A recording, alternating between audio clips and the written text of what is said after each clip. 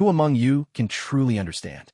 Tonight, the moonlight over the Bronx in New York is so bright, it's as if someone cranked up a beauty filter to the max. I even felt a sudden urge to roam the night like Run 2 from Lucerne Stories, setting off on some midnight adventure. The night breeze brushed gently against my shoulders, tender as a young woman lost in love, until out of nowhere it turned sharp and cold, as if warning me, watch yourself, or you're in for trouble. That left me utterly speechless. At this moment, I and Gigio am slumped in the apartment living room, in a state that can only be described as rock bottom. My clothes are a mess, my eyes vacant, as if I've just taken a heavy blow, looking for all the world like some poor soul abandoned at a crime scene. If anyone from my hometown of Jingwenxing saw me like this, by morning I'd be thoroughly taken care of, with not even a shred of resistance left in me. Just as I was sinking into despair, the television seemed to pick up on my mood and abruptly switched to breaking news. The host of the Bugle Daily reported in an urgent voice, "Breaking news. Tony Stark, CEO of Stark Industries, has gone missing after being attacked by unidentified militants during a weapons demonstration in Afghanistan. His whereabouts are unknown, and his fate is uncertain. The U.S. military and Stark Industries are jointly offering a $50 million reward for any information leading to Tony Stark. Whether you're an eyewitness, a local resident, or an intelligence expert, you can submit tips anonymously." Stark Industries spokesperson Ms. Pepper Potts has emphasized that Mr. Stark's safety is of utmost importance. Anyone providing valid information will not only receive the full reward, but also legal immunity. Hearing this, it felt like a bolt of lightning had struck me. I squeezed my eyes shut in disbelief.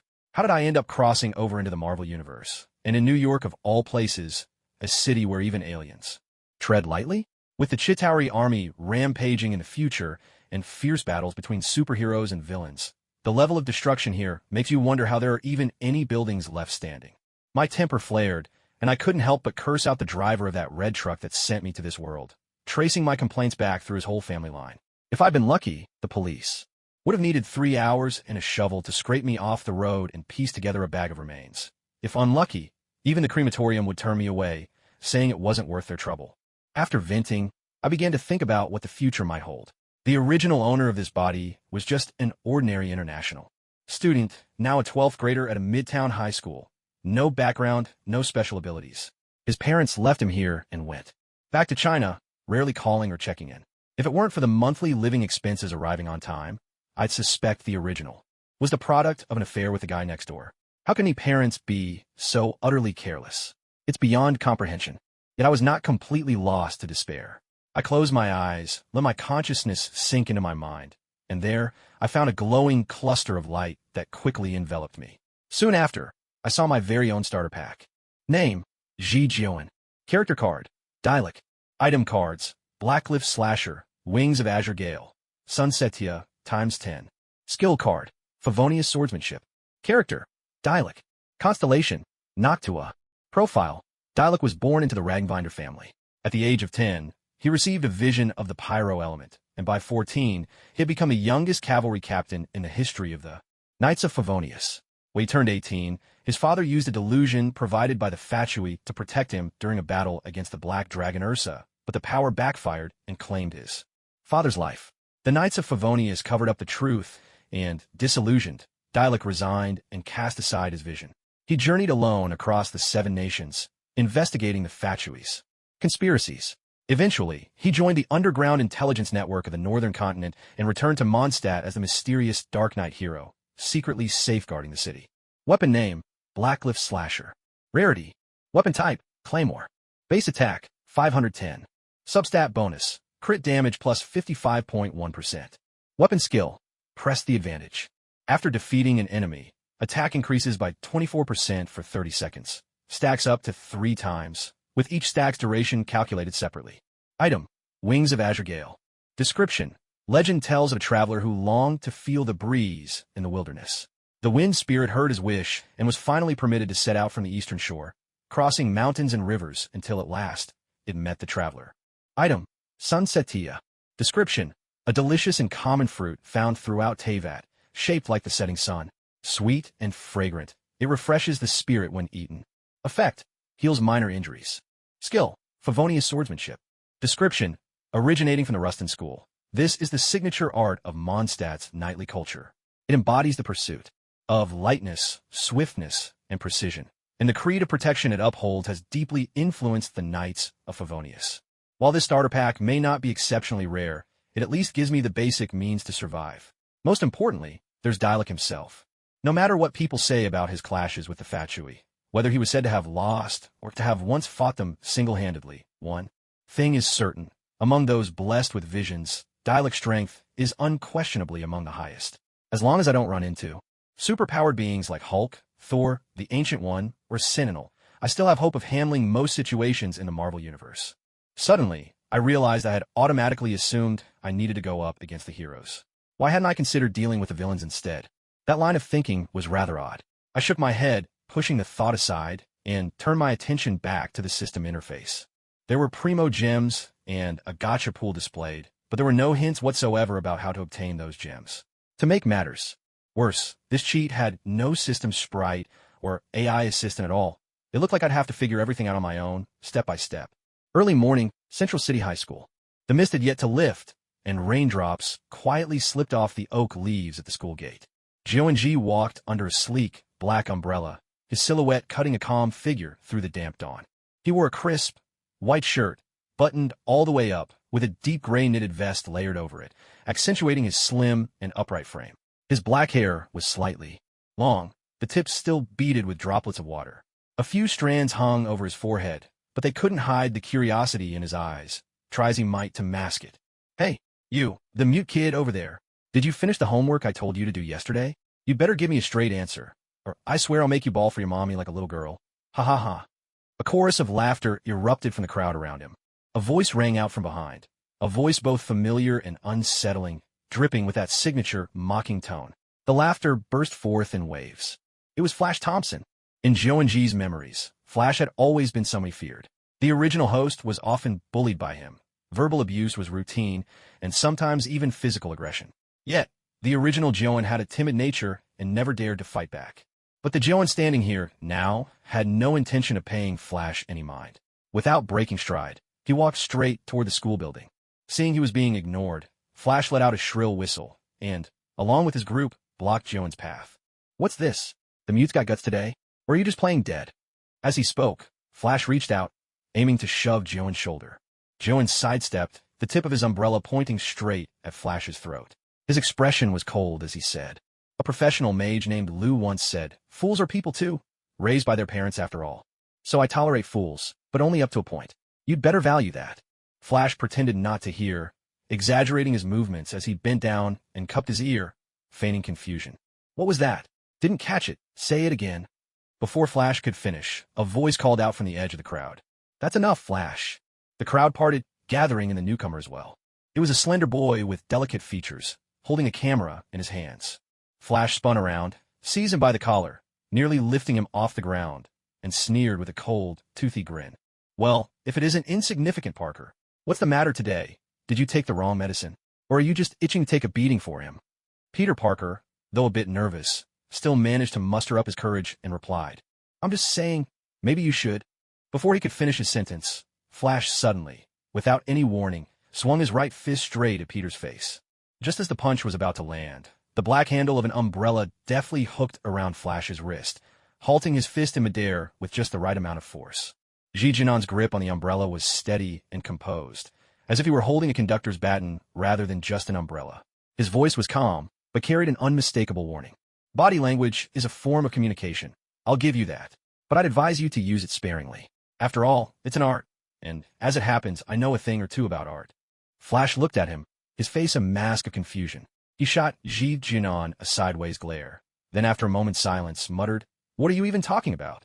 Ji Jinan let out a resigned sigh, withdrawing his umbrella handle with an easy motion. He slipped off his backpack and tossed it to Peter Parker, then glanced at Flash and said, "Forget it.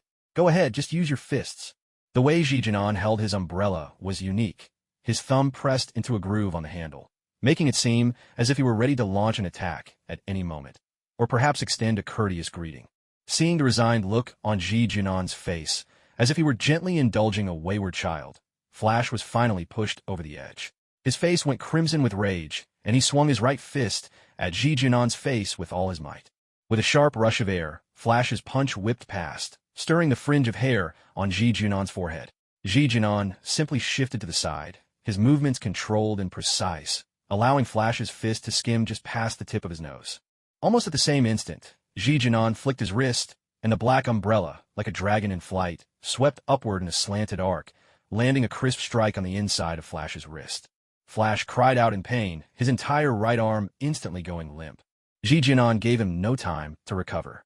Using the umbrella tip to brace against the ground, he leveraged his body upward, his right leg snapping out like a whip and landing a solid kick to Flash's abdomen. With a heavy thud, Flash staggered backward, crashing into his two lackeys, and the three of them tumbled into the puddles and mud at the roadside. A heavy silence fell over the scene. Struggling to his feet, Flash's face streaked with mud and water, he shouted furiously at the crowd. "What are you all just standing there for? Get him!" A dozen or so people immediately surged forward to surround them. Ji Junon's eyes flashed coldly. In a sudden motion, he swept the umbrella across his chest like a shield. In a blur, the first two attackers rushed in, swinging their fists. Ji Junon blocked their blows with the umbrella's shaft, the metal ribs and knuckles colliding with a deep, resonant thud.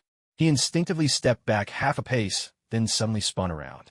The handle of his umbrella shot out like a spear, striking one man with pinpoint accuracy right under the arm, targeting the nerve cluster. A guttural scream burst from man. His facial muscles contorted in pain as his arm went limp, and he dropped to his knees. On the right, three more men tried to flank him. With a flick of his wrist, Ji Junon drew a graceful arc with the umbrella tip, tapping precisely into the hollow just below one attacker's collarbone. A dull thud sounded as the man doubled over in pain.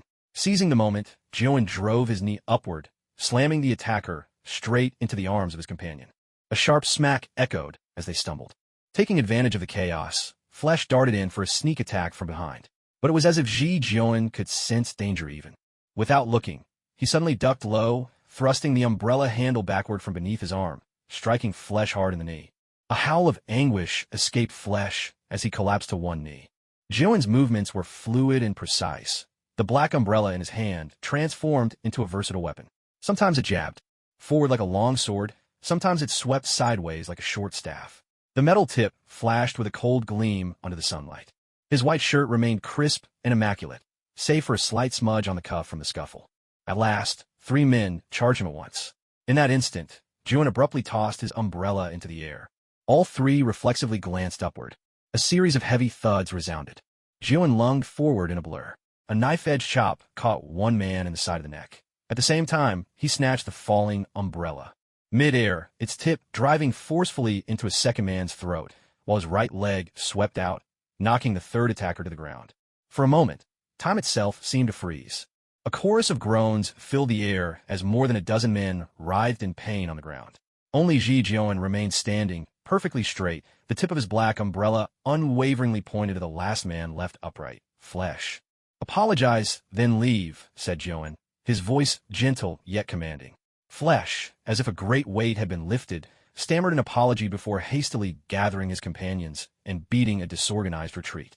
Once they were gone, Junon turned and extended a hand to Peter Parker, who'd been standing off to the side in stunned silence. He smiled and said, "Hello. Could I have my backpack back?" "Huh? Oh, sure." Peter blinked, snapping back to reality at the sound of Junon's voice. With awkward movements, he tossed the backpack over. It traced a neat arc through the air and landed perfectly in Junon's grasp. Slinging the bag over his shoulder, Junon looked at the delicate-looking boy, smiling as he reached out his right hand. "Thanks. My name's Ji Junon. If that's too much trouble, just call me Z. What's your name?" As Junon offered his hand, Peter Parker's expression grew complicated, as if he was questioning whether the other man was entirely sane. He replied, somewhat awkwardly, I'm your classmate and your desk mate, Peter Parker. We've been sitting together for almost a year now. Well, to be precise, 312 days. I always thought you were just being polite when you said you had a bad memory, but now I see you really meant it." Ji Junon regarded the talkative boy in front of him, his expression growing a bit peculiar. A chatterbox, Midtown High, and the name Peter Parker. That pretty much confirmed it. This guy was none other than the famous Spider-Man. Of course, right now he hadn't been bitten by the spider yet, nor had he become the chosen spider totem. So for now, he was just a regular, slightly insecure high schooler. But come to think of it, with Peter Parker's astonishing intelligence and scientific talent, why would he ever feel inferior? If it were me, with that kind of genius, at the very least, I'd have Stephen Hawking raising a glass to celebrate me. "Hey, what are you thinking about?" Are you even listening to me? Seeing the distant look in Ji Jioan's eyes, Peter Parker couldn't help but wave his hand in front of his face. Oh, sorry, I got a little distracted just now. Anyway, it's getting late. We should head in, or we'll be late. Peter Parker couldn't shake the feeling that something was off with Ji Jioan today, but he couldn't quite put his finger on what it was. As soon as Ji Jioan and Peter Parker rounded the corner into the school building, the crowd at the school gate erupted in excitement. Did you guys see that just now? Oh my god, the way he handled that umbrella. He made it look alive. In just a couple of moves, he took down Flash and his whole gang. A boy in a baseball cap gestured animatedly, his voice cracking with excitement. That had to be Chinese Kung Fu. I saw on YouTube that Chinese martial arts masters can beat guys with knives using nothing but chopsticks. Another boy's eyes sparkled with awe as he tried to mimic Ji Jioan's spinning umbrella move, nearly whacking someone beside him. A group of girls huddled together, whispering among themselves. He looked so cool when he was holding that umbrella. Meanwhile, a substitute football player, still rubbing the corner of his mouth where Flash had hit him yesterday, spoke up nervously. Man, did you see the way he jabbed at people? What if he poked someone in the eye? He shuddered, leaving the rest unspoken. A bespectacled black girl pushed her glasses up and murmured to her friend. I know him. I think his name's Ji Jioan. Last semester in gym class, he couldn't even finish 3 pull-ups. Seriously? A chorus of startled voices rose up around her. At the same time, inside the school building, Ji Jioan, walking ahead, suddenly stopped in his tracks, a thoughtful look on his face. Peter Parker hurried to catch up, confusion in his voice as he asked, Aren't you in a hurry to get to class? Why did you suddenly stop? Hearing this question, Ji Jioan looked into Peter Parker's curious eyes and gave a slight smile. With a hint of mystery in his tone, he replied, I just suddenly realized that, over the long journey of life, what matters most isn't the destination, but rather the insights and lessons we gain along the way. The Earth is round. Once we set our goal, no matter which direction we start from or how long the journey takes, we'll reach our destination in the end. Could you say something I can actually understand, Mr. Shakespeare? All right, the truth is, I've forgotten which classroom we're supposed to be in. So right now, I really need a kind and upright classmate to show me the way. I'd be truly grateful. Did you have your prefrontal cortex removed, or something? Peter Parker pressed his forehead in exasperation, his expression plainly saying, If I can't curse right now, I really have nothing left to say. They had spent a year as deskmates, but this was the first time Peter discovered that Ji Jioan actually had a sense of humor. Just as Peter was about to lead Ji Jioan to class, a bright, cheerful girl's voice rang out behind them. Good morning, Peter. And Z2? I didn't expect to run into you at school. Both of them turned around at the same time to see a girl with a high ponytail, sharp presence, and striking looks walking toward them. But Ji Jioan had no recollection of her at all. He quietly nudged Peter and whispered, Peter, who is she? Why is she greeting us? Are we close with her? Peter was even more speechless, answering weakly, That's Gwen Stacy, our classmate. She's been sitting right in front of you for a year. Did you actually have brain surgery last night? Ji Jioan ignored Peter's jab and continued, Oh, I see. Then why does she look so surprised to see me here? Let's put it this way. The odds of you showing up in class are lower than the odds of spotting one of your black and white cousins at the Atlanta Zoo. Ji Jioan drew in a sharp breath, startled at how thoroughly his predecessor had paved the way for his own future truancy. He couldn't help but think to himself, Original Jioan, your foresight is truly impressive. Still, he was puzzled. Why did the original Jioan remember someone like Flash so clearly, yet have no memory of this lively, attractive classmate? But as Gwen Stacy approached, the reason became clear.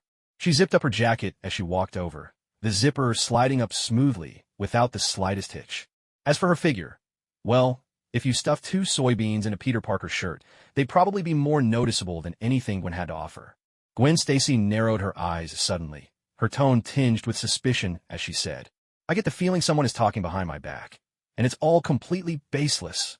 The moment she spoke, and Ji Jioan quickly averted his gaze, grinned, and gave Peter Parker a friendly pat on the shoulder, putting on an air of ease as he replied, Really? That can't be. Who could possibly be that wicked? By the way, it's getting late. We should hurry to class before we end up late. Once again, and Ji Jioan used the excuse of class is about to start to steer the conversation away, and, taking the opportunity, nudged Peter Parker in front of him. Gwen eyed Ji Jioan with open suspicion, his guilty expression nearly shouting without words. Don't be fooled into thinking I don't care about you. Honestly, I've talked about you behind your back plenty of times. The morning sun spilled lazily into the classroom, and Ji Jioan propped his chin in one hand, spinning his pen idly with the other, his gaze fixed on the chemical equations on the blackboard. Though he wasn't listening at all, his mind was utterly preoccupied with the hazy, mysterious orb of light that hovered in his thoughts. Ever since it appeared, it had shown no sign of life, no matter how he tried to interact with it. Utterly silent, as if it were dead. Just as he was wondering if he was approaching it the wrong way, a low, secretive whisper floated from behind. "Hey Liz, listen to this," whispered a black girl with dreadlocks, her voice lowered to a conspiratorial hush as she leaned in toward the blonde girl beside her. "My brother's college friend, he and his girlfriend took a road trip down US Route 9 the other day, and guess what? They vanished." The blonde girl's eyes widened in shock, her hands flying to cover her mouth as she whispered back. "What? That's terrifying. Are you serious?" "Absolutely. The NYPD and the FBI are both searching everywhere. They only found their car by the side of the road. Inside, it was covered in blood. But the couple? Gone without a trace." The black girl nodded emphatically, gesturing as she spoke, her face deadly serious. The blonde girl gasped. Then, as if suddenly recalling something, she blurted out, "Wait, I think I've heard of a similar case. My dad mentioned it, about 20 years ago, also near Route 9. Lots of people died, but the killer was never caught." And Gigio pricked up his ears, unconsciously leaning back in his seat, eager to catch every word. A string of disappearances on the highway? Blood-soaked cars? 20 years ago? Why does this all sound so familiar? But just as Gigio was fully absorbed in the story, the two girls behind him fell abruptly silent. He felt an intense wave of dissatisfaction. TSK. He slapped Peter Parker's leg in frustration, spun around, and was ready to demand an answer from the two girls behind him. How could they just stop halfway through the story? However, just as he turned around, he spun back almost immediately. The reason was simple. The teacher, who should have been at the podium, had somehow appeared silently right behind him. "Mr. G, was there something you needed just now?" The bald chemistry teacher fixed a cold, suspicious gaze on Ji Jion's back. Ji Jion, hearing this, pulled an awkward grin, then forced a smile, and explained with all the sincerity he could muster. No, Mr. Dwight. I just suddenly remembered. Yesterday my mom called to say our family dog had just given birth to puppies and needed some care. She wanted me to go home and help, so I was about to ask for leave. But after thinking it over, I realized studying is more important. My dad can take care of the dog instead." Fuan. Before long, it was lunchtime. Inside the multi-purpose media room, Ji Jion pulled out an elegant bento box from his backpack. Inside were braised spare ribs, sweet and sour pork, stir-fried vegetables, and a small cup of strawberry pudding. He had prepared all this himself the night before. Ever since arriving in the Marvel Universe, the only way he could comfort himself was by enjoying good food every day. By comparison, Peter Parker's lunch, sitting right across from him, seemed rather plain. Peter glanced down at his own lunchbox, which Aunt May had packed for him, a dry, tough sandwich, a small bag of chips, and a cheap bottle of orange juice. He stared at his food, clearly dissatisfied. Suddenly, a sly grin crept onto Peter Parker's face as he said, "Hey Z, you know what? I did a really interesting experiment in biology class recently." Ji Jion didn't sense anything out of the ordinary and responded casually, "Oh, what kind of experiment?" Peter's eyes lit up as he explained. "We observed the growth of maggots, those little white, chubby bugs wriggling through rotten meat. It was honestly fascinating.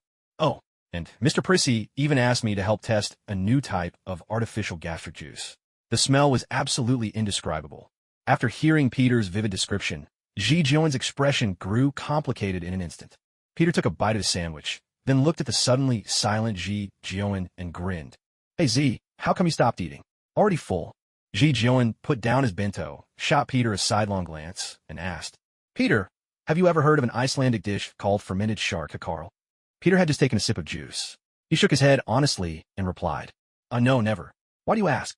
At that, a bright smile blossomed across Ji Jion's face as he said slowly, "Fermented shark, Karl, is one of Iceland's most iconic traditional foods, famous for its pungent ammonia smell and unique fermentation process.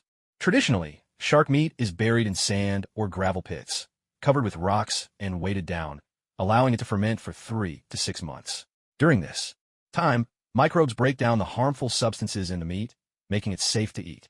Once fermentation is complete, the meat is hung in a well-ventilated place to dry for another 4 to 5 months, until the exterior turns a deep brown while the inside remains somewhat fatty. Icelanders usually cut the fermented shark into small cubes and eat it straight, often pairing it with brennivin, their signature schnapps, as an appetizer or bar snack. Every year, during the traditional Orable festival, people enjoy this shark alongside dishes like sheep's head and blood pudding. Those who have tasted it describe the flavor as reminiscent of ammonia or aged urine, with an overwhelmingly sharp aroma. Some say eating it feels like sipping the air in a public restroom. Through a straw.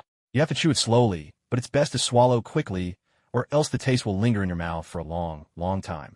Peter Parker silently set down his juice and sandwich. All around, the other students stopped eating as well, glancing over at Chikuhisa and then Peter Parker with complex, unreadable expressions. Chikuhisa and looked at Peter Parker, who wore that familiar look of sure, I made a mistake, but if you don't forgive me, that's on you. Still smiling brightly, he asked with genuine concern. Hey, Peter, why did you stop eating? Are you full already? Nighttime, Brooklyn, New York. Fine rain drifted down like silk, and neon lights cast warped, shimmering reflections over the wet streets. Foggy Nelson lay in a pool of blood, the crimson mixing with rainwater, slowly forming a dark red stream across the pavement. Karen Page pressed both hands firmly against his chest, but the warm blood kept welling up between her fingers. Help! Is anyone there? Please help us. Her voice was hoarse with desperation, her vision blurred by tears. In that tense silence, footsteps approached from the shadows behind Karen Page. Bullseye moved in soundlessly, his black tactical suit nearly devouring the surrounding light. He looked down at Karen Page's trembling figure and slowly raised his pistol, a twisted smile curling at his lips. Hello, Karen. His voice was raspy and grating, cold and unhinged, like a rusty blade scraping against metal. Karen Page spun around, her pupils constricting in terror, the barrel of the gun pointed straight at her forehead. A gunshot rang out, sharp and sudden, tearing through the night. Just before the gunshot rang out, a figure clad in red dropped from the sky. Matt Murdock's boot landed hard on Bullseye's chest, and the sound of bones cracking echoed sharply through the air. Bullseye flew backward like a discarded puppet, crashing through the bar's front window. Shards of glass exploded in all directions. Screams erupted. Utter chaos engulfed the bar. Shrieks, the crash of breaking glass, and the clatter of overturned tables and chairs all blended together. The drunks scrambled for the exit, some tripping and falling, others trampled in the stampede, as the entire space descended into pandemonium. Slowly, Bullseye rose from the shattered glass, casually pulling a shard from his shoulder. Blood trickled down his arm, but not a flicker of pain crossed his face. Somehow, 2 throwing knives had already appeared between his fingers. With a sharp flick, 2 knives sliced through the air. In a blink, the throats of 3 bartenders standing between him and Matt Murdock were slashed open. As they collapsed, clutching their necks, Bullseye sent another knife spinning toward Matt. Matt ducked aside, just in time, the razor-edged blade skimming past his ear and embedding itself in the wall. Another knife, then a third, whistled toward him in quick succession. Matt weaved through the deadly arcs with agile precision, every step perfectly measured. You've gotten slower, devil. Bullseye's voice was low and cold. Matt didn't answer. Instead, he snapped his wrist and tossed 3 smoke bombs. Dense smoke billowed out, swallowing up the bar and cloaking everyone's vision.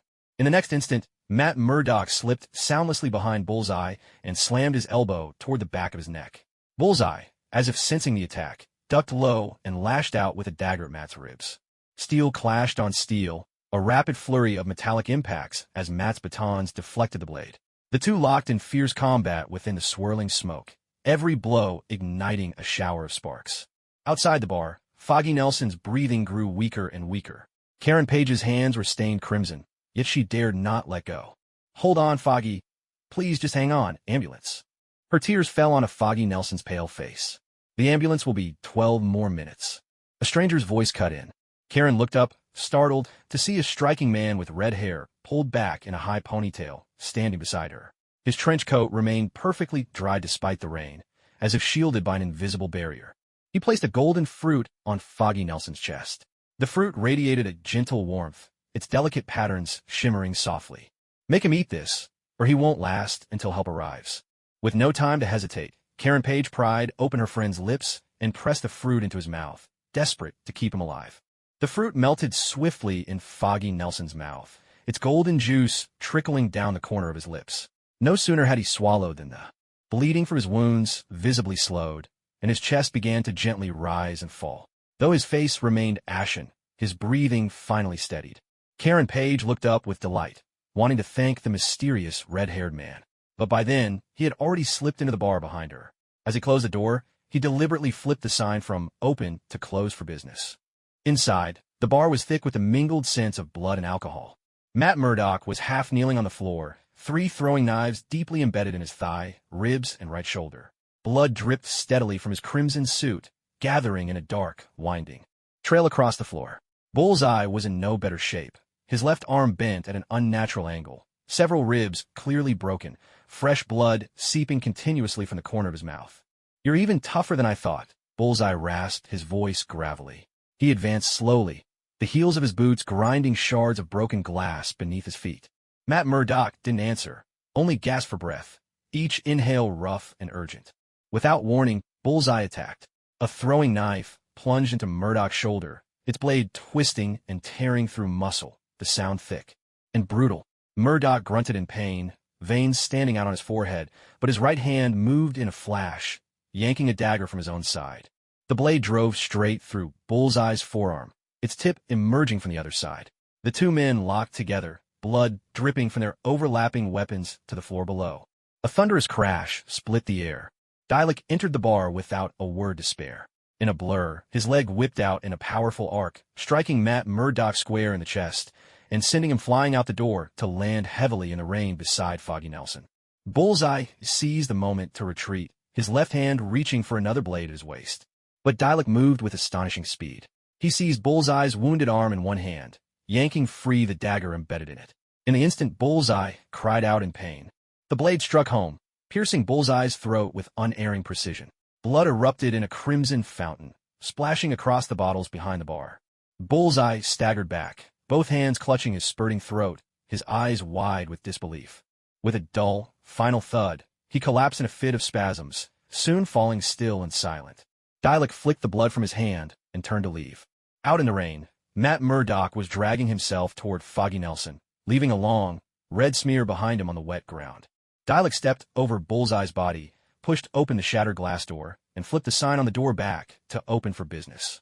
Matt Murdock knelt in the rain, one knee on the ground, his fingers clutching Foggy Nelson's wrist tightly. "Whoever you are, thank you for your help, but you shouldn't have killed him." Matt's voice was weak, drained by the blood loss, every word laced with exhaustion. He heard Dialek's footsteps approaching and questioned him in a low, strained tone. Dialek's footsteps paused briefly. He glanced sideways at Matt, his voice deep and even. "I'm just a passing information broker, nothing more. As for why I helped you, as long as you keep up this disguise, you can succeed at anything you try."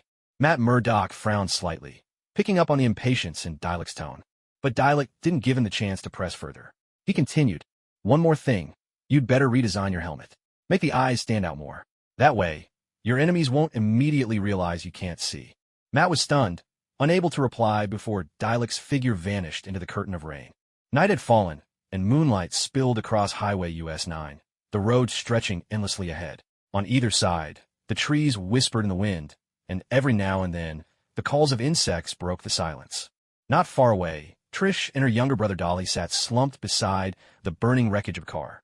Their lungs burned with every breath, and their legs trembled with fear. Is he gone?" Dolly's voice was hoarse, his eyes anxiously fixed on the dark highway. Trish didn't answer. Her gaze was locked on the road ahead. Astonishingly, the rusted old truck was slowly reversing, coming to a stop just beyond the remains of the ruined car. The engine went silent, plunging the world into a sudden, tense stillness. Then the cab door creaked open. A tall, shadowy figure climbed out, his boots snapping brittle branches underfoot. He wore a filthy fedora, its brim shading half a grayish, lifeless face, cracked lips, a hooked nose, and a pair of eyes that gleamed with a sickly yellow light in the darkness. His battered leather coat was stained with deep brown patches that looked disturbingly like dry blood. The shadow turned and strode to the back of the truck, yanking open the iron doors. With a heavy, sickening thud, several bodies wrapped in white cloth tumbled out, hitting the ground. One shroud slipped loose, exposing a bluish-purple arm, the fingers curled tight, the nails packed with dirt. The shadow bent down, grabbing the corpses as carelessly as if they were trash, tossing them back into the truck. Then, from inside the truck, he pulled out a massive axe. The blade was mottled with rust, but its jagged edge still looked wickedly sharp. The handle was wrapped in grimy, tattered bandages, and at the end, a few brittle strands of hair dangled. "Run now!" At last, Trish managed to force out a desperate scream. Hearing this, Dolly almost instinctively grabbed Trissy and dashed deeper into the woods. The siblings stumbled as they ran, brittle branches scratching their cheeks. The ground beneath their feet was slick with rain, every step sinking into the sodden earth. As if treading on cotton, The shock from the car crash still weighed down their limbs, making their movements slow and heavy, as if their bodies were filled with lead. Is it catching up to us? Dolly panted, too afraid to look back. Trissy, hearing his question, glanced over her shoulder. Instantly, her blood ran cold. The monster was closing in with long, purposeful strides, its axe dragging along the ground, scraping out a shrill, metallic wail. Bathed in the tangled light of moonbeams and burning car flames, they finally saw its face. Its skin was cracked and parched like the bark of a dying tree, riddled with fissures and festering sores. The corners of its mouth stretched all the way to its ears, revealing a row of jagged, uneven fangs. Its yellow eyes showed not a trace of humanity, only the cold, feral indifference of a beast with blood-red, vertical pupils that pierced the darkness. With a furious yell, Trissy shoved Dolly forward and quickened her own pace. But they were still far too slow. Suddenly, the monster surged forward, dropping to all fours in a grotesque, animalistic sprint. A guttural, rattling growl rose from its throat. "Trissy, what do we do now?" Dolly cried out in despair. Clenching her jaw, Trissy came to a sudden stop. She spun around, planting herself between her brother and the monster. "Dolly, run. Don't look back." "No, I'm not leaving you." Trissy snatched up a stone and hurled it at the creature with all her might, shouting furiously, "Come on, you monster!" The stone struck the monster's chest, but it was like hitting rotten wood. It didn't slow the creature at all. The monster ignored Trissy completely, lunging straight for Dolly. "Dang!" Trissy's scream tore through the night. Dolly froze, rooted to the spot, forced to watch as the monster leapt toward him, axe raised high. Then, in that instant, a searing blaze erupted from the depths of the woods, a streak of fire like a falling star that struck the monster square in the chest. The creature let out a cry of agony, its body flung back like a rag doll, crashing violently into a tree trunk. The tree snapped with a thunderous crack, splinters and bark flying everywhere. Dolly collapsed to the ground, his face scratched by flying wood chips, staring numbly in the direction of the fire. From the shadows of the forest, a man emerged. He was tall and lean, clad in a long leather coat of black and crimson, the tails of which whipped around him like dark flames as he walked. His hair was a deep, crimson red, pulled back in a ponytail, the ends curling slightly and gleaming like metal in the firelight. But what caught the eye most was the extravagant, ornate two-handed sword he carried. The blade was wreathed in scorching black and red flames, the very air around it rippling and distorting from the heat. Tracy stumbled over to her brother and threw her arms around Dolly, her voice trembling with emotion. "Dolly, thank goodness, you're safe." She looked up at Dialek, her eyes brimming with gratitude after surviving such peril, and said, "Thank you, sir. Truly, thank you so much. If it hadn't been for you." Dialek gave no reply. He simply walked quietly past them, his black and red coat snapping in the night wind. His gaze remained fixed forward as he spoke in a deep, cold tone. It was only then that Tracy and Dolly noticed the monster, blasted away by fire, slowly dragging itself upright. A charred patch scarred its chest, skin peeling away like dried, cracked bark to reveal the writhing flesh beneath. A guttural, menacing sound escaped its throat.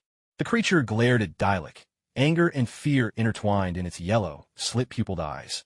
Its grip tightened on a massive axe, knuckles audibly cracking under the strain. Suddenly, it let out a furious roar and lunged, swinging its giant axe through the air with a foul, metallic wind, aiming straight for Dialek's head. Dialek's eyes narrowed. In one fluid motion, he raised his obsidian blade, holding it horizontally to block the blow. The clash of metal rang out, painfully sharp, sending sparks flying in every direction. The monster's arms bulged with muscle, veins standing out as it forced the blade downward, trying to crush Dialek under brute strength. But Dialek stood his ground, unmoving. With a deft twist of his wrist, the blade suddenly erupted in blazing fire. With a thunderous roar, flames surged along the edge of the sword, howling like an enraged dragon. The monster was swept up in the raging inferno and hurled backward, crashing hard through a dead tree. It tried to rise, but Dialek was already upon it, swift as a shadow, his blade tracing a searing crimson arc through the air. The scorching edge sliced across the monster's abdomen, sending up a spray of foul, black blood and a thick stench of burning flesh. The creature howled in agony, staggering back. Before it could regain its footing, Dialek's second strike came crashing down. Flames and steel danced together in a relentless storm. Dialek's assault was swift and merciless, each blow precise and lethal. The monster fought desperately, swinging its axe to block, but it was forced back again and again by Dialek's overwhelming power. its skin blistered under the relentless fire, wounds smoking as acrid black fumes rose. The creature's roars turned into cries of pain, and at last, fear shone in its yellow eyes. Suddenly, its back convulsed violently. With a sickening tear, its clothes split open. From beneath the ruined coat, a pair of twisted, fleshy wings, like those of a bat, burst out, unfurling abruptly behind it. With a piercing shriek, the monster's wings beat furiously, and its massive form shot skyward, soaring dozens of meters into the air in the blink of an eye. Dialek's eyes narrowed. He gripped his Blackrock greatsword tightly in his right hand, as searing flames gathered swiftly along the blade. "You're not getting away." With a thunderous roar, Dialek hurled the Blackrock greatsword. The burning blade became a streak of crimson light, piercing straight through the monster's right wing. The fleshy wings, charred and brittle in the blaze, snapped and broke apart. The monster let out an agonized wail, plummeting from the sky. It crashed heavily onto the highway, carving a deep crater into the ground, with cracks spiderwebbing out from the impact. The monster lay sprawled in the pit, its ruined wings still twitching feebly. Raising his hand, Dialek summoned the Blackrock greatsword back through the air. Wreathed in searing fire, the blade landed firmly in his grasp once more. The monster struggled, dragging itself with effort toward a battered old truck. Inside the truck's cargo bed, a dozen or so corpses, wrapped haphazardly in white cloth, were heaped together. The monster pulled out the nearest, the cloth slipping away to reveal the pale face of a young man. His eyes were dull and ashen, lips stained with dried blood, clearly dead for some time. Seizing the body, the monster opened its maw wide and clamped down on the throat, its jagged teeth tearing through flesh as it devoured the meat in greedy, brutal gulps. As the monster fed, its charred skin began to writhe, wounds knitting together before the naked eye. Even at the roots of its broken wings, fresh flesh began to sprout. Disgusting. Witnessing all this, Dialek's brow furrowed, and the flames along his Blackrock greatsword blazed even hotter. He moved like wildfire, blade aimed straight for the monster's head. The creature reacted in an instant, swinging the corpse up as a shield. The Blackrock greatsword cleaved the body clean in two. Before blood or viscera could spill, the flames incinerated all to ash. The blade's momentum did not falter, tearing a gaping wound through the monster's chest, from collarbone to waist, nearly splitting it in two. Roaring in agony, the monster collapsed to its knees, yet still frantically shoved the two halves of the corpse into its mouth. Flesh was devoured once more. Wounds began to close, and even the wings had mostly reformed. But instead of fighting back, it turned and fled in desperation. Its mangled wings beat the air, stirring a foul wind as the monster staggered and stumbled toward the depths of the forest. A futile struggle. Dialek gripped his sword in one hand, flames of pure fire element raging along the blade's edge. When the inferno reached its peak, he swung through the air from a distance. A thunderous blast, flames surged forth. In an instant, a crimson wave of fire split the night sky, the very air warping in its path. The blazing flames engulfed the monster completely. Amid the rolling inferno, its body melted like wax, skin blackening and peeling away, bones shattering under the heat. It had only enough time to let out a brief, mournful wail before it was reduced to charred ashes, scattered by the night wind. Dialek casually tossed aside the Blackrock greatsword. The black and red blade shimmered with a faint light, then vanished without a trace. He turned and walked toward the still-dazed siblings. Trissy's lips trembled slightly, while Dolly stared fixedly at the pile of ashes, as if afraid they might somehow reassemble themselves. Looking down at them, Dialek asked, "Have you called the police?"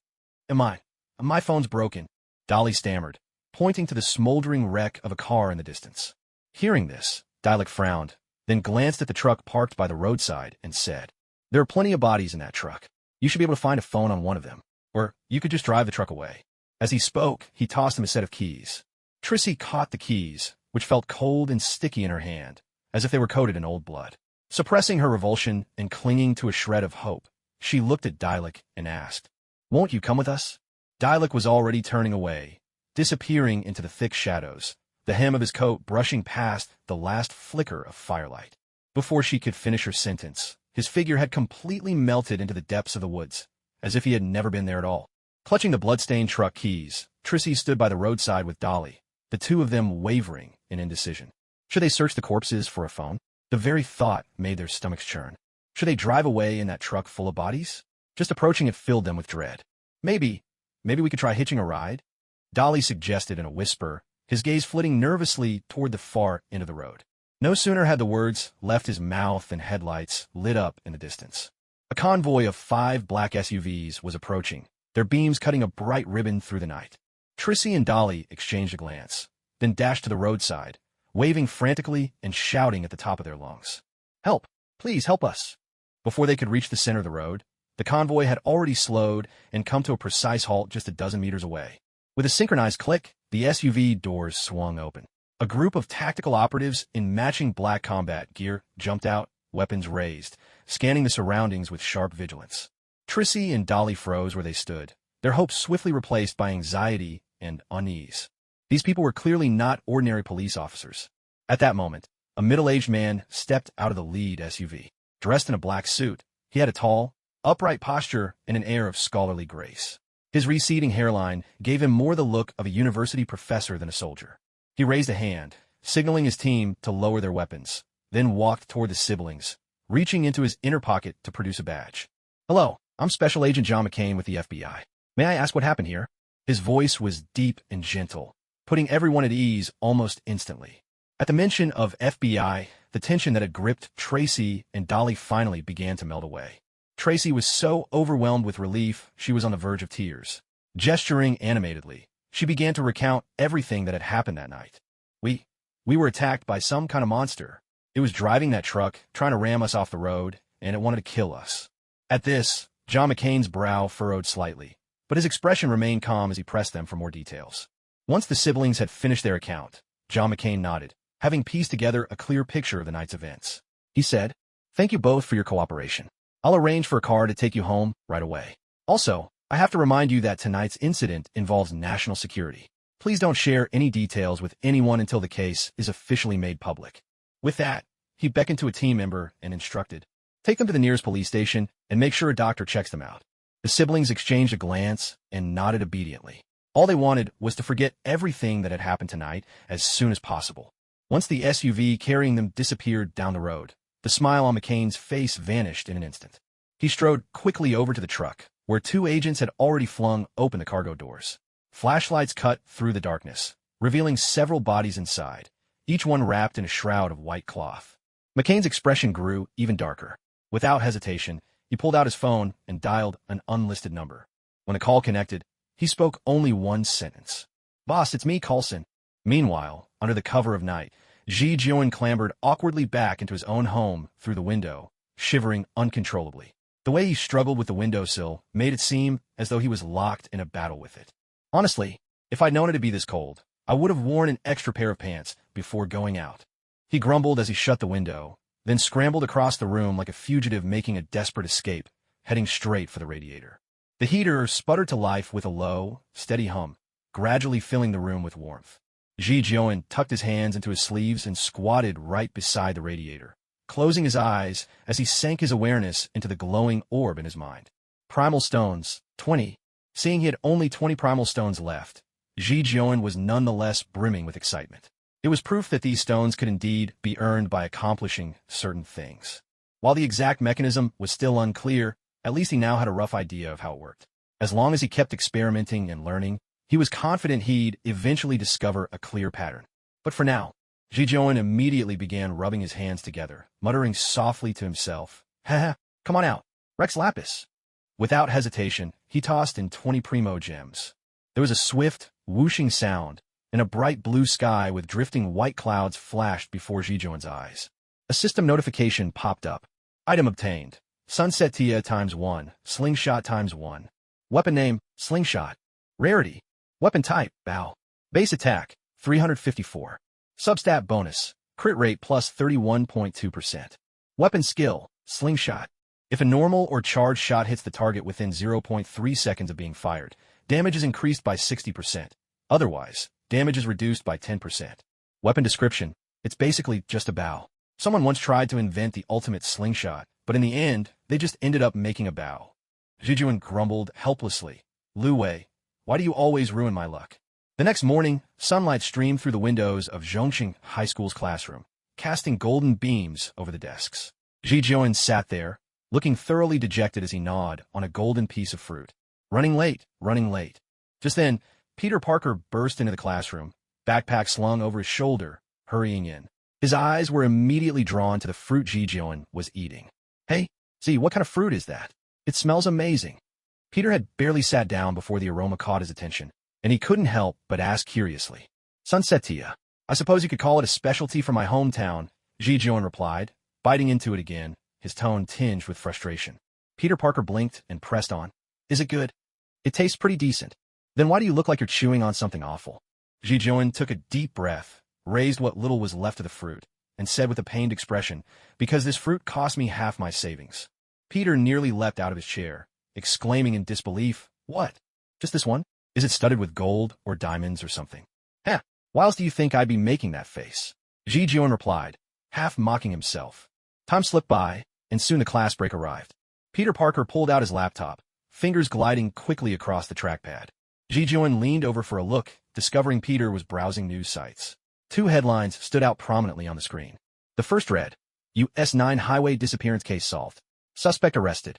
The accompanying photo showed a suspect in an orange vest, face blurred out. But Ji-Jeon knew all too well that this person wasn't the real culprit. The real killer was long gone, their body never to be found. Peter's gaze lingered on the first headline for only a moment before he was fully absorbed by the second. Shocking news. The interim CEO of Stark Industries is about to visit New York City for inspection and has offered a $70 million reward for anyone who can find Tony Stark. Half of the news article was taken up by Pepper Potts' official statement, every word of hers brimming with urgency and concern. Say $70 million. How many years would I have to work to earn that much?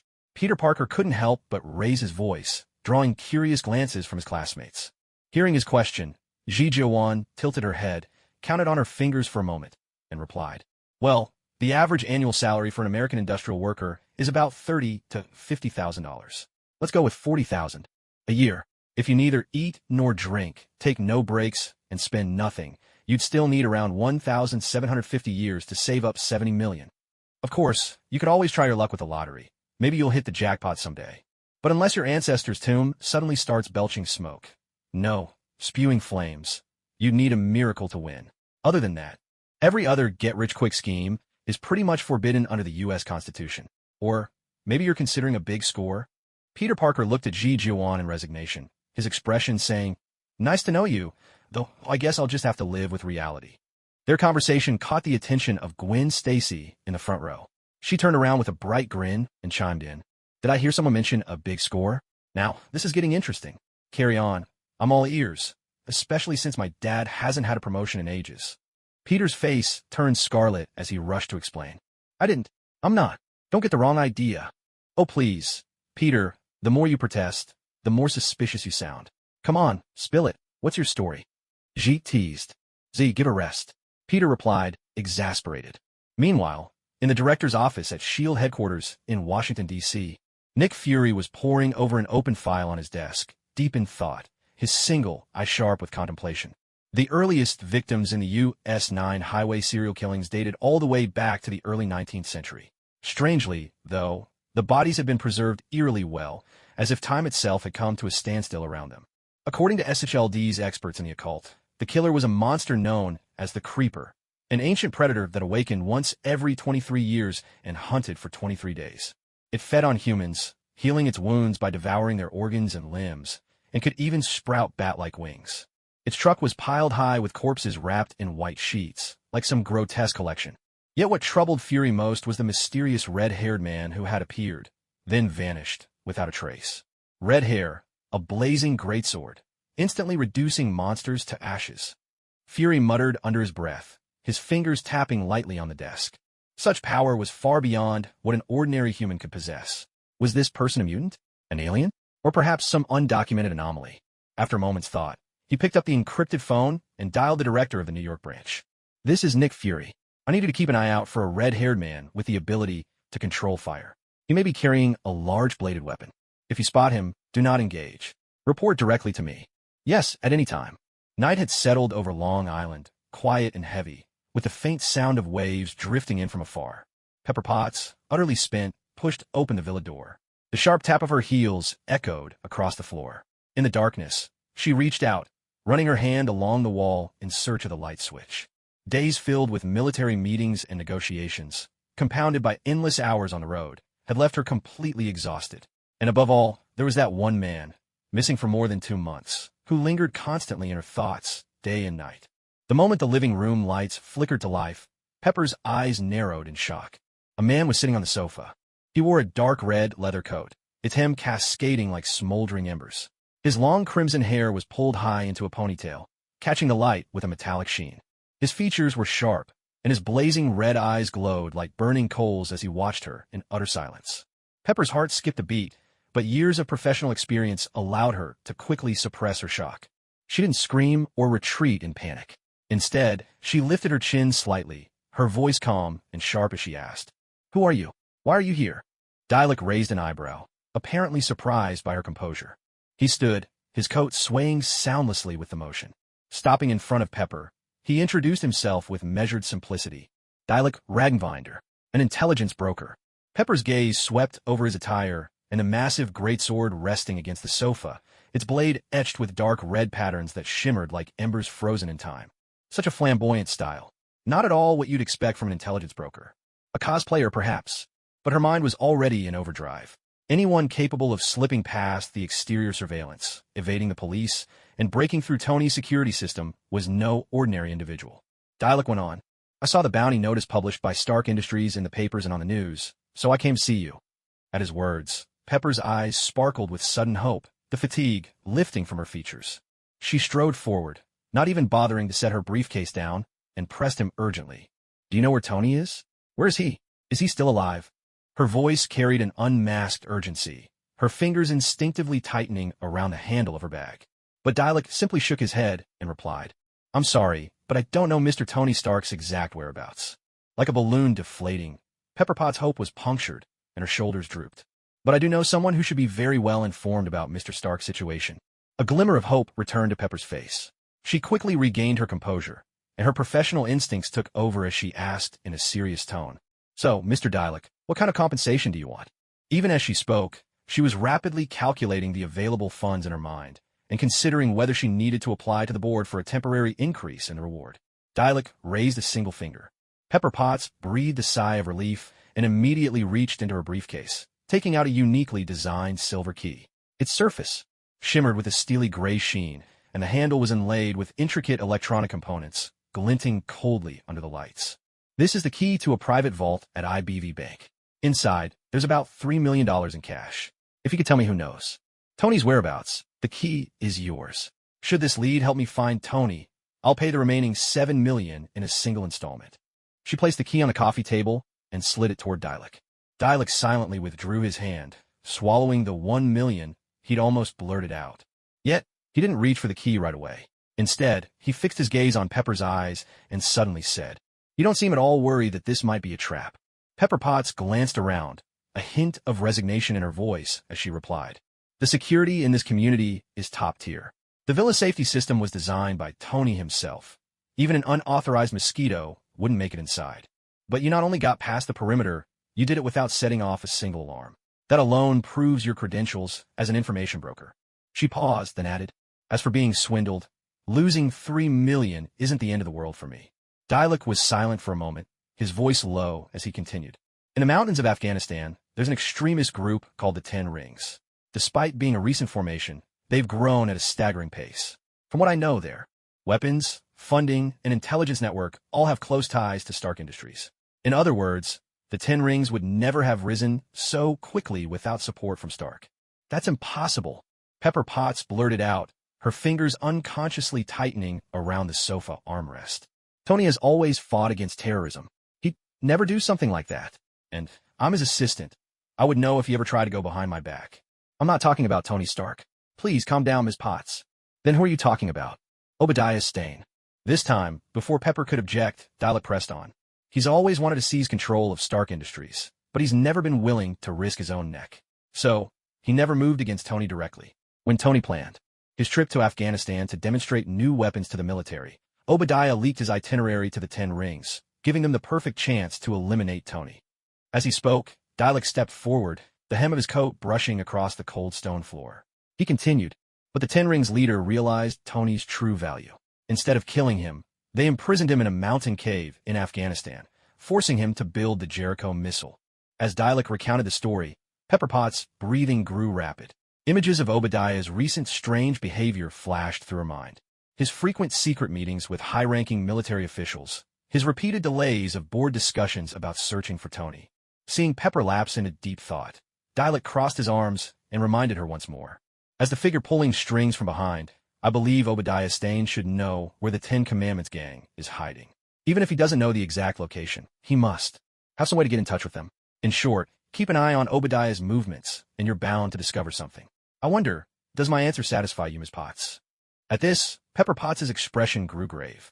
She asked, I want solid evidence, not just speculation. I'm neither a detective nor a cop. Gathering evidence isn't my habit. I'm simply a broker of information. What I can offer you are conclusions. Pepper looked straight into Dialek's eyes, as if searching those fiery crimson irises for the faintest trace of a lie. But after a long moment, she finally lowered her head and tossed the key in her hand to Dialek, saying, I hope you haven't deceived me, Mr. Dialek. Have a remaining 7 million ready, Miss Potts. With a swift motion, the neon lights of New York painted the night sky a deep violet. Dialek's crimson hair streamed in the wind as the wings of wind unfurled silently behind him, carrying him swiftly through the canyons of skyscrapers. Suddenly, a piercing, unnatural shriek ripped through the night, followed by a blood-curdling scream of agony. Neither sound was remotely human. Instead, they seemed the cries of something twisted and malevolent. Dialek frowned, activating his elemental sight. His flame-red eyes swept over the decaying industrial district below. In the shadows of an abandoned factory, he sensed a wave of darkness, bloody and ominous, rippling through the air. He folded his wind-borne wings and landed cat-like on a corrugated iron rooftop, his movements utterly silent. Down in the open yard below, 3 men in suits were running for their lives. Their skin was so pale it was nearly translucent, dried blood clinging to the corners of their mouths, and their pupils glinted red in the darkness. In this moment, they were no longer predators. They had become prey. Not far behind, a dozen figures in black robes gave relentless chase. They moved even faster than vampires, flickering through the night, each stride as though they walked on air. Their faces were shrouded beneath deep hoods, swallowing the very light around them. Damn it! Why can't we lose them? With a furious snarl, one of the vampires seized a broken chunk of concrete pillar and hurled it behind him. The pillar whistled through the air toward the nearest pursuer in black, but just as it was about to hit, a deafening crash echoed through the night. The figure in the black robe gave a gentle wave of his hand, and the concrete pillar shattered instantly in midair, as if crushed to dust by an invisible force. Another vampire gritted his teeth and shoved over a rusted sheet metal wall, attempting to block their pursuer. With a thunderous crash, the sound echoed out. But the black-robed man didn't even pause. Before the iron wall could hit the ground, his silhouette, like drifting black mist, passed through it and pressed relentlessly closer. There's no escape for us now, the third vampire whispered in despair, the crimson light in his eyes flickering violently. Then we fight, he shouted, his voice brimming with fury and determination. Aya! The leading vampire let out a ferocious roar. Blood-red light blazed even brighter in his eyes. His fangs lengthened, and his nails transformed into razor-sharp bone blades. With a resounding crack, he slammed his foot down. The thick concrete beneath him split apart, and he shot toward the nearest black-robed figure like a cannonball. With a slicing whoosh, the bone blade tore through the air, aiming straight for the black-robed man's throat at blinding speed. Yet the figure in black simply sidestepped with cool composure, letting the bone blade graze the edge of his robe. The vampire immediately switched tactics, his left hand morphing into a claw that swept across the black-robed man's chest, carving 5 deep gashes. But instead of blood, only a sluggish black ichor began to seep from the wounds.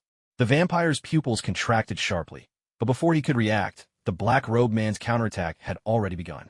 With a heavy impact, the black-robed man's fist slammed into the vampire's abdomen, sending him flying more than 10 meters and smashing him through 3 brick walls.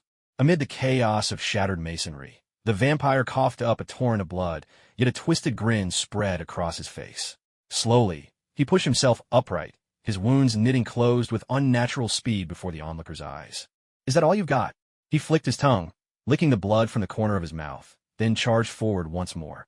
This time his tactics changed. He darted at dizzying speed around the black-robed man, his bone blades slashing down like a torrential rain.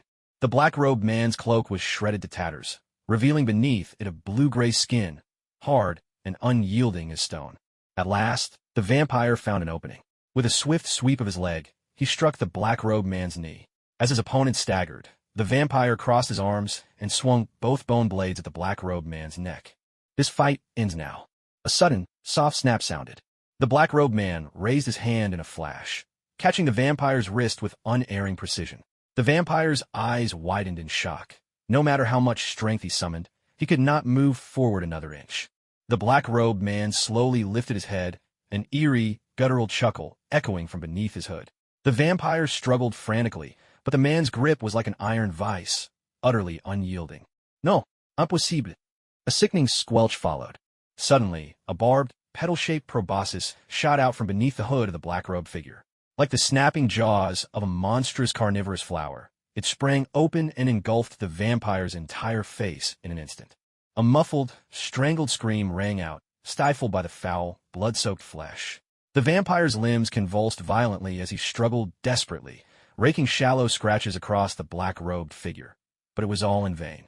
A wet, gurgling sound followed. Within seconds, the vampire's resistance faded. He went limp. With a dull thud, the black-robed figure retracted its proboscis, and the vampire's shriveled, desiccated corpse was cast aside like a discarded rag.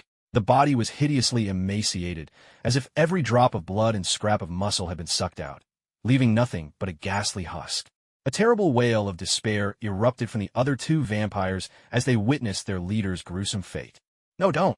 One tried to flee, only to be intercepted by two black-robed figures.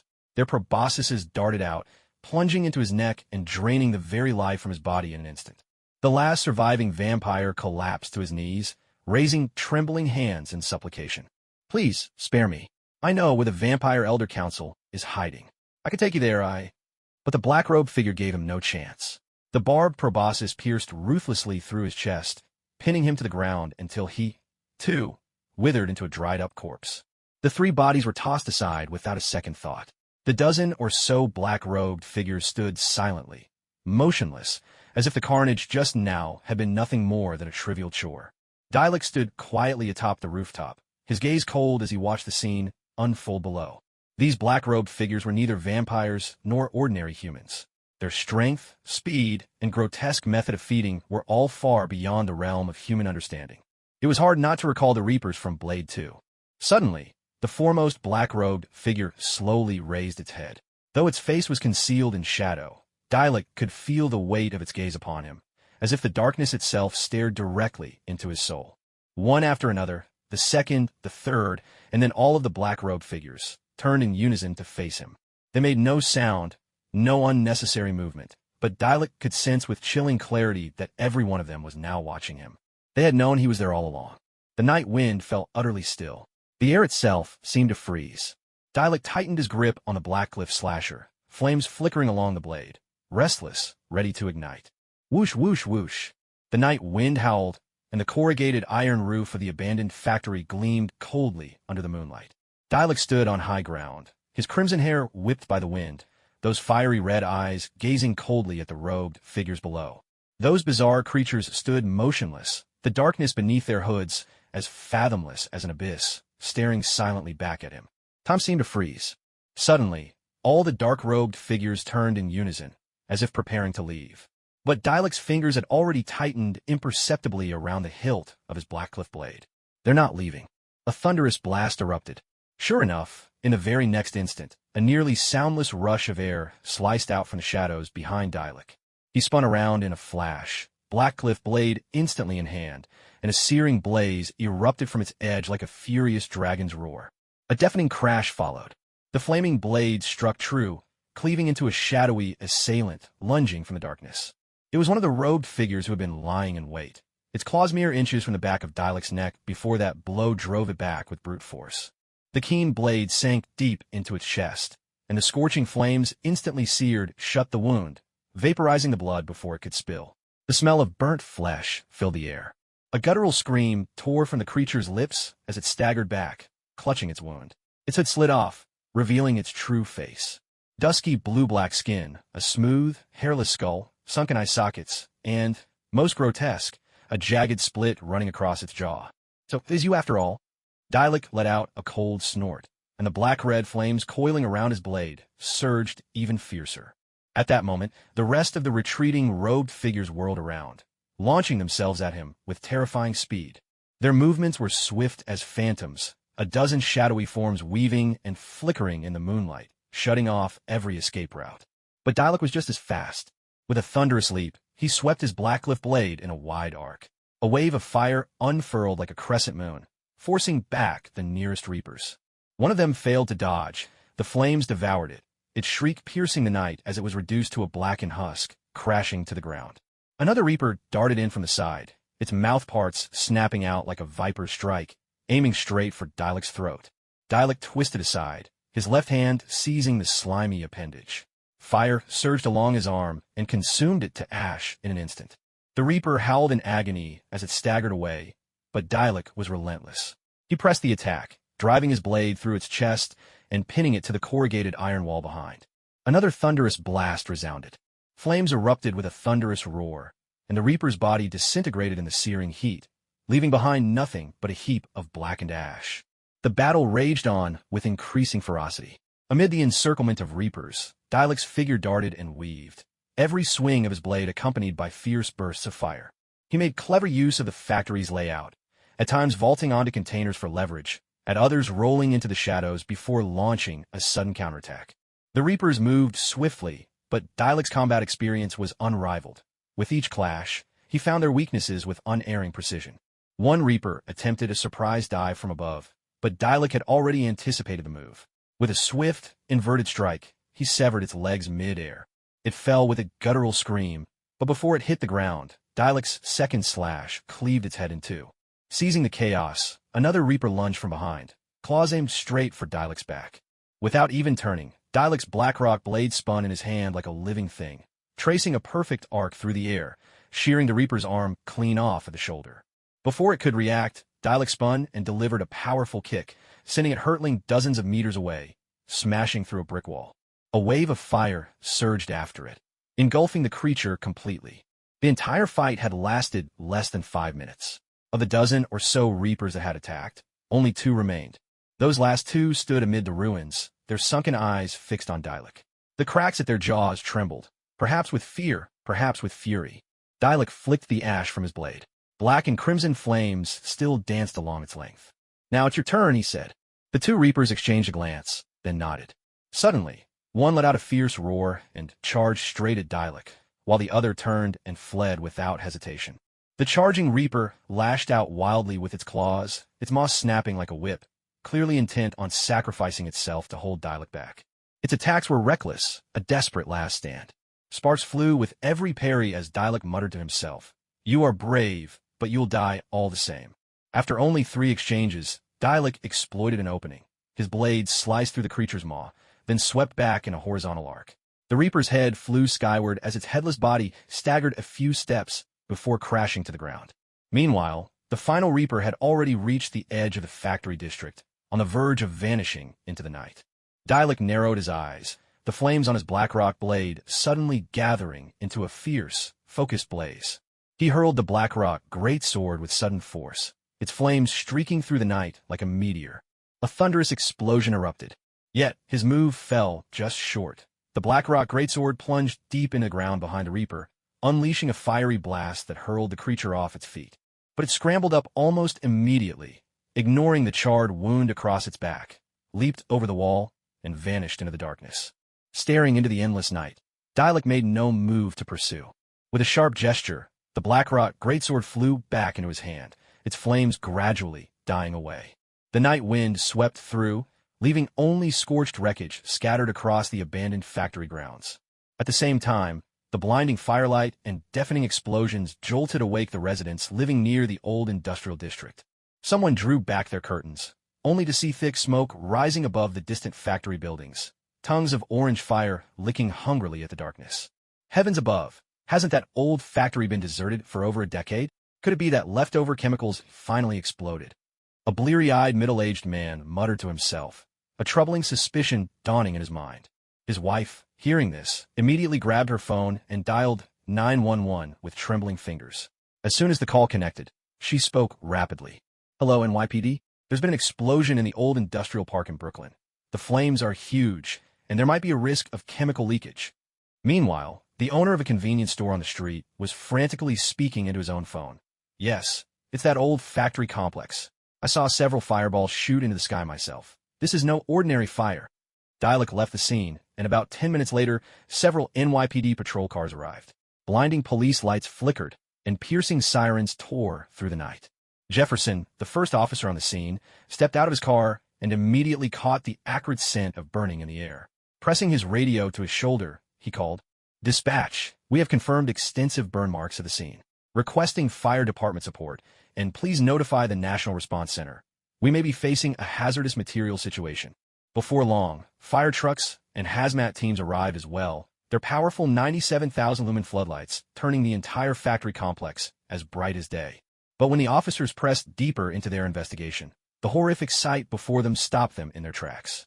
On the scorched ground, several humanoid remains lay scattered, severely charred and carbonized. Their skeletal structures were grotesquely twisted, some bodies shriveled unnaturally, as if every drop of fluid had been instantly vaporized by intense heat. "Oh my God, this is..." A firefighter knelt down, scanning the remains with a radiation detector.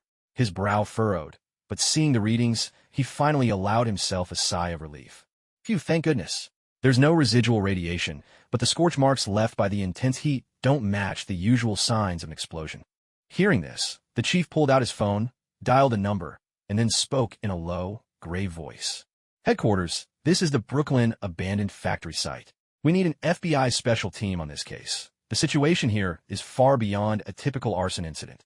Meanwhile, NYPD officers swiftly put up fluorescent police tape and began dispersing the crowd with loudspeakers. "Step back. This area is dangerous. Do not linger or gather here." But human curiosity always outweighs fear of danger.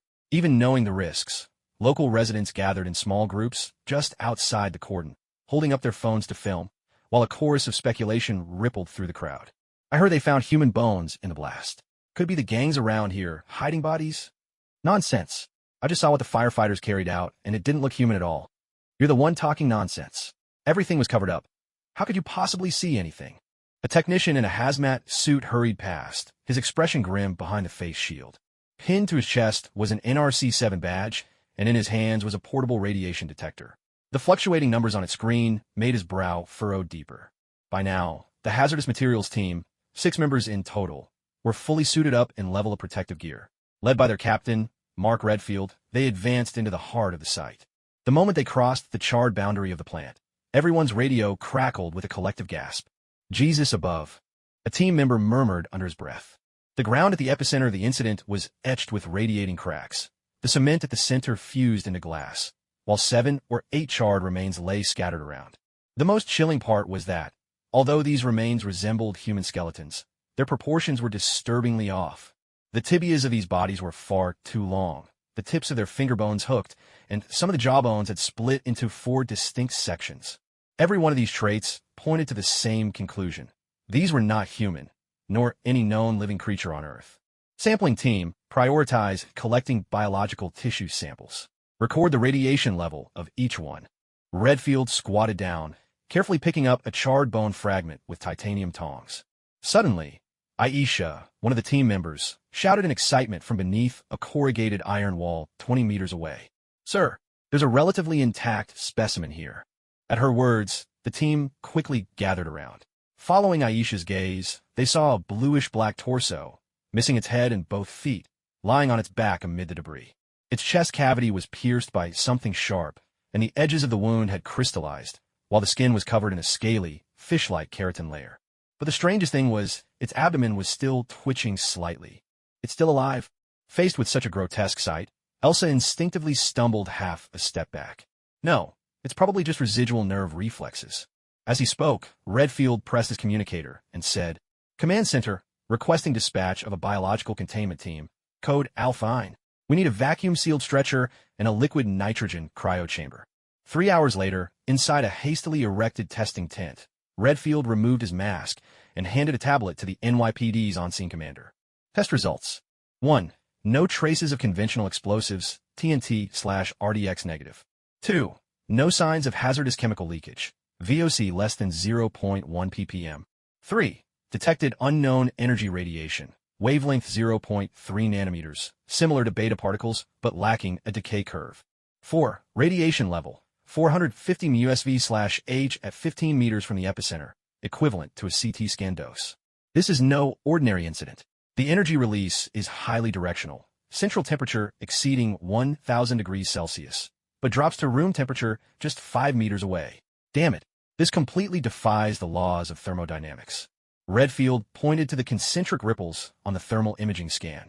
The commander's face darkened as he listened. Then he asked, "So what do you recommend?" "Maintain a 200-meter radius lockdown for at least 48 hours. Once the CDC and Homeland Security's Special Biohazard Task Force, SBHD, take over." As he spoke, Redfield glanced at the containment pod, which was still visibly twitching inside. Meanwhile, 50 meters beyond the police line at the mouth of an alley, a tall, shadowy figure stood silently. Moonlight glanced off the silver hilt of his sword, and from behind dark sunglasses his eyes swept over the bustling officers, more precisely, the corpses they were bringing out. As the containment team wheeled the sealed pod past him, he flared his nostrils. Even through the lead shielding, he could catch that all-too-familiar stench of decay. "So, I'm not the only one hunting vampires." "Blade, Eric Brooks," murmured under his breath. After a moment's thought, he pulled out a custom phone and dialed a secure line. "Whistler, I need you to check. Any new vampire hunters making a name for themselves in New York?" With that, he turned away from the alley and disappeared, the tails of his black leather coat billowing in the night wind. Not far away, atop a high-rise rooftop, Dialec's crimson coat snapped in the night air. Standing by the steel railing, his golden-red eyes gazed down on the flashing police lights and the flurry of activity below. The hazmat team's white protective suits stood out starkly beneath the searchlights, while the remains of the Reaper, sealed inside a containment pod, were being carefully loaded onto a specialized transport vehicle. His gaze shifted slightly, settling on the tall, dark silhouette at the mouth of a distant alley, a pair of sunglasses, a black leather coat, and a silver longsword strapped across his back. "Blade," Dialec murmured under his breath. That man seemed to sense something. He paused mid-step, tilting his head ever so slightly. Through the darkness, his gaze, hidden behind those shades, seemed to peer straight toward the rooftop high above. But Dialec's figure had already melted into the night, leaving only a single spark drifting on the wind. Blade stood silently for a moment. At last, he turned and walked away, his footsteps swallowed by the city's restless noise. Now, the rooftop was deserted. Only the night breeze remained, lifting a charred scrap of paper and carrying it gently toward the neon-lit New York sky. Achu, morning, on his way to Midtown High, and Ji was standing by the roadside, looking every bit like someone who had overindulged in rewards, and now found his body running on empty, waiting for a school bus that might arrive at any moment, or might not. He had just fended off several waves of well-meaning older ladies, who pitted him for working in the third sector at such a young age, and, out of kindness, tried to sell him sildenafil and even heroin. At last, the Midtown High bus appeared, and Ji made a break for it, scrambling aboard as if escaping a disaster. But the moment he stepped inside, he sensed something was off. Where the bus had been boisterous, it was now utterly silent. Every single classmate turned to stare. The football jocks instinctively hunched their shoulders, suddenly looking small. The cheerleaders, meanwhile, were whispering feverishly, cheeks flushed, their eyes sparkling with a mischievous light. Most bizarre of all was Flash, who was usually obnoxious and always looking for ways to hassle him. Now, Flash had pulled the bill of his baseball cap so low it nearly hid his face, curling up in the corner like a teddy bear who just had its mischief-making tools confiscated. Compared to him, even Goto Doku seemed warm, outgoing, almost relentlessly positive. "Z, over here." Peter Parker was waving frantically from the back row, bouncing in his seat like there were springs beneath him. And G had barely sat down before Peter whipped out his phone, unable to contain himself. "Bro, you're famous." "What? What did I do?" The words sent a jolt through G. He drew a sharp breath, all hairs standing on end. The last time he'd heard that phrase, it was because a girl at work had posted a selfie. He'd meant to comment, "Looks great," with an exclamation mark, but his thumb slipped and sent a question mark instead. And then, he'd been added to over a dozen group chats. By the next day, everyone at the company knew his name. Now, a high-definition video clip was playing on Peter's phone screen. On the screen, Ji-Gyeon delivered a swift side kick, sending Flash sprawling into a muddy pit. Without missing a beat, he spun around and used his umbrella to strike each of the other 3 thugs sharply on the knee. Every movement was efficient and seamless, a vivid display of the art of controlled violence.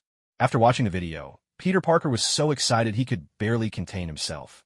He waved his arms and exclaimed, From now on, you're the new king of Midtown High. Your nickname will be Master. How about that? Doesn't it sound absolutely epic? At those words, the bus fell even quieter. Flash pulled his cap down lower over his eyes, but everyone's gaze was irresistibly drawn to Jijeon. Jijeon looked at Peter Parker, his expression practically shouting, "You don't last as a top, you can't take it as a bottom, you're a tendinitis risk, as a switch, you can't clamp as a power player, you crack up as a sadist, you fight back as a masochist, but being an idiot seems to suit you just fine," he said. "Absolutely not. Which jerk posted that video? I'm going to sue them for violating my image rights." Hearing this, Peter Parker darted his eyes around guiltily, his face saying, "How about you just pretend I'm dead?" He muttered under his breath. Maybe it was some handsome, kind-hearted, honest, and brave American teenager who accidentally filmed it, accidentally edited it, and then accidentally posted it online. Since it wasn't intentional, maybe we should just let it go. Oh, by the way, we'll get to visit Columbia's latest biology lab and check out the most advanced microscopes. I heard they're studying some kind of special mutant spider. While Peter Parker rambled on, the Midtown High School bus slowly pulled up to the gates of Columbia University. On either side of the ancient stone archway stood statues in the Greco-Roman style, symbolizing the union of science and art. The gate wasn't large, but it radiated solemn dignity. Iron railings separated the campus from the bustle of Broadway, yet the atmosphere remained inviting. Sunlight filtered through gaps in the ivy, scattering gold on the red brick walkway, while students hurried by with books in their arms. The air was thick with an academic calm. "Attention, seniors from Midtown High." As soon as they stepped off the bus, Mr. Jackson, the student advisor, raised his megaphone and called out in a steady, clear voice. "Before we begin the tour, let me remind you again, stay with the group. No running or horseplay. Keep your voices down. Remember, you are guests at Columbia. It's an honor to be here, so conduct yourselves with the manners expected of visitors. If you have a question, raise your hand." Jijeon and Peter Parker stood bored at the back of the group, half listening to the advisor's lecture. Suddenly, a familiar call rang out behind them. "Hey, Peter!" Zzz. The two of them turned around at the sound, only to see Harry Osborn striding toward them. He was dressed in a sharply tailored deep blue suit, his blonde hair gleaming in the sunlight, and held two exquisitely wrapped gift boxes in his hands. Peter Parker's eyes widened in surprise. Grinning, he hurried forward to meet him and exclaimed, "Harry, aren't you supposed to be in Switzerland? What brings you back all of a sudden?" Harry Osborn smiled as he handed them the beautifully packaged gift boxes. "I just got back to New York this morning. I heard you were coming here for a visit today, and since I happen to be in the area, I thought I'd drop by and see you both. So what do you think? Surprised? Didn't expect this, did you?" As he spoke, he gave them a playful wink. Jijeon accepted the gift box with a smile, though a touch of sympathy flickered in his heart for Harry Osborn. Poor kid, so young, and already deprived of the troubles and worries that come with not being rich. According to his memories, Norman Osborn was currently troubled by the family's hereditary illness, and there were already signs that his days might be numbered. With the future in mind, Norman Osborn had begun entrusting some of Oscorp's affairs to Harry, grooming him as his successor. After chatting for a while, Peter Parker instinctively turned to Harry and asked, "How long are you staying in New York this time? It's been ages since we all hung out. Oh, and how's Uncle Norman?" But before he could finish, Jijeon quickly covered the big guy's mouth, cutting him off. "Since you're finally free, and it's been so long since we've seen each other, why don't you come in with us for the tour?" Just then, Mr. Jackson's slightly hoarse voice rang out. "Everyone gather up. Anyone not here in 3 minutes will be writing a 3,000-word essay on the importance of punctuality." Harry Osborn looked tempted for a moment, but after a brief hesitation, he shook his head and replied with a wry smile, "Better not. Let's do it another day. Things at the company have been a bit messy lately, and there's just too much to deal with." Hearing this, Jijeon and Peter Parker fell silent, then both stepped forward to give Harry a hug. Jijeon patted Harry's shoulder, looked him straight in the eye, and said with unwavering certainty, "Don't worry, Harry. Uncle Norman is going to get better." Harry managed a faint smile. After saying his goodbyes, he quickly got into a Rolls-Royce Phantom parked by the curb and drove away. After seeing Harry off, Jijeon and Peter Parker fell in with the rest of the Midtown High students. Led by Mr. Jackson, they officially entered the campus of Columbia University. Peter Parker lingered at the back of the line, his excitement barely contained. He gazed around eagerly, snapping photo after photo. The shutter of his camera was practically a constant companion. He pointed excitedly to a neoclassical building in the distance and introduced it to Jijeon. "That's Butler Library. It holds over 2 million books. They say there's even a rare book vault underground, with copies of the Dead Sea Scrolls." Jijeon nodded, though he had absolutely no idea what the Dead Sea Scrolls were. His gaze drifted across the campus, skimming over the scattered Gothic buildings and sleek, modern research halls, with all the enthusiasm of a cow chewing on peonies. Still not as good as the Harbin Pharmaceutical 6th factory. Sunlight dappled the stone paths through the shade of trees, and on the nearby lawn, small groups of students discussed their projects. The air was thick with both tranquility and academic spirit.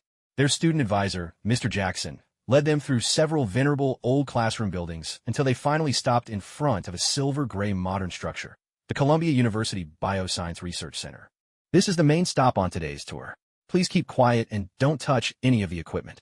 Swiping his card to open the glass door, Mr. Jackson turned and reminded his energetic group of teenagers in a stern voice. With a soft click, the glass door slid open and everyone filed inside. As soon as Ji Jion stepped into the lab area, a faint scent of disinfectant greeted him. Transparent observation windows lined both sides of the corridor, revealing researchers inside, fully absorbed in operating various scientific instruments. The lab itself was spacious and divided into different functional zones. To the left, the cell culture area, where dozens of incubators stood in neat rows. To the right, the molecular biology workstations, fully equipped with PCR machines, electrophoresis tanks, and more. But the centerpiece was the FEI Titan Cryo's electron microscope in the central zone, its streamlined shell gleaming coldly under the lights. Peter Parker pointed to the electron microscope, his voice full of excitement as he introduced it to Ji Jion. This electron microscope is one of the highest resolution electron microscopes on the East Coast. It can achieve imaging precision down to 0.14 nanometers. He repeated, unable to contain his enthusiasm. A familiar female voice called out from behind. Everyone turned to see Gwen Stacy, standing at the doorway in a crisp white lab coat, her blonde hair neatly tied back in a ponytail and a tablet in her hand.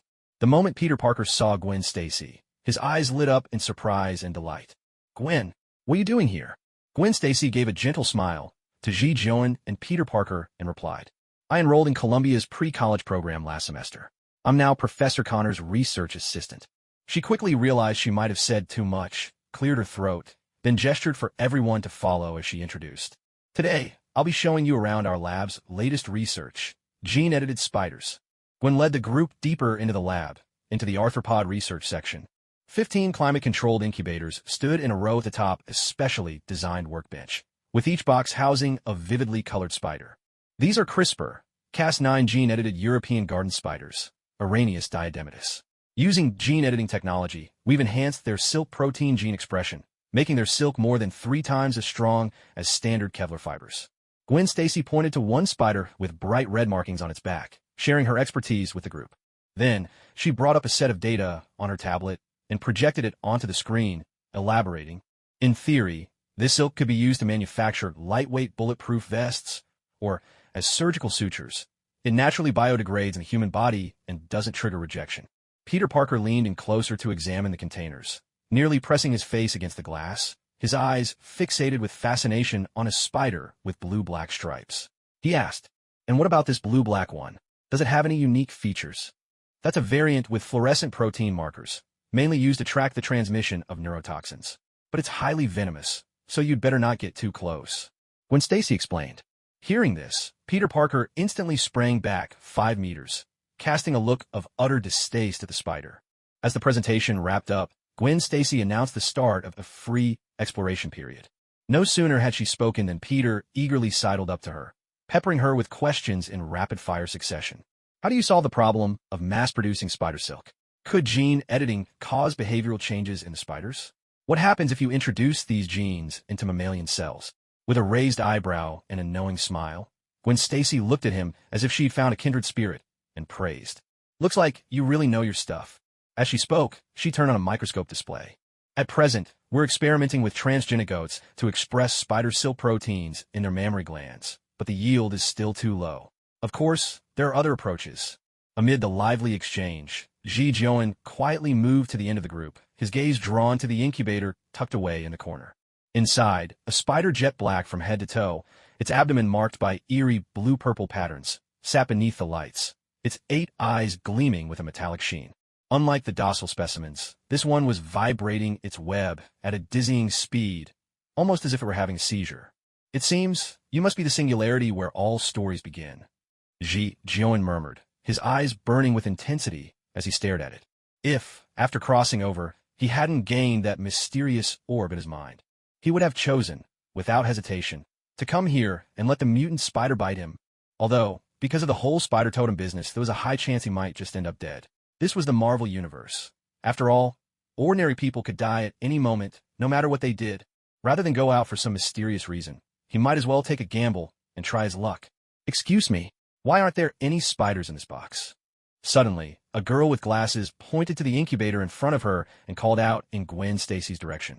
Hearing this, Gwen Stacy immediately hurried over, glanced at the empty incubator, and said, maybe someone else from the lab took it. I'll go check for you now. In the meantime, why don't you look around at the other exhibits? With that, she turned and headed off toward the lab supervisor's office. Staring at the empty incubator and then at the convulsing spider in front of him, Ji Jion's face was full of disdain. Other people's spiders are full of energy, but yours is just having a breakdown. And he muttered under his breath, way to make things awkward. Happy now. Meanwhile, Peter Parker stood in front of a FEI-10 Creo's electron microscope, excitedly adjusting the camera's focus, trying to capture an image of the spider silk's nanostructure displayed on the screen. He didn't notice the danger creeping up behind him. Suddenly, a hairy, muscular arm shot out from the side and locked around Peter Parker's neck with such force that he almost blacked out instantly. Instinctively, Peter Parker struggled, grabbing at the attacker's forearm, but it was useless. The person's strength was far beyond that of a normal human, and he was dragged backward with brute force. Peter tried to shout, but the sound was strangled in his throat.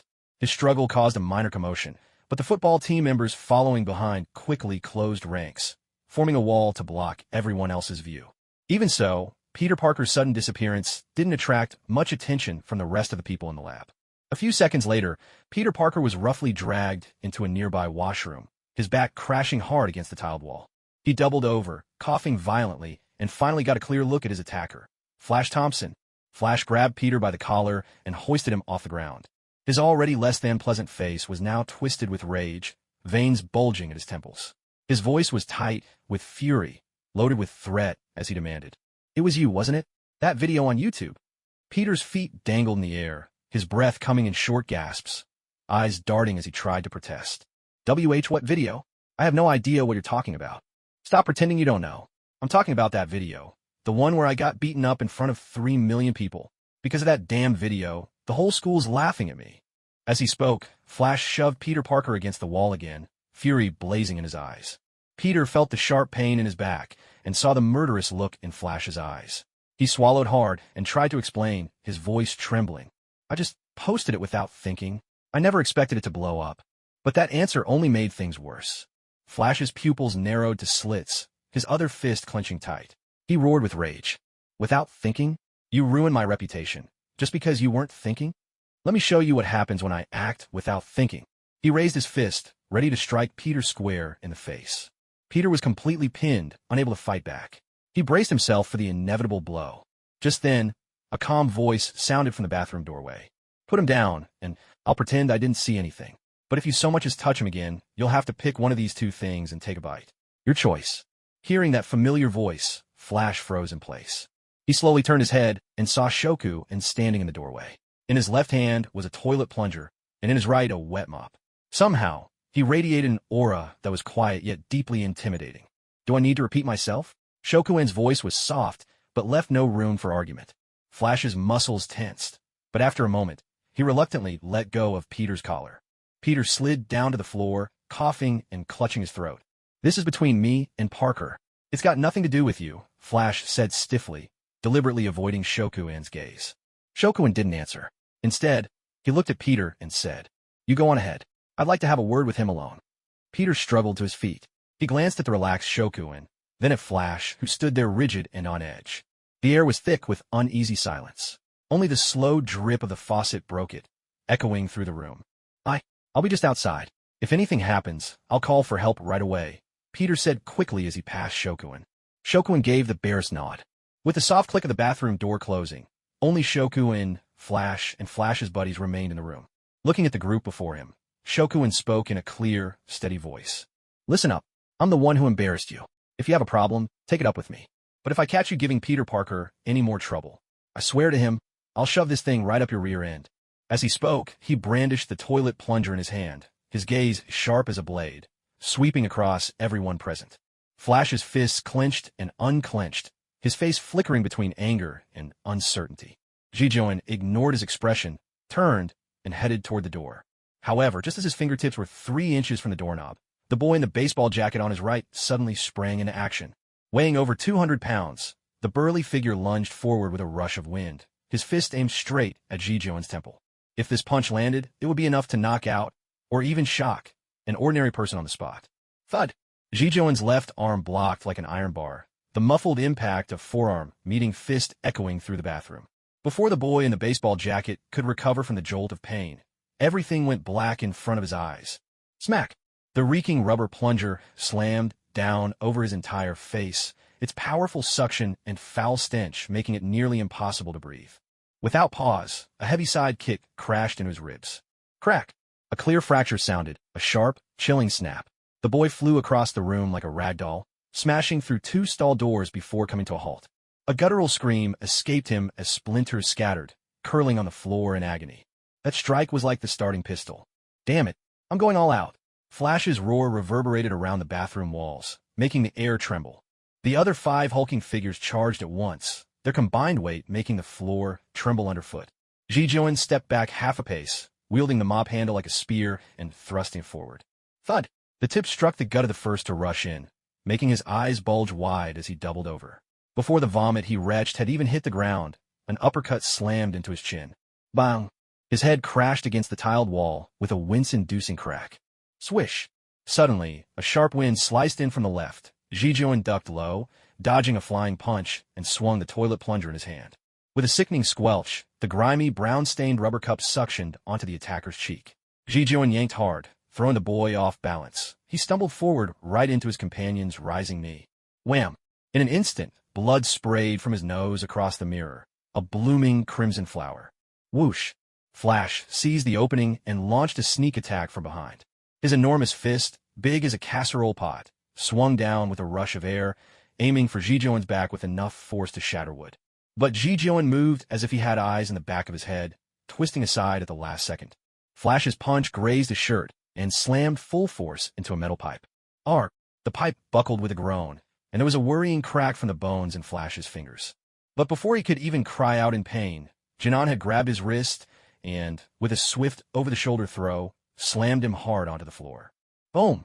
As Flash's broad back collided with the tiled floor, the entire restroom seemed to tremble from the impact. Stale water in the toilet splashed up nearly half a foot, as if a sudden, miniature rainstorm had struck the room.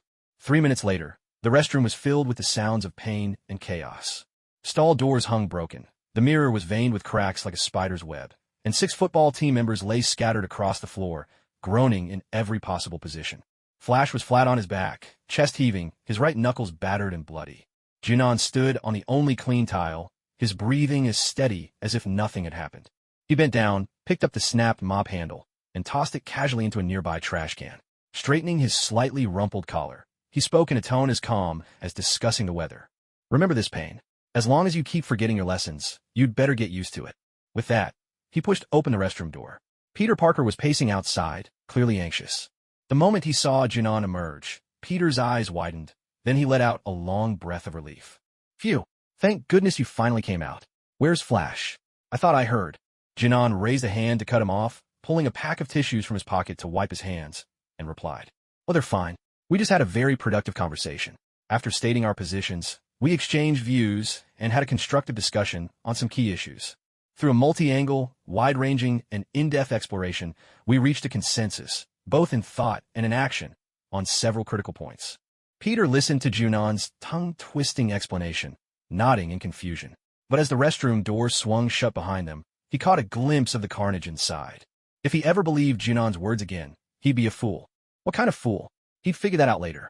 The two of them joked as they walked down the hallway toward the biology lab, the cold white lights glinting off the tiled floor. Peter led the way, gesturing excitedly as he spoke, his tone filled with admiration. "I wish I could be as awesome as you. Then I could just bam bam bam, take down Flash the gorilla, and then, Jinan glanced at his goofball friend, curious. "And then what? Then I'd be just like you, beating up those bullies who pick on people. Or maybe enter some competitions and make some money. And after that, haha." Hearing Peter Parker's words, Jinan felt a pang of embarrassment. If he were honest with himself, Ji Jinan knew that if Peter hadn't stood up for him and talked back to Flash, he would never have cared about Peter Parker's well-being. My phone. With a sudden, careless movement, Peter Parker's phone slipped from his hand and crashed to the floor with a sharp clatter. Just as Peter bent down to pick it up, a nearly invisible thread drifted down from the ceiling. At the end of that silken line, a spider with striking red and blue markings on its back was slowly descending. The spider was no bigger than a fingernail, yet the geometric patterns on its body were eerily symmetrical, gleaming with a metallic sheen under the laboratory lights. With perfect precision, it landed on the back of Peter's neck. Its 8 legs scuttled quickly, and in the blink of an eye, it disappeared beneath his collar. Ji Jinan's right hand lifted slightly, his lips parting as if to warn Peter, but after a moment's hesitation, he closed his mouth. His brow furrowed almost imperceptibly. In the end, he chose to remain silent. What's wrong? Why do you look so weird? Peter picked up his phone, glancing at Ji Jinan in confusion at his sudden quiet. It's nothing. We should get back, or if Mr. Jackson can't find us, we're going to lose points. With that, Ji Jinan turned and pushed open the door to the laboratory. As they re-entered the lab, Gwen Stacy looked up and saw the two of them return. She was just about to say something. Suddenly, Peter Parker let out a cry of pain, clutching the back of his neck with his right hand. His face turned deathly pale, and beads of sweat broke out across his forehead. All eyes in the room snapped toward him. The fierce expression Gwen Stacy had just put on disappeared in an instant. She hurried over, her tone filled with concern. Parker, are you all right? Peter managed a strained, awkward smile and said, It's nothing. I don't know why, but all of a sudden my neck really hurts like something just bit me. His voice grew quieter, his fingers subconsciously tugging at his collar. Bitten by a bug? You should probably see a doctor just in case. This is a biology lab. Some of those insects might carry special pathogens. Ji Jinan spoke calmly, his gaze flickering over the faint swelling on the back of Peter's neck. Gwen Stacy nodded in agreement, her voice serious but concerned. Z's right. How exactly are you feeling right now? Is it stinging? Burning? Any numbness, or? At the mention of going to the hospital, Peter seemed to perk up instantly, shaking his head with uncharacteristic determination. No need to go to the hospital. It's just a little pain, really about as bad as a bee sting. There's no need to waste money on a checkup. As he spoke, he staggered back into a corner, pressing his back against the cold lab bench. His breathing was noticeably faster than usual. But he dared not go to the hospital. With the price of medical care in America, if they really found something wrong, the Parker family would be ruined overnight. As evening descended, in front of an ordinary apartment in Queens, New York, Peter Parker, pale as a ghost, swayed as he pushed open the door to his home. The back of his shirt was already drenched with sweat. Peter, what happened to you? The moment Aunt May saw him in such a state, she rushed out from the kitchen, not even bothering to pick up the ladle that clattered to the floor. Hearing the commotion, Uncle Ben put down his newspaper and hurried over, his eyes wide behind his reading glasses. My goodness, looks like we need to get you to a hospital. Uncle Ben, Aunt May, I'm fine, really. I just walked around all day. I'm just tired. I'll go upstairs and sleep. Peter waved them off and started up the stairs, his voice sounding distant, as if it came from far away. He climbed unsteadily, his right leg suddenly giving out. His knee struck the wooden steps with a heavy thud. Uncle Ben rushed up in a flash to steady him, but was startled by the burning heat radiating from Peter's arm. You're burning up, at least 104 degrees. I'll be fine after some sleep. Peter shrugged off the support, nearly crawling his way back into his room. The moment the door closed behind him, his body finally gave out, and he collapsed heavily onto the floor. In the living room, Aunt May gripped Uncle Ben's hand tightly, her eyes fixed on the attic door, worry etched deep into her face. Should we call an ambulance? Let's not panic. We'll keep an eye on Peter's room tonight. If anything seems wrong, I'll take him to the hospital right away. Uncle Ben glanced at the clock on the wall as he spoke. Meanwhile, in an apartment in the Bronx. In the living room, Ji Jian bowed reverently before a black-and-white portrait of Dawei Chio, muttering under his breath. Brother Dawei, it's fate that brings us together across mountains and rivers. Please, just let me land a role. Kindness is everywhere. In the world, surely, getting a role isn't too much to ask. The world is full of opportunities, so just one part would be wonderful. After finishing his litany, Ji Jian let his consciousness sink into the orb of light in his mind. Primo gems, 70. Seeing the extra 70 primo gems, a faint smile crept across his face.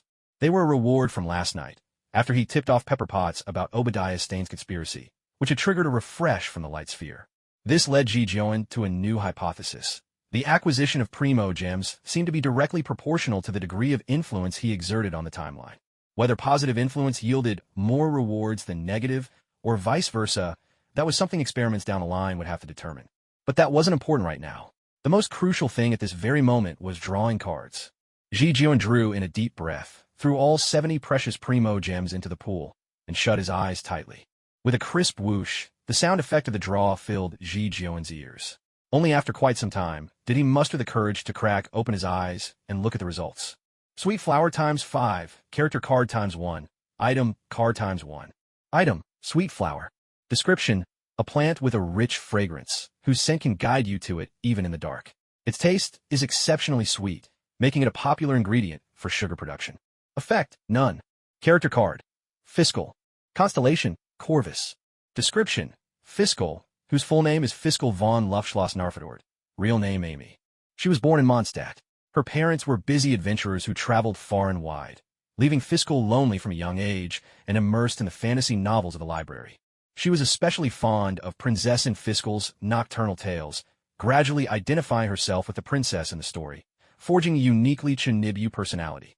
On her 14th birthday, after being ridiculed by her peers, Fiscal sought comfort from her parents, only to be told, it's time to grow out of childish fantasies.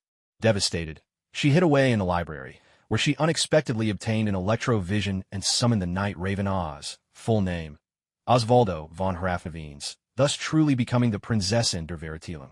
Oz is not only her battle companion, but also serves as her interpreter, helping members of the Adventurers Guild decipher her elaborate princess speak. Fiscal is proud, but kind-hearted.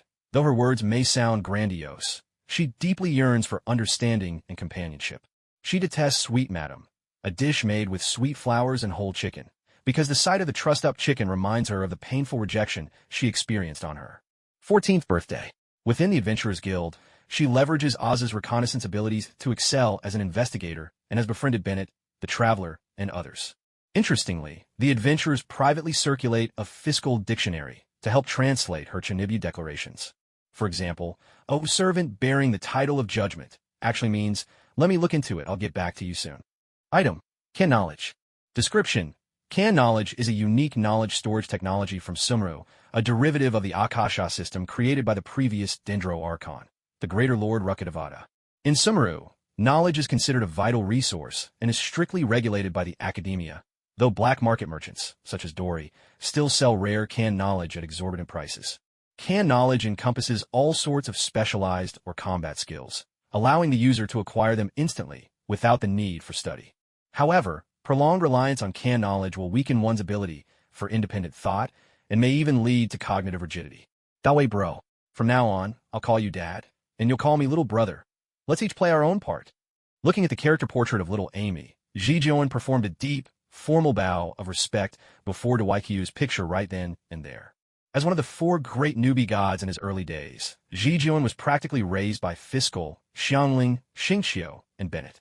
The bond between them goes without saying. And although Fiscal's performance in the story wasn't quite top tier, she was by no means weak, either. In Fiscal's character story, she once defeated an evil dragon called Taslark, all by herself, perhaps a kind of monster, or a symbol born of fantasy, which was a testament to her remarkable combat ability. Beyond that, Fiscal's scouting skills were truly outstanding. She was among the best investigators in Mondstadt's Adventurers Guild. So, despite her cryptic and hard-to-understand manner of speaking, the sheer accuracy of her intelligence was so impressive that the guild members even compiled a fiscal dictionary to help translate her princess speak. Besides, at the moment, Ji Jion only had Dialect as a melee character, which meant he could easily be kited by mages or snipers with strong long-range attacks. Fiscal's arrival, without a doubt, filled this glaring gap in his lineup. Still, giving little Amy a slingshot as her weapon felt like a bit of an injustice. No waities. Once I've got enough primo gems, I'll pull for Skyward Harp just for you. After painting such a grand vision, Ji Jion turned his attention to the canned knowledge he'd just drawn. This particular canned knowledge took the form of a translucent glass vial, inside which flowed a luminous, shifting energy, a vibrant green in color. The outer surface of the bottle was encased in an intricate metal framework, likely made of brass or some other gilded material, adorned with scholarly motifs reminiscent of Sumeru's academic style. Ji Jion sat back down on the living room sofa, holding the vial in his hand, muttering to himself. So this is what they call knowledge. He murmured softly, fingertips gently tracing the surface of the vial, searching for any hidden mechanisms or markings. And yet, it looked for all the world like a high-end, luxurious ornament. Nothing to betray any special purpose. Lifting it up, Ji Jion watched as the lamplight filtered through the translucent shell, revealing shimmering, shifting light within, as if something alive was swimming inside. How was it supposed to be used? But just as he pondered this, something unexpected happened. The vial in his hand suddenly burst forth with a blinding emerald light, the radiance spilling out like a torrent, flooding the entire living room in an instant. Ji Jion had no time to react before those beams of light seemed to come alive, surging up his arm and neck, finally pouring into the center of his forehead. Up! With a stifled groan, Ji Jion's body jerked backward, pressing hard against the back of the sofa. His vision was suddenly flooded with an endless torrent of green data, surging into his mind like a tidal wave. Formulas, theories, experimental data, operating procedures. This knowledge wasn't chaotic. Instead, it was swiftly integrated into his memory in a way he couldn't comprehend, yet could clearly perceive. It was as if he stood within a vast library, every book opening itself automatically, each line of content being deeply etched into the core of his consciousness. He didn't know how long the process lasted. When the final trace of green light faded, fine beads of sweat had already gathered across Ji Jion's forehead. Slowly, Ji Jion opened his eyes. The living room had returned to perfect calm, as though everything from before had been nothing but a hallucination. But when he looked down at his hand, the once crystal-clear jar of knowledge, which had glowed with a vibrant green light, was now dull and gray. Its surface was covered in a web of tiny cracks, as if all its essence had been utterly drained. So, it's a one-use item after all. Ji Jion sighed, a hint of regret in his voice, and casually set the jar on the coffee table. Morning sunlight streamed through the school bus window, warming Ji Jion's face. Half squinting, his head bobbed with the bus's every jolt, and he was nearly asleep. He'd spent last night poring over the knowledge in his mind until 3 a.m. Now, all he wanted was to catch a nap before arriving at school. But suddenly, a muddled shout pierced his ears. Zzz. Jion! The shouting grew louder, accompanied by the thudding of frantic footsteps. TSK. Clearly annoyed, Ji Jion clicked his tongue, lazily opened his eyes, and glanced in the direction of the noise. Outside the window, to the astonishment of passers-by, Peter Parker was sprinting alongside the bus at an incredible speed. His brown hair was tousled wildly by the wind, his backpack flailed madly behind him, and his face wore an expression caught between desperation and fury. What was even more shocking, he was keeping pace with the bus, which had already accelerated to 40 kilometers per hour. Tell the driver to stop. I'm not on the bus yet. I haven't gotten on. Peter Parker shouted himself hoarse, his voice carrying right through the glass. At this, Ji Jion smirked and raised an eyebrow, then slowly rolled down the window and cocked his ear, asking with wicked delight. What was that? Are you saying you can keep up with the bus? I said, tell the driver to stop. What? Did you just say you're going to outrun the school bus? Seeing Ji Jion's insufferable expression, Peter Parker clenched his teeth in exasperation. Damn it. Everything in this world is getting more expensive, except for the value of people. They just keep getting cheaper.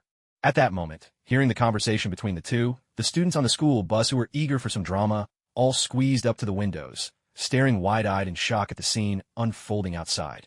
Heavens, Parker's running that fast now? He's about to break the school record at this rate. A football player rubbed his eyes in disbelief, unable to process what he was seeing. Passers-by along the road also stopped to watch. An elderly man out for his morning jog pulled out his earbuds, glanced at the fitness tracker on his wrist, then looked up at Peter Parker dashing past, his face frozen in utter disbelief as if he'd just seen a ghost. Gee, if you don't get the bus to stop right now, I swear I'll use your personal info to sign you up for every single dating site in non-tome. You'll be sleeping with your back to the wall for the rest of your life. Hearing this, Ji Jion glanced at the furious Peter Parker outside the window, shook his head, and let out a dismissive chuckle, clearly unbothered by such a harmless threat. Then, without missing a beat, Ji Jion turned and shouted to the driver up front. Hey, driver, stop the bus. That lunatic back there's my friend. With a screech of brakes, the school bus slowly pulled over to the curb. Peter Parker leapt up the steps in one swift motion, hands on his knees, gasping for breath. Well, he made it look like he was gasping, but his face was calm, and he wasn't even sweating. Peter squeezed his way down the aisle and flopped in his seat next to Ji Jion. His eyes were wide with urgency as he stared at Ji Jion, his hands gesturing wildly, and his words tumbling out in a rapid-fire rush. See, you have no idea what happened last night. When I woke up this morning, I found myself stuck to the ceiling. Not lying there, but upside down. And my nearsightedness, over 400 degrees, suddenly vanished. I could see the colors of the underwear the lady across the street was hanging out to dry. Then I tried jumping, and I smashed right into the chandelier on the ceiling. Aunt May thought it was an earthquake and nearly called the fire department. And then I realized I could bend a metal spoon with my bare hands. No, not bend. I could squeeze it into a ball. And, listening to Peter Parker's scattered ramblings, Ji Joan raised his hand in exasperation and cut him off. Stop. All that rapid-fire nonsense. What exactly are you trying to say? Get your thoughts together before you speak. Hearing this, Peter Parker took a deep breath. The anxiety on his face faded a little, and he raised his hands in the air as if trying to grab something invisible, but failing to catch it. After a moment of helpless gesturing, Peter finally let out a defeated sigh and muttered, "Forget it. It's nothing." With those words, the bus fell into silence. TCH, what a waste of everyone's attention. He talks halfway and just leaves us hanging. This Parker is such a loser. A chorus of boos echoed through the bus. Peter Parker instantly lowered his head, not daring to meet the scornful gazes of his classmates. Ji Joan cast him a thoughtful glance, his eyes settling on the back of Peter's neck, where a faint red mark was almost gone. Before long, the school bus rumbled back to life. Ji Joan leaned against the window, trying to catch up on some sleep. But just as he was about to drift off, a deep, rumbling noise suddenly filled his ears. A heavy, thunderous roar. He frowned in annoyance, lifted his head, and was instantly wide awake. Outside the window, a column of steel was slowly rolling past the bus, a convoy of military vehicles, like an iron dragon.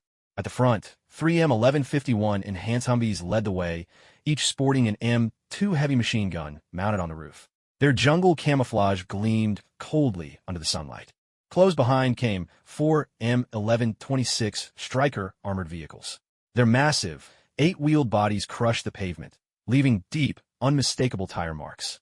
The vehicle's flanks were fitted with slat armor, clearly modified to defend against RPG attacks. But what was truly breathtaking was the infantry moving at the rear. Nearly 100 fully armed soldiers advanced in tactical formation. They wore advanced combat helmets, their heads protected by the latest ACH models, and their bodies encased in improved outer tactical vests. A few soldiers carried and slashed PRC 152 radios, the antennas swaying gently as they moved.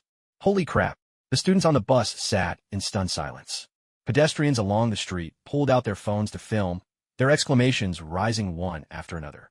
Just then, a boy wearing a baseball cap pointed to the convoy and shouted, "That's the emblem of the 69th Infantry Regiment. Look at their arm patches." At his words, Ji Joan narrowed his eyes, peering intently. Sure enough, the Humvee's door was stenciled with 69th IR, and the soldier's right sleeve bore the red and blue patch of the New York Army National Guard. They're heading toward Manhattan. Another student pressed his face to the window, shouting with excitement. Ji Joan's gaze followed the convoy. The 69th Infantry Regiment was a renowned mechanized infantry unit stationed near New York, far better equipped than regular National Guard troops. Earlier this year, they'd just upgraded to the M109 A7 self-propelled howitzer and the latest tactical communications network. Normally, a unit like this wouldn't be deploying in the city. At the very end of the convoy, 2 soldiers hurried past, pushing the control terminal for a Puma small unmanned aircraft system. This RQ-28 drone had a wingspan of only 2.8 meters and could provide 70 minutes of battlefield surveillance, a true eye-in-the-sky for platoon-level units. Could it be a terrorist attack near Hell's Kitchen? Or are they rebuilding the Twin Towers again? I heard there was a shootout at the docks last night. Doesn't have to be that. My cousin at the precinct said the gangs have been dealing in military weapons lately. Ji Joan did not join the discussion. He had just noticed 2 details. 1. All the soldiers had live magazines loaded in their rifles, but their safeties were engaged. 2. Mixed into the convoy were 3 unmarked JLTVs, Joint Light Tactical Vehicles, with windows covered in privacy film. This didn't look like routine training, and it certainly wasn't a counter-terror operation. If anything, it seemed like they were searching for something. The school bus slowly pulled away from the commotion. Ji Joan watched, his eyes fixed on the military formation shrinking in the rearview mirror, his fingers absent-mindedly tapping against the seat. Afternoon, Midtown High. The end-of-class bell rang out, its sharp tone echoing through the halls. Peter Parker hadn't even had time to stand up from his seat before Ji Joan shot out of the classroom, a blur that vanished into the corridor. Huh? What has flashed past? Zzz. Peter's hand was frozen in midair, his eyes wide with disbelief as he watched his friend disappear down the hallway in an instant. What's up with him? Rushing off to meet his girlfriend. Gwen Stacy, hugging her books, walked over in the direction Ji Jeon had run, raising an eyebrow as she posed a question. At her words, Peter Parker shook his head with absolute certainty, replying with conviction. No way. I've known that guy forever, and I've never seen him talk to a girl. Even the lady at the convenience store downstairs is part of the LGBT community. There's no chance he has a girlfriend. Gwen Stacy stared at Peter as if he were trash, her expression a mix of disbelief and annoyance. She then looked down and caught sight of her own shoes. Nothing blocking her view at all, crystal clear. She had a sneaking suspicion that Peter's words were rather crude, though she had no proof. Gwen clenched her teeth, cheeks puffed with frustration, and glared out the window. You never know. Some people might look like bookworms on the outside, but behind the scenes.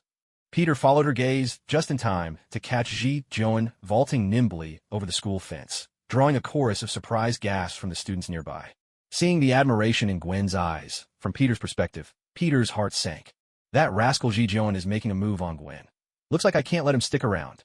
Meanwhile, in West Midtown Manhattan, a blinding police barricade cordoned off 3 whole blocks outside a nondescript gray building. 12 M1126 Stryker armored vehicles formed a ring around the area, their remote weapon stations all aimed at the building in the center. Elite snipers clad in black tactical gear took up positions on every vantage point. Their 416 Hong Kong dollars designated marksman rifles were loaded with tranquilizer rounds custom-made by S.H.I.E.L.D. Heart rate steady at 120, blood pressure normal. Subject remains sedated. A military medic, eyes on the monitor, picked up his radio to report. Right beside him, strapped tight to a stretcher with 5 carbon fiber restraints, lay Bruce Banner. The thin man with round glasses kept his eyes tightly shut, while the monitoring band on his wrist gave off a constant, shrill, beeping alarm. All right, get him on the helicopter right away. Thaddeus Ross's voice sounded from behind. The seasoned general, his temples streaked with gray, wore a crisp Air Force lieutenant general's uniform, medals on his chest catching the sunlight in brilliant flashes. At his command, 6 soldiers swiftly lifted the stretcher and hurried toward the CH-53E Super Stallion transport helicopter waiting by the roadside. The helicopter's rotors whipped up a fierce wind, making the police tape flutter noisily. Soldiers used their bodies to block every civilian's phone camera aimed at the scene. At the building's entrance, Betty Ross emerged, supported by 2 female soldiers. Blood was splattered on her white lab coat, and her disheveled blonde hair clung to her pale cheeks. Betty, General Ross stepped forward, as if wanting to say something to his beloved daughter. But Betty Ross snapped her head up, rage burning in her blue eyes as she spoke. Are you satisfied now? Once again, you've turned him into a lab rat. He was military property from the start. The only reason you and Bruce achieved anything at all was because the military funded your research. So what's wrong with me reclaiming what belongs to us now? And I'm not doing this for myself. I'm doing it for this country.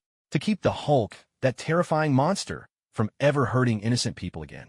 People like you. General Ross lowered his voice, pleading earnestly with Betty. But Betty shook off the soldier's hands and walked straight toward the helicopter. As she passed her father, she paused. In a voice so soft only the 2 of them could hear, she said, "You're the one who turned him into a fugitive. I'll never forgive what you did to Bruce today." General Ross's expression froze. He watched his precious daughter board the helicopter, his fists clenching tighter and tighter until his knuckles turned white. Meanwhile, upstairs in the laboratory, Major Eyre braced her hands on a metal tabletop, her sharp gaze fixed on the man across from her. Mr. Blue, Dr. Stearns. I'll ask you again, Dr. Stearns. Are you capable of making more monsters like the Hulk? Her voice was calm and unyielding, her eyes piercing as she looked at the short, stout man opposite her. 4 fully armed soldiers stood silently behind Stearns. The muzzles of their M4A1 rifles pointed slightly downward, but their fingers never left the trigger guards. Stearns adjusted his glasses, the cold gleam of the lenses hiding the flicker in his eyes. He spread his hands helplessly, a wry, almost comical smile on his face as he replied, his tone thick with resignation. That's impossible. Just like you said, someone short and chubby like me. How could I possibly create such a terrifying monster? The Hulk is a unique being, the result of countless accidents and coincidences stitched together. At these words, Major Eyre narrowed his eyes, pondering as he spoke. So, creating another monster like the Hulk. It's not entirely out of the question, is it? In theory, yes, but it would require much more clinical. Suddenly, the laboratory door was kicked open with a violent crash, cutting Stern off mid-sentence. Blonsky slipped inside like a specter, moving with an inhuman speed. The three soldiers nearest the door barely had time to raise their guns before he brought them down almost simultaneously, a swift knife hand strike, a sharp elbow, and a knee to the gut. Before their bodies even hit the floor, Blonsky had already snatched a rifle from one of them, smashing the butt of the weapon into the faceplate of a fourth soldier. "Blonsky, are you out of your mind?" Major Eyre shouted furiously at the sudden intruder, his hand already gripping the pistol at his waist. But Blonsky didn't reply. In a flash, he closed the distance, delivering a powerful chop right to Eyre's carotid artery. Eyre's pupils dilated suddenly, and he crumpled to the ground, limp as a rag doll. The entire assault had taken less than 5 seconds. "Talk, talk, talk. Always talking." Blonsky muttered with a sneer, then turned, leveling the cold, dark muzzle of the rifle at Stern's forehead. He spoke, his voice icy. "Whatever you did to Banner, I want you to do it to me. Make me as strong as that monster, the Hulk." His voice was hoarse, with a wild, feverish light burning in his eyes. At these words, Stern's glasses slid down to the tip of his nose, yet he made no move to adjust them. Instead, a strange smile curled at his lips, and his tone suddenly turned eager. "Oh, you've seen a Hulk. Judging by your face, you have. You're fascinated by that miraculous strength and body, aren't you?" Blonsky nodded, but the gun in his hand never wavered as he answered coldly. "Yes, I've seen it. I know what it means to possess that godlike power. So do it now. Begin the experiment." Stern sprang to his feet so quickly that Blonsky's aim wavered for a split second. Stern, however, seemed wholly unconcerned, grinning as he said, "Follow me." On the operating table in the lab, Blonsky lay flat on his back, shirtless, his muscles twitching with anticipation. Stern busied himself nearby, connecting a syringe filled with luminous green liquid to the foreline. "This is a sample of Banner's blood, activated by gamma radiation. In theory, it should be able to trigger a similar mutation." Stern held up a large canister filled with blood of a strange, unsettling color, presenting it to Blonsky. His voice trembled with excitement as he spoke.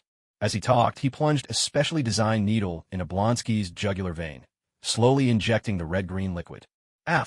The moment the blood entered his body, Blonsky's agonized screams flooded the entire laboratory. His body began to convulse violently, muscles swelling as if inflated, while eerie blue-green veins snaked beneath his skin. His bones gave off a sickening series of cracks, his spine twisting and stretching, shoulder blades jutting out like monstrous peaks. "Absolutely perfect.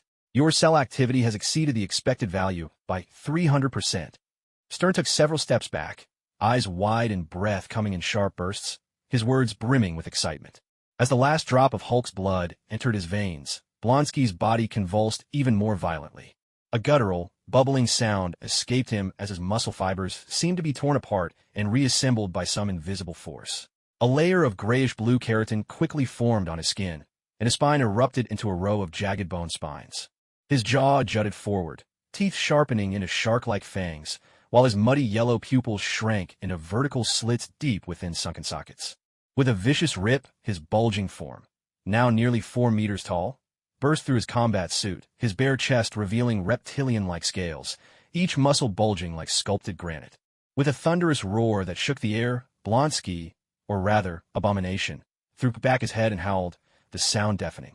His massive arms flexed, snapping the restraints as if they were nothing more than paper. He seized the operating table beneath him and hurled it toward the skyscrapers outside, as casually as tossing a pebble. The table shot out like a cannonball, crashing through 3 concrete walls in succession before finally coming to a twisted, shuddering halt at the end of the corridor. Suddenly, the laboratory alarms blared, their shrill warnings echoing as an ominous red light flashed through the haze of dust and smoke. Stern scrambled to his feet, one lens of his glasses shattered, blood trickling down his forehead and tracing a line along his cheek. Yet he paid no mind to his injuries. Instead, he threw his arms wide, eyes ablaze with fervor as he gazed at Abomination, exclaiming in awe, "Ah, perfect, absolutely perfect. This is nothing short of divine cray. Get out!" A furious roar exploded from Abomination, the shockwave shattering everything nearby and sending Stern flying. Stern crashed hard onto the lab bench, his forehead slamming into the metal edge. Blood gushed instantly from the wound. At that very moment, a single drop of Hulk's blood left on the edge of the lab bench happened to fall directly onto his bleeding wound. Abomination didn't spare Stern's glance. He bent his knees and shot upward with explosive force. A deafening crash resounded. The concrete ceiling shattered like flimsy paper, and Abomination's hulking figure vanished into the night. In the chaos of the ruined laboratory, Stearns lay flat on his back in a pool of blood, his eyes wide open in shock. That drop of Hulk's blood seemed almost alive as it seeped into his wound, and the veins beneath his skin instantly glowed with an eerie green. A sickening crackling came from Stearns' skull as his cerebral cortex swelled and reshaped itself before the naked eye. What is this? In that instant, Stearns suddenly felt his mind evolving, his consciousness expanding without limit. With a single thought, every computer, every cell phone, even the security cameras on the street within a kilometer could become an extension of his mind. Ah! So this is power. This is the might of a god. His laughter grew warped and manic, the muscles of his face twitching with unnatural spasms. But just then, another thunderous crash. Suddenly, an arrow wreathed in crackling violet lightning burst through the wall, striking Stearns squarely between the eyes. With a series of violent detonations, raw lightning exploded forth. Stearns' head burst apart like an overripe melon, charred fragments scattering in all directions. The headless corpse tottered for a moment, then slowly crumpled to its knees, finally collapsing limply to the ground. Another tremendous boom echoed as the laboratory ceiling was blown open, leaving a gaping hole overhead. Through the swirling dust and falling rubble, a striking figure descended with effortless grace, a swirl of purple and black. She wore a gothic dress of black and violet, hemmed with silver accents that glittered like stars, the fabric swaying gently with the air as she fell. Her left eye was covered by a patch adorned with thorny patterns, while her right eye gleamed gold and sharp, crackling with the light of lightning. Her skin, pale and soft, seemed to shimmer with an enticing cold glow under the lab's lights. Twined through her twin tails of hair were slender, deadly lightning serpents of purple and black. The arrival of Her Royal Highness seems to have been a step too late, after all. Fiskell landed lightly, the wind wings at her back folding in and dissolving into twinkling stardust. With a sudden electric crackle, a gigantic raven of deep purple and black, nearly 2 meters across, materialized out of thin air, arcs of lightning dancing between its wings. Oz swept elegantly around the corpse, then hovered at Fiskell's side, the very picture of a refined old butler. My lady, according to the Eye of Judgment, the true prey has only just begun its hunt. Oz's beak parted, and a deep, cultured male voice issued forth. Fiskell gently stroked Oz's feathers with her gloved, lace-covered fingers and said, "It matters not. Since fate has led us here, there must be a deeper meaning behind it." As she spoke, she lifted her chin, and beneath her eye patch, her left eye flickered with a trace of lightning. She added, "Oz, go seek the lingering shadow of that foul beast, but let your gaze fall from beyond the 2-kilometer exclusion zone. Do not let its corruption taint your soul." At once, my lady, Oz spread his wings, transforming into a streak of lightning that shot through the wall and vanished from sight. Fiskell walked slowly toward the shattered window, the night breeze stirring the hem of her dress. Not far away, from the steel jungle of skyscrapers, came the distant rumble of collapsing buildings and the sharp cries of panicked crowds. Night had fallen over Manhattan's West Midtown, New York. A lieutenant on duty leaned against a Humvee, a cigarette dangling from his lips as he stared absently into the pitch-black sky, bored out of his mind. Suddenly, he noticed that the once full moon now seemed to be missing a huge chunk. What the? Before he could make sense of it, the lieutenant's eyes widened in terror as he realized a massive shadow was plummeting straight toward them. "We're under attack." There was a thunderous crash. The instant the shadow hit the ground, the earth within 100 meters rippled like waves. The asphalt split open in jagged fissures as a terrifying shockwave radiated outward, lifting 5 Humvees and 2 armored vehicles off the ground as if they weighed nothing at all. The nearby soldiers were flung into the air like rag dolls, only to crash back down with bone-jarring force. When the dust finally settled, the survivors struggled to their feet and looked toward the crater, only to see a monstrous green figure slowly rising from its depths. A heavy thud echoed as the helicopters above switched on their searchlights, illuminating the attacker for all to see. It was a creature towering over 4 meters tall. Its bluish-gray body was covered in razor-sharp bone spikes, muscles bulging like blocks of granite. Its monstrous face twisted in a snarl, and a pair of yellow, slit-pupiled eyes scanned the surroundings with predatory intent.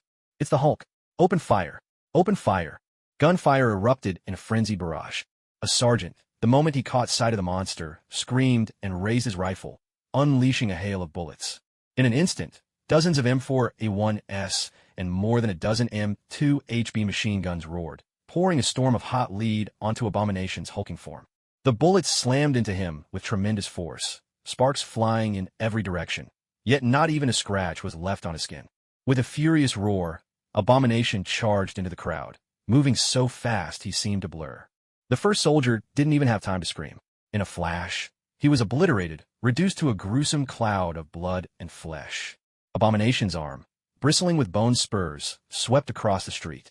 More than a dozen soldiers were cut in half, their entrails and blood splattering across the shattered pavement. The lieutenant who first sensed something was wrong grabbed his radio and, voice trembling with urgency, barked into the receiver. "Command Center, this is Alpha 1 to 6. We've encountered a Hulk attack. Coordinates, 42 SUB 1, 2, 3, 4, 5, 6. Requesting immediate close air support. We're in danger close. We have 12 men in form."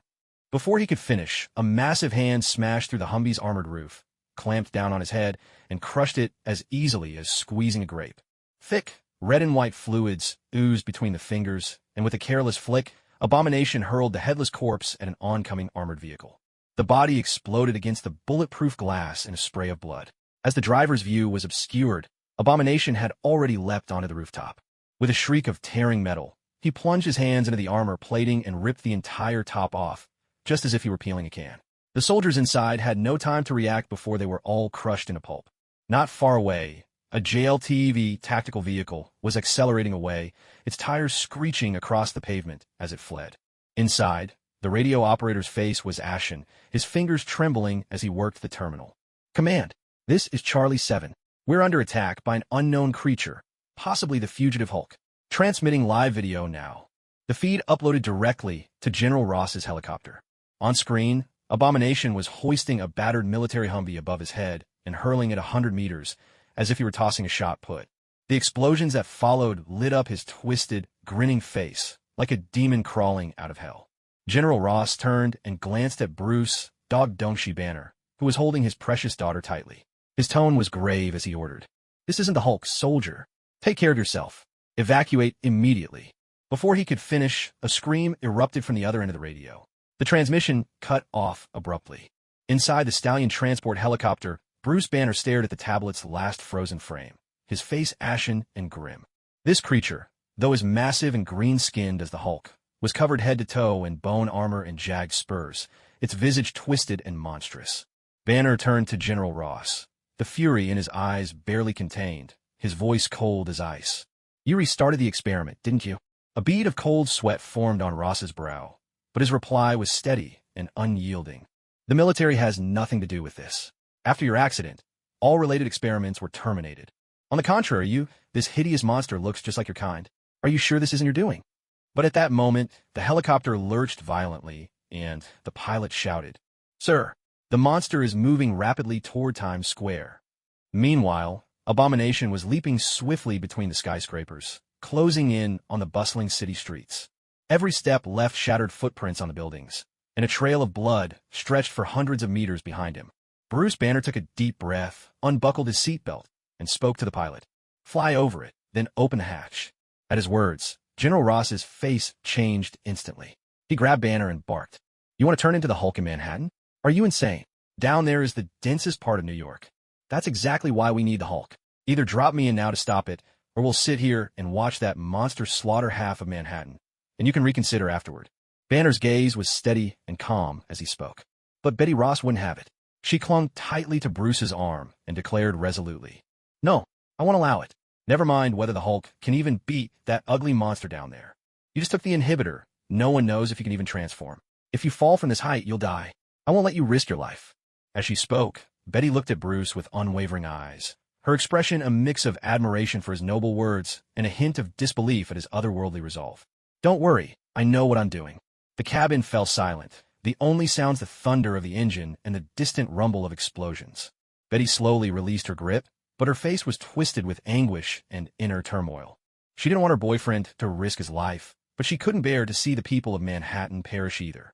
Watching his beloved daughter seemingly about to kiss a mad dog, General Ross's face turned ashen. He turned to the pilot and said, "Do as he says." As the hatch slowly opened, a blast of frigid wind tore through the cabin at that dizzying height. Bruce Banner was ushered to the edge of the open door. Below, Manhattan glittered with lights, and that terrifying creature was wreaking havoc. Nighttime, Manhattan, Midtown West. The entire 121st Street district had been reduced to ruins. The asphalt road was shredded into a web of cracks, with murky streams from broken underground pipes seeping through the deep fissures. Distorted fire hydrants sent jets of water 10 meters high, creating veils of grimy rain amid the smoke and debris. Wrecked cars, dozens of them, lay like the remains of beasts devoured, some flattened into metal pancakes, others melted by intense heat into twisted sculptures of steel. The shop windows lining both sides of the street had all been shattered, glass shards blanketing the sidewalks like a sea of bloody diamonds beneath the glow of the flames. A 6-story apartment building had been cleaved in half, its exposed steel bars jutting out like the fingers of a dying man, while chunks of debris occasionally tumbled from the jagged edge.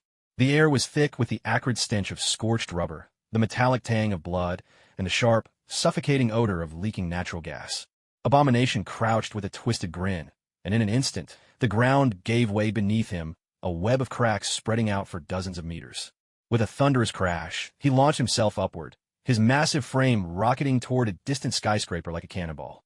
At the very peak of his leap, a streak of violet lightning tore through the night sky, sharp and swift as an arrow. The bolt struck Abomination's left eye dead on, and wild surges of elemental energy exploded in a blinding flash. A guttural roar of agony burst from his throat as he lost all balance, plummeting from 100 meters in the air and smashing into the earth below. The shockwave from his impact toppled vehicles and flung pedestrians within a 100-meter radius. The asphalt caved in, leaving a crater 20 meters wide, fissures radiating outward like the spokes of a shattered wheel.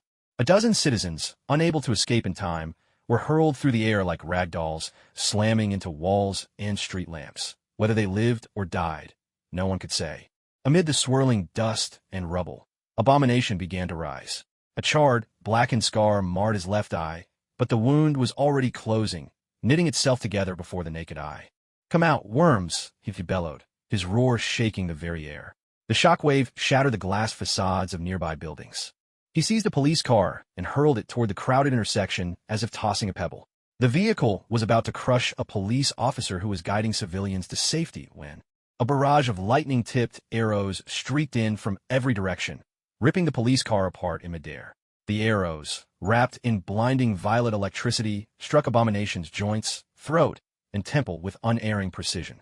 Torrents of high-voltage currents surged through his body, making his muscles spasm uncontrollably, electric serpents writhing across his ashen-gray skin.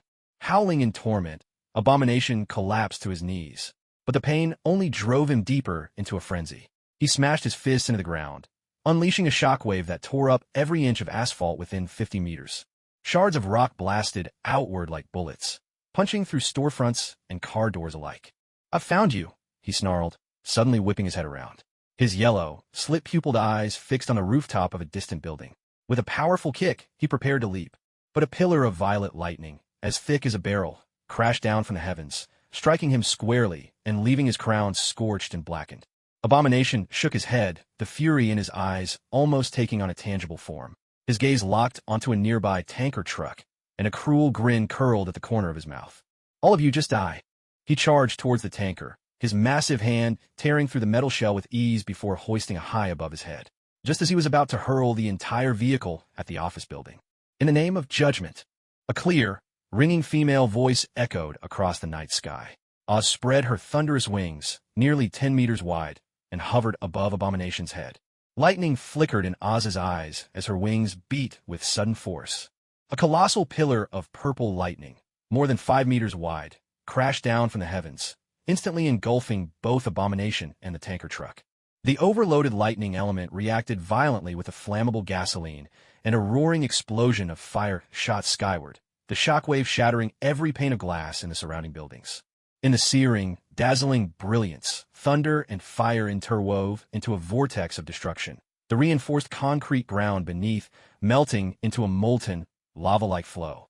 In an instant, everything flammable within a 500-meter radius vaporized. Streetlights twisted and melted like wax under the heat. The wave of heat swept across several blocks, and even the billboards at Times Square, kilometers away, flickered and shuddered from the force. As the scorching smoke and dust began to clear, Abomination's figure appeared once more. Now large swathes of his skin were charred and peeling, several bone spikes fractured, yet his muscles still writhed, rapidly knitting themselves back together. Such horrific injuries would have killed any ordinary carbon-based creature a dozen times over. But for him, it was nothing more than fuel for his wrath. "I'll tear you apart." Abomination glared up at Oz, his voice made even more hoarse and terrifying by the searing heat that had scorched his vocal cords. Yet, just as he took a step forward, a huge green figure, just as towering, over 4 meters tall, came crashing down before him like a meteor. The ground caved in instantly, the force of the impact clearing away all debris in the vicinity. As the dust settled, the hulking, deep green giant slowly straightened. Facing Abomination, he clenched his fists, his eyes blazing with unbridled fury. Hulk, finally a worthy opponent. Abomination's twisted grin grew even more ferocious, and in that instant, he forgot all about Oz circling above, focusing solely on the new challenger as he charged at Hulk with increased speed. Hulk wasted no words, meeting him head-on with a thunderous punch to the face. Their fists collided, the resulting shockwave flipping cars 3 blocks away. High above, Oz circled, the chaos of the earth-shattering battle reflected in her raven-black eyes. Meanwhile, on the rooftop of a distant building several kilometers away, Fiscal slowly retracted her wings of wind. In her right hand, she held a simple-looking bow. In her left, strands of purple lightning danced and crackled. Fiscal's right eye shimmered with a violet glow as she used elemental resonance to send a message to Oz. "Oz, don't get too close to that beast of the end. Even my thunder barrier won't be able to save you if you do." "As you command, milady." The night wind teased the twin tails of Fiscal's hair, her crimson right eye sparkling with lightning as she narrowed it ever so slightly. Covering her face with her right hand, she spoke in a low, dramatic tone. "This is merely the end of the prologue. The true apocalypse of the eternal night is only now about to open its blood-red pages. Ah, ha ha ha." As she spoke, Fiscal rose lightly onto her toes, gracefully lifting the sides of her dress with both hands, and executed a flawless curtsy. Her long hair shimmered with stardust as it swayed with her movement. A thunderous crash erupted as 2 massive fists collided, sending a shockwave roaring through the street like a tsunami, hurling debris dozens of meters into the air. The sheer force pushed Hulk back 3 steps, each step leaving half-meter-deep craters in the ground. A moment later, Abomination was sent hurtling through the air like a cannonball, smashing through 2 buildings before finally coming to a stop. Chunks of concrete rained down like a torrential storm, and thick clouds of dust billowed skyward. "Hulk, stronger!" The green giant pounded his chest, the echoing boom so powerful that soldiers far away winced from the pain in their ears. Abomination clawed his way out from the rubble of a collapsed building, twisting his mangled arm back into place with a cruel grin. He roared back in defiance. This fight isn't over yet. With a sudden lunge that shattered the ground beneath his feet, Abomination launched himself at Hulk like an arrow released from a bowstring.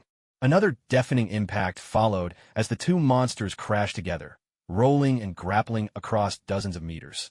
The asphalt peeled up like a flimsy carpet in their wake, and underground pipes burst, shooting geysers of water high into the air. At the edge of the battlefield, a communications officer knelt behind an armored vehicle, clutching a tactical tablet. The camera shook violently as he struggled to keep the warring giants in frame. Hulk landed a punishing blow that sent Abomination crashing into a department store.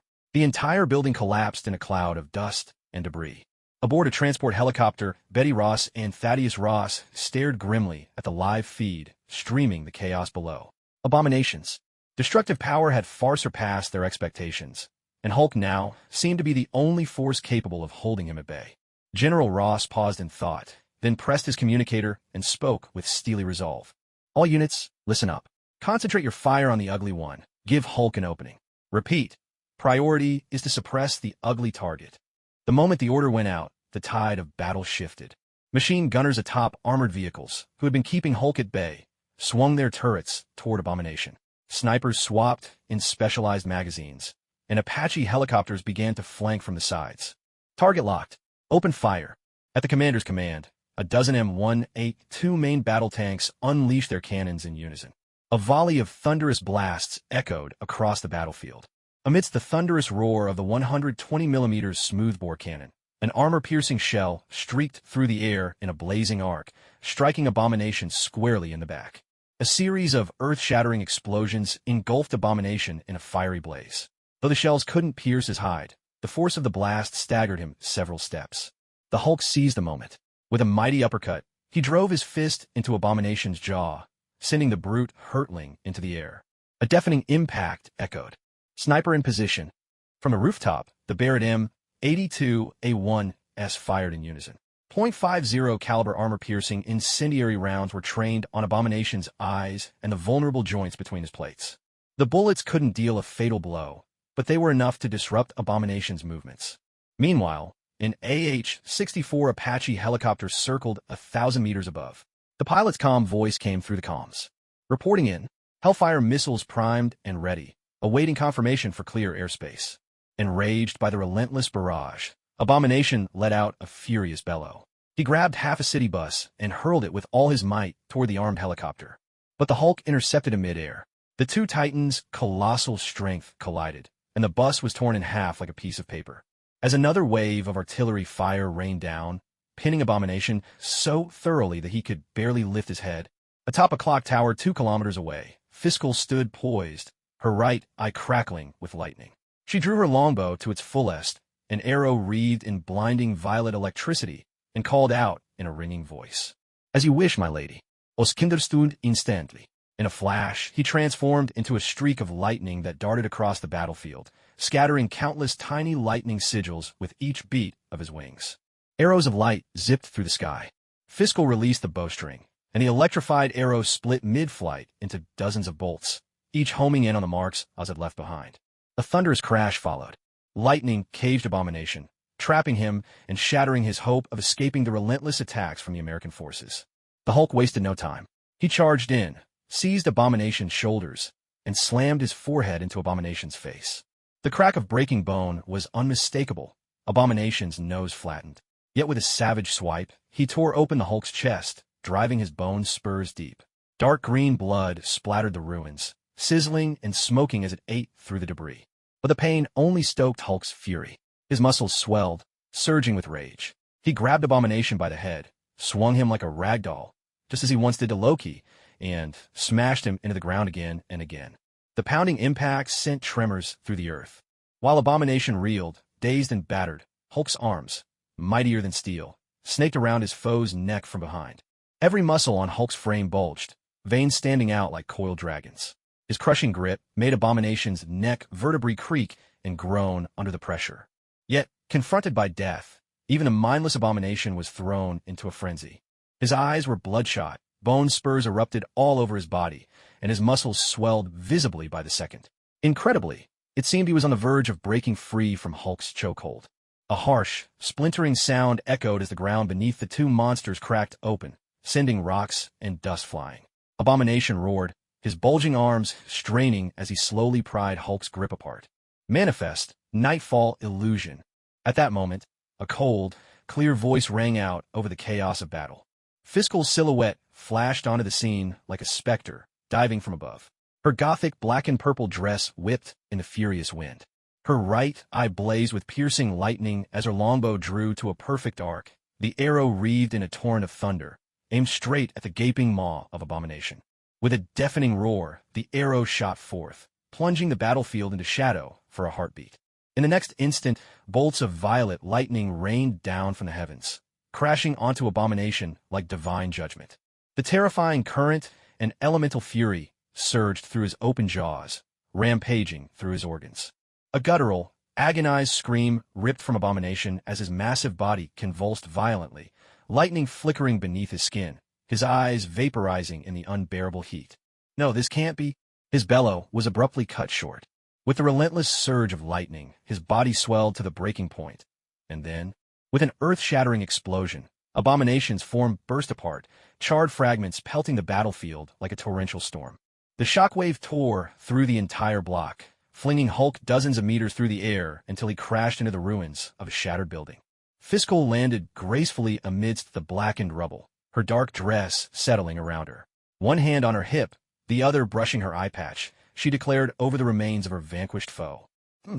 Beneath the thunder of my sovereign judgment, such pitiful monsters are reduced to ash.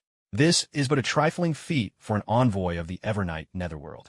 Indeed, my lady, your power has brought cleansing to this blighted land. Oz alighted beside her, elegantly smoothing his feathers as he agreed. Goddess, is she doing a Chuyuni act? That's adorable. Quick, get a photo. Suddenly, Cheers and shouts erupted all around them.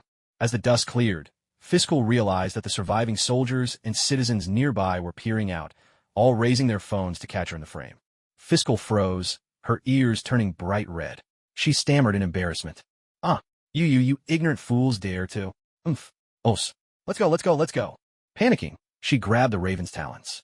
With a flash of violet lightning, girl and bird vanished from sight, leaving only a few sparks dancing in the air. The next day, morning sunlight pierced the lingering haze and shone down upon the ruins of Manhattan's West Midtown. The entire neighborhood looked as though it had been ravaged by a monstrous beast. The asphalt was etched with spiderweb cracks, and murky groundwater seeped from pits that plunged several meters deep. Twisted wrecks of cars, Humvees, and armored vehicles were scattered across the streets, some melted by intense heat into abstract lumps of metal, others flattened into thin sheets by the force of the blasts. From broken fire hydrants, water gushed in fountains several meters high, catching the sunlight and painting delicate, brilliant rainbows in the air.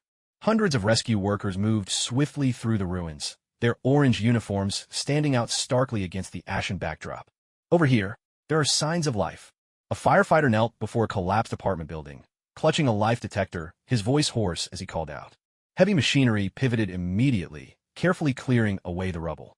Meanwhile, National Guard soldiers were busy collecting scattered and damaged weapons. Beside an overturned armored vehicle, two soldiers struggled to drag out a warped M240B machine gun, its barrel twisted into a grotesque curve.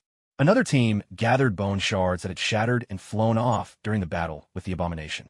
The sharp remains were sealed in lead containers and labeled highly hazardous biological material. Not far away, the National Guard had set up multiple security lines to keep reporters from pushing through. Good morning, viewers. This is Eddie Brock with the Bugle, reporting live from scene. A journalist stood in the middle of the devastated street, the smoldering office towers behind him, microphone in hand as he spoke. Last night's catastrophe has left at least 347 injured, 42 missing, and the death toll is still being confirmed. But his voice was quickly drowned out by the sudden thunder of helicopters sweeping overhead. 3 Black Hawk helicopters descended slowly onto a makeshift clearing. The doors slid open with a sharp clatter, and a squad of agents in black tactical gear stepped out. As they approached, the National Guard soldiers standing sentry snapped to attention and promptly opened the barricades without a word. Radiation levels normal, biological contamination class B. Deeper within the battlefield, a technician in goggles carefully scanned the abomination's remains with a handheld device. He then placed a charred hunk of flesh into a specially designed lead alloy container, affixing a label that read Gamma-class biological sample. My God, how could such a hellish creature even be made? Its muscle tissue density is 1,200 times that of a normal human. A specialist squatted nearby, struggling to lift the lead container. His fingers traced the label as he spoke with awe and disbelief. Sigh. Don't even mention it. There's still a gigantic crater here, with a temperature spiked above 3,000 degrees Celsius in an instant. I have no idea how I'm supposed to write up the survey report. Another expert crouched at the edge of the enormous lightning strike crater, his fingertips brushing the scorched earth, a look of deep worry clouding his face. At the very center of the pit, Clint Barton's sharp eyes swept over the scene. As the director in charge of this SHIELD operation, he needed to assess every detail with care. Doctor, what are the energy readings? After observing for a moment, he pressed his earpiece and asked. It was a while before the weary voice of the technical chief finally came through his headphones. They're off the charts, but the residual energy signature doesn't match any known technological weapon. If anything, it's more like what? More like some kind of pure energy entity. Clint frowned. He crouched down, letting his fingers sweep across the ground. Amid the scorched soil, a few threads of violet energy flickered like living things, then vanished into the air. After a moment's contemplation, Clint Barton asked again, Any sign of the girl? None at all. No DNA traces, nothing on thermal imaging. Even with eyewitness footage, there's nothing in any of our databases. Frankly, it's as if The technical chief's voice was heavy with frustration. As if she came from another world, Clint Barton finished quietly. Exactly. The technical chief replied with a sigh of relief. At 9 a.m., inside a temporary command tent, a holographic projection displayed a 3D model of the battlefield. Clint Barton handed a datapad to an analyst and walked toward the comm terminal. Give me Nick Fury. No sooner had he spoken than the screen flickered, and Nick Fury's single eye appeared on the display. The background showed SHLD's command center, dozens of agents working busily behind him. Report. Fury's voice was as calm and steely as ever. Clint Barton pulled up footage of Fiscal descending from the sky, summoning a thunderstorm to strike down Abomination. The target's temporary code name is Nocturne. Female, estimated age 16 to 18. Known abilities include, but are not limited to, high-speed movement, energy manipulation, and suspected spatial teleportation. As he spoke, Clint zoomed in on a close-up of Fiscal and continued. The weapon Nocturne uses resembles a compound bow, but fires arrows made of pure energy. It's still unclear whether this is an innate ability or a function of the weapon itself. Nick Fury's single eye narrowed slightly, his voice cold and hard. Threat level? Clint Barton pulled up the data from the lightning crater and replied. At least level 8. In terms of destructive power alone, a single strike from her fluctuates between the equivalent of 50 kilograms and 200 tons of TNT. But what's even more troublesome is, as he spoke, he switched the display, pulling up footage of Fiscal vanishing in a flash of lightning. He added, "We have absolutely no way of tracking her." Upon hearing this, Nick Fury fell silent for a moment before conceding with a note of resignation. "Keep searching. Raise the priority to Class A. I'll have the satellite team step up surveillance." The transmission ended. Clint Barton's expression was grim as he stepped out of the tent in silence. In the distance, rescue operations pressed on. Cranes hoisted shattered beams, and the wail of ambulance sirens rose and fell in a ceaseless chorus. He looked up at the sky, now restored to a tranquil blue, so calm. It was as if the violet lightning of last night had never existed at all.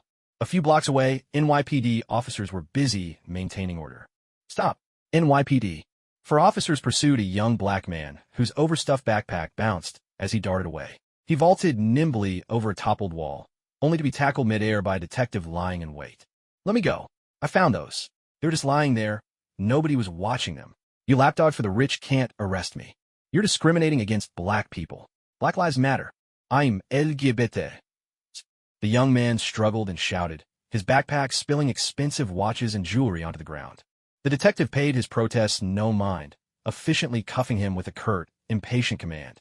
"Shut up, you damn punk. If I wasn't out of bullets, I'd be enjoying my paid suspension right now."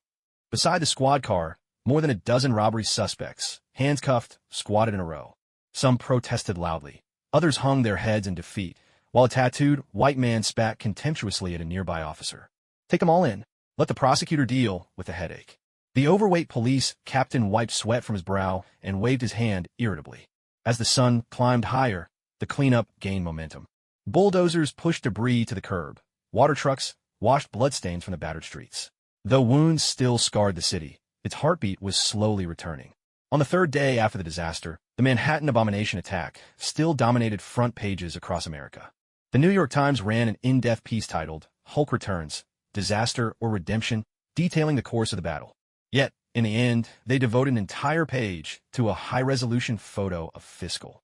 Despite the image's blur, the girl's dark purple gothic dress, flowing golden twin tails, and that lightning-wreathed longbow stood out unmistakably. The Daily Bugle took a bolder approach. Their front page blared, "Angel of Thunder descends on New York," with a provocative subheading. "The alliance of the Green Beast and the mysterious girl has left the military at a total loss." On social media, the topic hashtag #FindTheThunderGirl has dominated the trending charts for 48 hours straight. Some people are analyzing every frame of Fiscal's battle footage, trying to decipher the source of her powers. A fair number of fans have set up support groups, frantically sharing her screenshots adorned with the title Princessender. Veritilum. Cosplay enthusiasts have even pulled all-nighters to create matching costumes, staging photo shoots in Times Square. Meanwhile, at Midtown High, warm sunlight streamed through the towering oaks, scattering vibrant, dappled patterns across the campus of Midtown High. The shifting lights danced across the brick-red walls of the school building. The corridor's glass windows mirrored the brilliant blue sky. Inside the classrooms, ceiling fans spun lazily, humming softly as they turned. From the indoor basketball court came the scuffing sound of sneakers against polished wood. Boys dashed back and forth, passing the ball, sweat glistening under the lights. Cheerleaders stood courtside in sporty, form-fitting vests and short skirts, waving pom-poms in rhythm. Every so often, their cheers sent a surge of adrenaline through the players on the court. And there, lounging on the bleachers with the air of a man who couldn't care less about the action, was Mr. Ji Joan, a notorious troublemaker. President of the Procrastinator Society, champion napper, and the officially designated inheritor of the age-old art of being perpetually broke. He reclined lazily in his seat, utterly uninterested in the fierce match unfolding below. Glancing to his side, he noticed Peter Parker. At the moment, Peter had a camera in hand, the lens seemingly trained on the players and the nearby cheerleaders, but every few seconds it would subtly swivel toward the opposite stands. That's where Gwen Stacy was sitting, a pair of white headphones on her ears, and an introduction to molecular biology open across her knees. Sunlight from the high windows caught her blonde hair, highlighting her profile in perfect clarity. She seemed completely absorbed in her book, yet a faint, knowing smile played at the corner of her lips. Clearly, she had long since noticed Peter Parker's not-so-surreptitious photography. Yet she deliberately shifted her posture, subtly angling herself to look her best for the camera. I curse you all to get charged double at the grocery store, to always be packed into rush-hour trains, to find a bathroom out of toilet paper, to forget your keys when you head out, to choke on your food, to have your phone die at the worst moments, to have your stir-fry stick to the pan, and to wake up every morning with a crick in your neck. Watching the two of them flirting so blatantly, a certain single soul, who shall remain nameless, hid in the shadows, quietly grumbling his grievances. Once Peter Parker had used up all his film, he finally lowered his camera and looked in confusion at Ji Joan, who wore the expression of someone bored with life and performing a corpse's impression of a human being. "Z, what are you muttering about?" Peter asked. At that, Ji Joan gazed up at the gymnasium ceiling and, with a sigh, replied, "Sigh, I was just wondering, when will it finally be my turn for a sweet romance? If not something sweet, I'd settle for something salty or even something spicy." But before he could finish, a cheerleader began walking over to Ji Joan. She had a stunning figure and beautiful features. Looking down at Ji Joan from above, she smiled and said, "Hello, Ji Jo. I am Emily. I've seen your videos on YouTube, and I heard from others that it's Chinese Kung Fu, right? That's just so cool. I've always wanted to learn Chinese Kung Fu, but never had the chance. Would you be willing to teach me? As a thank you, how about I treat you to dinner tonight? Do you like pizza? I know a great place near school. Want to go together tonight?" At her words, Ji Joan looked up and realized it was none other than the captain of the school's cheer squad, Emily Garcia. He didn't have strong memories of her.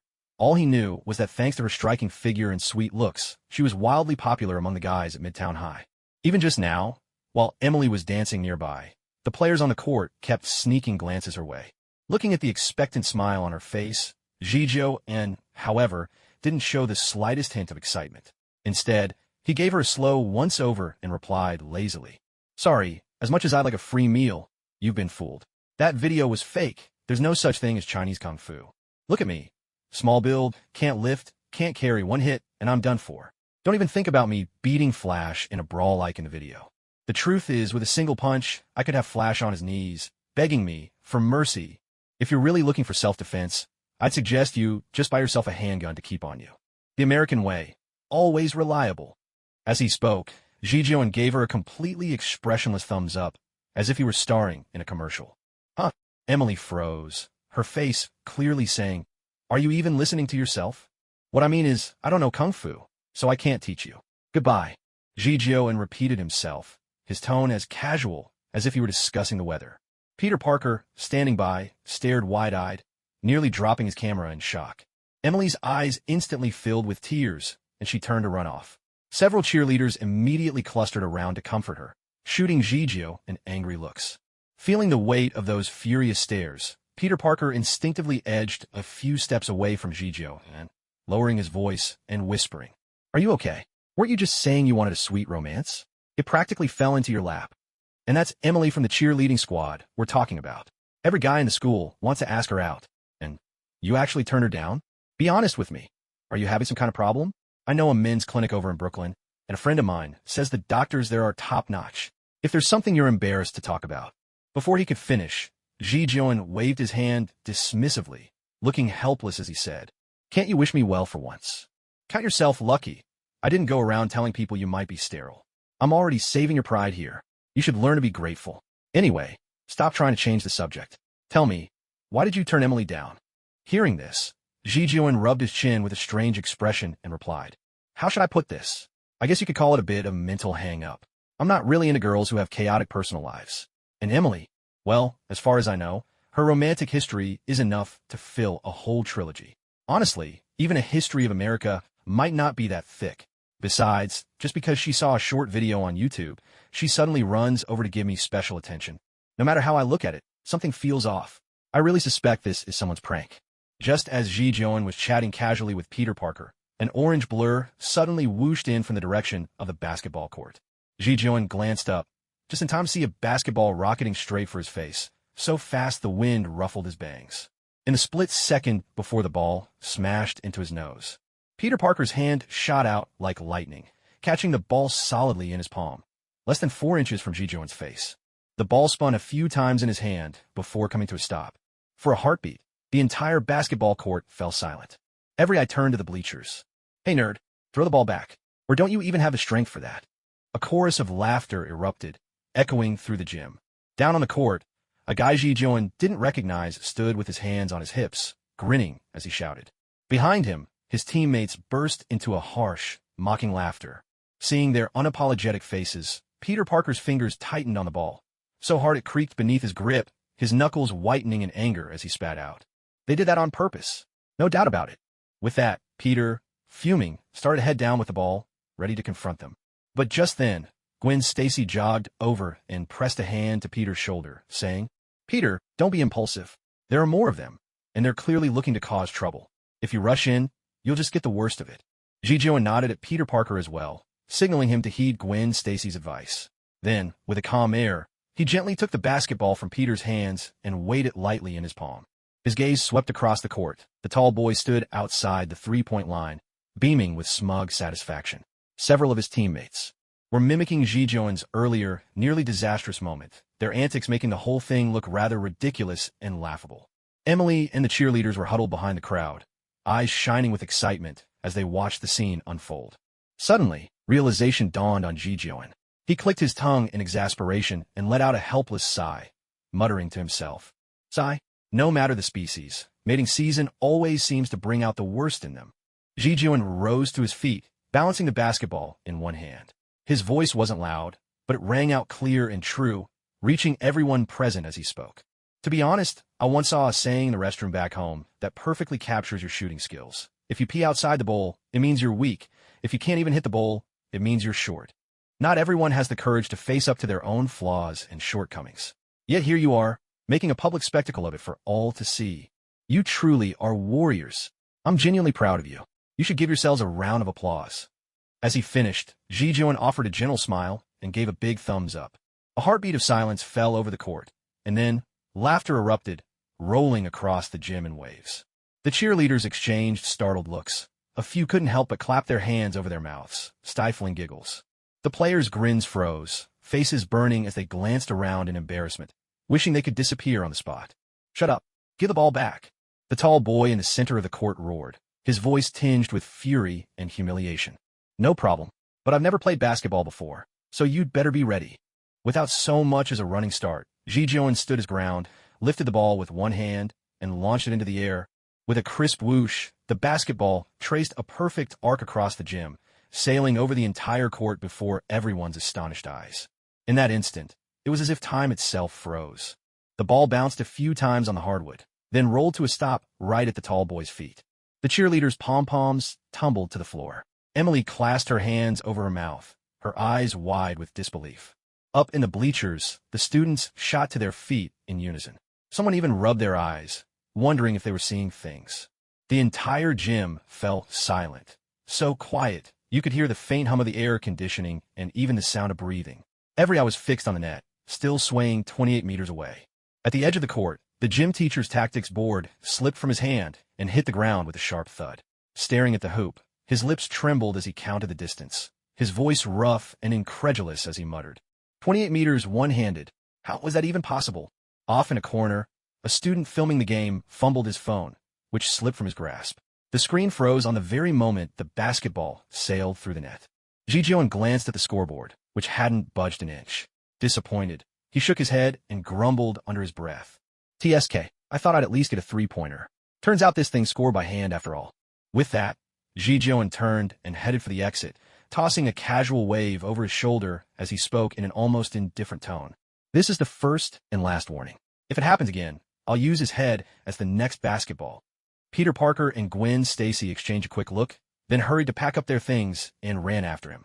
They hadn't gone far when Ji Jion ducked into a deserted hallway and came to a sudden stop. Gwen Stacy, thinking he must be upset, nudged Peter to go comfort him. But in the blink of an eye, Zhigio-An's impassive face crumbled, and he spun around, seizing Peter's shoulders in a rush of excitement. Did you see that? Did you see it? Wasn't I absolutely amazing just now? That one-handed toss. That perfect shot. Tell me, was my cool factor off the charts or what? Peter Parker was just as fired up, flailing his arms and gripping Zhigio-An's shoulders with a big grin. Off the charts? That was beyond perfect. You should have seen those bullies from the basketball team. They looked like pizzas run over by a truck. Ha ha ha.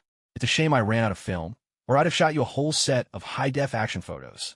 Give it 3 days, and you'd be Midtown High's newest superstar. Justima, why do I get the feeling that's not a compliment? Are you jealous of me? Hey, watch what you say. I could sue you for slander, you know? I'm warning you. That's defamation. Gwen, he's slandering me. You're totally jealous. Take this. Ow. Trying to silence me? Not a chance. Watching the two idiots go from best buddies 1 second to wrestling the next, Gwen Stacy stood a safe 3 steps away, clutching her textbooks, pinching the bridge of her nose as the corner of her mouth twitched. I must have lost my mind to be hanging out with these two idiots. Night fell, and the office buildings shed their daytime bustle, leaving only a handful of windows aglow, like the weary eyes of those burning the midnight oil. On the overpass, taillights traced crimson trails, weaving through the silver streams of oncoming headlights. A camera shutter clicked in the dark. Tie a Chinese knot. Let the spring breeze cut the ribbon. May luck shine on our motherland year after year. You are the phoenix dancing. In an era of peace, you are the dragon soaring in a new age. Your happy homeland welcomes the blooming of 100 flowers. Zhigio-An hummed the song softly as he opened the door to his apartment. He carelessly hung his backpack on the coat rack, and then flopped onto the sofa like a dried, salted fish. But after lying there for only a moment, as if suddenly remembering something, he sprang up from the sofa. He rummaged through the desk drawers, until he found a coil of mosquito incense and a lighter, then hurried over to the portrait of Dawei Chio and lit the incense in front of it. Brother Dawei, my resources are limited. I couldn't find any ingot-shaped candles or anything fancy around here, just this mosquito incense. Please make do with it for now. But don't worry, I've already placed an order for a batch of ingot candles from back home. Give it 10 days or so, and they should arrive in New York. And I promise, they're all handmade from natural materials. No tech tricks or shortcuts involved. Just wait, you're in for a treat. Ha ha ha. After finishing all this, Zhigio-An finally settled back onto the sofa and allowed his consciousness to sink into the glowing orb within his mind. Primordial stones, 170. Seeing the remaining balance of primordial stones displayed on the virtual panel, Zhigio-An couldn't help but smile. Although in the battle against Abomination, he had merely played a supporting role while the real heavy lifting was done by the Hulk, his own contribution couldn't be overlooked. Not to mention, he had also taken down the big boss, a villain who, though not fully grown yet, was destined to become quite notorious. 170 primordial stones. Honestly, that's not a lot. I guess it's because the timeline didn't really change in any major way. The story is still following its original course, and that probably cost me a good chunk of stones. Still, having some is better than having none. He comforted himself with that thought, then tossed all his primordial stones into the summoning pool. A dazzling flash of light swept before his eyes, and aside from blue skies and white clouds, Zhigio-An thought he glimpsed a trace of purple. Fried pork chop sandwich ×1, small light grass ×6, Favonius hunter's bow ×1, unclaimed vision ×1, sunsetia ×8. Item: fried pork chop sandwich. Description: a well-balanced meal. The sweet, fluffy bread is satisfyingly filling, and the crispy, juicy pork chop teases your taste buds. With a single bite, satisfaction spreads from your tongue down to your stomach. Who was the first to come up with such a brilliant combination? Effect: slightly increases the consumer's attack power for 300 seconds. Item: small light grass. Description: emits a faint glow at night. When cooked with other ingredients, it enhances umami flavor. Effect: none. Weapon name: Favonius hunter's bow. Rarity: weapon type: bow. Base attack: 454. Entry bonus: energy recharge plus 61.3%. Weapon skill: riding the wind. When an attack scores a critical hit, there's a 100% chance to generate a small amount of elemental particles, which restores a bit of elemental energy for the wielder. This effect can only be triggered once every 6 seconds. Item: unclaimed vision. Description: this crystal is no ordinary artifact. It descends quietly when a soul's wish burns as fiercely as the stars, so bright that even the beings above the heavens are compelled to glance down. It is more than a vessel of power. It is the embodiment of its bearer's unyielding will, an anchor connecting their soul to the elemental laws of the world. Every single vision carries an unfinished dream, a memory carved into the heart, or a vow that points toward the future. Its outer casing often speaks of the owner's origins, while the core gemstone shines with the light of one of the 7 elements, blazing. Fire, clear water, swift wind, roaring thunder, lush grass, solid ice, or steadfast rock, based on the wish that earned its recognition. Effect: none at present. Ji Jion stared at the ashen gray crystal, floating quietly at the center of the system interface. He stood up in silence, rummaged through a drawer in his desk, and took out a coil of mosquito incense. Without a word, he lit it in front of the portrait of Dawei Chio. "Brother Dawei, please make do with this for now. I'll order a batch of incense and joss paper later, and I promise you'll have a big villa and a fancy car in no time. As for a chill mother, that's a bit tricky at the moment, but I'll see what I can do. Maybe I can find some master craftsmen to help, then get a few artisans to make some paper ones to send over. Anyway, as long as I have a single bowl of soup, Brother Dawei, you'll always have a share to wash up with." After muttering his tribute to the portrait, Ji Jion instantly became as giddy as an overexcited monkey, leaping around the room. He thumped the mattress with his fists, making it thud and bounce, shouting at the top of his lungs. "Huh. An unclaimed vision. I actually drew one. I really did. Who's screaming in the middle of the night? One more peep, and I'm calling the cops." Came a furious bang against the wall from next door. Which lunatic escaped from the asylum? The sound of slippers smacking the floor echoed from upstairs. Ji Jion instantly clapped a hand over his mouth, though he couldn't wipe the grin off his face. He carefully clicked to claim his reward. A tribute-less vision dropped into his palm. The crystal was dull and devoid of light, its surface smooth and flawless, like a gem that had drained all the light from its surroundings. Yet Ji Jion cradled it like a priceless treasure, turning it over and over under the desk lamp, occasionally letting out a silly snicker. Soon, the initial rush of excitement faded. He sat cross-legged on the sofa, his brow slowly furrowing. "So, how exactly do I activate this thing?" He poked at the unresponsive vision, then tried pricking his finger and flicked a couple of drops of fresh blood onto the surface of the artifact. Yet still, nothing happened. Feeling irritable, Ji Jion raked his fingers through his hair and muttered to himself in frustration. "Don't tell me I have to wait for some divine gaze, just like in the games? That's ridiculous. With my willpower, which is even flimsier than a bag of chips, which god in their right mind would bother looking at me? Maybe? No, probably not. That guy's just in it for the fun. He'd have zero interest in someone as mature, reserved, confident, and composed as me, an ice-cold soul with a heart of snow. What am I supposed to do?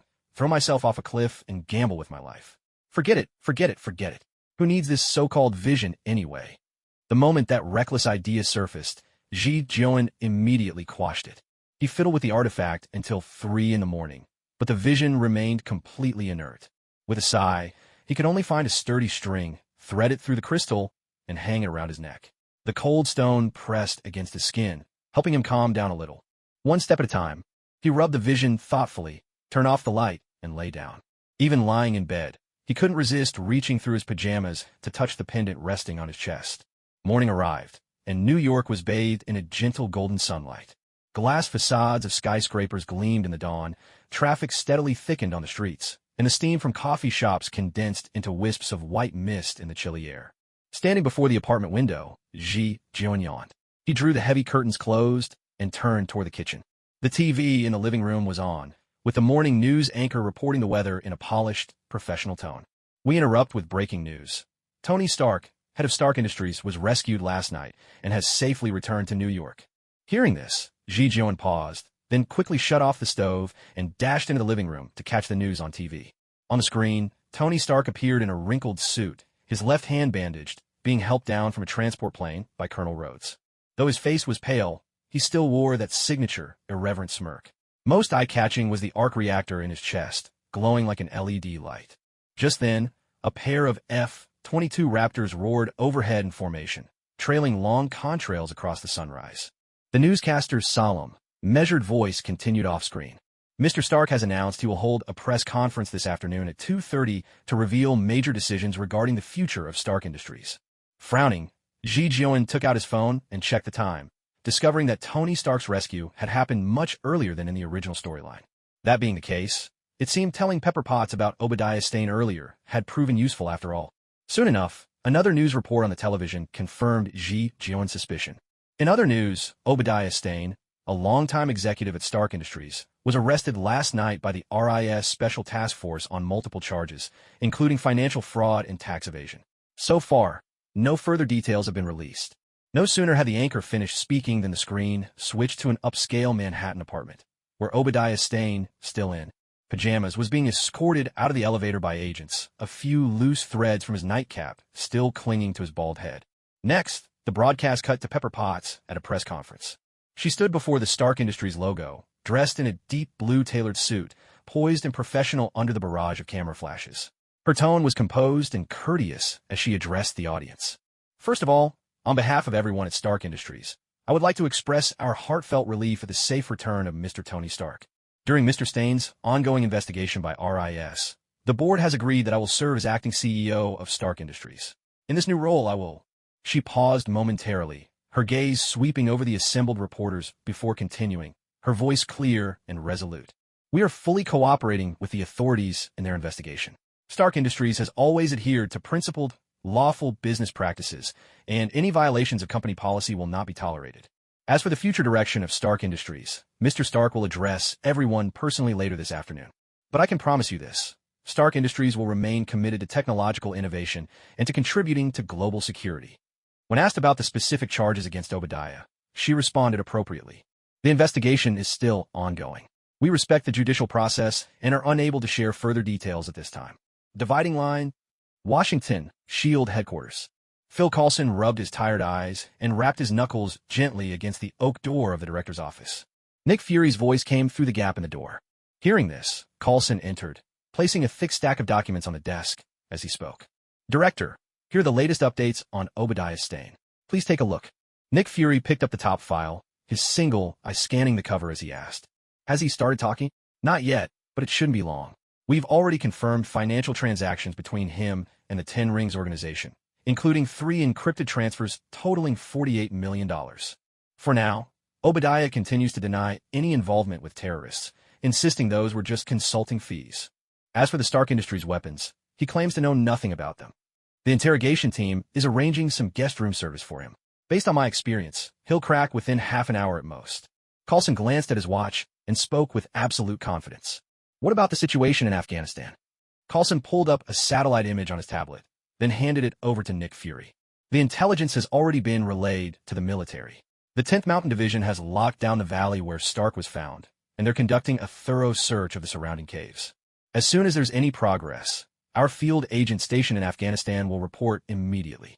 Nick Fury nodded, then switched the display to a blurry image of Fiskal and Dialek and asked, any leads on these two special individuals? When it came to Fiskal and Dialek, Coulson couldn't help but rub his temples in frustration. With a sigh, he replied, no progress at all. The girl codenamed Midnight was seen only twice on the Manhattan battlefield, first and last. Since then, she's vanished. No credit card records, no trace on traffic cameras, not even a hint on thermal imaging. The man codenamed Owl is just as mysterious, but at least he's appeared more frequently. We've managed to identify people who've interacted with him, so we can at least attempt a profile. For example, Pepper Potts.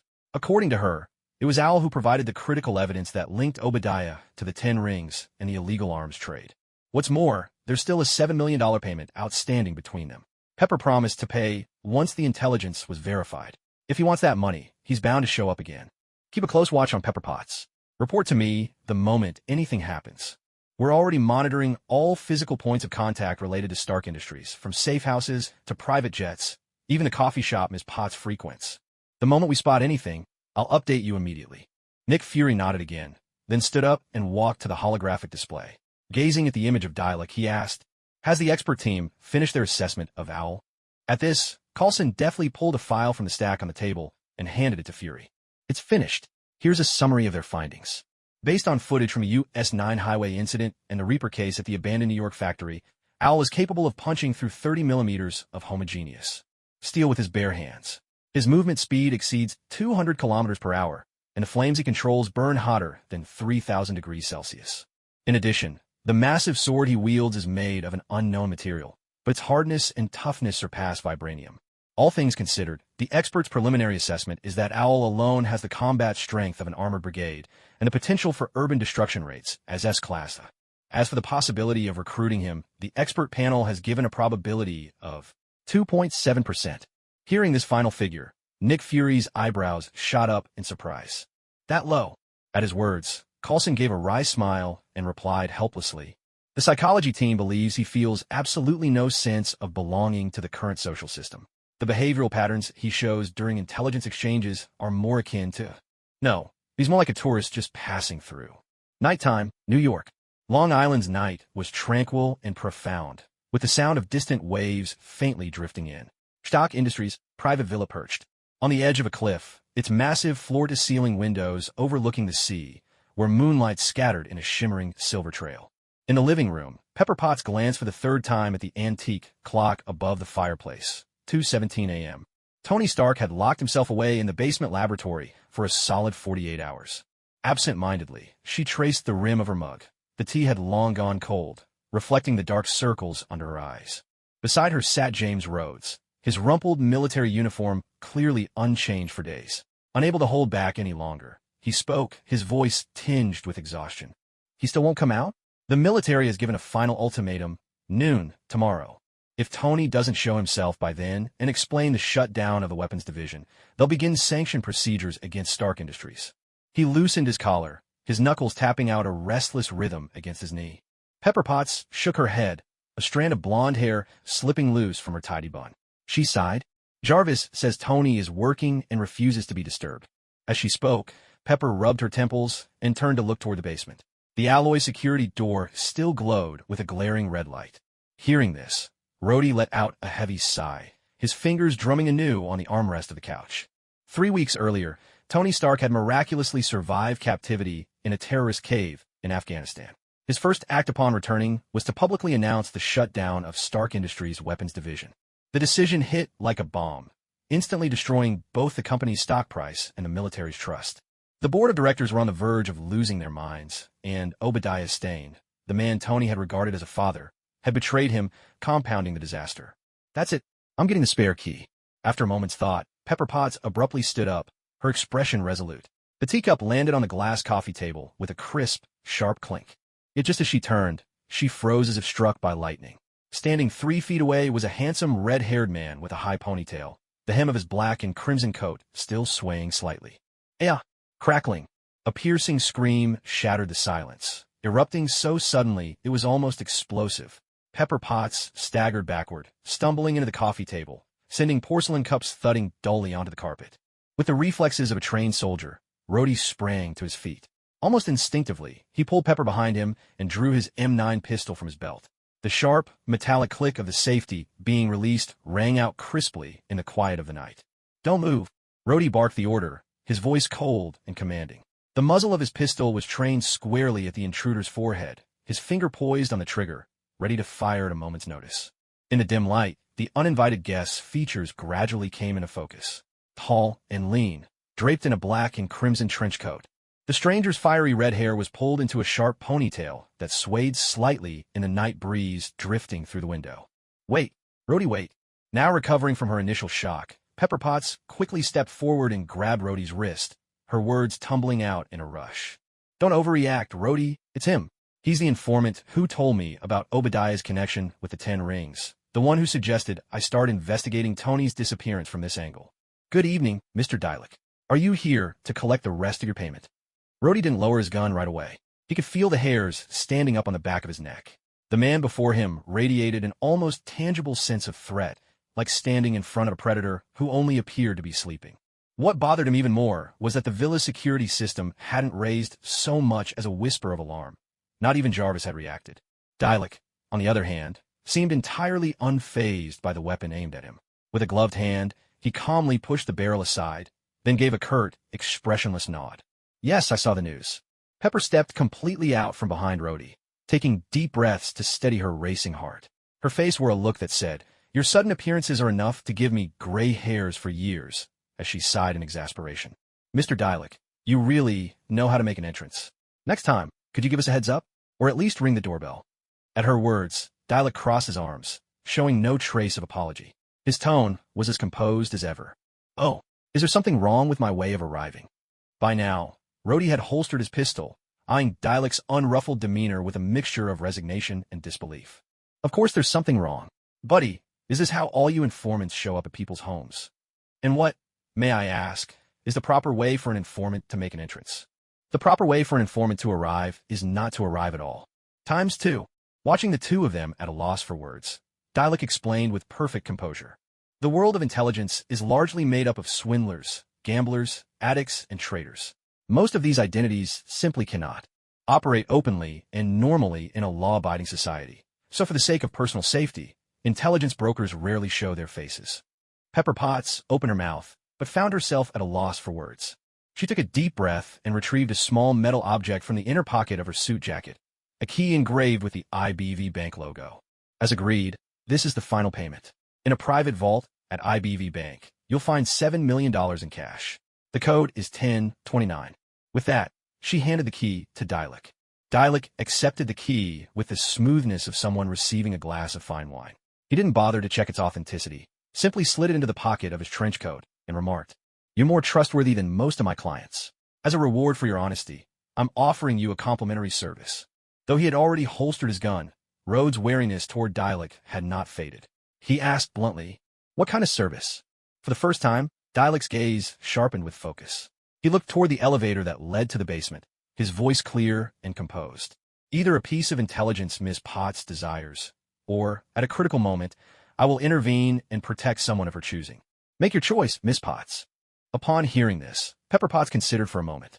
In the end, she decided to reserve Dialek's free service for the dog of a man hiding in the lab, and said with an air of casualness, "Thank you. If things ever get truly dangerous, Mr. Dialek, please tell my boss. I really don't want to look for another job." At her words, Dialek nodded silently. As he turned away, the hem of his black and crimson coat traced a dark red arc through the air. Just as he reached the door, Dialek seemed to recall something and suddenly stopped. He looked back and said, "The guy in the basement may seem immature, but his mind is far tougher than you imagine. Give him some time. He'll come to terms with all of this." With those words, Dialek's figure melted into the darkness, vanishing from their sight. Night had fallen thick as ink. Under the streetlights, Dialek moved like a flicker of flame. After leaving Stark Mansion, he made his way unhurriedly down a quiet Long Island road, the hem of his black and red coat swaying gently with each step. The nights in the outskirts of New York were far from still. In the distance, the roar of a car engine would occasionally break the silence, while closer by, the chirring of insects rose and fell in the grass. After walking for about 20 minutes, Dialek suddenly stopped in an abandoned warehouse district. Here, streetlights were sparse. The brick walls on either side were mottled and weathered. The air was thick with the scent of rust and the musty stench of rotting wood. He slowly turned around, his fiery red eyes glowing faintly in the shadows.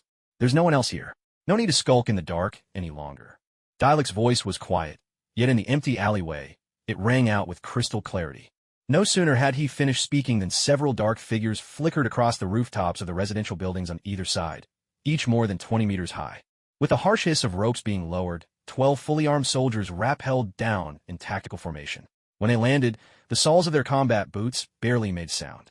Clad in black tactical gear, night vision goggles on their helmets glinting a ghostly green, they leveled their MP5 submachine guns in unison. Each one aimed squarely at Dialek's chest.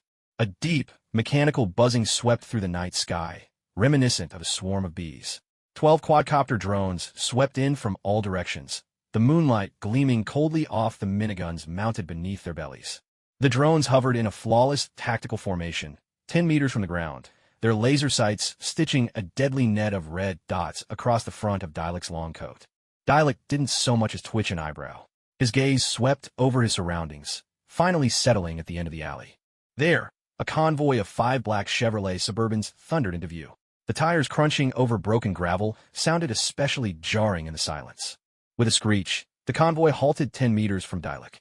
The doors swung open almost in unison, and 23 men in black suits fanned out swiftly, forming a second perimeter. Their movements were precise and well-drilled. Clearly, they had received professional military training. The leader stepped out last. He was tall and lean, with a notably high hairline and a gentle smile on his face that made it impossible to harbor any ill will toward him. "Mr. Dialek, good evening. It's a pleasure to meet you. I'm Phil Coulson, an agent of S.H.I.E.L.D. We mean you no harm." Coulson approached, stopping 3 paces from Dialek. His mild voice was as impeccable as his crisply pressed suit. Dialek's gaze lingered on Coulson's face for 2 or 3 seconds, then shifted to the agents behind him, their jackets bulging at the waist, and to the heavily armed soldiers encircling them all. "I'm a bit curious. If this isn't considered hostility, what would it look like if you actually meant harm? Dialec's voice was colder than the night wind. Coulson's smile didn't waver in the slightest. Conversationally, as if discussing the weather, he replied, I hope you'll understand, this is just standard protocol. We bear you no personal ill will. Everything you see is simply to ensure Tony Stark's safety. As he spoke, Coulson extended his right hand. But Dialect didn't take it. A breeze swept through, sending his red ponytail swaying gently and a few strands of hair brushing against the metal pauldron on his shoulder. The scene before them made the surrounding agents instinctively tense up, their fingers tightening around the trigger guards of their weapons. Coulson withdrew his hand naturally, as if he had already anticipated the rejection, and added, Mr. Stark is in a very sensitive situation right now. When someone of unknown origin suddenly appears at his side, claiming to be an intelligence broker, we have no choice but to proceed with caution. He paused for a moment before continuing.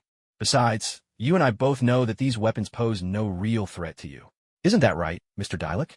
A drone dipped lower, its camera lens whirring with a mechanical zoom that sounded especially sharp in the silence. Dialect glanced up, and suddenly the drone's engine let out an odd, strained buzz before it jerked back up into position. I realize this request may be a bit forward, Coulson went on, but my superior would like to meet with you. If you don't mind, we'd appreciate it if you'd come with us. Of course, if you have any concerns, you're welcome to wait here for half an hour. Director Fury is on his way. His tone was as casual as if he were discussing tomorrow's weather. Dialect silently sidestepped Coulson, strolling outside with an unhurried air as he replied, Tell your director that at present, I have no intention of collaborating with S.H.I.E.L.D. He needn't trouble himself. But three agents in suits immediately stepped forward, forming a triangular blockade to bar his way.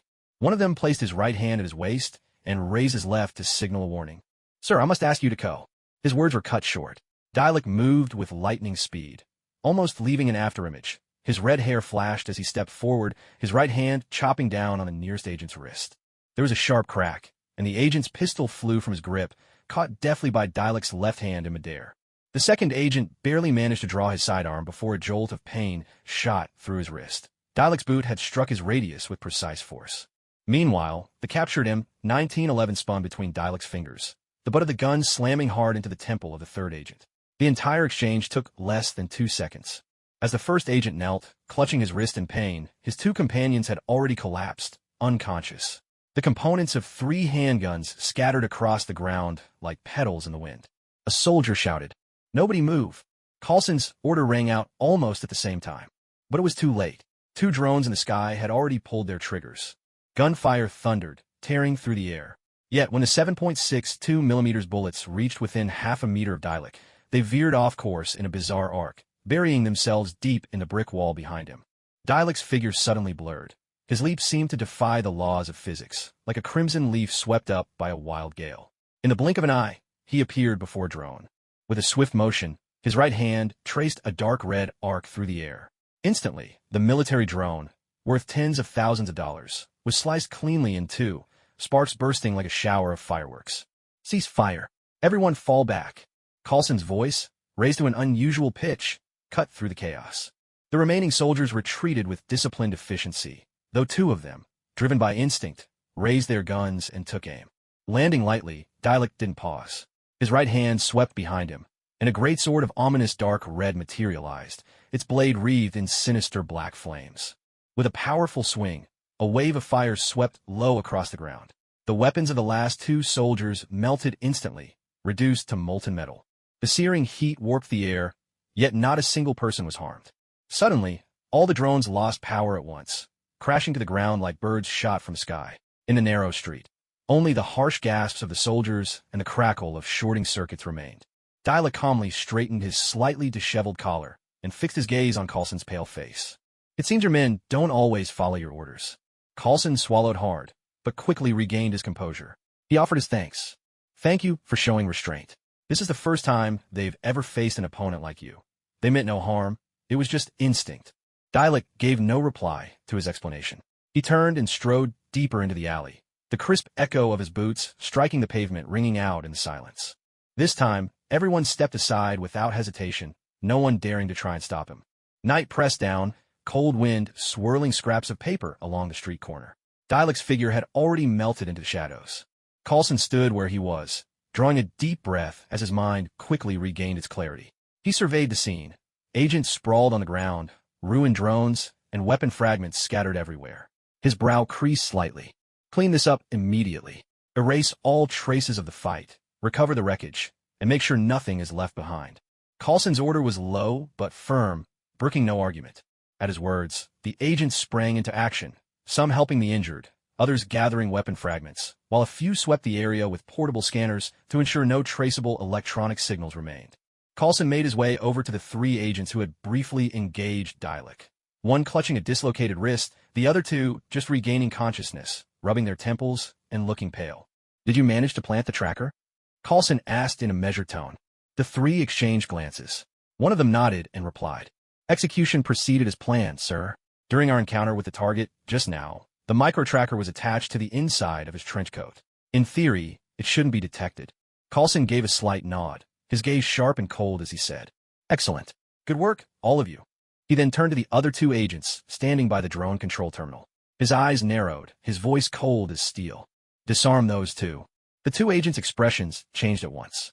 One of them instinctively tried to protest. "Sir, we were only firing without authorization and nearly provoking the target. Is this your first day as agents? Do I really need to remind you about operational discipline?" Coulson cut off their explanation, his tone icy and uncompromising. The two agents fell silent for a moment. In the end, they didn't argue. Obediently, they handed over their sidearms and communication devices. Coulson signaled for two security officers to step forward, commanding, "Take them back for solitary confinement. Await further review." No one present voiced any objection. SHLD's discipline was strict. Even the most elite agents had to follow orders.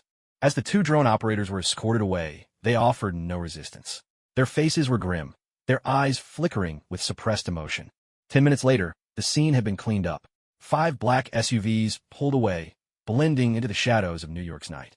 Coulson sat in the back seat of the middle vehicle, his fingers swiftly gliding across a tablet as he pulled up the tracking signal just received from Dialek. On the screen, the map displayed Dialek's position updating in real time. Satisfied that the signal was transmitting properly, he dialed into Nick Fury's encrypted channel. "Sir, the operation is complete. The target has broken contact, but we successfully planted the tracker." Coulson's voice was low and steady as he delivered his report. No sooner had he finished than Fury's single eye narrowed on the other end of the line, his tone edged with displeasure. "You had an altercation?" Coulson caught the dissatisfaction in Fury's voice and quickly explained. "There was a minor incident, but it was strictly self-defense. 3 agents sustained minor injuries, 12 drones were lost, and 2 operators fired without orders. They've been taken into custody." Nick Fury was silent for a second, as if weighing the gravity of the situation. Then he replied coolly, "As long as you have things under control." "Where is he now?" Coulson synced the tracking data across. "The signal is stable. He's still on the move, but his route is a little odd." On Fury's terminal, the holographic projection displayed the tracking map, Dialek's movement pattern forming a distinct, repeating path. After a moment, the pattern grew clearer. An S, then a B. The 2 red letters, precise as if written by hand, were branded onto the map, a silent, mocking taunt. Nick Fury stared at the holographic projection. The corner of his mouth twitched almost imperceptibly before he sighed in resignation and said, "He's already figured out." Looking at the letters SB, Coulson couldn't help but let out a wry chuckle. "I'm truly sorry, Director. This was my oversight." Nick Fury rubbed his temples, feeling an unusual twinge of headache. He didn't blame Coulson, but said, "Come back for now. From here on, be extra careful when dealing with Nighthawk. He held back this time, but there's no guarantee he will next time." Speaking of caution, Coulson hesitated, then decided he needed to report something to Fury. "Director, there's one more thing I think I should bring to your attention. Those 2 drone operators who opened fire on Nighthawk, they're not rookies. They're seasoned agents with over 8 years of service. By all accounts, they shouldn't have made such a rookie mistake." "Where are you getting at?" "I suspect the 2 of them may have been influenced by something, or someone gave them additional orders." Coulson chose his words carefully. Nick Fury didn't answer right away. He just stared at the S and B on the screen, his gaze deep and unreadable. The communication channel fell into a brief, heavy silence. Coulson waited patiently. He knew Fury was weighing the consequences. An internal investigation at S.H.I.E.L.D. was no small matter. Once set in motion, it could trigger a chain reaction. Especially since Fury had only recently taken command and hadn't yet consolidated his position. It would be all too easy for those with ulterior motives to accuse him of orchestrating a purge, painting him as the next Hoover. That would put them in a very precarious situation. At last, Nick Fury spoke. His voice was low and hoarse. Bring them in quietly. Don't tip anyone off. Director, if there's really a mole. Before Coulson could finish, Fury cut him off. I know how bad this could get, but we have more pressing priorities right now. His gaze returned to the map, where Dialec's signal was still on the move, as if silently declaring. I saw through your little tricks long ago. This time, Fury's voice carried a distinct chill. Until we get our own house in order, we stay put. Dig into those two agents' backgrounds, but don't alert anyone. Coulson understood, nodded, and replied. Understood. I'll assign people I trust to keep an eye on them round the clock. After discussing the two suspicious agents, Coulson shifted the topic to Dialec and asked, Director, about the Night Owl, should we continue assigning people to track him? Nick Fury replied coolly. No need. Now that he knows we're watching, following him any further would just be a waste of time.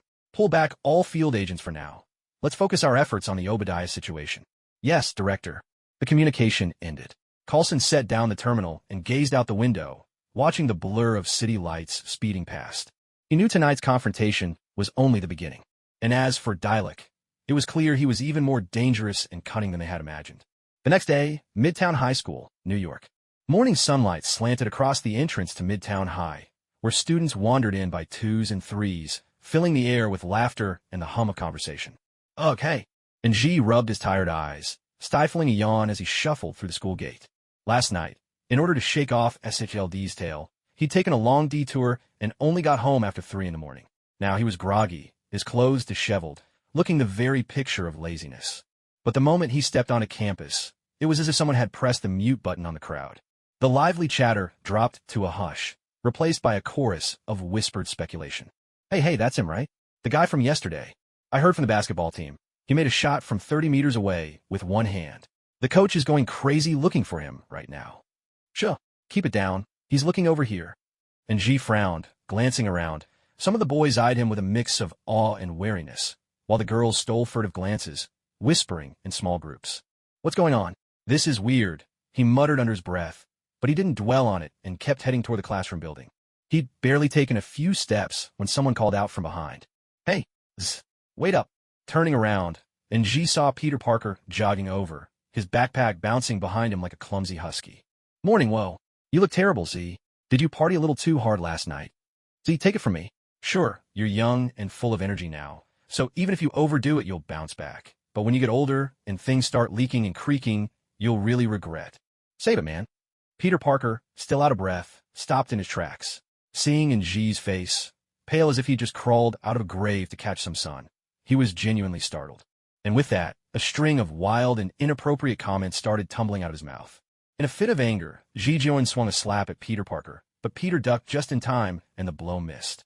After a playful chase between the two, Peter Parker finally noticed the Eye of the Gods pendant hanging around Ji Joon's neck. Wow, that thing is gorgeous. Where did you get it?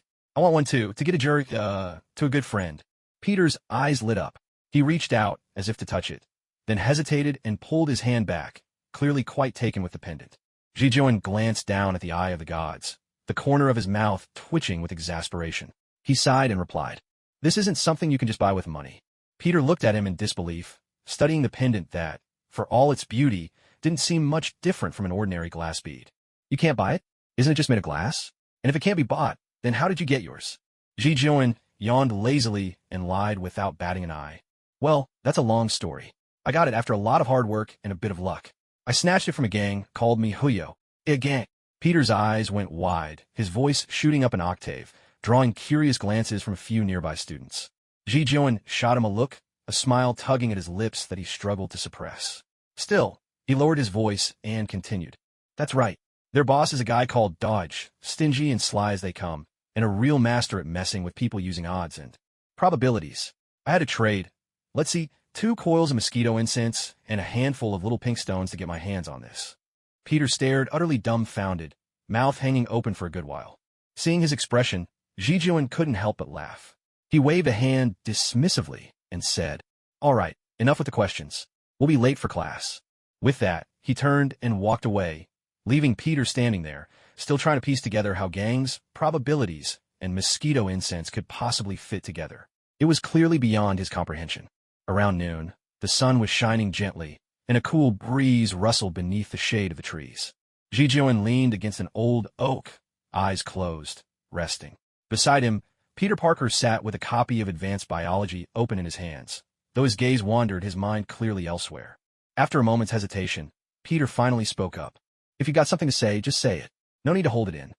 Ji Joan, still lounging comfortably in his seat, responded lazily without even opening his eyes. Peter scratched his head, his tone tangled with uncertainty as he asked, "So, it'll be Gwen's birthday in 2 weeks and 3 days, but I still haven't figured out what to get her. Do you have any suggestions?" Ji Joan finally opened his eyes, casting a sidelong glance at him, and asked, "Gwen's birthday? Well, then you really need to think carefully about a birthday present. What is she usually like?" Peter Parker nodded, his cheeks tinged with red. He pondered for a moment before replying, "She's really into biology most of the time, so I wanted to give her something special." A sudden sense of foreboding washed over Ji Joan, and he half squinted at Peter Parker. How about a human skeleton model? I was actually thinking of giving her a real one, but when I asked around, a real human skeleton costs $7,000. That's way too expensive." Ji Joan. For 2 seconds, the air seemed to freeze. Ji Joan slowly sat up straighter, fixing Peter Parker with a look reserved for the truly clueless, and said flatly, "Are you serious?" Feeling guilty under Ji Joan's gaze, Peter Parker gradually lowered his head, his voice growing smaller and smaller. "Well, it's pretty educational, isn't it?" Ji Joan took a deep breath, his face taking on the expression of someone who believed Peter's very existence was an apology letter from Durex, and asked, "When did the two of you become such bitter enemies?" Peter Parker. Watching Peter Parker grow silent, Ji Joan let out a cold laugh and said, "A skeleton model as a birthday gift? That's a level of revenge I couldn't even imagine in my lifetime. It's a surefire way to eliminate any chance Gwen might ever like you. Why don't you just finish yourself off and donate your body to Gwen's anatomy class? At least that'd save you some money." Peter Parker's face turned crimson, and he nearly buried his head in his lap, mumbling, "Then, what do you think I should give her?" At that, Ji Joan sighed, lifted his head to gaze at the sky, and thought for a moment before saying, "My folks sent me a few potted plants from home a few days ago.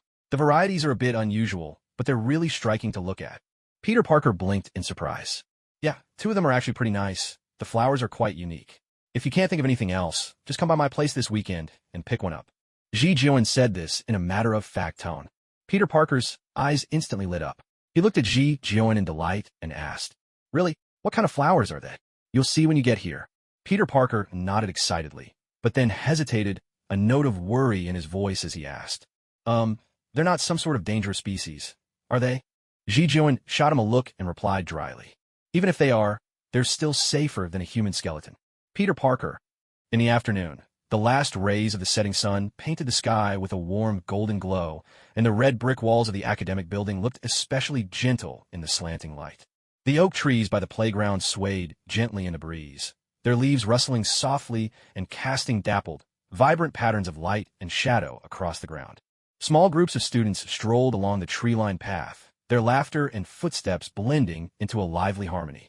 A few boys remained on the basketball court for extra practice, the squeak of their sneakers mingling with the thump of basketballs hitting the backboard, injecting a burst of energy into the campus. A faint scent of fresh grass lingered in the air, and every now and then a sweet, baked aroma drifted over from the home economics classroom, the apple pies baked by students during their last period.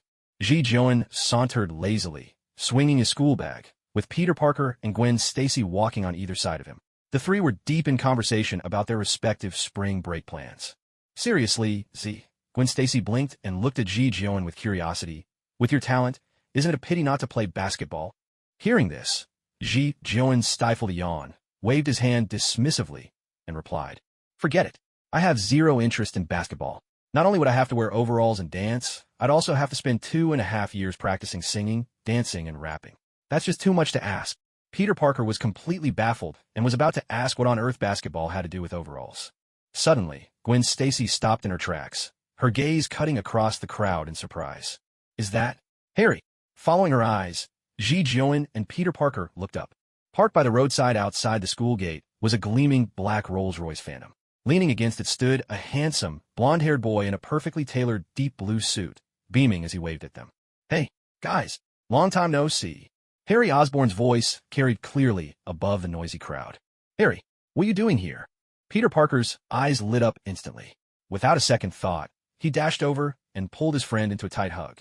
Ji Jeon and Gwen Stacy quickly caught up, and Harry Osborn greeted them each with a hug, finally clapping Ji Jeon on the shoulder with a laugh. Long time no see. You're still as laid back as ever. Ji Jeon shrugged and sighed. Well, what can I say? If I don't sneak in some laziness now, once I'm working for young Master Harry after graduation, I'll never get the chance again. Harry Osborn chuckled at that, smoothing out the wrinkles Peter had left on his suit. You're dreaming. With how lazy you are, young Master Harry wouldn't hire you if you begged. Thank you for your mercy. The four of them stood by the car, chatting idly, and it was clear Harry Osborn was in much better spirits than the last time they'd seen him. He casually reached into the car's mini-fridge and pulled out a few bottles of what looked like incredibly expensive soda for his friends, then leaned back against the car door and let out a contented sigh. So what brings you here all of a sudden? Is there some good news?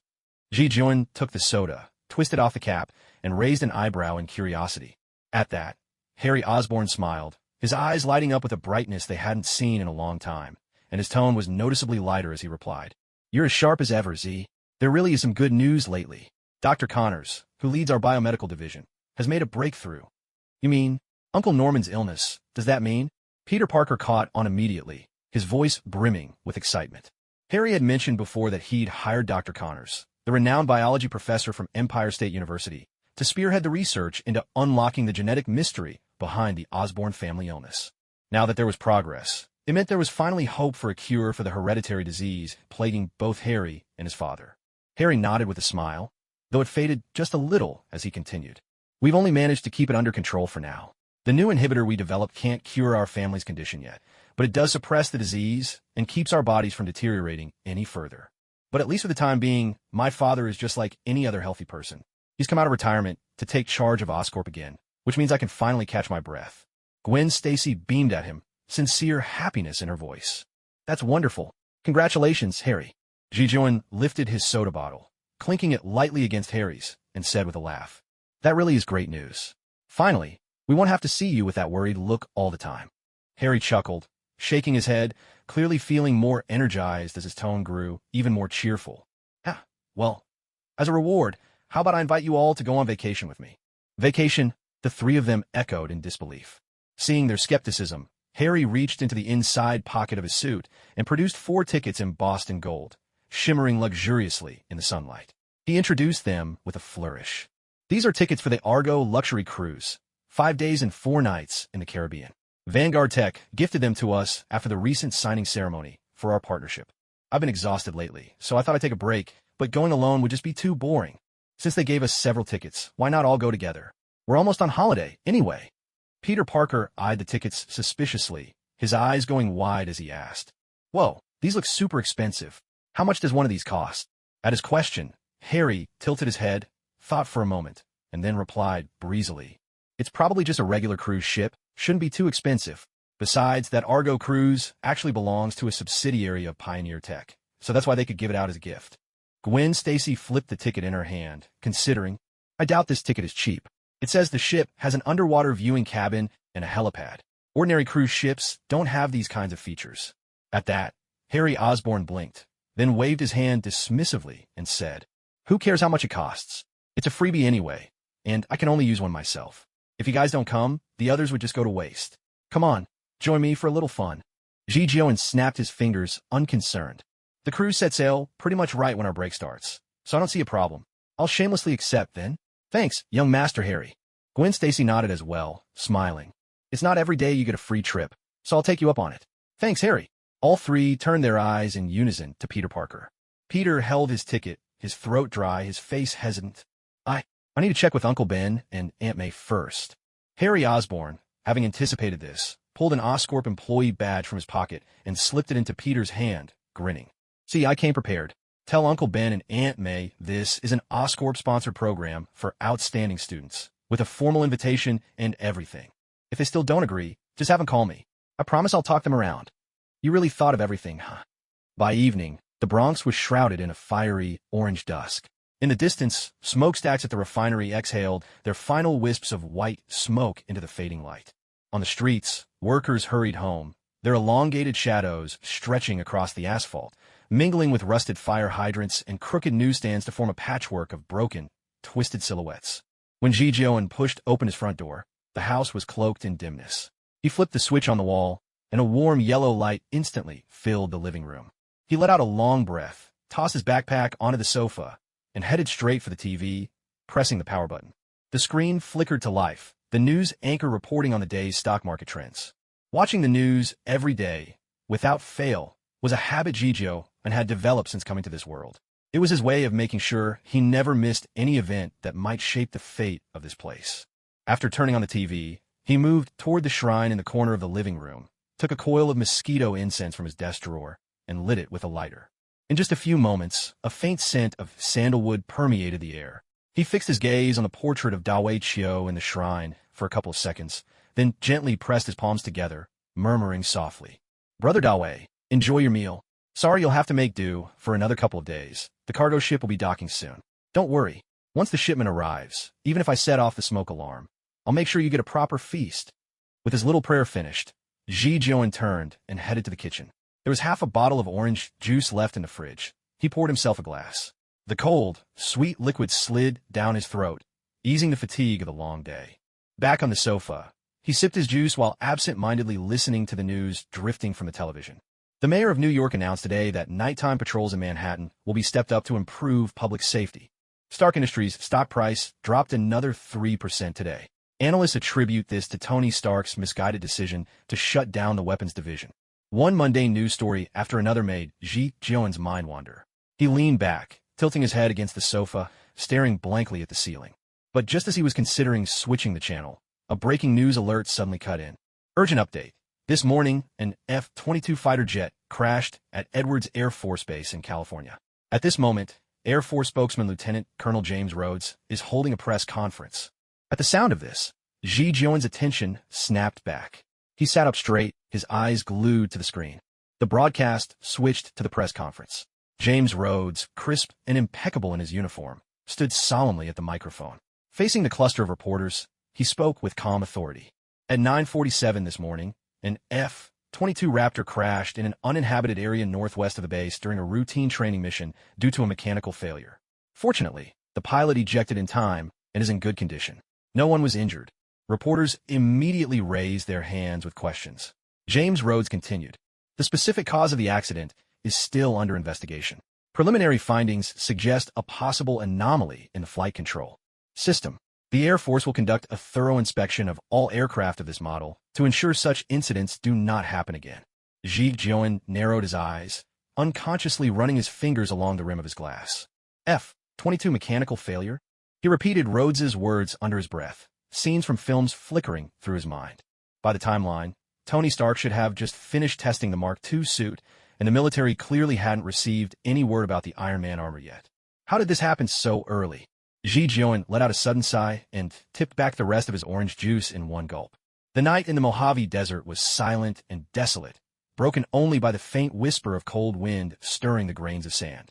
This secret shield prison stood quietly in the heart of the wasteland, its towering concrete walls casting menacing shadows beneath the moonlight.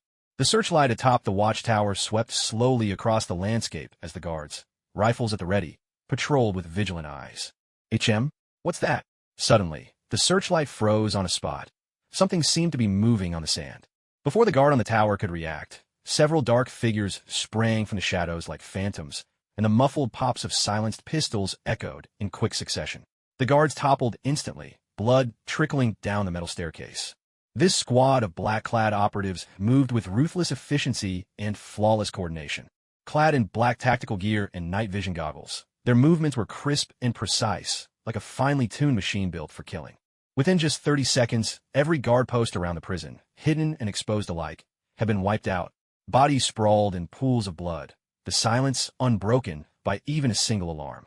Meanwhile, inside the prison corridors, the lights began to flicker erratically. A few patrol guards, who had just been chatting about the evening's ball game, instantly sensed something was wrong. But it was already too late. From every direction, the suppressed hiss of rifle fire found its mark, bullets piercing skulls with chilling accuracy. Blood splattered across the pristine walls, turning them into a grotesque, abstract painting. The black-clad squad pressed forward, passing cell after cell filled with dangerous criminals, terrorists, arms dealers, supervillains. "Hey, are you here to break us out? Take me with you. Whatever you want, I'll pay." "Damn it, I didn't see anything. Don't kill me." The squad showed no hesitation, turning their guns on the pleading inmates and squeezing the triggers. 5 minutes later, the prison had fallen into utter silence, save for a few scattered flames licking at the corridor walls. At the front of the squad, a man with a close-cropped haircut stepped through the pools of blood, strolling unhurriedly toward the deepest part of the prison. A cocky smile played at the corner of his lips as he idly swung his pistol, as if the slaughter moments ago had been nothing but a game. Inside the innermost cell, Obadiah Stane sat quietly on a steel chair, his hands and feet bound by specially crafted shackles. He raised his head, his gaze proud and cold, as if the man before him was nothing more than a tardy mongrel. "You're late, boy. Now, take these shackles off right now." Obadiah Stane's voice was icy. The close-cropped man tilted his head, offering no reply. He simply raised his pistol, aiming it squarely at Obadiah's brow. Obadiah Stane's pupils contracted sharply in an instant. At last, he realized something was wrong and hastily cried out, "Wait, I'm a friend of Killian." A bullet tore through his skull. Obadiah Stane's body snapped backward, brain matter and blood splattering across the wall behind him. His eyes stared wide open, mouth twitching slightly, as if unable to believe this was how he would die. The buzz-cut man gave a faint smile and squeezed the trigger again. A rapid volley of gunfire rang out, echoing through the room. Only after all 15 rounds had been fired did he finally pause. By now, Obadiah Stane's head was nothing but a grotesque, unrecognizable mess of blood and flesh. Still smiling, the man whistled softly, then pressed the communicator at his left ear and reported, "Target eliminated. Mission complete. Ready to withdraw." A brief reply came through the earpiece. He cast a final glance at the corpse on the ground, then turned and walked away. Outside the prison, a pitch-black helicopter descended slowly. The wind and sand whipped up by the spinning rotors quickly swept away the last traces of blood lingering around the prison.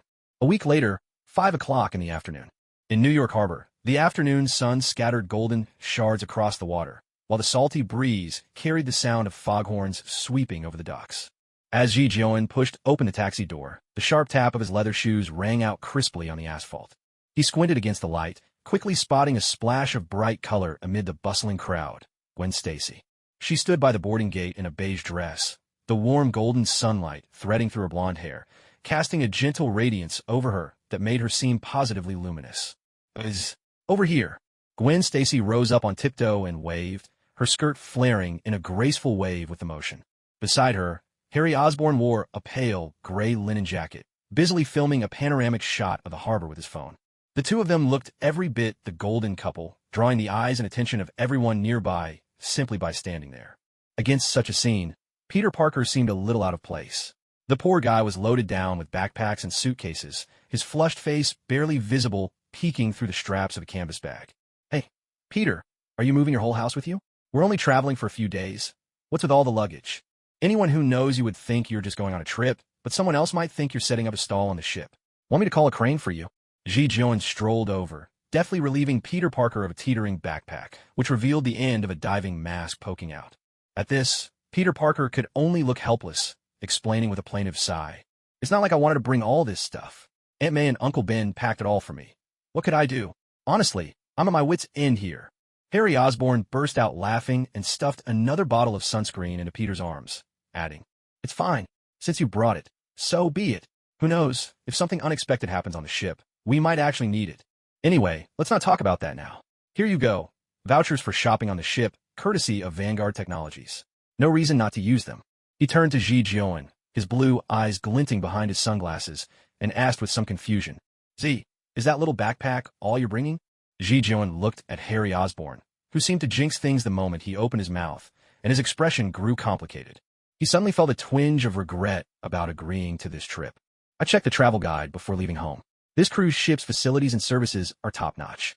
Basically, all you need are a few changes of clothes. No need to bring much else." He patted his backpack, answering naturally. At the same time, he cast his gaze at the docked Argonaut cruise ship, silently noting the locations and levels of the emergency lifeboats. "Dear passengers, the Argonaut is about to set sail. Please have your boarding passes ready and proceed to Gate 3 for check-in." Around 6:30, as the boarding announcement echoed through the port, passengers began to line up, presenting their documents for inspection. Staff members in crisp white uniforms stood at the entrance, checking passports and tickets as the crowd flowed forward. When Harry Osborn's turn came, he handed over his passport and the golden boss ticket. The moment the staff leader saw them, he straightened up and greeted them warmly. "Welcome, Mr. Osborne and your VIP party. Please follow me." As he spoke, several attendants in white uniforms quickly appeared, taking charge of everyone's luggage. Guided by the enthusiastic staff member, the four of them, along with the porters, entered the elevator. When the elevator reached the top floor and the ornate brass doors slid open, a dreamlike scene slowly unfolded before their eyes. Through the panoramic windows, the Statue of Liberty shimmered on the distant horizon, and the setting sun scattered like 1,000 diamonds across the surface of a private pool. On a 200-square-meter terrace, a teak deck framed a heated whirlpool, while 3 bottles of champagne nestled in an ice bucket at the bar. "Harry, is this really right? Did we come to the wrong place?"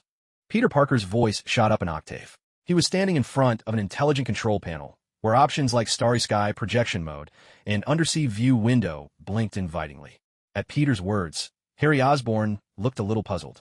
He quickly double-checked the ticket against the room number, then replied, "Nope, this is the place. Damn capitalists. I'm joining the revolution. I swear, I'll overthrow you monopolistic fat cats." Peter Parker looked thoroughly exasperated. He couldn't help but feel that, in this luxurious suite, he was probably the cheapest thing around. Ji Joan walked straight to the liquor cabinet, his fingertips gliding over a row of champagnes from different years before finally selecting a bottle of Philosophy's premium grape juice. As the richly colored juice swirled in the crystal glass, he noticed a bronze nameplate on the coffee table. Vipsud 01, Argo Presidential. Meanwhile, Gwen Stacy had dashed outside, leaning over the terrace railing and screaming with delight at the star-filled sky.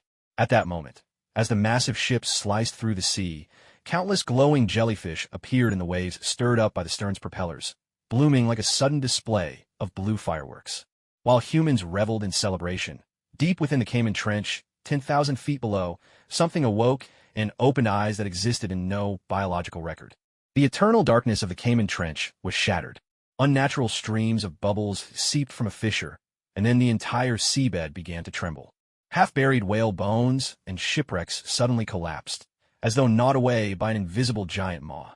The suspended schools of deep-sea fish scattered in a panic, but before they could swim more than a few meters, they froze mid-motion, as if their gills were caught in something thick and sticky. A deep, rumbling vibration echoed through the water, not mechanical, but more like the pulsing of some living organ. Occasional flashes of phosphorescence revealed not a full form, but fleeting fragments, a shadow skimming over rock, its surface slick and gelatinous, a curled appendage secreting luminescent slime. As it passed a hydrothermal vent, the scalding current abruptly changed direction, as if sucked into an unseen whirlpool. When the cruise ship's engine noise traveled through the water to this place, the scattered shadows all froze at once. In the next instant, the darkness of the abyss began to flow, surging upward toward the surface. What is that thing? On board the Argo, a crew member on duty stared at a string of abnormal waveforms recorded by the seismic sensors, feeling increasingly unsettled. "What's going on? Did you find something?"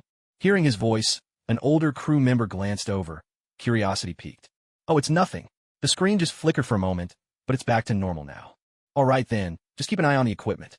They chalked it up to a technical glitch, unaware that the data flashing across the screen moments ago had already surpassed the boundaries of current marine biology. Night fell over the Atlantic. The Argo's grand dining hall was ablaze with light and alive with music and laughter, the crystal chandeliers illuminating the entire space as though it were broad daylight. The elegantly dressed guests mingled with glasses of champagne in hand, weaving through the crowd with laughter and lively conversation. The band played a light-hearted jazz tune, while waiters deftly navigated the throng, balancing silver trays with practiced ease. Peter Parker stood at the buffet, his eyes shining as he took in the dazzling array of dishes. Wow, Kobe beef, French foie gras, and even lobster. Staring at these extravagant delicacies, foods he'd only ever heard about but never tasted, Peter swallowed hard, his tongues twitching with barely contained excitement.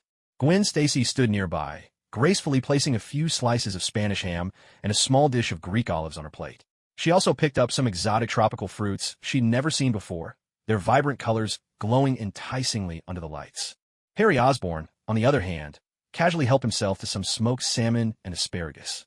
To him, these were nothing more than everyday fare, entirely unremarkable. Last in the line was Ji Joan, his plate still empty. His gaze wandered repeatedly to the dark ocean beyond the porthole, brows drawn together in quiet contemplation. "Hey, Z, is something wrong? Nothing here to your taste. Gwen Stacy noticed his distraction and asked gently, her voice laced with concern. Ji Jion snapped out of his reverie at her words, opening his mouth to express his worry, but what came out instead was, "It's nothing, just got a lot on my mind, I suppose." Seeing he wasn't ready to be honest, Gwen didn't press further. She simply offered a warm smile and said, "All right then, but if you ever need anything, just let us know." Ji Jion nodded, watching her turn to Peter Parker, who was now piling a fifth steak onto his plate. A faint, involuntary smile flickered at the corners of his mouth. Meanwhile, in the Argos' main control room, the steady drone of electronic equipment mingled with the hum of the air conditioning. Radar operator Johnson yawned and rubbed his tired eyes. The night shift was always the hardest, especially on such calm, uneventful voyages. Just as Johnson felt himself drifting off, the sonar screen erupted with sudden activity. What the hell? Jolted awake, Johnson sat up straight, his fingers flying over the keyboard to zoom in on the image. On the sonar display, a colossal biological signal had emerged from the deep-sea zone. Its outline was indistinct, but it was so massive it nearly filled the entire screen. Even more terrifying, this unknown behemoth was rushing straight toward the Argos at over 50 knots. Johnson's blood ran cold. My God, what is that thing? He muttered to himself, hands trembling as he switched to the backup system, only to see the same results. Realizing this was no fluke, Johnson grabbed the radio from the desk and shouted, "Captain, we have an emergency." Crackle, crackle. But there was no response from the other end of the communicator, only the persistent buzz of electrical interference. With no other choice, Johnson slammed his other hand down hard on the red alarm button on the main control panel. A piercing alarm shrieked through the night, abruptly cutting off the restaurant's music. Beep, beep, beep. Laughter, conversation, the clinking of glasses, all sounds vanished in an instant. Hundreds, possibly thousands of guests in the grand central dining hall stood frozen, staring at each other in confusion, unable to comprehend what had just happened. Peter Parker, forgetting all about the food in his hand, turned to Harry Osborn with a look of shock and uncertainty. "Harry, is this normal on a cruise ship?" At this, Harry Osborn replied with a look that seemed to say, "I may flatter you with insincerity, but when I insult you, you can trust it's genuine. If this ship was called the Titanic, then sure, this would be perfectly normal." Crackle, crackle. Suddenly, the crystal chandelier in the center of the restaurant began to flicker wildly, casting the terrified faces below in ghostly, shifting light. A woman's scream sliced through the air, and chaos erupted throughout the hall. "There's something wrong with the wiring. What's happening? Move! I need to get out of here. Don't block the way. Stop pushing. Damn it, I can't breathe." The ladies in evening gowns abandoned all pretense of elegance, their high heels crunching over shattered crystal, leaving sticky trails through spilled caviar and foie gras. An elderly man with white hair was knocked to the floor, his cane rolling away, but no one paused to help him. Crackle, crackle. The lights overhead flickered violently once more, then went out entirely for 3 long seconds. In the darkness, women's screams, children's cries, and men's curses merged into a single wave of panic. When the lights came back on, the guests had lost all sense of reason, surging toward the exits like a herd of startled animals. "Move! Don't block the way. I'm white, you know. On my way. I'm LGBT. My biological gender is male, but I've always identified as female, and I'm also homosexual, so I'm only attracted to women. I also have some complicated views on race. I consider myself black, but I have severe albinism, so my skin is white. On top of that, I'm a strict vegan, an environmentalist, I suffer from depression and pica. I'm a fan of multiculturalism, and I..." "Say no more, you go first." Flying. People shoved and jostled, stampeding toward the exits like panicked animals. A woman in an evening gown tripped and was immediately swallowed up by the frenzied crowd. Ji Jian, too, was swept along by the surging mass of people, moved forward helplessly, unable to resist the flow. Suddenly, a burly man slammed hard into his shoulder, throwing him off balance. He staggered backward. Ah. Just as Ji Jian was about to lose his footing and fall, a slender hand shot out from the side and caught his wrist in a firm grip. With her help, Ji Jian managed to steady himself. He turned to see who had saved him. It was a blonde girl, probably 17 or 18, dressed simply in a white t-shirt and jeans, looking completely out of place amid the elegant finery filling the hall. Her eyes were a clear, lake blue, wide with concern as she looked at him. "Careful. If you fall now, you could easily get trampled by this crowd." Her voice rang out clearly above the cacophony. Hearing this, Ji Jian nodded gratefully, his tone earnest as he replied, "Thank you. Let me buy you a drink sometime. I have to find my friends. Let's talk later." The girl let go of his hand. Before she could say anything, Ji Jion had already turned away, disappearing into the chaos of the crowd. Pushing against the tide of fleeing passengers, Ji Jion's shoulders were jostled again and again. His eyes darted through the throng, searching for Peter and Gwen. Peter, Gwen, Harry. He raised his voice, calling out, but his shouts were swallowed by the roaring commotion. Meanwhile, on the other side of the dining hall, Harry Osborn was desperately shielding Gwen Stacy as he led her toward the emergency exit. Peter Parker was carefully helping up an elderly woman who had fallen, guiding her away from the stampede. Forcing his way through the turmoil, Ji Jion finally spotted the three of them at the far end of the restaurant. Just as he lifted his hand to call out, a thunderous rumble shook the entire Argo, as if a colossal beast from the deep had struck the ship with its full might. An awful screech of twisting metal followed. Every light in the hall went out in an instant, leaving only the blood-red glow of the emergency alarms. Ji Jion's hand was still raised in midair when the sudden tilt hurled him violently against the bulkhead. Good heavens! He cried out in alarm. The Argo keeled sharply to the left at a dizzying angle, sending every unsecured table and chair avalanching downwards. A waiter was struck in the throat by a flying dinner knife, blood fanning out across a wall-sized painting. A woman in an evening gown was crushed by a toppling wine cabinet, the sickening snap of her spine echoing through the chaos. Those who lost their footing were tossed about the cabin like bowling pins, rolling and crashing into each other, only to be trampled into pulp by the stampede or buried under the debris. Amid the bedlam, Peter Parker's agile figure stood out like a beacon. He held Gwen Stacy by the waist with one arm and gripped Harry Osborn's collar with the other, his every movement light and effortless. All the while, he managed to keep perfect balance, deftly dodging every bit of debris hurled their way. Peter, you! Staring at Peter Parker, who seemed almost superhuman, Harry Osborn's eyes widened, his shock leaving him nearly speechless. I used to do gymnastics, Peter Parker replied offhandedly, twisting aside to avoid a crashing chandelier. Meanwhile, in another corner, Ji Jion crouched low, clutching the cabin wall with both hands, his fingernails pressing so hard that blood seeped out. Suddenly, his pupils shrank. A grand piano was careening down the slanted floor, heading straight for him at terrifying speed. Watch out! Peter Parker's voice cut through the chaos, and in one swift motion, he tucked Gwen Stacy and Harry Osborn under his arms. The muscles in his legs tensed, and he sprang forward with a thunderous boom. Just half a meter from Ji Jion, Peter Parker swung his right leg like a battle axe. Bang! The 2,000-pound Steinway piano flew across the room as if it were a toy, only stopping after it crashed through 3 marble dining tables.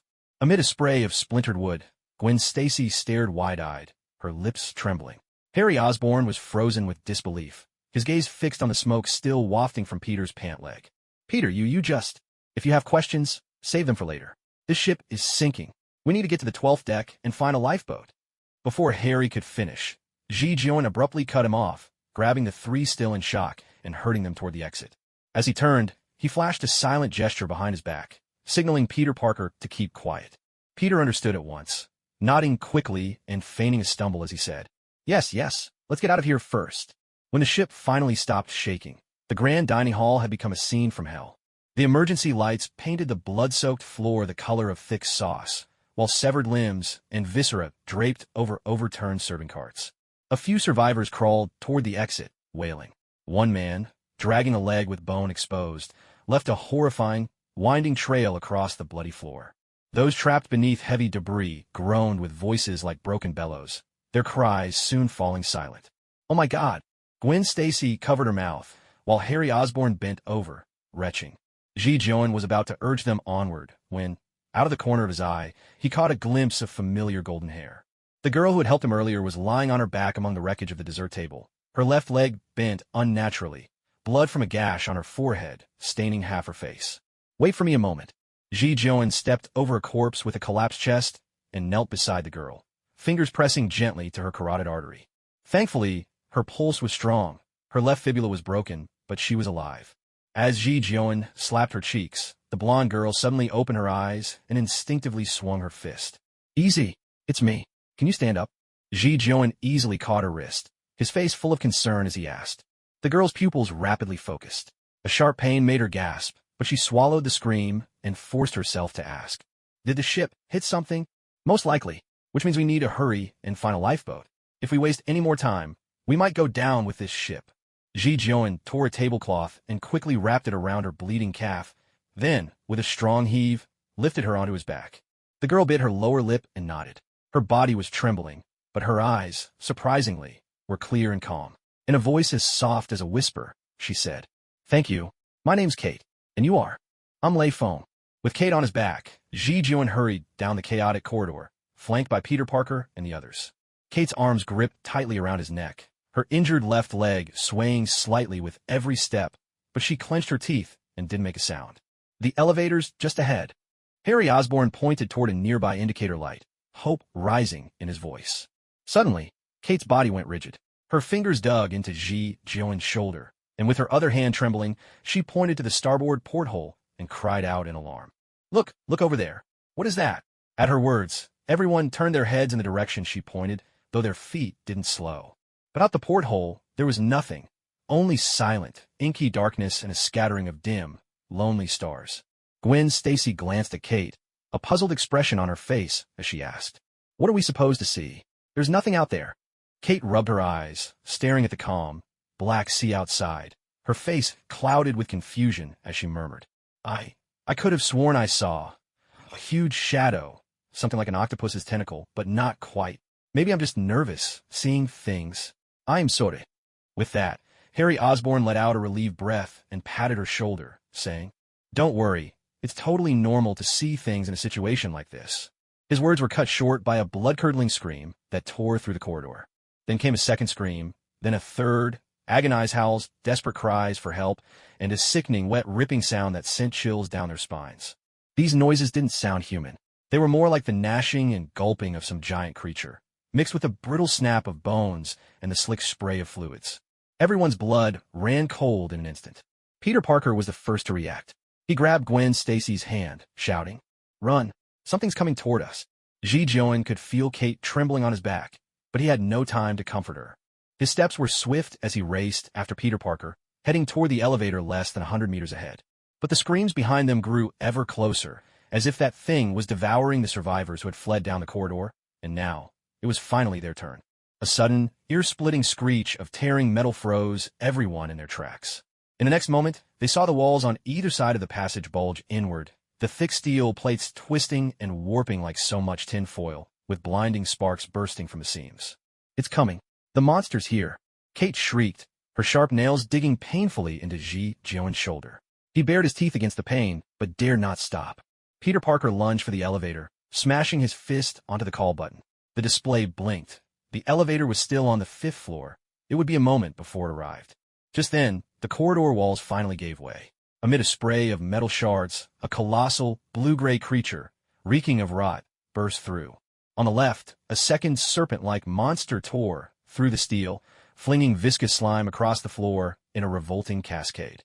Both beasts, each more than 2 meters thick, now blocked the corridor. Their surfaces bristled with dagger-like barbs, and the yellow-green slime clinging to them filled the air with a stench of rotten fish and sulfur. At the end of each creature, swollen, petal-shaped jaws flexed open and closed, revealing 3 spiraling rows of razor teeth. Faced with such grotesque horrors, Gwen Stacy could not help but retch. In the sunless deep sea, anything might grow into any shape, but the appearance of these monsters was a challenge even by those standards.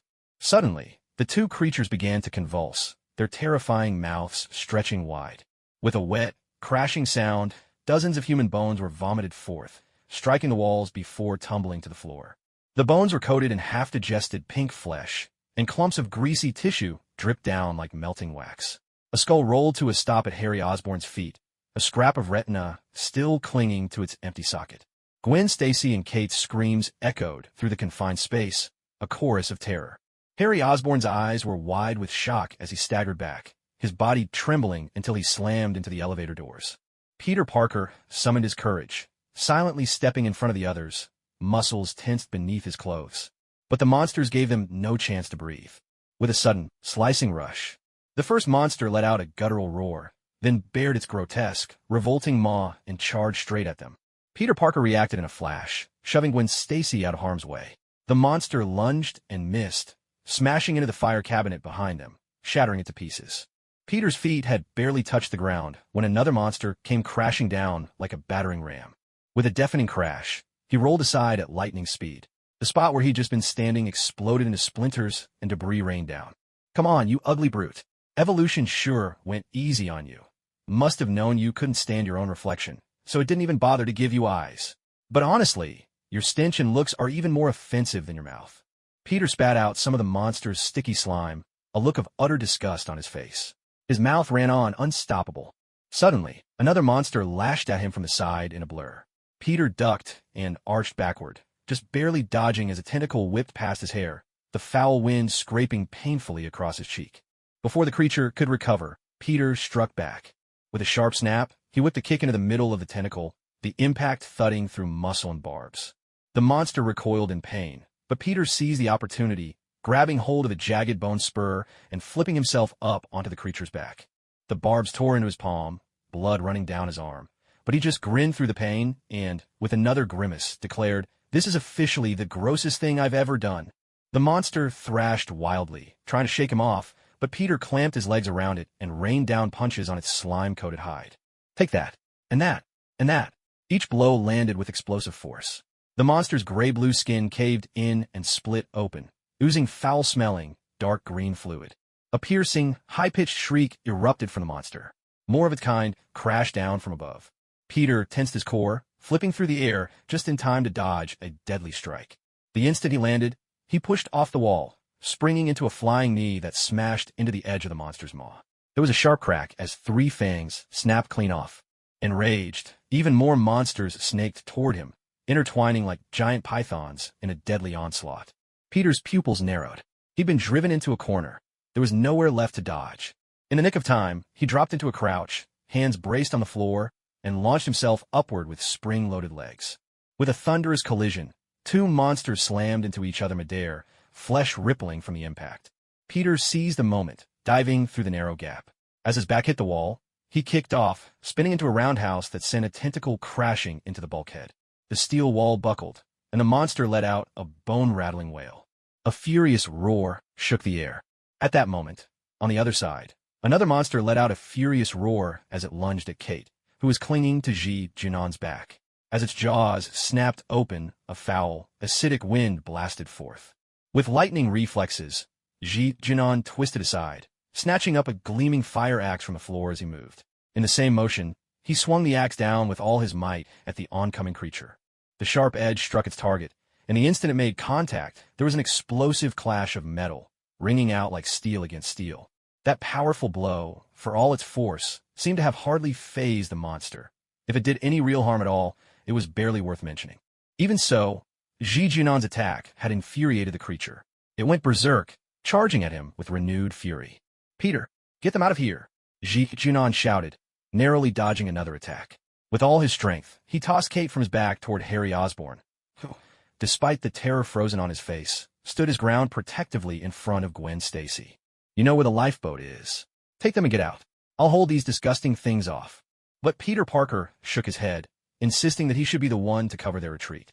He was confident that, with his abilities, he could hold off, or even defeat, the monsters. At that moment, the elevator chimed as it arrived. "Peter, Z, come back," Gwen Stacy cried, reaching out to grab Peter, but Harry Osborn pulled her firmly into the elevator. The corridor was now crowded with monsters, their grotesque forms filling both sides as they charged straight at the group. Peter glanced back at Harry Osborn, the message in his eyes unmistakable. "Go now." But just as he finished acting the hero, Ji Junan gave him a swift kick, sending him stumbling into the elevator. Peter tried to dash back out, only to find Junan leveling the axe at his head, declaring, "Peter Parker, I'm warning you. If you don't get them out safely, we're through." No sooner had the words left his mouth, Ji Junan spun around and, without a second's hesitation, charged straight at the monsters. "Come back, Z. Please come back." Gwen Stacy sobbed, tears streaming down her face as she reached desperately for the elevator controls. But Peter, his eyes blazing red with emotion, held her back with all his strength. Kate, too, tried to break free and rush out, but Harry Osborn restrained her. As the elevator doors slid shut at last, Ji Junan tossed aside the fire axe, a faint smile curling at the corner of his lips. "All right then, time for round 2. In the narrow ship corridor, Dialec's fiery red hair burned like a torch in the darkness. He gripped his blackrock blade in one hand, its edge shimmering with a deep crimson glow under the emergency lights. Fire pulsed along the blade, warping the air around it with the heat. 3 monstrous tentacles lashed at him from different angles, viscous slime splattering on the floor where it sizzled and burned, leaving smoking scorch marks in its wake. A thunderous crash shook the corridor. The first tentacle swept across like a massive whip, shredding through the 10-centimeter thick bulkhead as easily as tearing newspaper. Dialek leapt high, his toes pushing off the wall, body spinning in midair. With the momentum, his blackrock blade came slashing down. The blade, wreathed in black and crimson flames, sliced smoothly through the creature's ashen-gray hide, fire surging into the wound in an instant. A piercing shriek exploded from the monster, flames roaring to life at the severed edge. Another tentacle seized the chance to strike from behind, its petal-like maw gaping wide, half a human arm still dangling between its jagged teeth. Without a backward glance, Dialek swung his blade in a backward arc. The searing edge sliced clean through the tip of the tentacle. The burning remains crashed to the floor, writhing in a frenzy. From above, a tentacle slithered across the ceiling, maw gaping, then lunged from a blind spot. Dialek, as if expecting it, leaned back, bringing his blade upward in a sweeping crescent.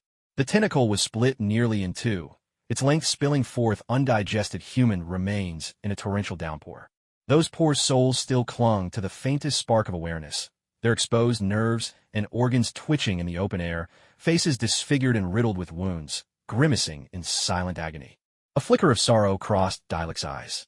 He sighed and murmured, "Rest now. May the Anemo Archon watch over you." With a gesture of his left hand, a surge of fire condensed into a mighty phoenix, wings outstretched as it dove toward the suffering victims. In an instant, searing flames devoured everything.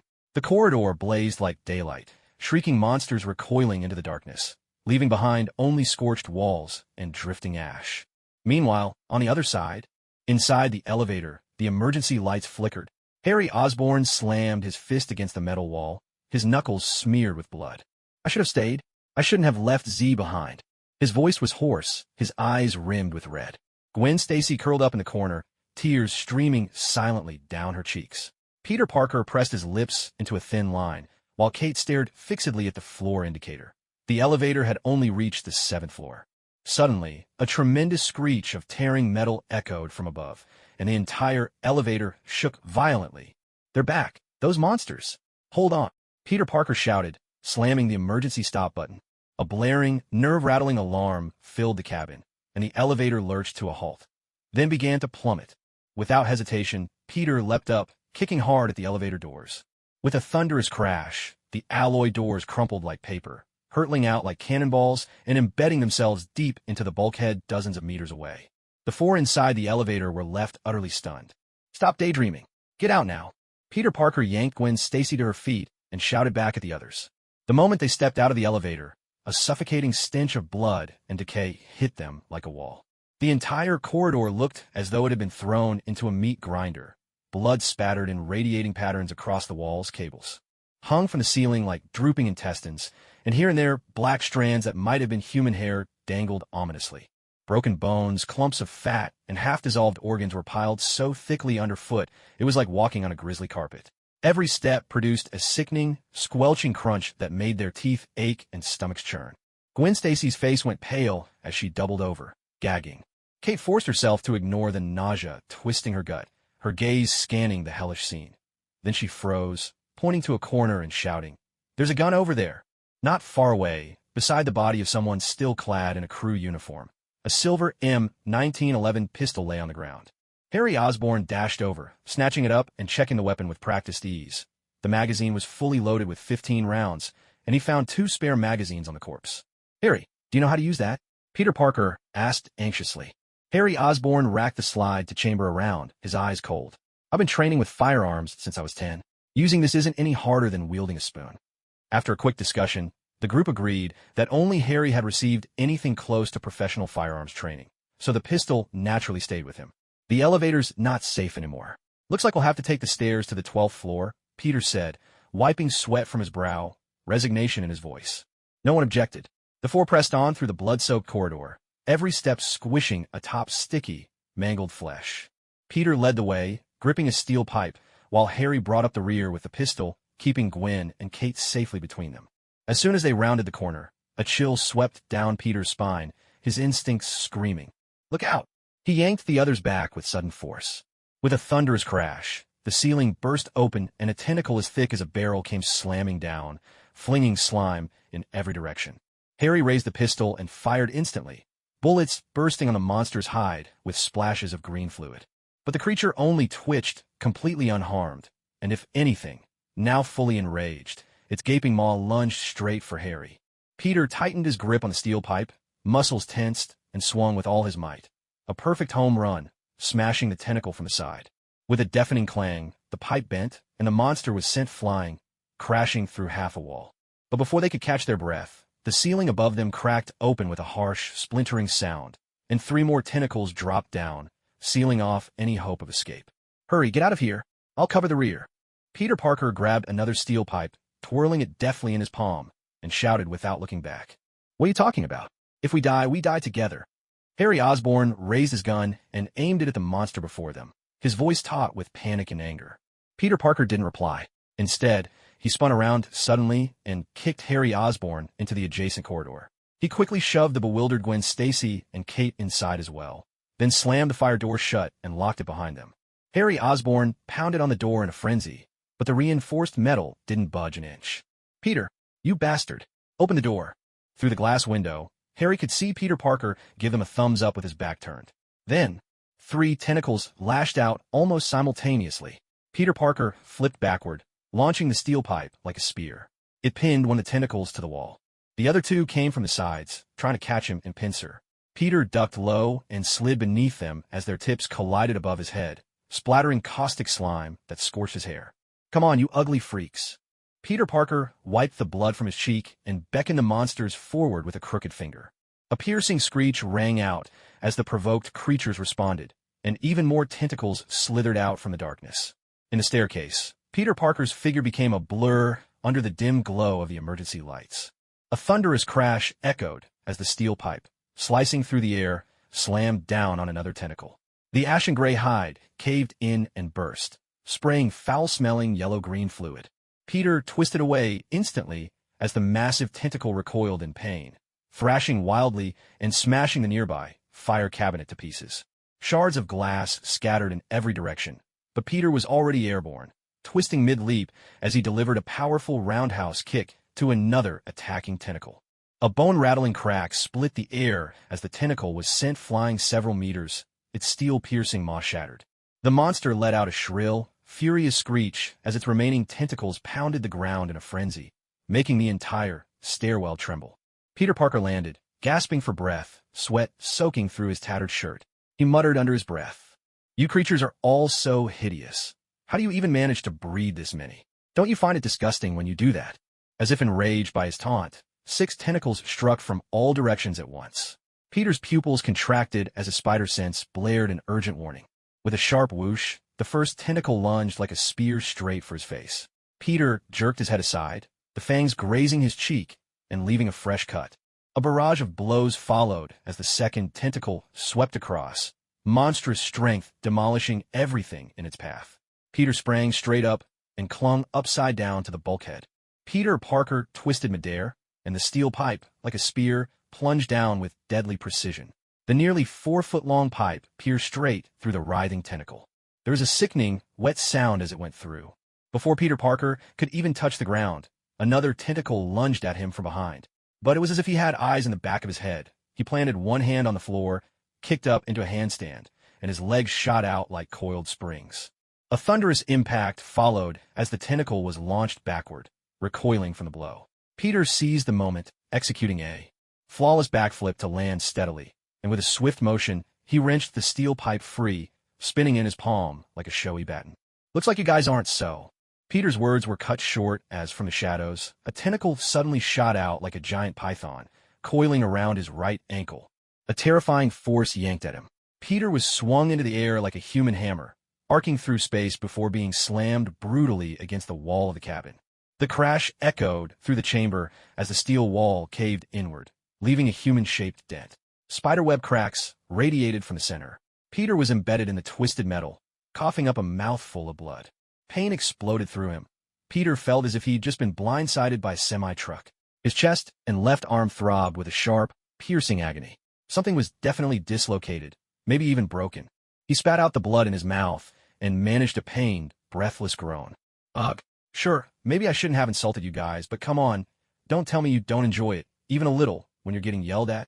His vision blurred, but he could just make out a dozen tentacles fanning out like a peacock, each one opening a ghastly maw.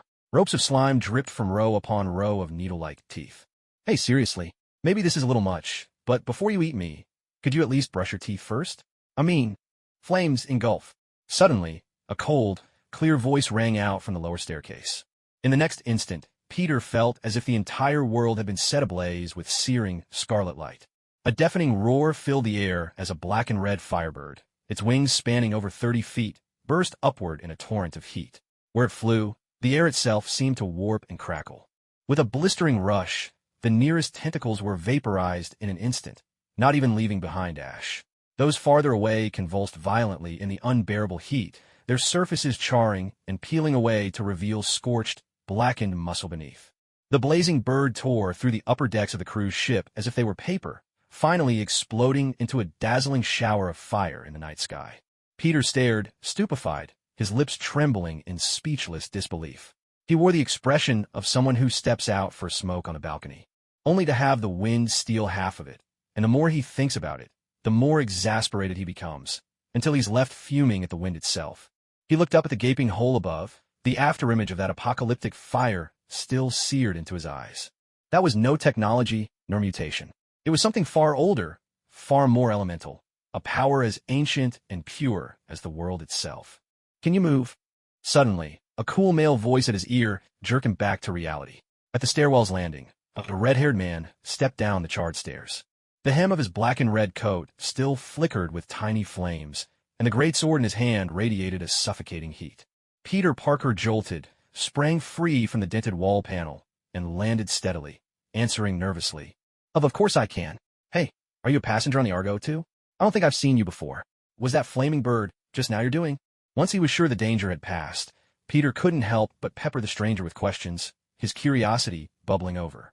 But Dialect gave no reply, only responding in a frosty tone. Quiet. Follow me. With that, he turned and strode down the corridor, his coat billowing behind him like a cloak of fire. Peter hurried after him, 1,000 questions burning in his throat, but the commanding presence Dialect gave off kept him silent, leaving him no choice but to trail after him, frustrated and stifled. Meanwhile, elsewhere, Harry Osborn was gasping for breath, dragging his weary legs through the maze-like corridors. Gwen Stacy stayed close at his back, while Kate guarded the rear, ever vigilant. They had set out to find the staircase to the 12th deck, but in the chaos had turned the wrong way. Suddenly, Gwen came to a halt, grabbing Harry and Kate by the arms. Wait, listen. The two fell silent, straining their ears. Far off, they could hear the dull pounding of waves against the hull. And something else, a slick, slithering sound? They exchanged uneasy glances, then carefully pushed open the double wooden doors before them, carved with dolphin motifs. Ugh! Oh God! The moment the doors swung open, a wave of stench hit them, forcing all three to stagger back. The observation hall of the Argo, once a lavish ballroom that held 1,000 revelers, had become a grotesque altar to sacrifice. Thousands of corpses were arranged in eerie, concentric circles, stacked from the doorway all the way up to the 30-meter-high dome. Bones and flesh had been crushed and reshaped by some unnatural force, fused into a 10-meter-tall obelisk of blood and sinew, its surface veined with sickening strands of slime. A crystal chandelier lay shattered atop the heap, its shards reflecting not light, but the dark, clotted red of congealed blood. Tears streamed down Kate's cheeks as she whispered, her voice raw and hoarse. Blasphemy unforgivable. Harry Osborn could only nod, mechanical and numb, his gaze drawn to the center of the hall, where an indescribable mountain of flesh sprawled, its core over 30 meters wide, its surface crawling with pulsing, gray veins. Hundreds of tentacles of various thicknesses extended from its body. Some were dragging fresh corpses into the hall, while others slowly recoiled. A main tentacle, as thick as a tanker truck, suddenly reared up. Its tip split open into a cross-shaped maw, spewing out a mass of half-dissolved flesh, bone, and fat. A torrent of blood, flesh, and shattered bones rained down upon the mountain of corpses, instantly wrapped in viscous slime, becoming part of the monstrous whole. Aboard the Argo, in the 7th-floor corridor, Peter Parker's mouth was going off like a dam bursting, his voice echoing throughout the hallway. So what's your name, anyway? Dialect? That's such a cool name. Is it a code name? Peter's eyes darted everywhere as he jogged after Dialek, firing off another question. Where did you get that outfit? The fabric looks really special. Fireproof, maybe? And that Firebird earlier. Dialek never broke stride, not even glancing back. The hem of his black and red coat swung silently in the dim corridor, and even when his boots stepped through pools of blood, they made no sound at all. Peter pursed his lips, about to press for more answers, when an inexplicable sense of dread washed over him without warning. A jolt of spider sense shot down his spine. Peter snapped his head up, just in time to see a blue-gray tentacle dropping from the ventilation duct, its petal-shaped maw less than half a meter from the back of Dialek's head. Look out above. A sweep of the black rock blade traced a crimson arc through the air. The tentacle from the ceiling was sliced cleanly in two. The front half, with its gaping maw, thudded to the floor and writhed in a frenzy, while the rest recoiled into the shadows with lightning speed. Dialek sheathed his sword with smooth, practiced ease, as if swatting a mosquito. Peter's eyes went wide. This was the first time he'd seen anyone react so quickly. Almost as fast as me. Whoa, your reflexes are. Before Peter could finish, the walls around them suddenly bulged outward. 6 tentacles burst through the bulkheads, splattering mucus everywhere. At last, Dialek spoke, his voice cold as quenched steel. He lunged forward, the black rock blade igniting in black and crimson flames. In the narrow, dim corridor, Dialek became a whirlwind. Every strike landed with pinpoint precision at the joints of the attacking arms. Severed limbs didn't even hit the ground before they were scorched to ash by the searing heat. In just seconds, 6 monsters had been reduced to 6 smoldering heaps of char.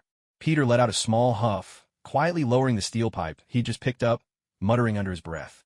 What's the point of looking cool if it only lasts 6 seconds? Suddenly, a girl's agonized scream tore through the corridor. Peter Parker's expression froze instantly. Damn it, that voice. Gwen, Gwen. He shot out like a bullet, moving so fast that even Dialek couldn't stop him in time. Corners, staircases, shattered bulkheads. Peter Parker crashed through every obstacle in his path, finally skidding to a halt at the entrance of the observation hall. And then he stood, paralyzed. In the center of the grand hall rose an obelisk built from thousands of corpses, crowned by a throne of writhing flesh. At its core loomed the monster itself, sprawling like a small island, each of its tentacles thicker than a fuel truck, its surface crawling with gaping maws, each wide enough to swallow a person whole. By the leftmost exit, Gwen Stacy and Kate pressed their backs against a broken floor-to-ceiling window, hemmed in by a dozen tentacles closing in from all directions. In a corner, Gwen's beige dress was soaked crimson with blood. Kate, dragging a broken leg, clutched a jagged shard of glass in a trembling grip. At the center of the hall, Harry Osborn dangled in midair, ensnared around the waist by a massive tentacle. He fought desperately, pounding at the monstrous limb coiled around him. The creature's gaping maw yawned open, revealing 3 spiraling rows of razor-sharp teeth.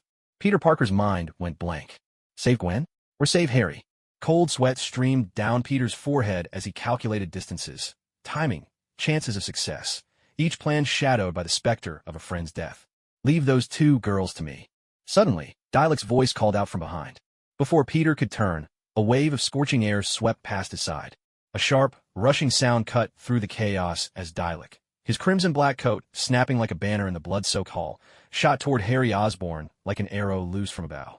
A monstrous roar shook the air, so loud it threatened to split the world. More than 20 tentacles, each bearing a cavernous maw, rose up and lunged at Dialek all at once. The tentacles moved as one, some sweeping low, others darting for his throat, 3 more sealing off every avenue of escape.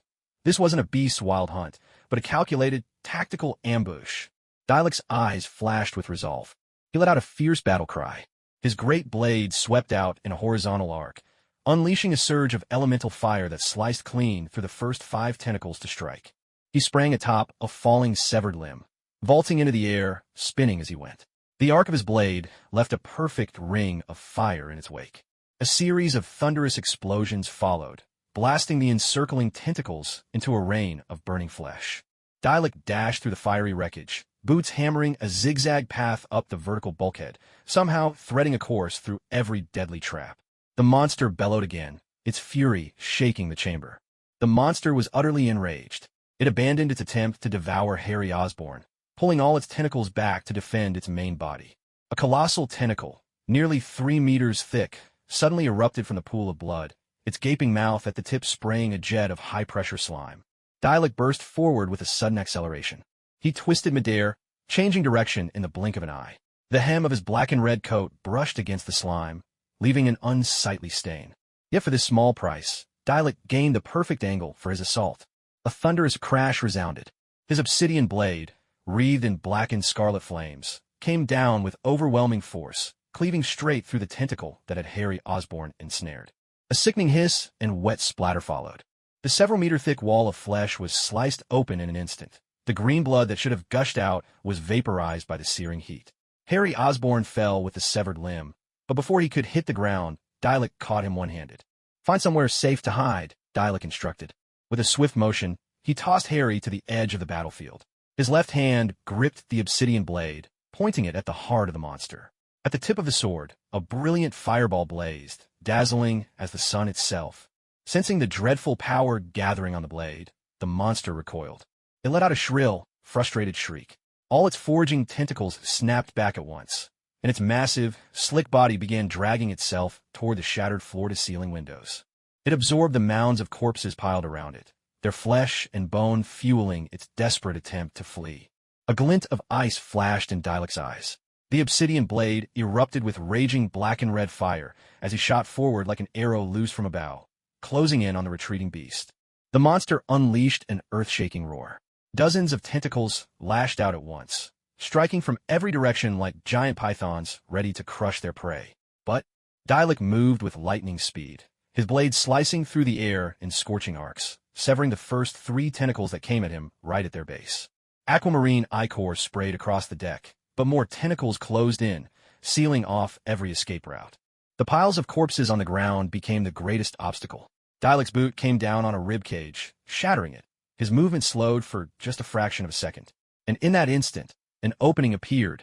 With a tremendous crack, a main tentacle, as thick as a barrel, seized its chance and whipped him hard across the waist. The impact was devastating, sending him flying. He crashed through 3 steel bulkheads before he finally came to a halt. Sparks showered around him as he dropped to one knee, his clothes immaculate, not a speck of dust upon them. The monster seized the moment to accelerate toward the sea. The shattered hull offered no resistance. It tore through it as if it were paper. A grating, splintering sound echoed. The monster's immense bulk smashed through the ship's shell, letting seawater pour in with wild fury. That mountain-sized body sank slowly into the waves, its tentacles churning up a violent whirlpool. Dialect's gaze turned steely.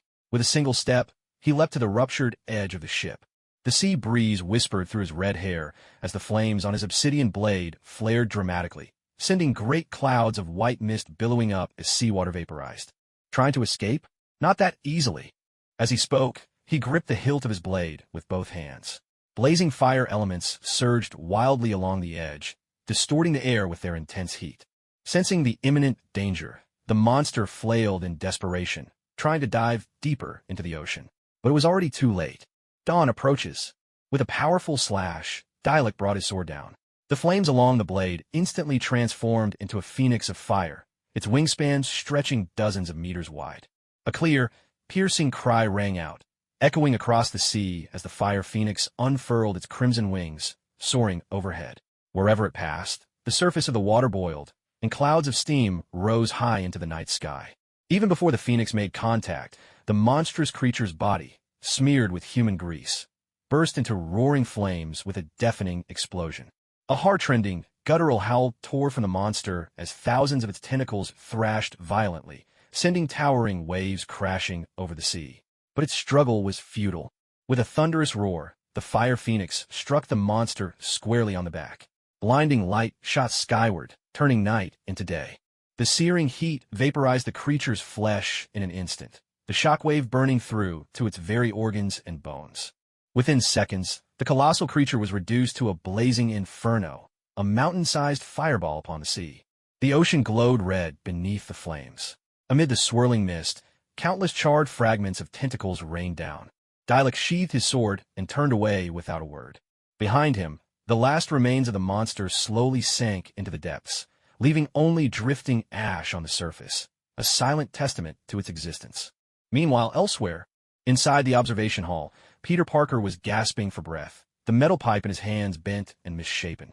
He stood protectively in front of Gwen, Stacy, and Kate, surrounded by the battered remains of 7 or 8 tentacles at his feet. I think it's over, right? Hearing the distant explosions and remembering the blaze outside moments ago, Peter Parker finally let out a sigh of relief and dropped the pipe from his trembling hands. Before he could fully catch his breath, Gwen Stacy suddenly threw herself into his arms, wrapping her arms tightly around his neck. Just now, I thought I'd never see you again. Her voice quivered as tears soaked Peter's shoulder. Blushing fiercely, Peter gently patted her back, whispering, If you don't let go soon, you really might never see me again. Harry Osborn stood off to the side, arms crossed. For some reason, his throat felt oddly tight. He coughed loudly and called out, Hey, can you two hurry it up? The boat's about to sink. Nearby, Kate muttered in a strange, sing-song voice. Oh, Jacko Rose, you jump, I jump. Hearing the teasing from the two of them, Gwen Stacy blushed and loosened her grip, but still held tightly onto Peter Parker's fingers. A tremendous rumble shook the air. Suddenly, the ship lurched violently once more, the screeching sound of twisting metal echoing from all directions. Harry Osborn's face changed dramatically, and he shouted, This is bad. This ship won't hold together much longer. Everyone staggered toward the exit of the main hall, only to find that the stairwell had completely collapsed and the elevator shaft was twisted beyond recognition. I'll get them up there. You stay close. Dialec's voice came from behind them, and before anyone could react, he had already hoisted Kate onto his back, wrapped his left arm around Gwen Stacy's waist, and grabbed Harry Osborn by the collar with his right hand. Hold on tight. Dialec gave a low warning, then, with a sudden burst of strength, leapt cleanly across a 5-meter-wide gap in the splintered deck. Gwen Stacy's scream was torn apart by the howling wind. Harry Osborn squeezed his eyes shut in terror, while Kate bit her lip so hard her fingers nearly dug into Dialec's shoulder. Despite the swaying, trembling ship, Dialec moved as if he were walking on solid ground. Each time his boots struck the metal walls, sparks flew, leaving a trail of fire in his wake. Wait, Peter's still. Gwen Stacy's cry broke off mid-sentence. In shock, she saw Peter Parker running up the nearly vertical wall of the cabin. Sometimes he leapt, sometimes he swung from cables, moving just as swiftly as the rest. Peter, you... Gwen Stacy stared wide-eyed, her voice thick with disbelief. In response, Peter Parker gave her an apologetic grin, speaking in a rush. There's a long story about what's happened to me. I'll explain everything later. By now, the 12th deck was listing dangerously. The lifeboats, straining against their ropes, rocked violently, threatening to plunge into the sea at any moment. Dialec landed steadily at the edge of the deck and set the 3 of them down one by one. His black-rock greatsword flashed from its scabbard, the crimson blade slicing through the night. With a metallic twang, the cable securing the lifeboat snapped. The lifeboat crashed onto the water below, sending up a massive spray. Put on your life jackets and jump. The 3 of them nodded, calmly pulling on the life jackets that had been set aside, then leapt into the sea and climbed aboard the lifeboat. Everyone managed all right, though Kate's leg was troublesome. Still, gritting her teeth against the pain, she jumped down as well. Dialec stood with his back to them, his coat whipping in the blast of wind from the explosions. Gwen Stacy wanted to say something, but Harry Osborn pulled her onto the lifeboat. Peter Parker was the last to jump. After struggling to haul himself aboard, he looked up at the spot where Dialec had just stood, but it was already empty. Only a few embers drifted away on the night wind, as if he had never existed at all. Mr. Dialec, he's gone, Gwen Stacy murmured, her voice thick with disbelief. Before they could even process what had happened, a thunderous explosion ripped through the air. The Argo's fuel tanks, finally succumbing to the heat, triggered a chain reaction that tore the entire cruise ship in half. A pillar of fire shot into the sky, illuminating the entire stretch of ocean. The blast wave sent monstrous waves crashing around them, making their lifeboat lurch violently, nearly overturning. Damn it, we need to get out of here, Harry Osborn shouted, wrestling desperately with the tiller. A massive whirlpool formed on the sea's surface, hungrily sucking the broken remains of the ship into the depths. The lifeboat's engine roared and groaned in protest, straining to break free from the pull. Faster! Peter Parker clung to the edge of the boat, eyes fixed on the ship's stern as it slowly slipped beneath the waves. At last, they escaped the whirlpool's reach. The sea gradually stilled, leaving only floating debris and slicks of oil, silent testimony to the luxury vessel that had once sailed here. The night wind swept by, heavy with the briny scent of seawater, but it could do nothing to dispel the oppressive weight that hung over them all. So what do we do now? Gwen Stacy asked softly, her voice trembling with emotion. A cruise ship that had set out with more than 4,000 people now left only the 4 of them. The sheer scale of the tragedy was too much to take in all at once. Harry Osborn drew a shaky breath, his young face haggard with exhaustion, and said, "We wait for rescue. There are emergency flares on the lifeboat. Once it's light, we'll—" "Hey, anybody there? Get over here and fish me out. I can't swim, glub, glub." Suddenly, a familiar voice called out from the distance. All four of them froze. "Did you guys hear that too?" Peter Parker's head snapped up, hope flaring in his eyes as he looked at the others. "Yes, I heard it. It's coming from over there." Kate's excitement was unmistakable as she pointed toward the dark waters off the port bow. They all crowded to the side of the boat, squinting into the darkness. Not far away, a lone figure thrashed in the waves, arms flailing desperately. Peter Parker's eyes widened with unmistakable joy. He shouted, "It's Z. It really is him. Ha ha ha. Zzz. Stay right there, don't move. I'm coming to get you." Without another word, Peter yanked off his life vest and dove straight into the sea, swimming as fast as he could toward Ji-Joan. "Help! Help! Somebody save me! Glub, glub! Harry, help! I forgot. I can't swim either, glub." The three people on the boat stared at Peter Parker, who was flailing wildly and screaming for help in the water, barely 5 meters from the lifeboat. For a moment, none of them knew where to begin with their criticisms. At last, Gwen Stacy, her face full of disdain, hauled the embarrassing spectacle up onto the boat. Meanwhile, on the other side, Ji-Joan was swiftly rescued as well. Harry Osborn swam over and pulled him onto the lifeboat. Watching Peter Parker crouched in a corner of the boat, looking as if he wanted to disappear from shame, Gwen Stacy couldn't for the life of her understand how someone as sharp as herself could ever have taken a liking to such a goofball. She couldn't be bothered to deal with Peter Parker, who was still reeling from his near-death experience, or with her own ongoing efforts to give him a piece of her mind. Harry Osborn sat beside Ji-Joan, his face radiant with a broad smile, and sighed with genuine feeling. "It's so good to see you alive, brother." Hearing this, Ji-Joan, lying on his back and gazing up at the deep, star-studded night sky, turned his head and replied with a grin. "Don't worry, I'm as tough as nails. If you wrote my birth chart on a piece of paper, that paper would be as strong as armored steel. A little accident like this is nothing. I'm not going down that easy." Harry chuckled. If I'd swum even a bit slower just now, we'd have had to wait a few days for you to float up on your own. Harry, you've changed.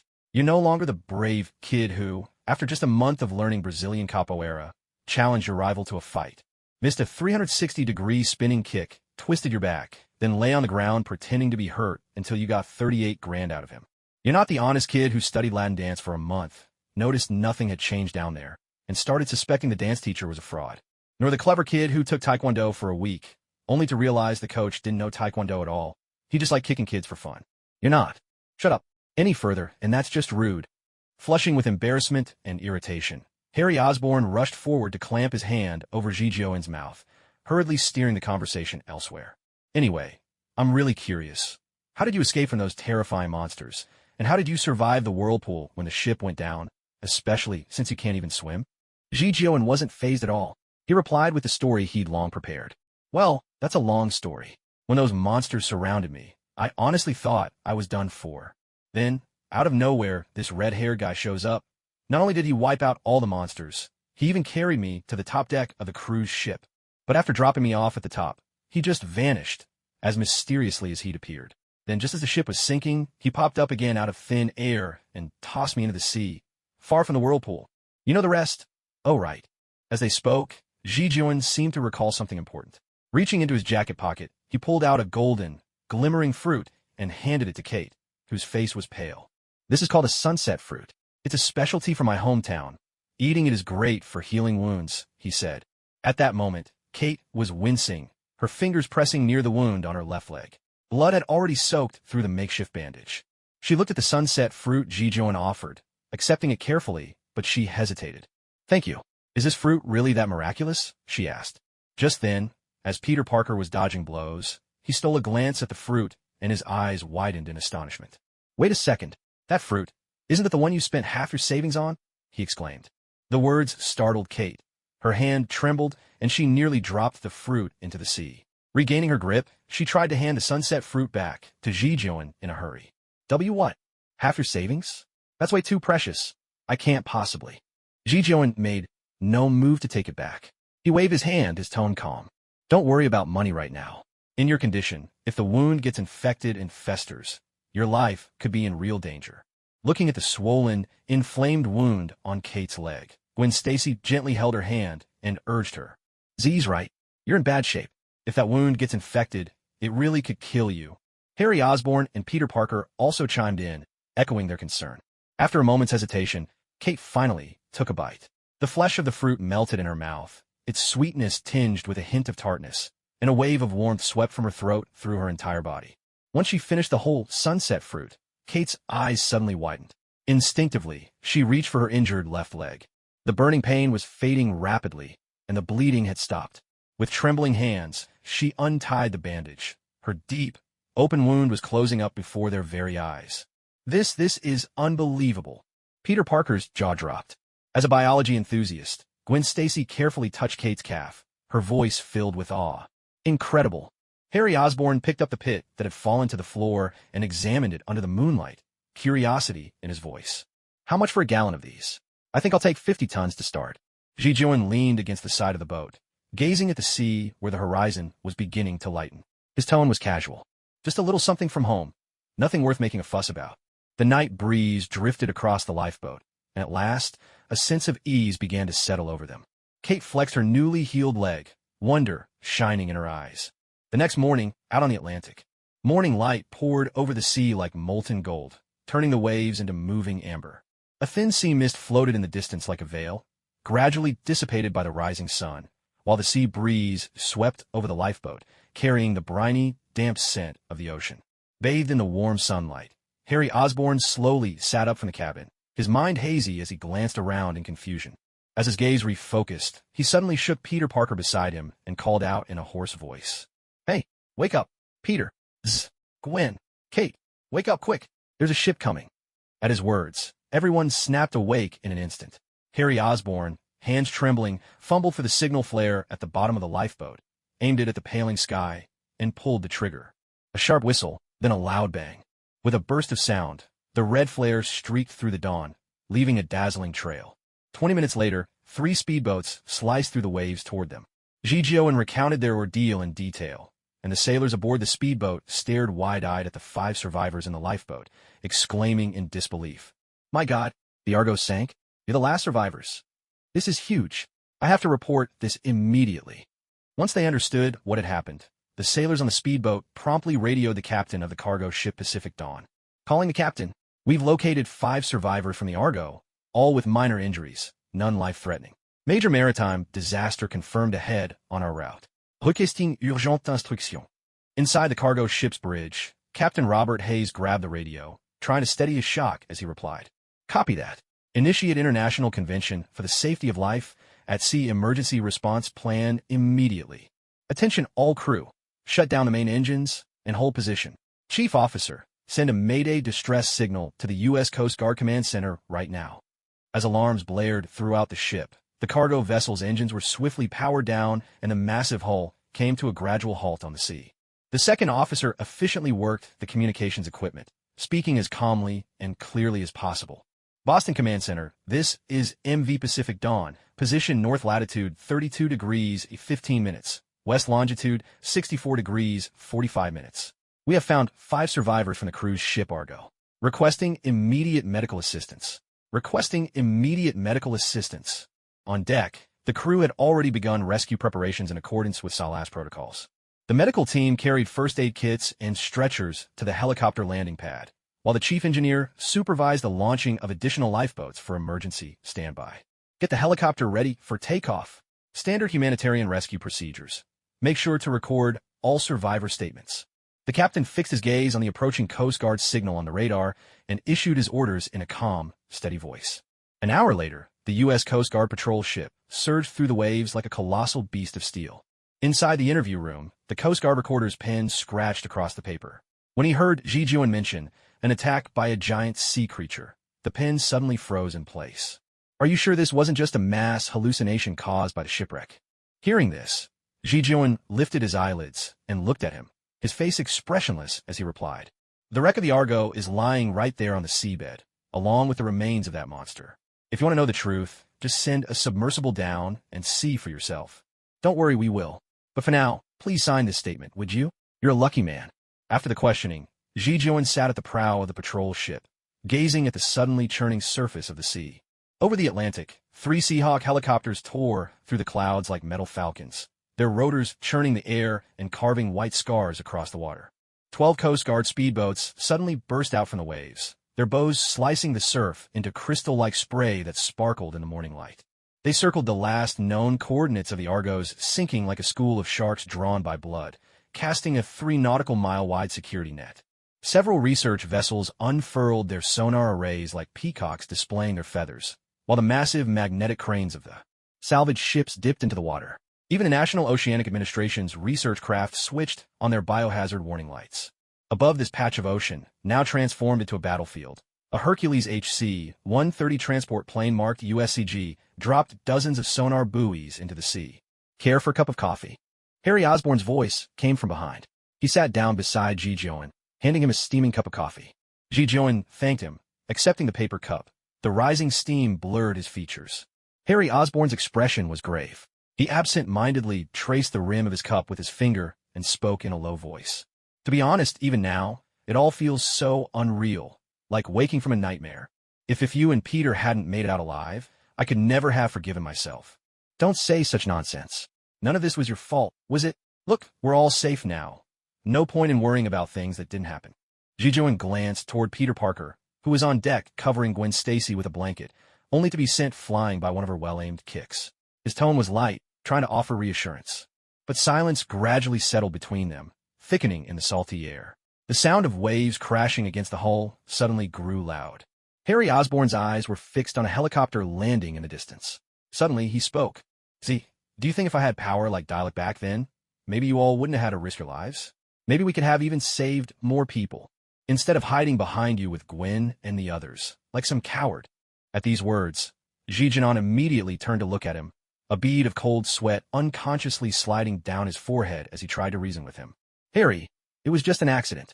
The odds of something like that happening again are probably no greater than Peter striking it rich overnight or America abolishing taxes. In today's world, knowledge is the most powerful weapon. So if you want to be stronger, I think you should focus on your studies. Work hard every day. Better yourself. Strive to improve. Don't worry, when we get back, I'll have Peter put together a set of 5 years to a master's, 3 years to a professorship exam papers for you. I guarantee your hairline and your diploma will both be top-notch. No need to persuade me. My mind is made up." Ji Jinan fell silent.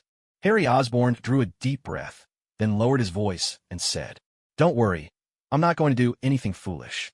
Oscorp has the most advanced biological labs in America, arguably in the world, with just a little help from Dr. Connors and the military's leftover super soldier serum formula." Looking at Harry Osborn, now marked by so many metaphorical warning flags, Ji Jinan gave one last effort to dissuade him. "Harry, listen to me. This is playing with fire." But Harry Osborn was unmoved. There was a determined look on his youthful face, a resolve too heavy for his years, as he replied, "It doesn't matter. To me, being weak and helpless is far worse than being burned by the fire." Atlantic Ocean, Caribbean Sea. The sun was baking the deck of the rescue ship until it was almost too hot to touch. The sailors on duty were just about nodding off when a sharp engine roar suddenly cut through the sea breeze. A jet-black aircraft, its lines razor-sharp, appeared out of nowhere, skimming just 100 meters above the water. It ignored every standard landing protocol, dropping vertically onto the helicopter pad like a falling leaf. The soldiers on deck instinctively reached for their sidearms, but the jet's hatch had already slid open, and 5 men in black suits strode out briskly.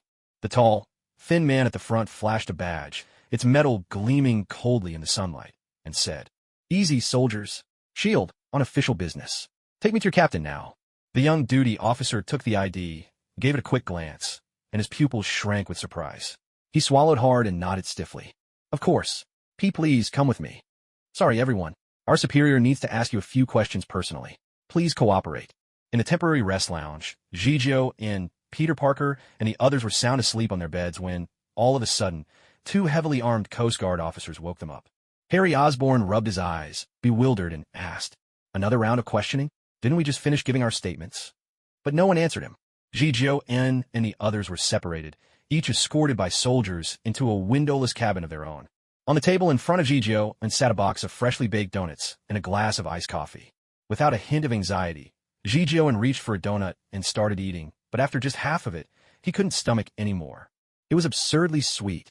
Throw one of these into a planetary engine, and this little planet might just blast itself to Centaurus by tomorrow. If Ultraman had won before fighting monsters, he'd probably finish the battle without his warning light even blinking. Jijion downed the iced coffee in a single gulp, then fixed his gaze calmly on the one-way mirror across from him. He knew, without a doubt, someone was watching him from the other side. 3 hours later, when the heavy door opened again, the man who walked in made Jijion raise an eyebrow. "Hello, Mr. Jijion. My name is Phil Coulson, SHIELD agent. It's a pleasure to meet you." The newcomer smiled and extended his hand, his suit's subtle creases exuding just the right amount of warmth. Jijion didn't take the offer hand. He just looked at Coulson, tilting his head slightly, and replied coolly, "Then why don't you tell me just how pleased you are? No less than 800 words, any topic, but no plagiarism or recycled essays." Coulson's smile didn't falter. He pulled out the chair opposite Jijion and sat down, opening a folder as he spoke to himself. "Regarding the sinking of the Argo, there are a few details we need to clarify. I hope you can cooperate. Didn't the Coast Guard already ask everything? In fact, they were so thorough, I'm pretty sure they got down my dog's name and the exact length of my thumbtack. They should have notes and a full video record. Wouldn't pulling the files be faster than asking me again?" Jijion brushed powdered sugar from his fingertips as he spoke. Coulson slid a photo across the table, a blurry shot of Dialek swinging his blade, severing a tentacle, and said, "I'd like to talk about something that wasn't in the official record. For example, this red-haired gentleman. Mr. Jijion, do you or any of your friends know him?" Jijion picked up the photo from the table, scrutinized it with exaggerated seriousness for a moment, and then, as if a light bulb had gone off, exclaimed, "Oh, him. Well, while I can't say we know him inside out, I can safely say we don't know him at all." Coulson's face darkened a shade. He clenched and unclenched the pen in his hand, and after a deep breath, he managed to keep his patience as he calmly continued. "Mr. Ji, I must insist that you cooperate fully with my inquiry. It's in both our interests. Otherwise, not only will you be wasting your time, but should any unexpected developments arise. For example, the federal government might decide to re-examine the roles you and your friends played in this maritime accident. Or perhaps," before Coulson could finish, Jijion raised his hand, cutting him off with a smile. "No need for perhaps.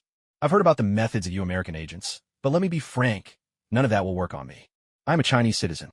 If you want to take any legal or administrative action against me, you should first consult the Chinese embassy and see if they'll allow it.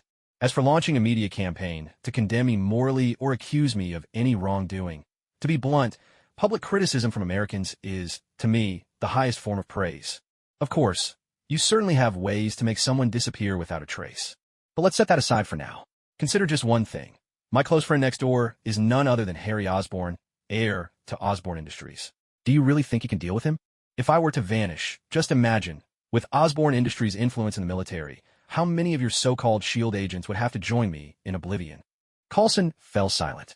Watching the flicker of emotions cross Coulson's face, Jijion gave a faint smile, lacing his fingers and resting them under his nose. He lowered his head slightly and spoke. "It seems I'm better at making threats than you are." For the next 40 minutes, Coulson's questions grew sharper, but he never overstepped. Gone was his earlier aggressive tone. Yet Junon's responses remained as slippery as ever, each reply as slick and elusive as an oiled glass marble. Plenty of words, yet nothing truly useful. Just as Coulson was feeling a headache coming on and considering calling it a day, his gaze was suddenly caught by something at Junon's collar. Noticing Coulson's intense stare, Junon quietly inched his chair backward. He was well aware of these Anglo-Saxons and their notorious, unconventional interests. Coulson's eyes lingered on the dull Eye of God pendant. After a long pause, he casually pointed at it and said, "Mr. Ji, that's an interesting piece of jewelry you've got there. Mind if I take a look?" Junon glanced at the unclaimed Eye of God hanging from his neck and smiled. "It's just a small handicraft from my hometown, nothing valuable. But my mother gave it to me before I left, and she made me promise never to hand it over to anyone, or misfortune would follow. So I'm afraid I can't lend it to you. I hope you understand." Coulson frowned at this, but recalling the awkward standoff 40 minutes earlier, he forced a smile and said, "Don't rush to refuse us, Mr. Ji. We're not here to take your things for free. Name your price. If it's reasonable, we're willing to pay." "Really? Then I want $15.71 trillion." Coulson looked at Jijion with an expression that seemed to say, "When God closed a window for you, he must have caught your head in the door." $15.71 trillion. No more, no less. The exact amount of the United States GDP for the second quarter this year. Coulson closed his blank notebook, stood up, and offered his hand with a polite smile. "Well, Thank you very much for your cooperation. Goodbye. Nighttime. New York Harbor. Searchlights pierced through the thick sea fog, bathing the docks in a glare that turned night into day. The blaring horns of ships, the wail of police sirens, and the thunderous beat of helicopter rotors crashed together in a deafening wall of sound. Reporters jostled and shoved to claim the best vantage points, their camera flashes bursting one after another, weaving a dazzling silver net across the darkness. Street vendors seized the moment, hawking hot dogs and coffee, their shouts swallowed by the restless crowd. In the distance, the screens of onlookers' phones sparkled like stars, while livestream hosts shouted themselves hoarse into their cameras. The sea breeze, heavy with salt and the tang of fuel, swept over every restless soul. At Pier 23, the atmosphere was like a roiling cauldron. 3 lines of New York police officers, dozen strong, stood on the verge of collapse. Their tactical vests were soaked with sweat. Rubber batons crossed over their chests.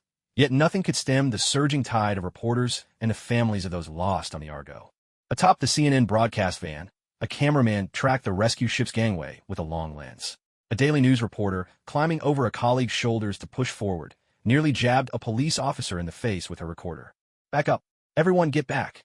A police captain bellowed into a megaphone, but his voice was swallowed by the roar of hundreds.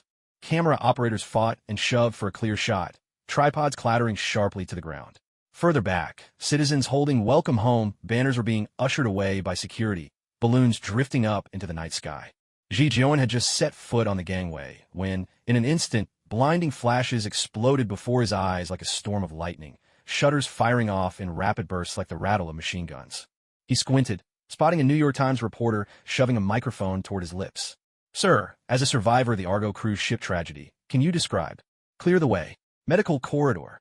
Before the reporter could finish, 2 burly Coast Guard officers stepped in and whisked him aside. With a passage finally cleared, a stream of people in hazmat suits began to disembark from the rescue vessel, carrying body bags one by one down from the ship. Seizing the brief moment of chaos, Peter Parker and the others immediately lowered their heads and hurried through the crowd. Harry Osborn took the lead, using his own body as a shield against the barrage of cameras and blinding flashes. Shu Jeon brought up the rear, his arm held horizontally to fend off the forest of microphones pressing in on them. Suddenly, a tabloid reporter grabbed his sleeve, shouting urgently, "Sir, hello. We've heard there are mutants on the Argo. Are you?" "I'm sorry, but the details of the incident are still under investigation. We have nothing to disclose at this time." With a swift motion, Shu Jeon twisted the reporter's wrist. The man let go with a cry of pain and was immediately separated from the group by a police dog maintaining order. But barely had one problem been dealt with when a new wave of reporters surged forward, microphones raised high. The police officers nearby, stretched thin, struggled to keep control. Just as Shu Jeon and the others found themselves hemmed in and unable to move, a deep, throaty engine roar suddenly echoed from the edge of the crowd. Not far away, 6 jet-black Cadillacs barreled down the pier like battleships, their glaring headlights flooding the chaotic scene with an almost blinding white light. The crowd instinctively parted. More than a dozen bodyguards in tactical suits quickly formed up, earpieces in place, their muscular arms locked together to forge a human barricade, forcefully opening a path through the roiling sea of media. At the front, a stretched Lincoln screeched to a halt. The moment the doors swung open, every camera flash pivoted to capture the arrival. Norman Osborn strode out in haste, his polished, expensive Oxford splashing down onto the rain-soaked asphalt. He looked a touch gaunt, but his suit was immaculate, and the silver-gray tie lay perfectly straight. Only a few stray white hairs at his temple, usually smoothed back with meticulous care, had slipped loose, a rare sight. His voice cut through the clamor, eyes immediately finding his son in the crowd. "Father." Hearing that familiar voice, Harry Osborn's words caught in his throat. Norman Osborn closed the distance in a few long strides and pulled Harry into a fierce embrace. He clamped both hands onto Harry's shoulders, his grip so tight his nails nearly dug through the fabric. The business titan, who so often graced the covers of financial magazines, now trembled so badly he could barely steady his tie. When he finally let go, Norman Osborn's hand lingered on Harry's shoulder. His gaze softened, and his thumb unconsciously traced the raised line of Harry's collarbone beneath the jacket. His voice held a note of relief as he said, "I always knew. Your head may not be the sharpest, but your luck has never let you down." Harry Osborn. Thunder rumbled across the sky, its growl shaking the air. Just as everyone was engaged in idle chatter, a roar of engines suddenly tore through the port's chaotic clamor. A blue and white NYPD patrol car drifted into an abrupt stop, its tires shrieking sharply as they scraped the asphalt. The moment the squad car came to a halt, the door was kicked open with force. Captain George Stacy leapt out like a caged tiger set free, his badge glinting coldly under the glare of the searchlights. He shoved aside a blocking reporter with a single motion, then drove his elbow into a burly cameraman, sending the man sprawling. His movements so swift and fierce, it was hard to believe he was nearly 50. Sensing trouble, 3 of Osborne's bodyguards immediately formed a human barricade, their tactical boots stamping into a textbook triangle formation. "Sir, please stand back." But George Stacy paid them no mind, charging forward as if he hadn't heard a word. Seeing his refusal to comply, the first bodyguard reached out to stop him, but George Stacy seized the man's wrist, twisted it back, and drove his knee squarely into the elbow joint. With a sickening crack, the bodyguard grunted and dropped to his knees. At that sight, the second bodyguard swung a fist straight at George Stacy's face. With a sharp swish, the punch whipped past, grazing George Stacy's cheek. In a flash, he shaped his right hand into a knife edge and struck hard at the man's carotid artery.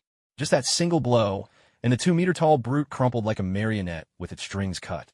Witnessing the fate of his companions, the third bodyguard decided he wanted nothing to do with close combat. He drew his taser instead. But before he could even squeeze the trigger, George Stacy spun and lashed out with a flying kick, his police boot striking the man's wrist dead on. The taser spun through the air, clattering across the ground and smashing to pieces against a wall. Meanwhile, George Stacy's elbow hovered at the man's throat as he spoke in a chilling tone.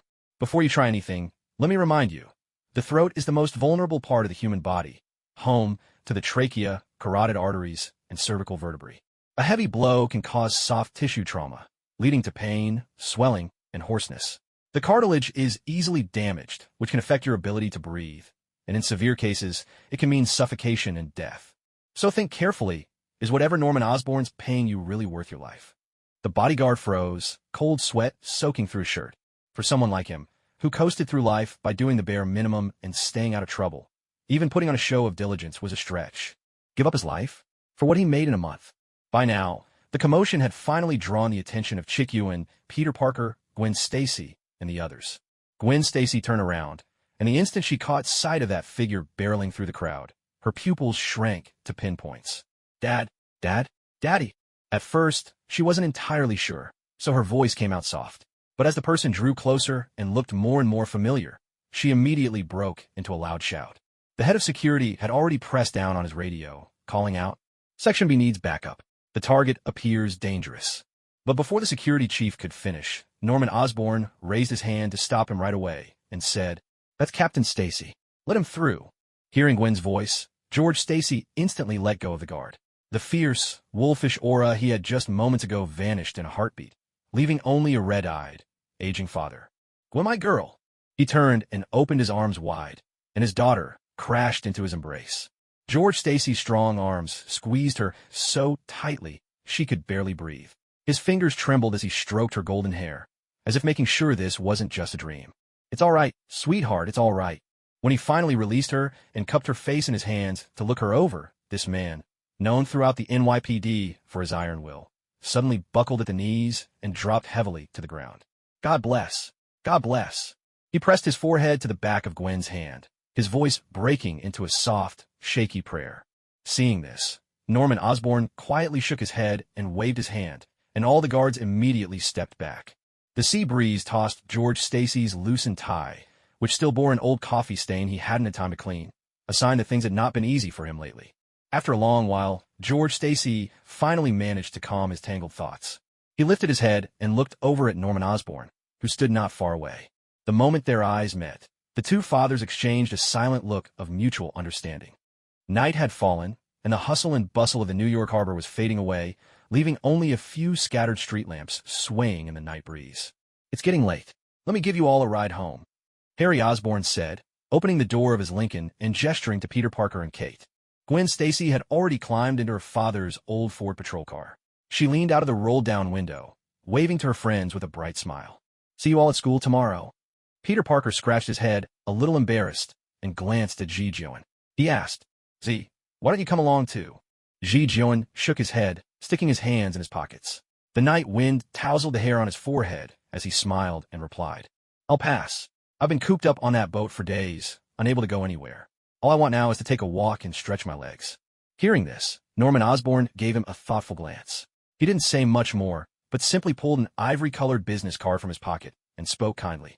"Well then, I won't insist. Here's my card. If you ever have any questions, feel free to reach out to me anytime." Jijoin accepted the business card with great care and tucked it solemnly into the inner pocket of his jacket. "Thank you. If I ever come across anything I don't understand, I won't hesitate to seek your guidance." Norman Osborn nodded, offering no further words. Just as Jijoin turned to leave, and Kate had already placed one foot inside the car, she suddenly froze. In a swift motion, Kate spun around, her golden hair tracing a brilliant arc beneath the streetlights. Jijoin hadn't even had time to react before she closed the short distance between them in just a few quick strides, grabbed him by the collar with both hands, and pressed a gentle kiss to his cheek. His eyes widened in shock. For a moment, time seemed to slow. The distant blare of a cargo ship's horn and the last murmurs on the dock faded into a distant, indistinct backdrop. This is for you." In a fluster, Kate slipped a folded note into Jijoin's jacket pocket. Her fingertips brushed his chest, then recoiled as if she'd touched something hot. Staring at the ground, she spoke in a hurried rush. "My address and phone number are on it. You have to come find me." Before Jijoin could reply, she'd already spun around and darted for the stretch Lincoln, leaping inside with the startled speed of a rabbit. The car door slammed shut, but it couldn't muffle the alternating whistles from Harry Osborn and Peter Parker inside. Watching the Lincoln disappear from sight, Jijoin clicked his tongue in amusement, muttering as he walked, "Aren't American girls supposed to be pretty open? She got this far, what's the harm in taking it a step further? As if I'd put up a fight or something." With that, he made a playful grab at the air, almost like performing a magic trick, and somehow produced a sweet blossom. He nibbled at the fragrant petals, wandering leisurely down the quiet street.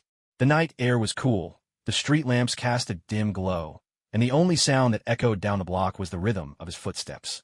Tolp, tolp, tolp, tolp.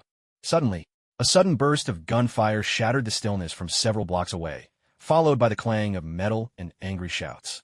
Jijoin paused mid-step, listening for a couple of seconds before shrugging. "Freedom-loving America, huh? Gunfights every single day." Murmuring his observation, he turned without hesitation, hands in his pockets, and sauntered off in the opposite direction, even humming a carefree tune as he walked. Meanwhile, deep within the container maze of Pier 43, at the port of New York, a bloody scene was unfolding. Bang, bang, bang. Matt Murdock, clad in his daredevil suit, slipped like a phantom through the gaps of steel, while a hailstorm of bullets chased his shadow, sparking brilliant flashes as they struck the containers. His batons moved with surgical precision, every swing punctuated by the unmistakable snap of breaking bones. He cocked his head, catching a sound, then stopped short in an instant. A deafening explosion tore through the air, the spot he'd just vacated now sporting a crater the size of a soup bowl. Seizing the moment, Matt rolled forward, closing the distance. His baton swept out, cracking across the gunman's knees, the sharp sound of shattering bones ringing out simultaneously. The gunman collapsed, clutching his mangled knees, howling in agony. A rush of air behind him, Matt ducked just in time to avoid a blade, then drove his elbow back, striking his attacker square in the throat. The man dropped to his knees, hands clutching his neck, mouth gaping like a fish out of water, unable to utter a sound. "Damn devil!" A bald thug lunged from the shadows, a hunting knife aimed straight at Matt's throat. Matt twisted away, his right baton deflecting the blade, while his left fist darted forward like a viper, catching his assailant at the temple. The brute's eyes rolled back as he crashed to the ground. "That's enough. This cat-and-mouse game ends now." Suddenly, a furious roar thundered out, making the nearby containers vibrate. Matt whipped his head toward the sound, listening intently. 20 meters away, a heavily muscled black man with a scorpion tattoo wrenched open a container door. A wave of stench rolled out. Inside, on this winter night, a dozen barely clothed girls were huddled together like livestock, their wrists and ankles shackled with iron chains. Among them were blonde, blue-eyed girls from Europe, dark-skinned girls from Africa, and several Asian faces. All of them were emaciated, their bodies covered in bruises. "Daredevil, if you don't want to watch these girls die, you'd better come out right now. Otherwise, I'll kill one every minute until none are left." The brute grabbed the hair of the nearest girl, pressing his pistol to her temple, shouting toward the loading area of the docks. But no answer came. 10, 9, 8, 7. The ringleader's countdown echoed across the pier, his massive arm choking the girl as the gun's muzzle dug deep into her temple. The girl's sobs were faint as a kitten's mewl, her tears mingling with cold sweat, soaking the man's arm. The labyrinth of containers remained silent, as if the ringleader were barking orders to the night itself. So you don't care if they die? Fine, then I'll start with this little whore. He sneered, pulling back the hammer. The metallic clack rang out, sharp as a knife in the dark. A low voice emerged from the shadows. Matt Murdock stepped out, hands raised in a French military salute, moving forward at a measured pace. Blood trickled from his brow, leaving a dark trail upon his crimson suit. Seeing him come out, the 5 thugs immediately lunged forward, smashing the butt of a rifle hard into Matt Murdock's back. A heavy thud echoed through the alley as Matt Murdock staggered and dropped to one knee, but he forced himself to swallow his cry of pain. Blows rained down on him like a violent storm. Fists, boots, and then a steel pipe struck his ribs with a sickening crack, so sharp that even the nearest thug flinched instinctively. The gang leader shoved the girl aside and strode forward, grabbing Matt Murdock by the helmet with a twisted grin. Daredevil, the infamous devil of Hell's Kitchen, never thought someone as legendary as you would end up at my feet. Huh?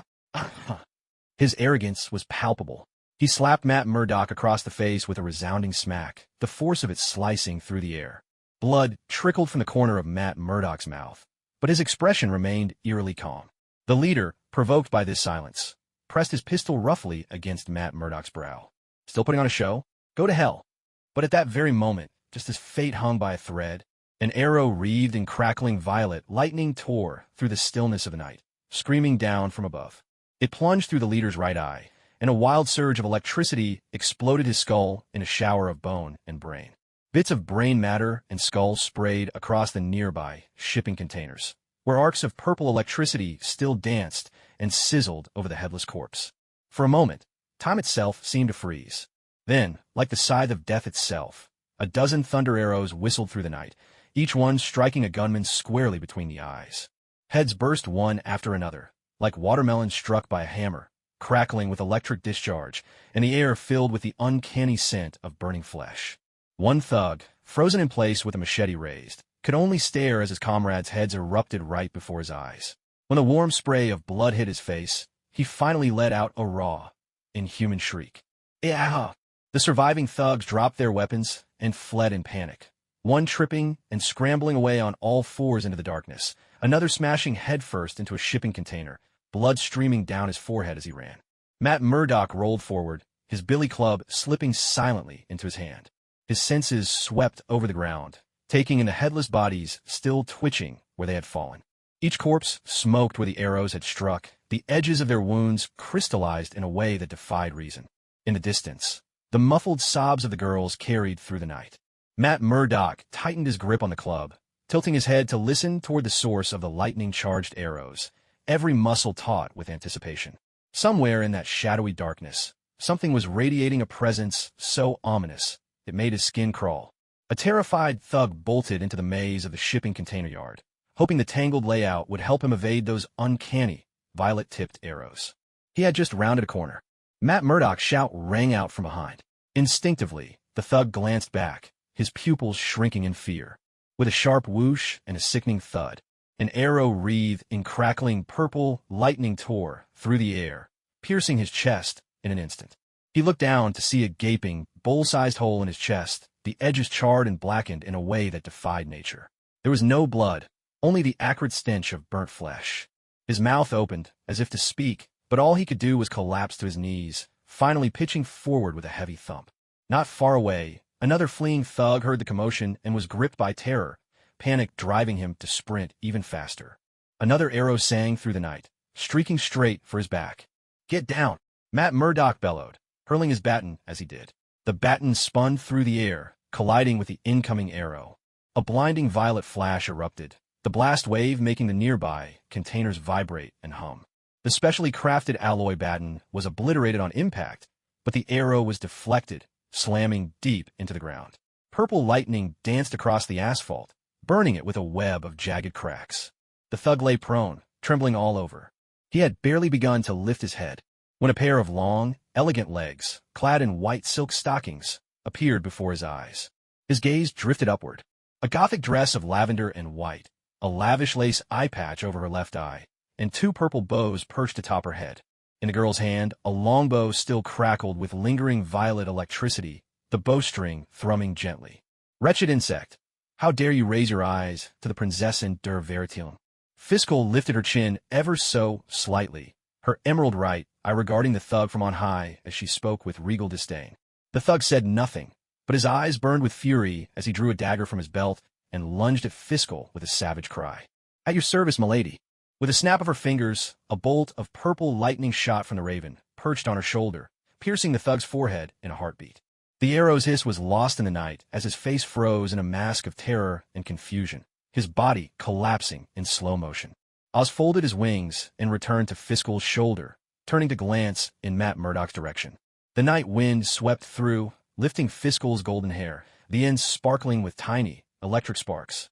Mortal, are such pitiful dregs truly worthy of your divine power? Or does this foul soul conceal a forbidden light, so terrible that even the abyss recoils? Her voice drifted through the darkness, light as a dream. The wind carried the scent of blood across the docks, while the metallic sides of the shipping containers glinted coldly in the moonlight. Matt Murdock suddenly looked up, his sharp hearing catching the sound of new footsteps. Unlike the light tread of the young girl, these steps were steady and powerful, each one landing with calculated precision. It's you? Did you kill these people?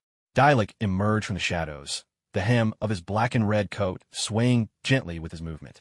Fiskell's sudden disappearance made Matt's nerves snap taut in an instant. He pushed his senses, hearing, touch, smell, to their limits, but could detect no trace of the girl, as if she had never existed at all. The man now before him radiated a palpable sense of danger. Dialek stood 3 meters away, hands relaxed at his sides. Between them, the body of an armed thug lay sprawled on the ground, forming a clear and unmistakable boundary.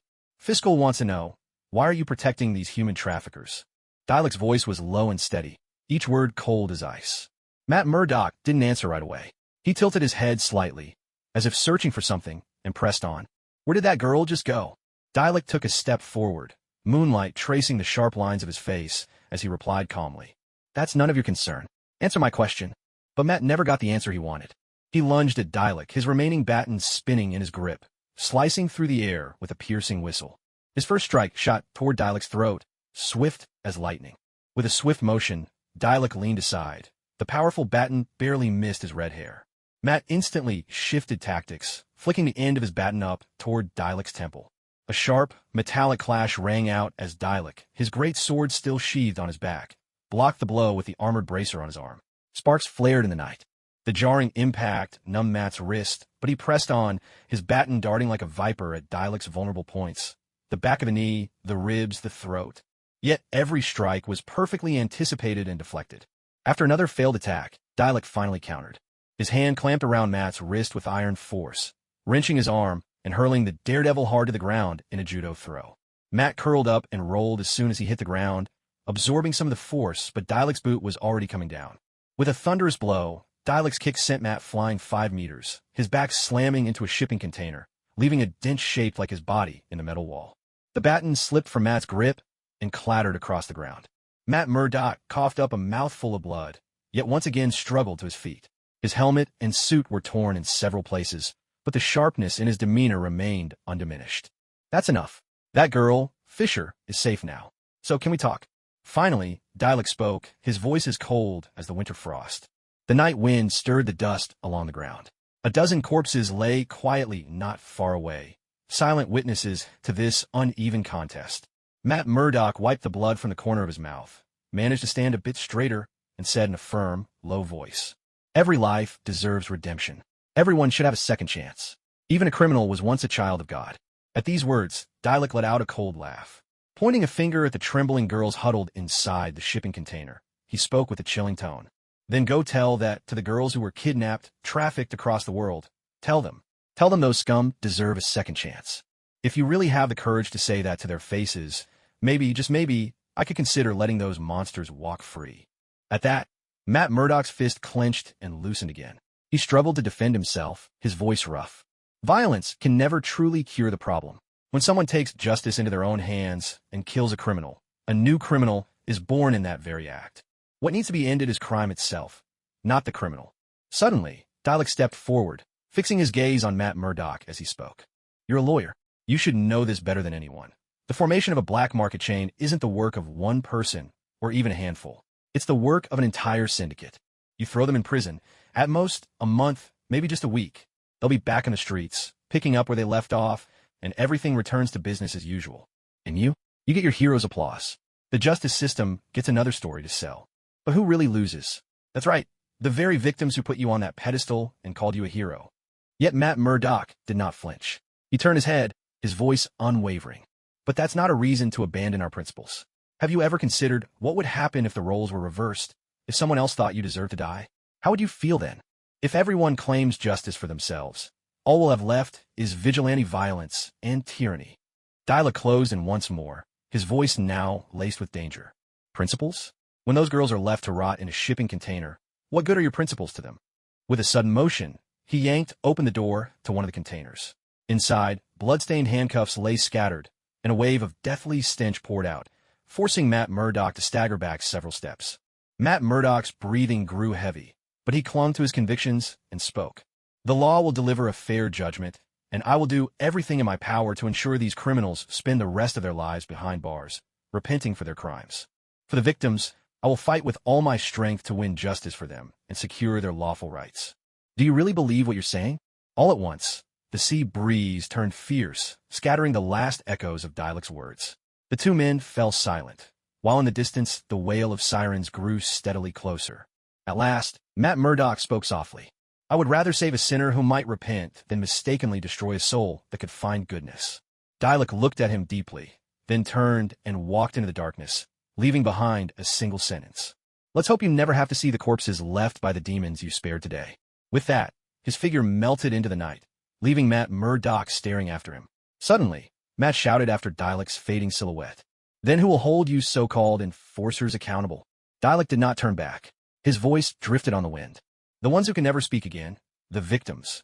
The blare of sirens drew nearer. Matt Murdock remained rooted to the spot, the cries of the rescued girls echoing in his ears, along with Dialec's final challenge. Sometimes the greatest mercy is to make sure certain evils never happen again. Nighttime, New York City, an apartment in the Bronx. Hey, Big Brother David, I'm back again. Ji Joan slipped in through the window as if it were his own front door. One leg still dangling outside, he started hollering into the room. Once inside, Ji Joan bustled over to light a mosquito coil in front of David Chio's portrait before heading off to wash up and prepare dinner. It was already late, and Ji Joan couldn't be bothered to cook. He went straight for his secret backup supply, instant noodles. They were pickled mustard flavor from the Kung Shui Bo brand. Not exactly gourmet, but better than eating bland Western food. After his meal, Ji Joan sat cross-legged before David Chio's black and white portrait. On the floor were photos of 3 types of incense, traditional, Buddhist, and Tibetan. Grumbling to himself, he muttered, Brother David, forgive me. It's not that I don't want to give you something better, but this was really out of my control. The cargo ship carrying your gold ingot candles made it through just fine, but the cruise ship I was on sank. The shipping company waited for days with no one to collect the package, so they just shipped it all back. So, Brother David, you'll have to make do for a few more days. Just think of it as eating foreign food with a bit too much spice. With his ritual complete, Ji Joan let his consciousness sink inward, entering a sphere of light in his mind. Primo gems, 180. Ji Joan glanced at the number on the virtual screen and nodded in satisfaction. Then, with a swift motion, he went all in. A sharp, shimmering sound rang out. A dazzling burst of light swept across Ji Joan's eyes. Character card times 1, item card times 1, bubble tangerine times 11, windwheel aster times 5. Character card, Xiao. Constellation, Alatus Nemesios. Profile, Xiao is one of Liyue's oldest 3-eyed and 5 manifestation adepti, bearing the title Guardian Yiksha, General, or Conqueror of Demons. Though his true age exceeds 2,000 years, he retains the appearance of youth. During the Archon War, he was enslaved by an evil god and forced to commit countless acts of slaughter, consuming the dreams of his victims to feed the demon's power. This dark chapter left him deeply scarred by pain and guilt. Later, the Geo Archon Morix defeated the evil god and freed Xiao. Out of gratitude and a desire for redemption, Xiao forged a contract with Morix, becoming a Yeksha who guards Liyue by purging lingering demonic remnants and evil spirits. He once fought alongside 4 other Yeksha, but over the ages, the relentless battles led to their corruption. 3 died in madness, 1 vanished without a trace, leaving Xiao the sole survivor. To this day, He continues to fulfill his duty in solitude.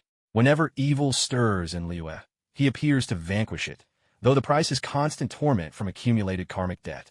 Though no one knows of his sacrifices, he steadfastly upholds the ancient pact, silently watching over Liyue's peace. Xiao is withdrawn and taciturn, keeping others at a distance to shield them from his karmic burdens. He is lonely, but not cold. He simply prefers not to reveal his feelings. He enjoys almond tofu, drawn to its texture that reminds him of the souls he once had to consume, an inescapable symbol of his past. Weapon name, Crescent Pike. Rarity, weapon type, polearm. Base attack, 565. Bonus stat, physical damage plus 34.5%. Weapon skill, Infusion Needle. For 5 seconds after collecting an elemental orb or particle, normal and charged attacks deal an additional 40% of attack as damage. Item, Bubble Tangerine. Description, a fruit that thrives in warm, moist, sunlit places. Beneath its round surface, it hides a sweet and refreshing taste. Effect, slightly heals the consumer's minor wounds. Item, Windwheel Aster. Description, a wind-loving plant. For the free-spirited people of Mondstadt, who worship the wind and are as breezy as the element itself. The Windwheel Aster is the wind you can see. Effect, none. When Ji Jion saw the Xiao character card, he instantly leapt from the floor, crawling wildly around the room as if he'd contracted rabies, occasionally letting out strange yelps and howls. Yes, I got it. Ahaha. After a good round of shouting and hollering, Ji Jion rummaged through his cabinet again, triumphantly pulling out 2 plates of mosquito coils and declaring with grand enthusiasm. Big way. Let's treat ourselves to a special meal tonight. Tomorrow, I'll buy you a few more flavors of mosquito coils. Divider. The night sky over Washington, D.C. was sliced open by the searchlights from S.H.I.E.L.D. headquarters. Coulson, the model agent of S.H.I.E.L.D., practically fused with a coffee machine, descended the ramp of the Quinjet, his suit still holding traces of dampness from the Caribbean. He rubbed his tired eyes, and as soon as he looked up, he saw Nick Fury standing at the edge of the landing pad with his hands behind his back, his single eye glinting coldly in the darkness. Coulson strode over and saluted. Nick Fury offered a faint nod, then turned to walk toward the main building. His tone was calm as he said, "Give me the report on the Argo investigation."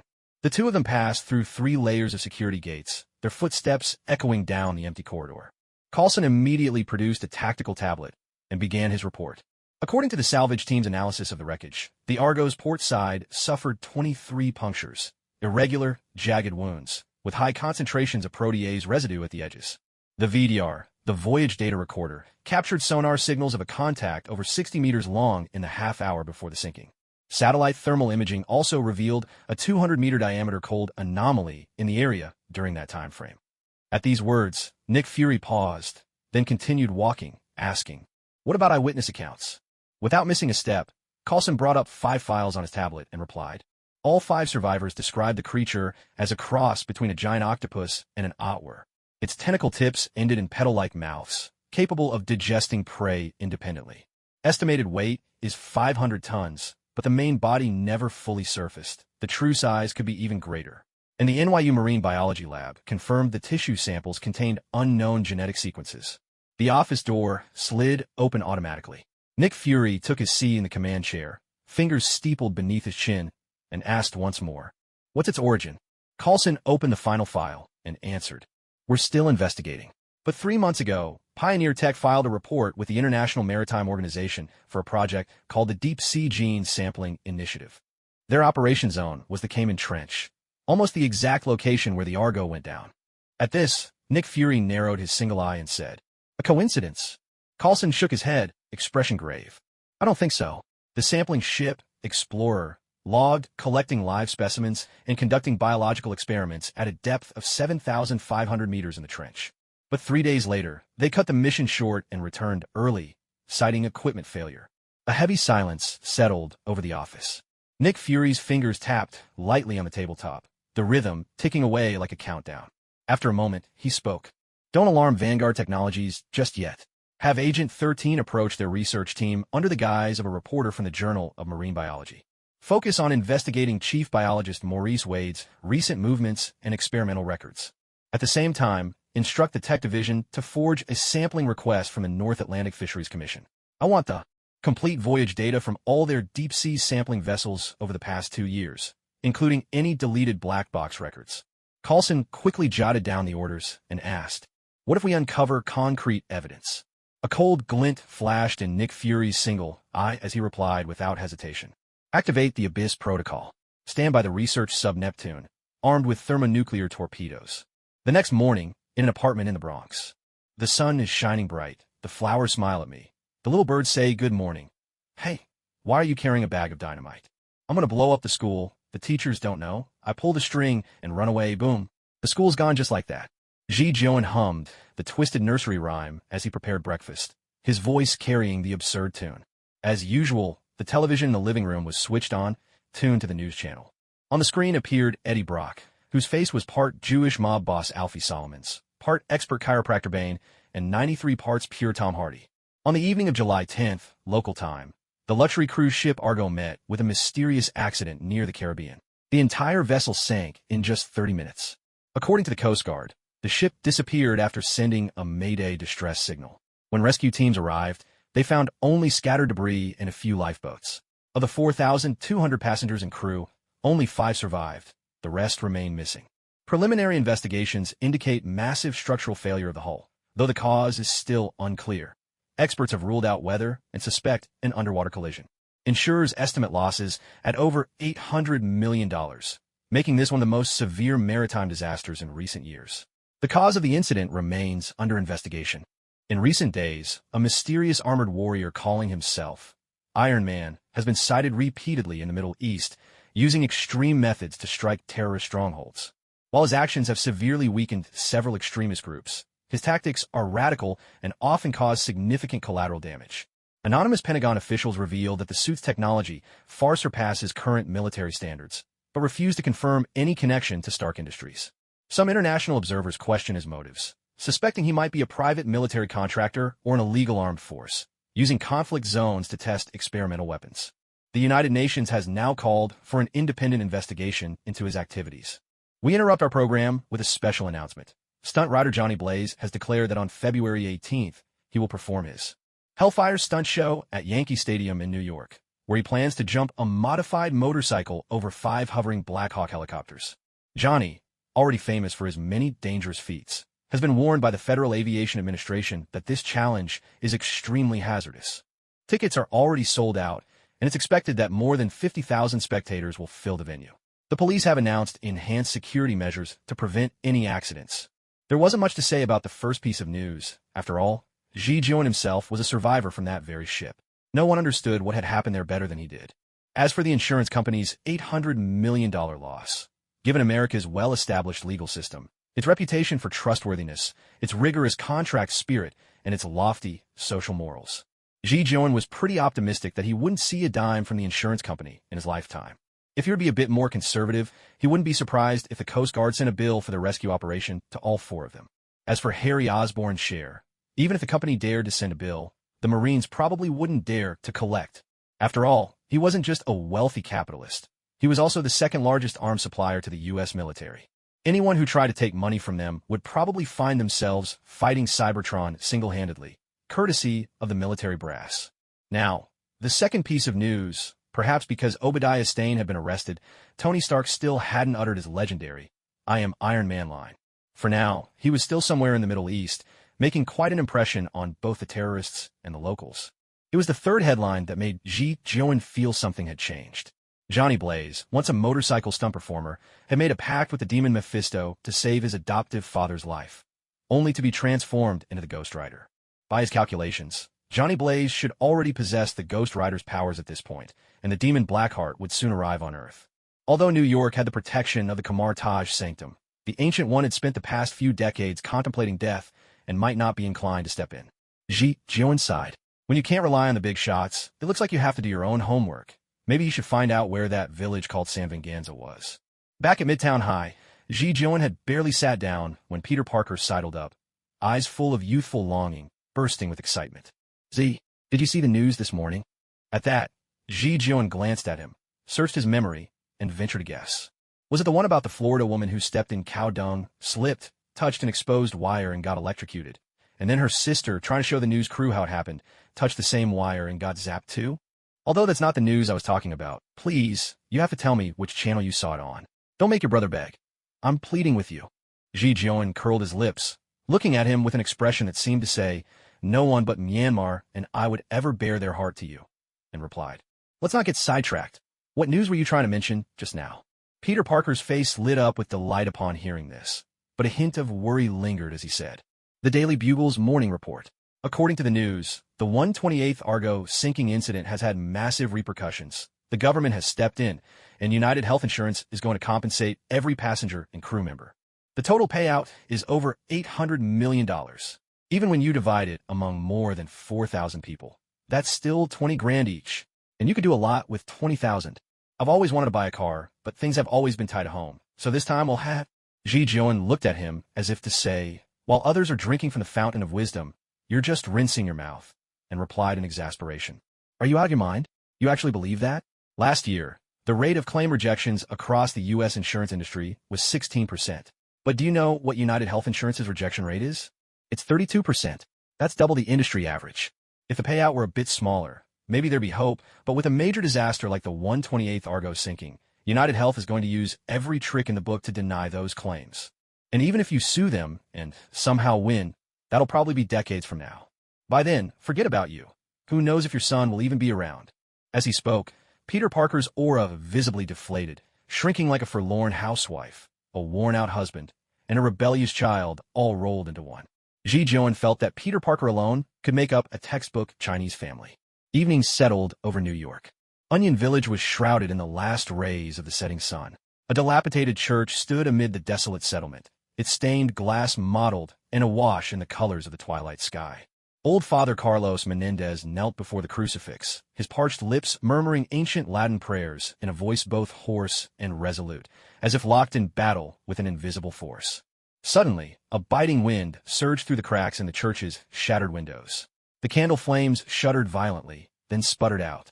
Father Carlos fell silent. Slowly, he opened his clouded eyes and looked up toward the window, where vivid, warm sunlight had painted the sky moments before. Now churning black clouds devoured the horizon. Thunder rumbled, as though the heavens themselves were being torn apart. A shrill, piercing whistle sliced through the air. Suddenly, a rain of fire began to fall from the sky. Burning pellets of sulfur struck the church roof, crackling and bursting with sharp pops, while the air filled with the pungent stench of brimstone. Father Carlos slowly rose to his feet. His wrinkled hand reached for the wooden table beside him, where he picked up a pair of old reading glasses and put them on. Then, he walked toward the side wall of the church and took down a battle axe engraved with runes from its hook. The blade glinted with a cold, steely light in the dimness. But just as he grasped the axe, the church doors swung open in utter silence. A chill wind, thick with the smell of sulfur, swept inside. A man in a black trench coat stood quietly at the threshold. His strikingly handsome features were tinged with an unsettling air, his hair black as ink, lips curled in a faint, mocking smile. He said nothing, simply watching the old priest's movements with eyes that gleamed an icy blue, as if he were savoring a play whose ending he had long foreseen. Father Carlos slowly turned around, his gaze sharp and cold as he looked at the uninvited guest. He betrayed not a trace of surprise, only spat out his words with a frosty indifference. Do as your father says, and go back to hell where you belong, Witch-heart demon. The young man, Witch-heart demon, chuckled softly at this, his voice deep and almost elegant. Father Menendez, after all these years, must you be so stubborn? He stepped forward, the polished leather of his shoes echoing crisply across the church's stone floor. Tell me where the seals of the demons of earth, water, and wind are hidden, and I'll grant you a swift death. Otherwise, his words broke off as the smile vanished from his face, his gaze turning to ice. I will see your soul howling in the flames at the lowest depths of hell for 10,000 years. Yet the old priest did not answer his threat. Instead, he slowly raised his axe, and under Witch-heart demon's narrowed eyes suddenly swung his hand. A sharp hiss sliced the air. Blood sprayed forth as Father Carlos, expressionless, severed his own tongue. Seeing such resolve, a flicker of surprise crossed Witch-heart demon's eyes, swiftly replaced by a sneer as he muttered quietly, "What a fool!" The old priest gripped his severed tongue and hurled it straight at Witch-heart demon.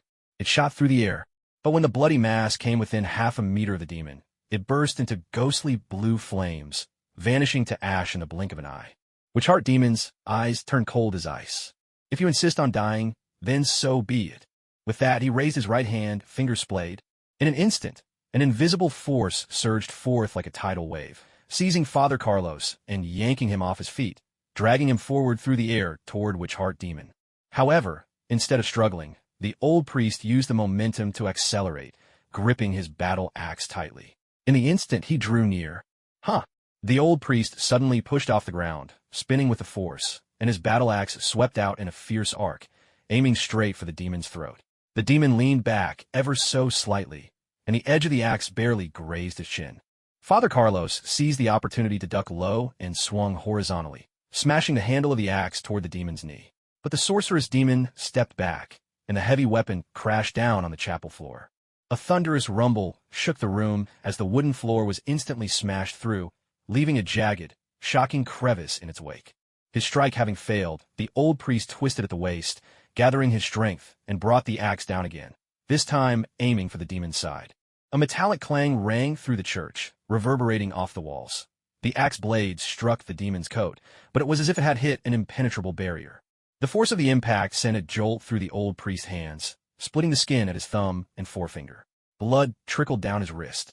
The sorceress demon glanced down at the axe blade, and a mocking smile curled at the corner of his lips.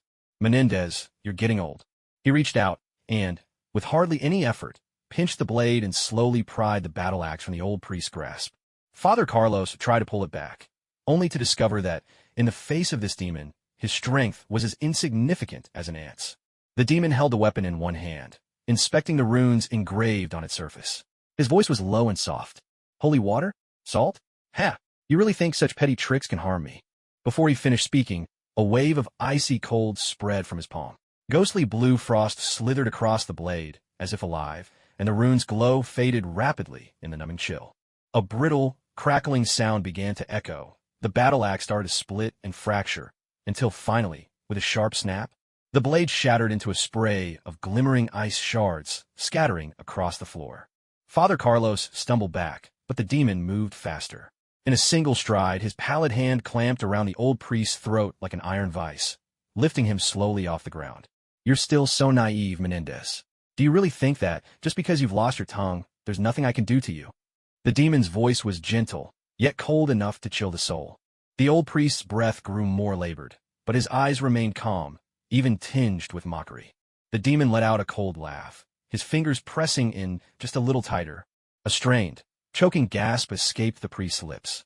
Suddenly, wisps of white mist began to seep from the priest's eyes, ears, and pores, as if his very life force were being drawn out, slowly streaming into the demon's waiting palm. A crackling sound filled the air. As the ghostly vapors were siphoned away, the old priest's body withered before their eyes. His skin lost all moisture and luster, shriveling like ancient bark. 10 seconds later, the demon released his grip. A desiccated corpse crashed to the ground, yet its hollow eye sockets remained fixed upon the church's crucifix, as if silently mocking the futility of the demon's efforts. The heart-eater demon gazed down at the old priest's withered remains, a flicker of irritation passing through its eyes. In a low, seething voice, it muttered, "Did you think this could stop me? Even if you refuse to speak, I will still find the seals of the earth, water, and wind demons. The covenant of San Venganza will be mine. Mine!" Outside, the rain of fire continued its rampage, the stench of sulfur blanketing the entire Onion Village. And the shadow of hell had only just begun to descend. On a Manhattan street at dusk, the sunset cast long shadows between the towering buildings. Ji Jion and Peter Parker pedaled their bicycles through the dense traffic. Peter Parker, pumping the pedals, shot a sidelong glance at Ji Jion, his face brimming with stubborn mischief as he said, "Z, are you sure I can't get that 20 grand? I know insurance companies usually play dirty, but sometimes they do show a little humanity, right?" Ji Jion shrugged, his tone indifferent. "Getting a full payout is out of the question, unless another company steps in and is willing to buy the claim rights for a third, maybe even a quarter of the amount. Otherwise, I'd save yourself the heartbreak. So, how much are you short for the car? Maybe I can help you scrape some together." At this, Peter Parker scratched his cheek, his gaze wandering as he murmured, $6,210. What? That's a pretty exact number. So how much is the car?" $6,215. Ji Jion immediately turned, wearing a look that screamed, "Could you speak up? I think there's someone in a coma 12 kilometers away who still didn't hear you," and said, exasperated, "What the heck? Bro, with finances like yours, maybe you should give up on buying a car for now. Compared to you, the Ponzi brothers look like cautious investors. Let's get back to talking about the insur. But before he could finish, Peter Parker suddenly jerked his head up, his eyes locking onto something in the distant sky. Z, look, what is that? Following his gaze, Ji Jion saw two contrails streaking across the high sky. One large, one small, one ahead and one behind, like two high-speed aircraft in pursuit. Is that a fighter jet? Ji Jion squinted, trying to make out the shapes. Peter Parker shook his head, replying with absolute certainty.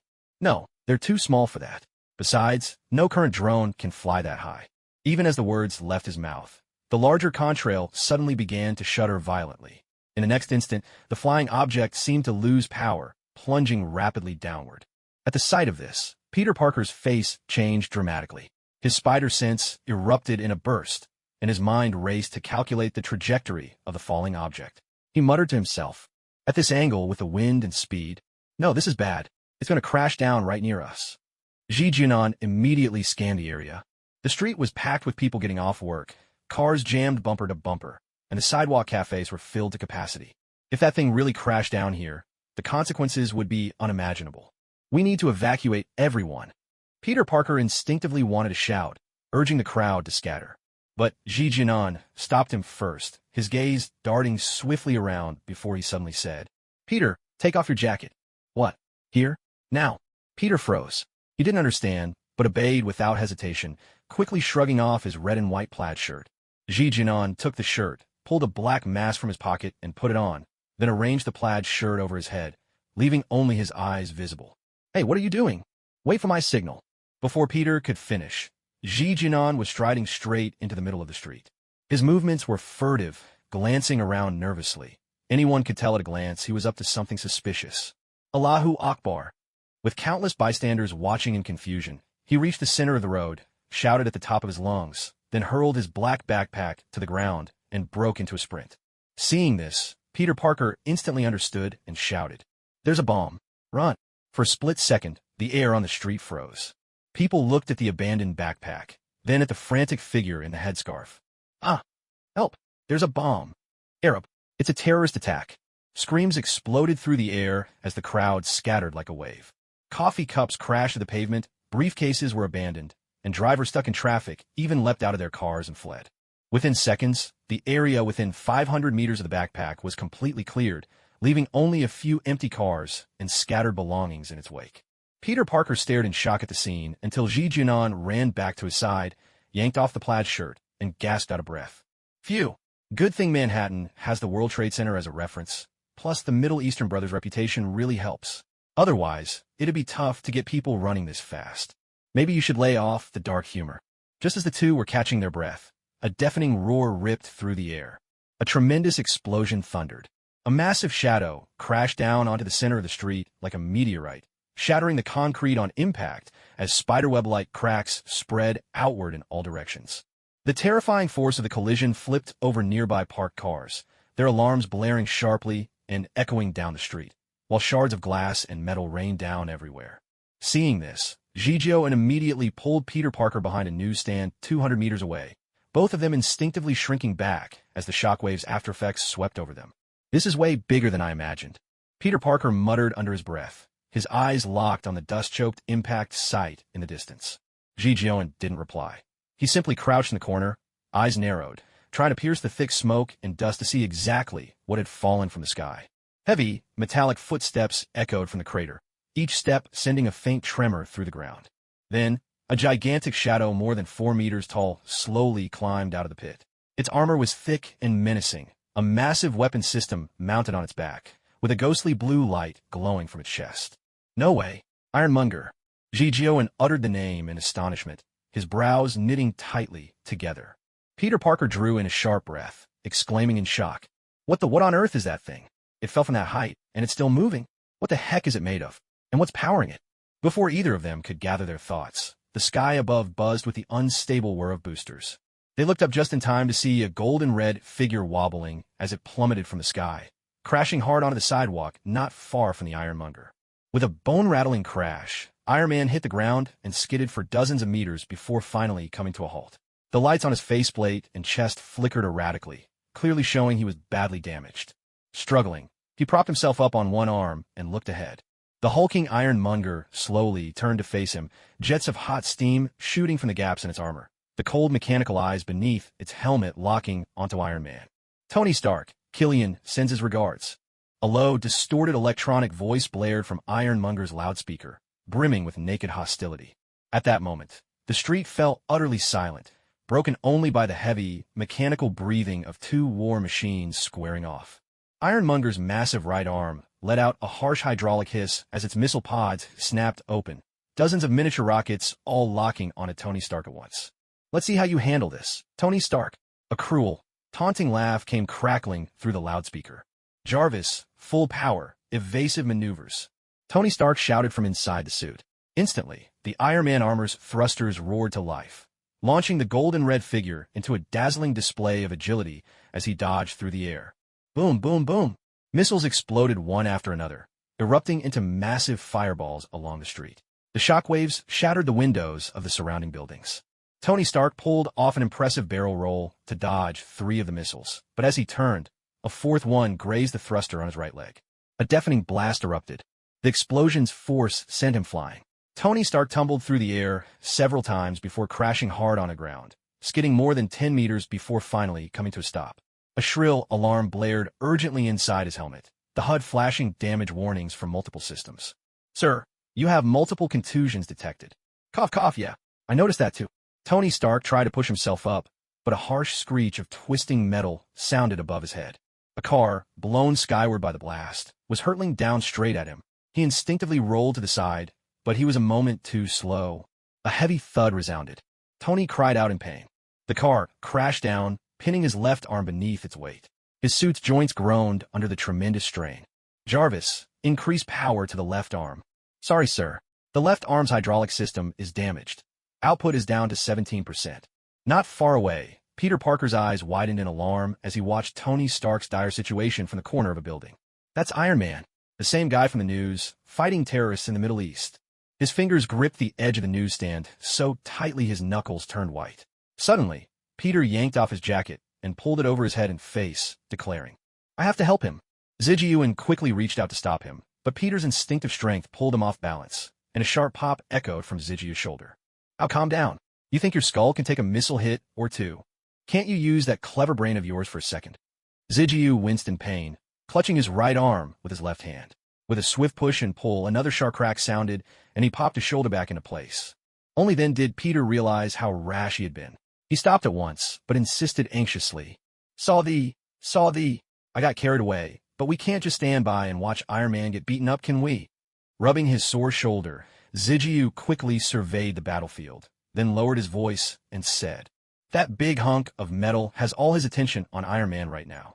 Here's what we can do." "All right, I'm with you." Peter nodded firmly, and the two immediately split up to act. Meanwhile, the Ironmonger was lumbering toward Tony Stark with heavy, thunderous steps.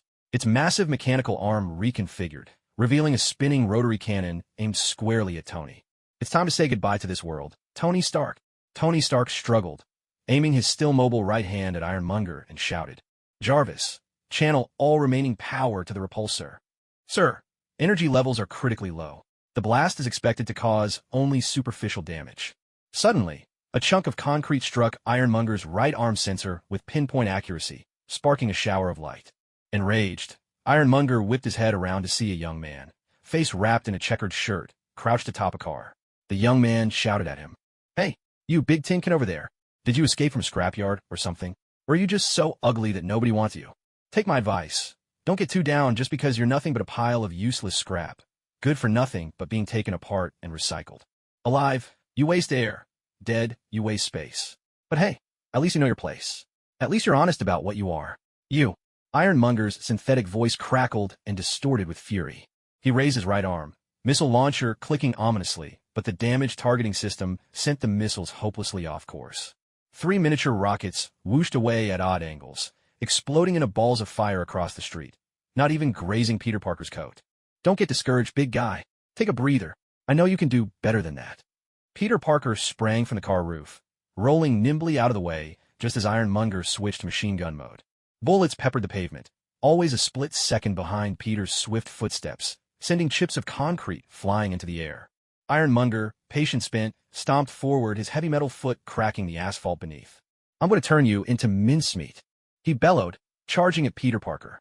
Peter grinned, spun around, and darted away. He moved through the streaming traffic with the agility of a monkey, tossing taunts over his shoulder every few steps. Meanwhile, across the street, Ji Jion climbed onto a Daimler truck parked by the curb. The cab was empty, but the ignition key was still in place. How do you start this thing again? Muttering under his breath, Ji Jion scanned the dashboard, tossed a baseball bat off the passenger seat, took a deep breath, and turned the key. The diesel engine roared to life, and though his gear shift was a little awkward, he managed to get the truck rolling steadily. Glancing in the rearview mirror, he could see Peter luring Ironmonger toward the intersection in the distance. Life!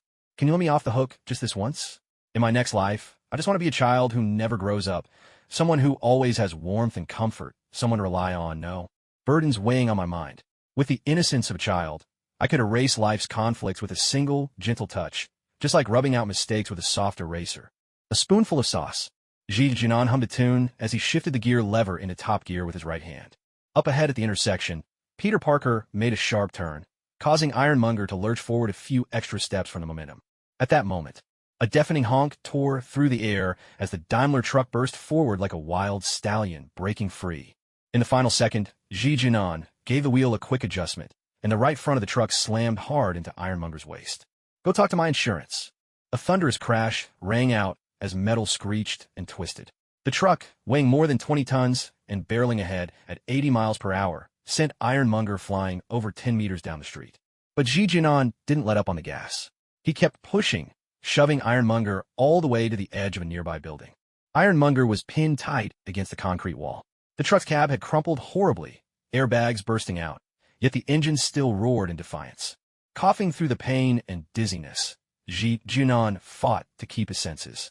He wedged the baseball bat firmly against the truck's gas pedal, then kicked open the door and leaped out. Zzz, are you all right? Peter Parker appeared out of nowhere, clutching a rusty steel pipe, his face filled with concern as he looked at the stumbling Ji Jinan. Hearing him, Ji Jinan straightened his mask and waved him off. I'm Fine. Stick to the plan. That truck won't hold him for long. Got it, I'm on it. Without missing a beat, Peter drove the steel pipe straight into the truck's fuel tank. With a wet, squelching sound, the tank was punctured and pungent diesel began to gush out, quickly spreading into a slick puddle on the asphalt. Lighter. Peter reached toward Ji Jinan expectantly. Ji Jinan fumbled through his pockets and replied, I don't smoke, no lighter. I don't smoke either. Damn it, they cursed in unison. Suddenly, Peter's expression shifted. Without another word, he grabbed Ji Jinan and took off running. Behind them, Ironmonger bellowed in fury, unleashing a barrage of mini-missiles from his arms at the truck. An explosion ripped through the street, engulfing the truck in a fireball. The ignited diesel turned the road into an inferno, swallowing Ironmonger whole. Will that finish him? After putting some distance between them and the blast, Peter set Ji Jinan down and stared at the raging flames. No idea. Forget about him for now. Saving your idol Iron Man is what matters. With that, the two sprinted toward the spot where Tony Stark lay trapped. Meanwhile, on the other side, Tony Stark was sprawled on the ground, pain radiating through his nearly broken left arm. The heavy wreckage of a car pinned him down in his Mark III armor, the metal groaning and twisting with a sound that made his teeth ache. The energy indicator on his faceplate was flashing a dangerous red. Only 8% power remaining, and even that sliver of energy was all that stood between his heart and the jagged shrapnel. Come on. He clenched his teeth, summoning every ounce of strength to try and shove the car off his left arm. But with the suit's servos damaged, all he got in return was a feeble whirring sound. Jarvis, give me an extra boost. Tony Stark barked the order, his breath ragged. Apologies, sir. There's not enough energy left to amplify your strength. I recommend conserving power and waiting for rescue. Jarvis replied in his ever-calm voice, echoing in Tony's ear. Guess I'll have to figure this out myself, then. Tony forced a wry smile. On his faceplate, a display showed the surrounding streets in ruins. The earlier battle with Ironmonger had nearly leveled the entire block. Now, aside from burning car wrecks and chunks of shattered concrete, not a living soul was in sight. But just as he was muttering to himself, a sudden burst of hurried footsteps cut through the silence. Tony Stark looked up to see two figures bursting from the thick smoke. One had his face wrapped in a red and white checkered shirt, the other wore a mask. Judging by their build, it was obvious they were still just kids, probably still in school. Tony's instincts kicked in. The suit's remaining energy was automatically diverted to his repulsor. Hey, You two over there. Disneyland and the playground aren't this way. Get out of here. Or your dad gonna give your butts a serious talking to with his boots. Tony raised his voice, trying to wave them off with the only hand he could still move. Your voice sounds clear, so your lungs seem fine. By the way, Mr. Stark, does your armor use hydraulic dampers or magnetic suspension for shock absorption? How does it handle impacts from such high falls? And a micro-ion cannon in your gauntlet, what's the cooling system like? Also, the boy with the shirt over his face crouched down, talking non-stop as he gripped the car's undercarriage. With a gentle lift, the 2-ton SUV rose like it weighed nothing more than a plastic toy. Good grief. Are you even human? Tony Stark stared at Peter Parker in disbelief. But Peter, unfazed, set the car aside with the ease of moving an empty cardboard box. Calmly, he said, "Of course, 100%. Suddenly, Peter's head snapped around, his eyes sharp and urgent. He shouted, "Something's coming." At the same moment, he grabbed the car he just set down and, with astonishing speed and strength, hurled it backward. A rush of air sliced through the chaos. The car sliced through the air with a shrill whistle, then crashed into something massive just 20 yards ahead, erupting in a deafening explosion of metal. Asterisk boom, asterisk. Amid the thunderous blast, a colossal metal figure burst out of the thick smoke.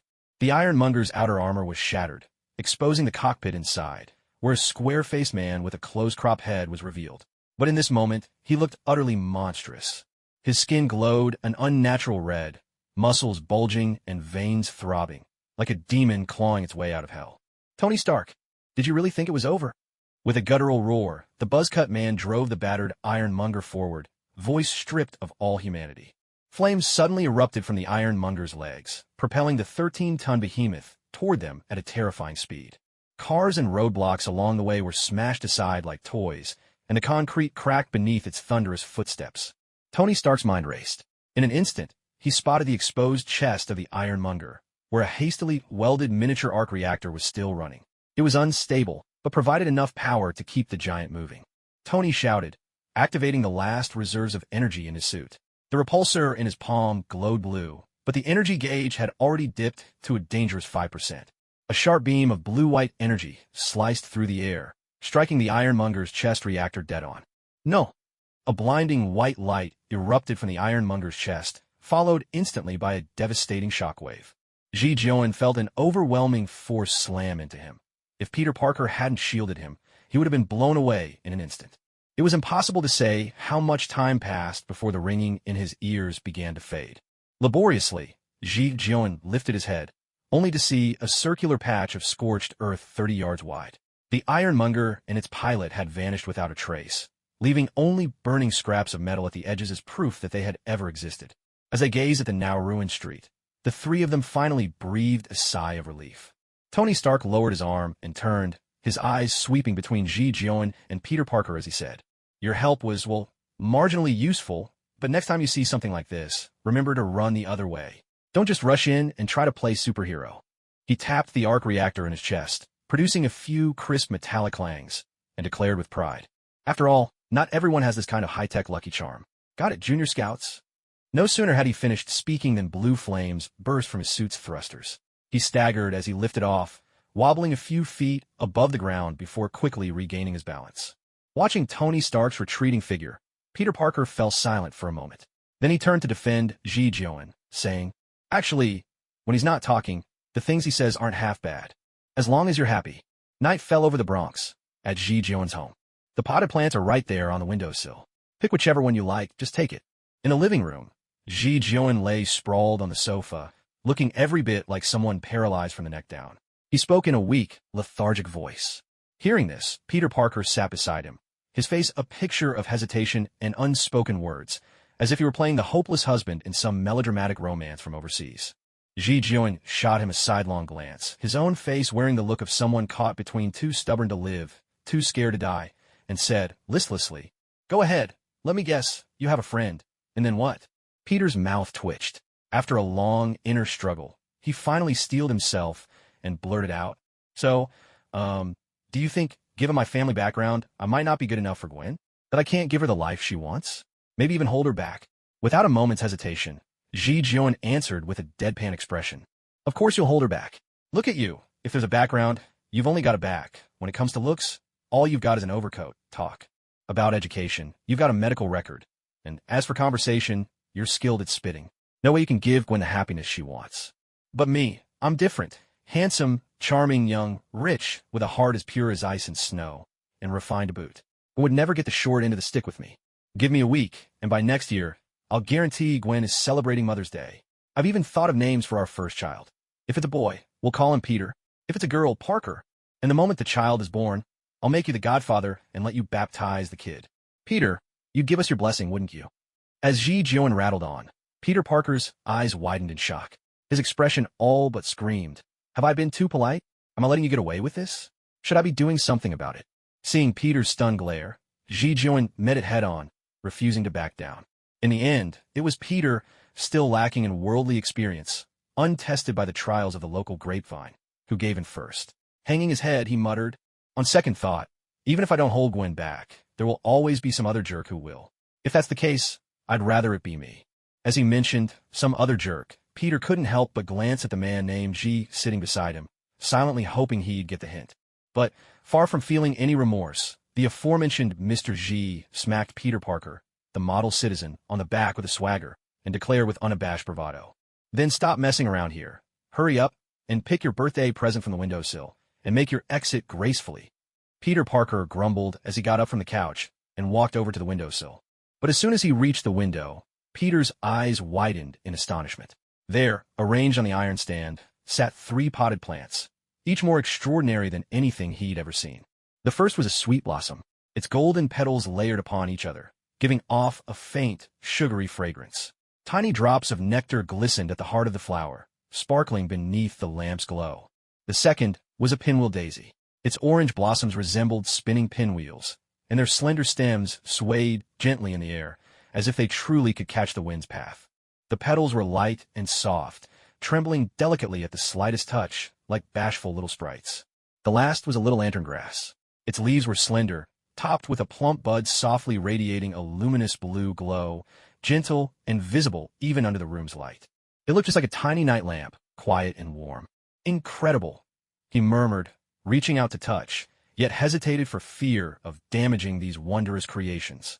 Peter's gaze darted from one plant to the next. He brushed his fingers over the sweet blossom's petals, then gave the pinwheel daisy a gentle nudge, setting it into a slow spin. After much internal debate, his eyes finally settled on the little lantern grass. It's you, he whispered, carefully lifting the pot. The glowing bud of the little lantern grass shimmered softly in his palm, as if responding to his choice. When he emerged holding the little lantern grass, Ji Jion raised an eyebrow and remarked offhandedly, "That's called little lantern grass. Makes a fine night light. If you ever get tired of it, you can just toss it into a dish. As seasoning, it tastes a lot like scallions." At this, Peter couldn't help but put a hand to his forehead, sighing in exasperation. "Come on, man. This is a birthday present for Gwen.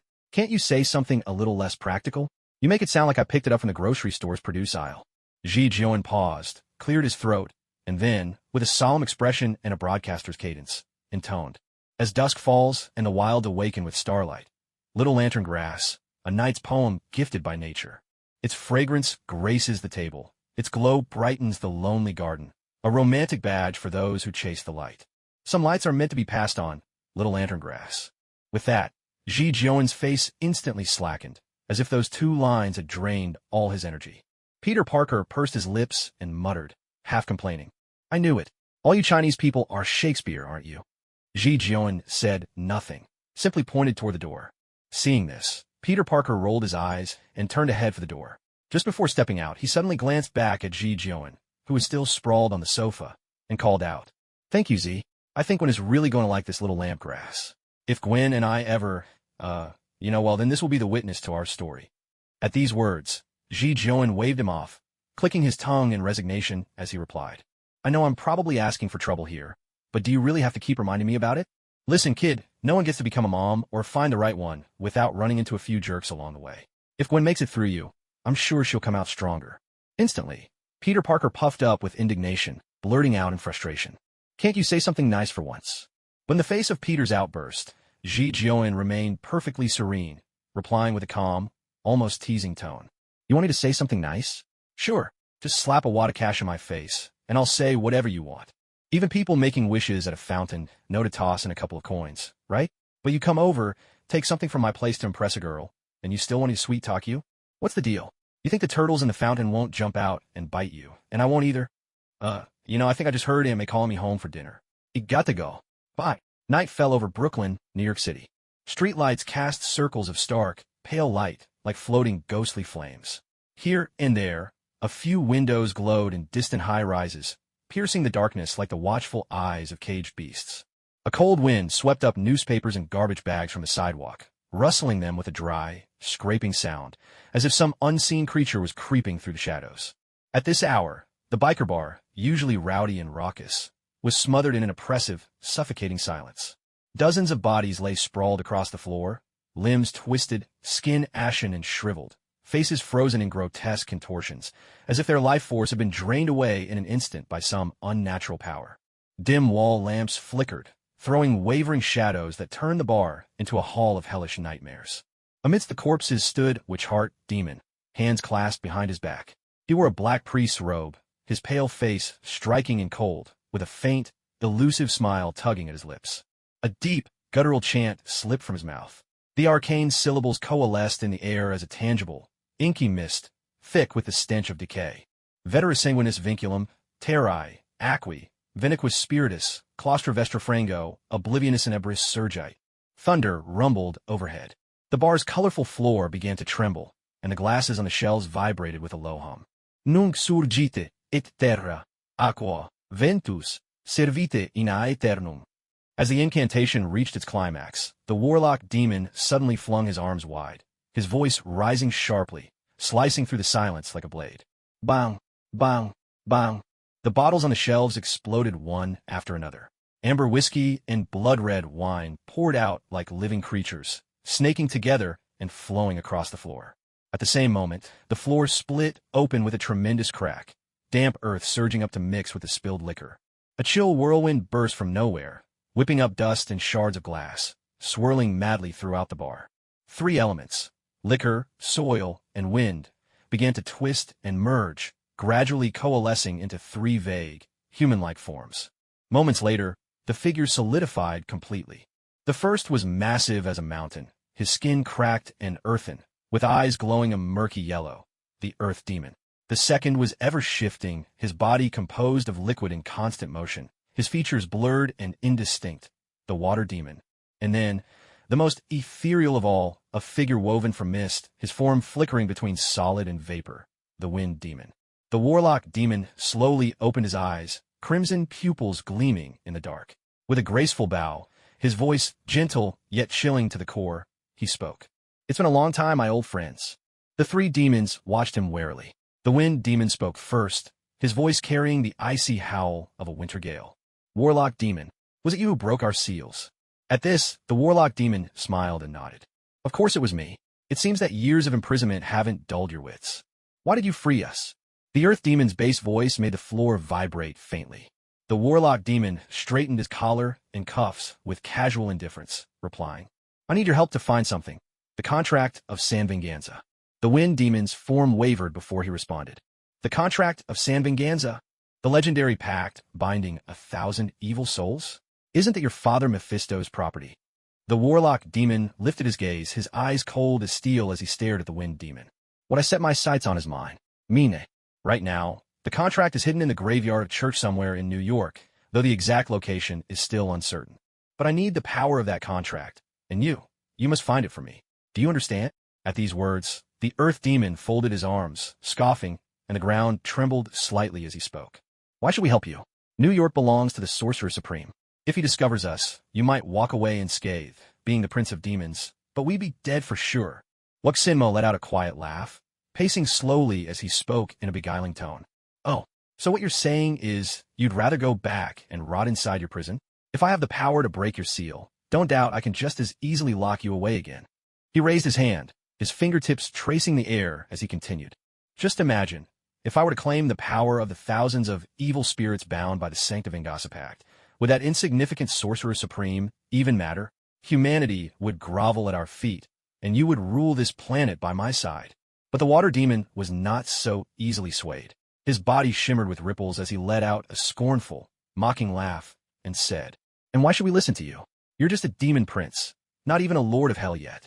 You have no right to command us. The moment those words fell, the temperature in the bar plummeted. Woksinmo's smile didn't falter in the slightest. His gaze on the water demon remained calm as he gently raised a finger. A sharp crack split the air. Ice instantly formed beneath the water demon's feet, frost racing upward fast enough for the eye to follow. Woksinmo, what you do? The water demon cried out in terror and rage, struggling desperately, but the ice had already crept up to his waist. A deafening explosion followed as the ice shattered, the water demon's body splintering into countless shards. But only a moment later, he was forced to reconstitute himself. Before he could even catch his breath, Woksinmo gave a slight flick of his finger. Another sharp crack sounded. This time, the freezing cold started from within, locking the water demon's body in a prison of ice until once again he burst apart. Stop! Wuxin! The earth demon roared, the ground splitting open as his stone-like fist hurtled toward Woksinmo. But the wind demon suddenly stepped in front of him, speaking in a low voice. Don't be rash. We're no match for him. Woksinmo didn't even spare the earth demon a glance. His attention was fixed on the water demon, who was forced to reform over and over, only to shatter again. After more than a dozen cycles of this relentless torment, Woksinmo gazed at the water demon, whose form could barely hold together. His voice remained gentle as he said, "This is your final chance. Submit, or be frozen in oblivion forever." Collapsed on the floor, the water demon trembled, his liquid body shuddering with terror. Without a second thought, he bowed his head and stammered, I submit. I submit. Wuxin, no, my lord of hell." Woksinmo nodded in satisfaction and withdrew his hand. Instantly, the ice vanished from the water demon's body. His voice drifted through the room like the whisper of death as he turned to the earth and wind demons and said, "Very good. Now, wind demon, earth demon, do either of you have any objections?" At this, both the wind and earth demons shook their heads at once, replying, "No, we are willing to obey your command." Woksinmo looked over the three, earth, water, and wind demons, nodding in satisfaction. With a sweeping gesture, he said, "I trust you. Now go do what you must." The three demons exchanged a glance. Then their forms dissipated at once, transforming into their respective elements as they left the bar. After the demons of earth, water, and wind departed, a heavy silence reclaimed the cramped bar. The witch-heart demon turned to leave, but suddenly halted.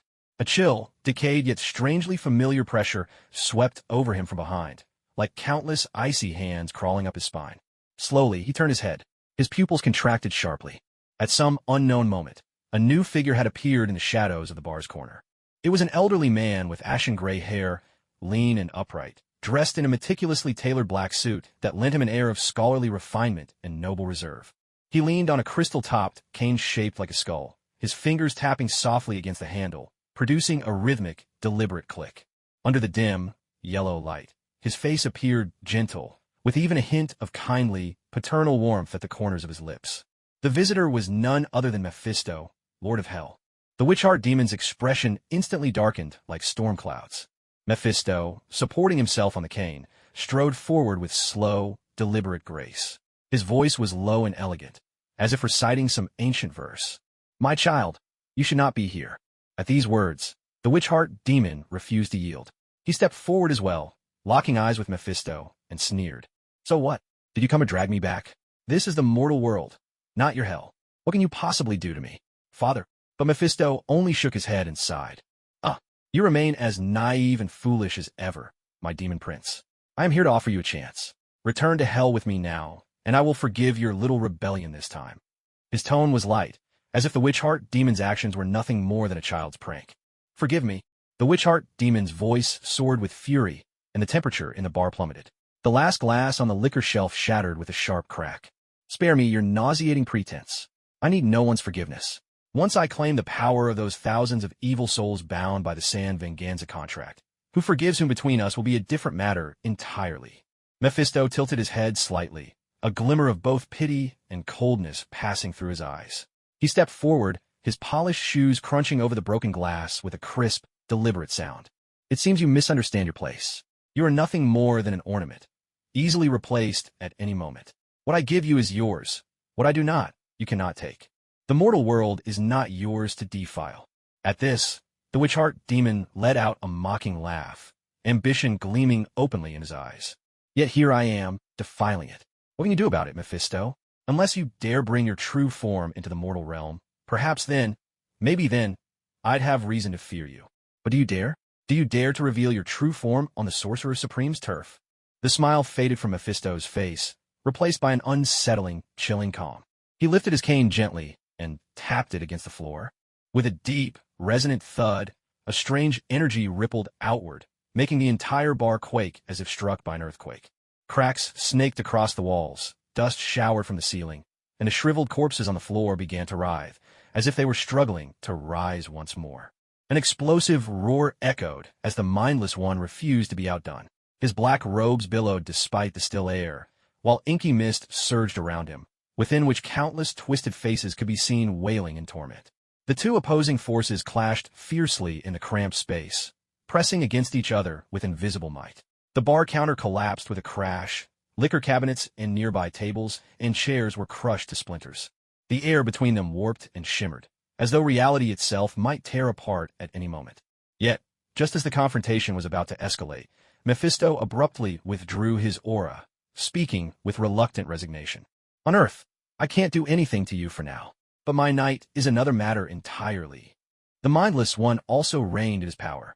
He, too, dreaded drawing the Sorcerer Supreme's attention. At the mention of Mephisto's threat to unleash his night, the mindless one's expression changed, and he spat out hatefully. The Ghost Rider? That pitiful creation forged from wasted hellfire? Send him if you dare. I'll bury him with my own hands, and then I'll come for you. But Mephisto simply gazed at him in silence, turned, and melted away into the shadows, his form fading until he was gone. The mindless one stared at the spot where Mephisto had vanished, his fists clenching so tightly his knuckles cracked, grinding out his words through gritted teeth. We'll see about that, Mephisto. The bar fell silent once more, the chaos and destruction the only evidence of the fierce standoff just moments before. Meanwhile, in Manhattan, New York, the underground lab of a Long Island villa flickered with blue-white holographic projections dancing in the darkness.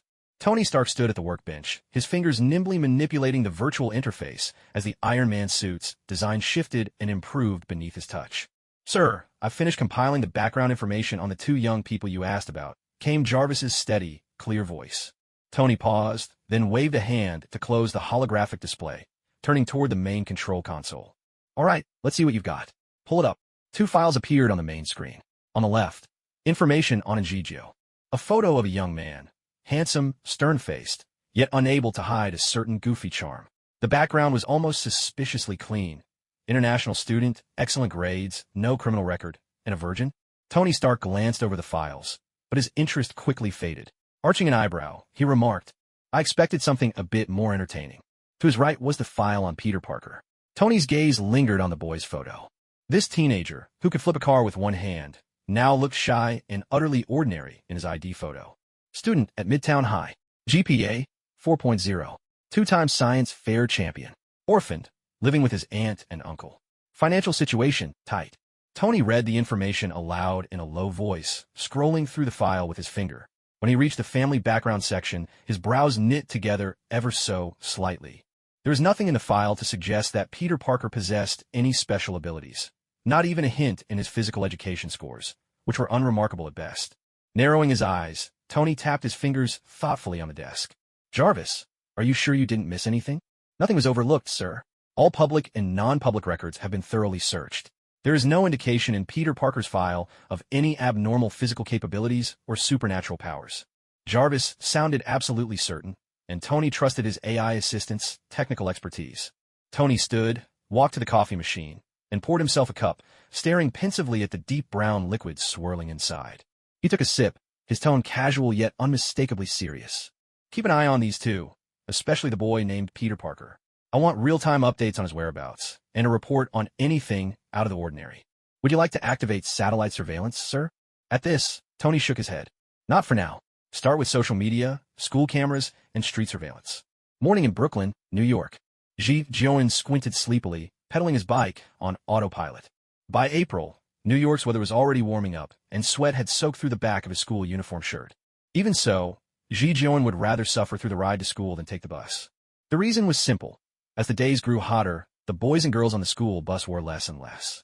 The bus itself reeked of cheap deodorant mixed with the pungent odors of teenage sweat and body spray, a nauseating cocktail. Just a whiff, and you'd feel like your relationship with sheep had become a little too intimate. One shouldn't. At least, one really shouldn't. Well, maybe third brother was an exception. He had an unstoppable curiosity for anything that had a hole in it. Yachty, Greenfields, Emma, I miss you all. Ji Jion muttered to himself as he rounded the corner at an intersection. Suddenly, a commotion erupted ahead. Flashing police lights bathed the whole street in alternating shades of red and blue. Ji Jion slammed on the brakes, his hands tightening instinctively. Less than 200 meters away, at least a dozen police cars were parked haphazardly by the roadside. Bright yellow tape cordoned off a rundown biker bar, encircling it completely. Reporters jostled each other, microphones in hand, eager for a scoop. Curious residents held up their phones to capture the scene, while several uniformed policewomen struggled to maintain order. Ji Jion glanced at his watch and realized there were less than 10 minutes until his first class. He looked at the lively scene just a stone's throw away, then back at the ticking clock, the pressure of the upcoming lesson weighing on him. Ji Jion kept reminding himself, study time is precious. Learning is what brings him joy. But then another thought struck him. Was he really the sort of person to chase after wealth and pleasure? And so, without hesitation, he locked his bicycle to a lamppost and dashed into the crowd. Move it, move it. Excuse me. I'm actually Japanese, you know. Where's your sense of justice? Let me through, he shouted, nimbly weaving his way forward through the throng, and soon found himself at the very front, just behind the police line. Only then did he take in the full scene before him. Cracks, like spider webs, covered the bar's exterior wall, and every window pane had vanished without a trace. Don't crowd here. Stay back. Several officers stood inside the police line, shouting at the eager onlookers, try to push them back. Behind these officers, a team of workers in white hazmat suits moved in pairs, carefully carrying stretchers draped in white cloth out of the building. As one of the stretchers passed by, a sudden gust of wind whipped up and flipped back a corner of the sheet. Exposed to all was a shriveled, bluish-black arm, the skin stretched tight over the bone, like a mummy preserved for millennia. Strangest of all, the corpse's surface was traced with an eerie network of blue patterns, resembling cobwebs, glinting with an unnatural sheen in the sunlight. Not far off, a group of forensic examiners huddled together in discussion. Ji Jion perked up his ears and managed to catch snatches of their conversation. All the bodies show the same signs of dehydration. The muscles and internal organs are completely desiccated, but there are no wounds or injection marks, reported a female forensic examiner, flipping through her notes. What about the blood work? Someone else asked. She shook her head, her tone troubled. Almost entirely evaporated. The scant remaining samples show extremely high sulfur content. That explains the strong smell of sulfur we noticed. Hearing this, the oldest examiner took off his glasses, rubbed his brow, and said with a note of frustration, the strangest thing of all is the time of death. Based on the degree of rigor mortis and the ambient temperature, these people have been dead for no more than 6 hours. Yet their bodies are so severely dehydrated, it's as if they've been desiccated for months, maybe even years. Apart from that, we found minute traces of an unknown crystalline substance in the mouth and nasal cavity of every corpse. The samples are already on their way to the lab for analysis. Hearing the forensic team's discussion triggered a troubling association in Ji Jion's mind. A heavy stench of sulfur in the air, coupled with Johnny Blaze's upcoming show in New York. Other than that demon prince, whose name is written as Little Dragon Demon, but pronounced Wuxinmo, Ji Jion couldn't think of any other suspect for now. His brow furrowed instinctively, forming the character Chan in worry, while his fingers unconsciously tightened around the police cordon. Hey, kid, shouldn't you be at school? Don't loiter around here. A burly police officer suddenly waved him away, fixing him with a stern look and barking out the order. Feigning obedience, Ji Jion nodded and backed off, but as he turned, he stole a quick glance into the bar before finally leaving. Moments later, on the rooftop of an apartment building 300 meters from the bar, a figure in teal, rumored online to be almost 5'7", but in reality closer to 5'3", appeared in utter silence. Xiao stood at the very edge of the rooftop, his dark green and black Ixia mask hanging askew to reveal half his cold, sharp face. In the morning light, his golden eyes glinted with a steely chill. Strands of dark green hair slipped from beneath his hood, fluttering gently in the wind. He held a long spear in one hand, its tip angled toward the ground, while faint wisps of black mist curled around him. A flash of blue light flickered in his eyes. Within the police-sealed bar, several sinister trails of energy lit up in his vision. 3 of the trails glowed a murky red, like tainted blood, weak overall, but fleeing in different directions. A 4th trail, dark purple bordering on black, seemed to vanish into nothing, hidden so thoroughly that even his elemental sight could not track it. And then there was the last one. Zhao's brow tightened ever so slightly. A barely perceptible strand of golden corruption, so faint it was almost gone, sent a primal tension through his muscles. That sense of oppressive power. He had only ever felt it before in the presence of certain ancient archdemons or the Geo Lord himself. Fortunately, it seemed that the owner of this aura was no longer in this world. After memorizing the fleeing paths of the 3 traceable auras, Zhao's figure dissolved into a streak of teal light and vanished. Only a few sycamore leaves drifted gently down onto the empty rooftop. Ring. Midtown High School. The bell signaling the end of first period had just sounded. Peter Parker was sneaking glances at Gwen Stacy. Flash was swinging a black umbrella around, and everyone else was chattering and joking. Suddenly, bang! The classroom door burst open with a violent kick. Ji Jian stormed in, dragging a mangled, twisted bicycle behind him, his expression so dark it looked like rain might start pouring from his face. Seeing his expression, Peter Parker immediately sidled over with a mischievous grin, his face brimming with anticipation as he asked, "Hey, did you just get mugged? How's that unlucky robber doing? Any chance he could still be saved?" Ji Jian's face darkened with fury. He slammed the wheel onto the desk with a loud bang, the warped rim scraping a shrill protest across the surface. Glaring murderously, he growled, "Damn it, I almost wish I'd been mugged. At least then I might have made a little extra cash. But those bastards had no honor. They ambushed me, stole my bike right under my nose. That was the one I spent a whole $20 on. A near mint, 98% new, 18-hand bike once ridden by an 80-year-old beauty." The classroom froze in an instant. A few students who'd been stifling their laughter quickly ducked their heads under Ji Jian's murderous glare. Queens, New York. St. Mary's Church. Moonlight poured through shattered stained glass windows, casting mottled, blood-red shadows across the debris-strewn floor. A dozen or so nuns lay sprawled between the pews, some pinned to the walls. Others collapsed before the altar, their fates uncertain. In the center of the church, the massive figure of the Earth Demon loomed like a walking mountain. His fingers, rough as stone, were locked around the throat of a middle-aged priest, lifting him clean off the ground. The priest's face flushed crimson from lack of air, veins bulging at his temples, yet he still struggled to recite the scriptures. "The Lord is my shepherd, I shall not want. He makes me lie down in green pastures, leads me beside still waters. Even though I walk through the valley of the shadow of death, I will fear no evil. For you are with me. Your rod and your staff, they comfort me. You prepare a table before me in the presence of my enemies. You anoint my head with oil, my cup overflows. And I shall dwell in the house of the Lord forever." His voice was hoarse and broken, but unwavering as steel. "Shut up.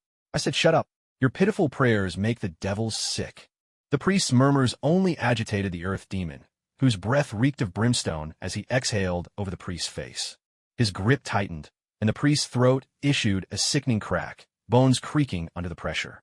Just as the bones were about to give way, a shadowy figure intervened. The Wind Demon materialized beside him like gathering mist, reaching out to restrain the Earth Demon's thick arm. "Enough, Earth Demon. Don't kill him yet. He's still of use to us. Let him go." The Wind Demon's voice was icy, like a winter wind rattling dead branches, chilling to the bone. "Umph. Do as you please." The Earth Demon snorted, but released his grip. The priest crashed to the floor, clutching his throat as he coughed violently, blood trickling from the corner of his mouth. The Wind Demon crouched down, a twisted smile appearing on his face formed from gray-white mist, and he spoke gently. "Father, how about we strike a deal?" The priest lifted his head, his piercing gaze filled with undisguised hatred and loathing for the two demons before him. But the Wind Demon seemed utterly unfazed. His fingertip traced the priest's blood-stained collar as he continued. "Tell us where the San Venganza contract is, and we'll let you die quickly." Beside him, the Earth Demon rumbled a heavy, mocking laugh, grinding a fallen piece of marble to dust beneath his heel. The priest spat out a mouthful of blood, then snarled fiercely. "Never, even if I fall into hell itself, I'll never reveal the whereabouts of the San Venganza contract to you." At these words, the Wind Demon suddenly burst into laughter, his voice echoing endlessly within the ruined church. When he had laughed his fill, he finally said, "Don't worry, we won't be sending you to hell." He rose to his feet, his arms of gloomy mist flaring out dramatically as he gestured all around. "On the contrary, we'll make sure you stay alive, and we'll take you with us, tearing apart every last church in New York. You'll watch with your own eyes as your followers are slaughtered, Listen to the screams of your fellow priests, and every day of your remaining life, you'll breathe in the stench of blood soaking these floors. The Earth Demon picked up the threat, his voice booming and thunderous. And you'll live on forever, never forgetting a single face that died because of you. The priest's pupils shrank violently, his whole body shaking with rage, trembling like a leaf. He shouted in fury, "You maggots crawled up from the pit of hell. The Lord's radiance will burn you to ash. I spit on your threats and curse your damned souls. You pathetic failures. Hell itself finds you too filthy. You will never triumph over the light, for you were born to be trampled underfoot." But the two demons only sneered at his words. The Wind Demon pressed a foot onto the priest's back, bending low to whisper in his ear, "Give it up. Your God can't hear you, but the demons are right here beside you. This is your last chance, your final opportunity to save your so-called flock. Make good use of it. Of course, I wouldn't mind if you tried to resist. The more you struggle, the more exhilarated I become." The priest's lips trembled, the light in his eyes beginning to waver. His faith was crumbling, and the demons relished his torment. A hoarse sound forced its way from the priest's throat. Suddenly, a deafening crash split the air. The church's dome exploded, sending rubble raining down like a storm. A streak of blue lightning tore through the darkness of the church. In that instant, the weapon in the azure figure's hand, the flowing moon needle, flashed with deadly cold light, its tip carving a chilling arc straight for the Wind Demon's vital point. "What the hell is that?" The Wind Demon hastily dissolved into mist and scattered, but even so, a chunk of its chaotic form was torn away by the force of the spear. A furious roar erupted as the Earth Demon swung its fist down, the massive, rock-like knuckles crashing with the power of the Earth's veins. With a thunderous rumble, Zhao's figure slipped aside like a dragon weaving through the clouds, effortlessly evading the heavy blow. In the same motion, he thrust the flowing moon spear upward. A series of explosive metallic clashes rang out as, unbelievably, Zhao's spear sent the colossal Earth Demon hurtling through the air, smashing through the wall of the confessional behind them. Bricks and stone exploded outward. Seizing the moment, the Wind Demon reformed above the altar, mist twisting into a snarling face. With a voice filled with hatred, it spat. "Impossible. How can you wield the power of wind before me? It must be an illusion." His voice trembled with disbelief. In answer, Zhao's golden eyes flashed up, the talisman patterns on the young Adeptus's bracers glowing with cyan light. Under the spear's tassel, all vengeful spirits are scattered. In the darkness, I am the light. Suddenly, the flowing moon spear burst forth with a dazzling blue-green radiance. Zhao's form split into dozens of afterimages, each striking at the Wind Demon from a different angle. A flurry of blows sliced through the air as the Wind Demon frantically summoned its power, desperate to evade. But it soon realized the surrounding currents had been utterly sealed off. The sharp tip of the spear pierced the mist, and in that instant, the Wind Demon felt a force far purer than its own, a wind element honed through 1,000 years of relentless battle, fierce enough to shred any demon. Half of its misty body was forcibly torn apart, and the Wind Demon let out a piercing, anguished wail. In terror, it discovered that streaks of cyan wind had entwined its wounds, preventing its form from reassembling. Kicking aside an overturned bench, Zhao charged forward once more. At last, the demon who called himself master of the wind element broke down completely. "Earth Demon, hold them off. I'll go for reinforcements." With a shriek, the Wind Demon dissolved fully into mist, crashing through the stained glass without a thought for its companion, fleeing into the night. At that moment, the Earth Demon, just hauling itself in the rubble, caught only a glimpse of the Wind Demon's desperate retreat and the hollow promise left behind on the wind. Before the Earth Demon could voice its rage, the cold gleam of the flowing moon spear was already reflected in its wide, terrified eyes. In that split second, the light throughout the cathedral seemed to twist and warp under an unseen force. Zhao became a streak of blue-green lightning, his spear carving a brilliant arc through the air, like a meteor plummeting from the heavens. With a mighty crash, the spear's light rippled through the space, sending waves shimmering like water. A sharp whistle cut through the air, echoing with the cry of a dragon. Summoning the power of the Earth Demon gritted its teeth. In an instant, its skin crystallized, transforming into a gleaming, jet-black armor of meteoric iron. With arms crossed before it, a shield of stone 1/2 meter thick formed to block the attack. A deafening clang rang out. A deafening crash erupted from the collision of metal, instantly transforming into a visible shockwave. In a split second, the church was devastated as if struck by a heavy aerial bomb. The spear tip of the Luiyuan needle suddenly flared with a dazzling blue-green light, within which ancient runes seemed to flow and flicker. A sharp, splintering crack resounded. The earth demon's seemingly indestructible shield of rock shattered like thin ice. The spear's momentum did not falter, piercing straight through the earth demon's chest. A thunderous explosion followed. The power of the wind element erupted within the demon's body, and in a heartbeat, the upper half of the monster was torn to shreds. A raging blue-green hurricane exploded outward from the wound at the demon's heart, vaporizing half the church's wall and exposing the dim, waning moon outside. Countless shards of stone hovered in the air, ground to dust by the residual winds of elemental force. Yet the battle was far from over. The earth began to wail in sorrow. A deep, rumbling tremor echoed all around. Within 100 meters, the ground writhed as if alive. The streets around the church collapsed in unison. Earth elements surged wildly through the ley lines, coalescing into dozens of torrents of mud and rock that crashed toward the ruined church. The fragments of stone, flying through the air, reassembled themselves. The asphalt of the street twisted and reformed into a massive black serpent that coiled upward. The lower half of the earth demon's body stood amidst the surging waves of soil, its newly formed frame even more immense than before. Across the stone's surface, patterns like molten lava began to glow. "I am the earth. I am eternal." Glaring down at Xiao, the earth demon bellowed its arrogant proclamation. Xiao stood calmly, stepping lightly on the empty air, with the Luiyuan needle angled toward the ground. He tapped his toes gently, and the floating shard beneath his feet instantly crumbled to dust. It did not fall. It was directly unraveled by the power of wind, reduced to its most fundamental particles. A heavy, rhythmic pounding rang out.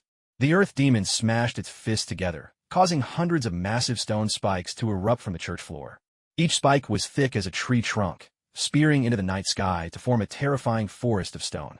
A sharp, slicing wind cut through. Zhao's figure flickered among the stone spikes, and with each appearance came an earth-shaking blast. At his third flash, the Luiyuan needle in his hand had gathered a spear of blue-green energy stretching 100 meters across.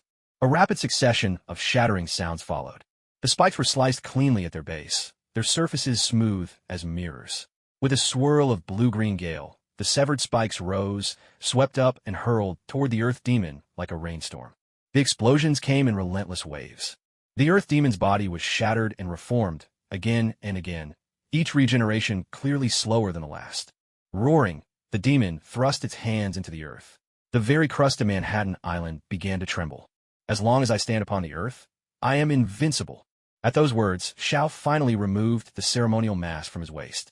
As the blue-faced, fanged mask settled over his features, the world seemed to change color. "In that case, I'll simply sever your connection to the earth." The young immortal's voice rang out from behind the mask, cold and resolute with the authority of 1,000 years of demon slaying. A new wave of thunderous explosions erupted. As soon as the words fell, a terrifying azure hurricane erupted out of nowhere, centered on the church. All the shattered remnants of the church were swept up into the sky, forming a fearsome metallic storm within the eye of the wind. "Damn you! What on earth have you?" The earth demon never finished his sentence. To his horror, he realized that his connection to the earth element had been forcibly severed. Within a radius of 100 meters, the very ground was torn up by the hurricane, lifted whole into the air to form a floating island. The airborne island soared rapidly, climbing until it hovered at the edge of near-Earth orbit. "No, impossible. How could a human possess such power? I never said I was human." Amid the roaring tempest, Zhao's true form emerged. 6 wind wheels unfurled behind him like divine wings, and the Luiyuan needle had transformed into a 40-meter-long azure spear of wind. Dance of the demon bane. With a single thrust, time seemed to freeze. Where the massive spear point passed, the very air fractured, leaving crystalline cracks hanging in space. A tantôt explosion échouée. A third of the earth demon's body was instantly annihilated, and at the point of destruction, a miniature black hole formed. At that moment, all the scattered wind elements rushed back in, swirling together in elemental collapse. Under absolute force, the floating island of rock and earth was compressed into a cube of staggering density. A piercing whistle, followed by a deafening explosion. Once the threshold was breached, the cube detonated in a terrifying blast, reducing the earth demon to a glittering cloud of crystal dust that drifted down from the sky. The dreadful storm slowly faded. Xiao stood at the edge of what had once been the church, now a massive crater nearly 100 meters across. He removed his demon mask, and hooked it back onto his waist. Beside him, the priest sat in a daze. His Bible and crucifix had long since been blown away in the aftermath, and the words on his lips were no longer hallelujah, but may the wind god protect us. Brushing the earth element crystals from his clothes, Xiao spared one last glance at the shivering priest before turning and stepping into the dense night of New York. Meanwhile, elsewhere, the wind demon, who had already fled more than 10 kilometers in the blink of an eye, glanced back toward the church, intending to check on the earth demon's situation. To his astonishment, he saw that both the earth demon and the church had been hurled into the sky, blooming into a brilliant firework. In that instant, the wind demon found himself almost nostalgic for his days sealed away. There might have been no freedom, but at least there was no threat to his life. He had once thought that the appearance of a supreme sorcerer among humans was already an extraordinary anomaly. But tonight, he had encountered yet another. Granted, that tattooed youth might not necessarily be stronger than the supreme sorcerer, but as far as the threat to the earth, water, and wind demons was concerned, it made little difference. After all, to them, there was no meaningful distinction between being crushed under a fingertip or being swatted flat by a palm. By comparison, Wind Demon felt that Witch Heart Demon was practically harmless, a category that barely posed any threat to people or animals. With that thought, Wind Demon decided it was time to grab his bucket and make a run for it. There was no way he could stay in New York any longer. He needed to figure out a way to hide from those deadly pursuers somewhere else. As he ran, Wind Demon pondered. Where could he possibly lay low? At last, he came up with what he believed was a truly brilliant hiding spot. First on his list was Kathmandu, the capital of Nepal, nestled near the Himalayas. That place was economically underdeveloped and isolated from the world, probably inhabited by primitive folk who had never even heard of the internet. Simple, ignorant people, living in the dark ages. It would be the perfect place for him to lord over everyone and do as he pleased. Second, there was East Africa. That region was made up mostly of backward, tribal communities. With the superior intellect of the local Africans, he figured those tribal folks would be easy to handle. Wind Demon was convinced that either of these two places would be a walk in the park for him. Ultimately, Wind Demon decided to head for Kathmandu. The next morning, in New York, Midtown High School, Kujuin walked into the classroom, rubbing his back with an expression that said, "What a wild night I had. Z, we've got a serious problem." The moment he stepped through the door, Kujuin heard Peter Parker calling out to him, his voice a mix of grievance and shock. He looked exactly like one of those poor, overworked souls who come home full of hope, only to find their neighbor Old Wong sprinting toward happiness with their own wife. Thinking of Peter Parker and Bruce Wayne, two of the most famous tragic backstory performers in the Marvel and DC universes, Kujuin reached out to pat Peter's shoulder, his face solemn as he offered comfort. "Peter, my condolences. I'm sure Uncle Ben's spirit in heaven wouldn't want to see his loved ones sad and in tears. It's precisely because life is so fragile, Peter, that I hope you understand. Life is so unpredictable. Fate is just a guessing game. My friends."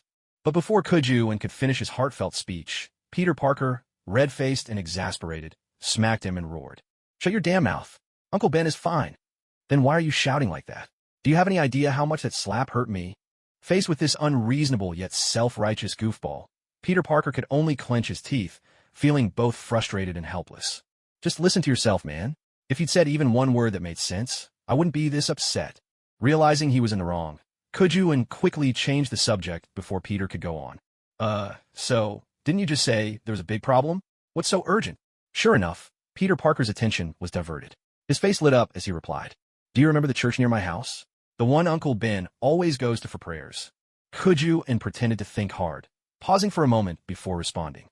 "Mo, I remember now. You're talking about that Church of St. Mary. The one where the priests were always so welcoming before you turned 13, but after you turned 15, you never set foot in again, right? What happened to that church?" Hearing this, Peter Parker became even more agitated, gesturing wildly as he spoke. "That church disappeared overnight. I mean, it literally vanished. Not even the foundations left. Just a huge crater.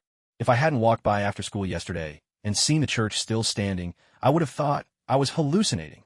That was a mid-sized church, over 7,000 square feet. There's no way it could be demolished and cleared out in a single night, not even with explosives. What do you think? Could have been abducted by an alien spaceship, just like in the movies."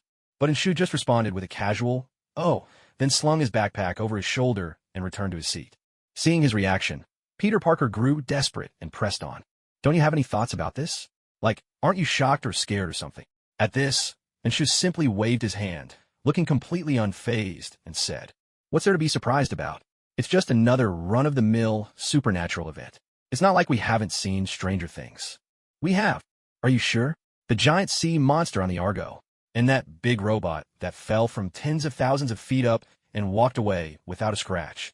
Tell me, which of those things can be explained by current science or technology? Honestly, even the most mystical theories would have a hard time making sense of it.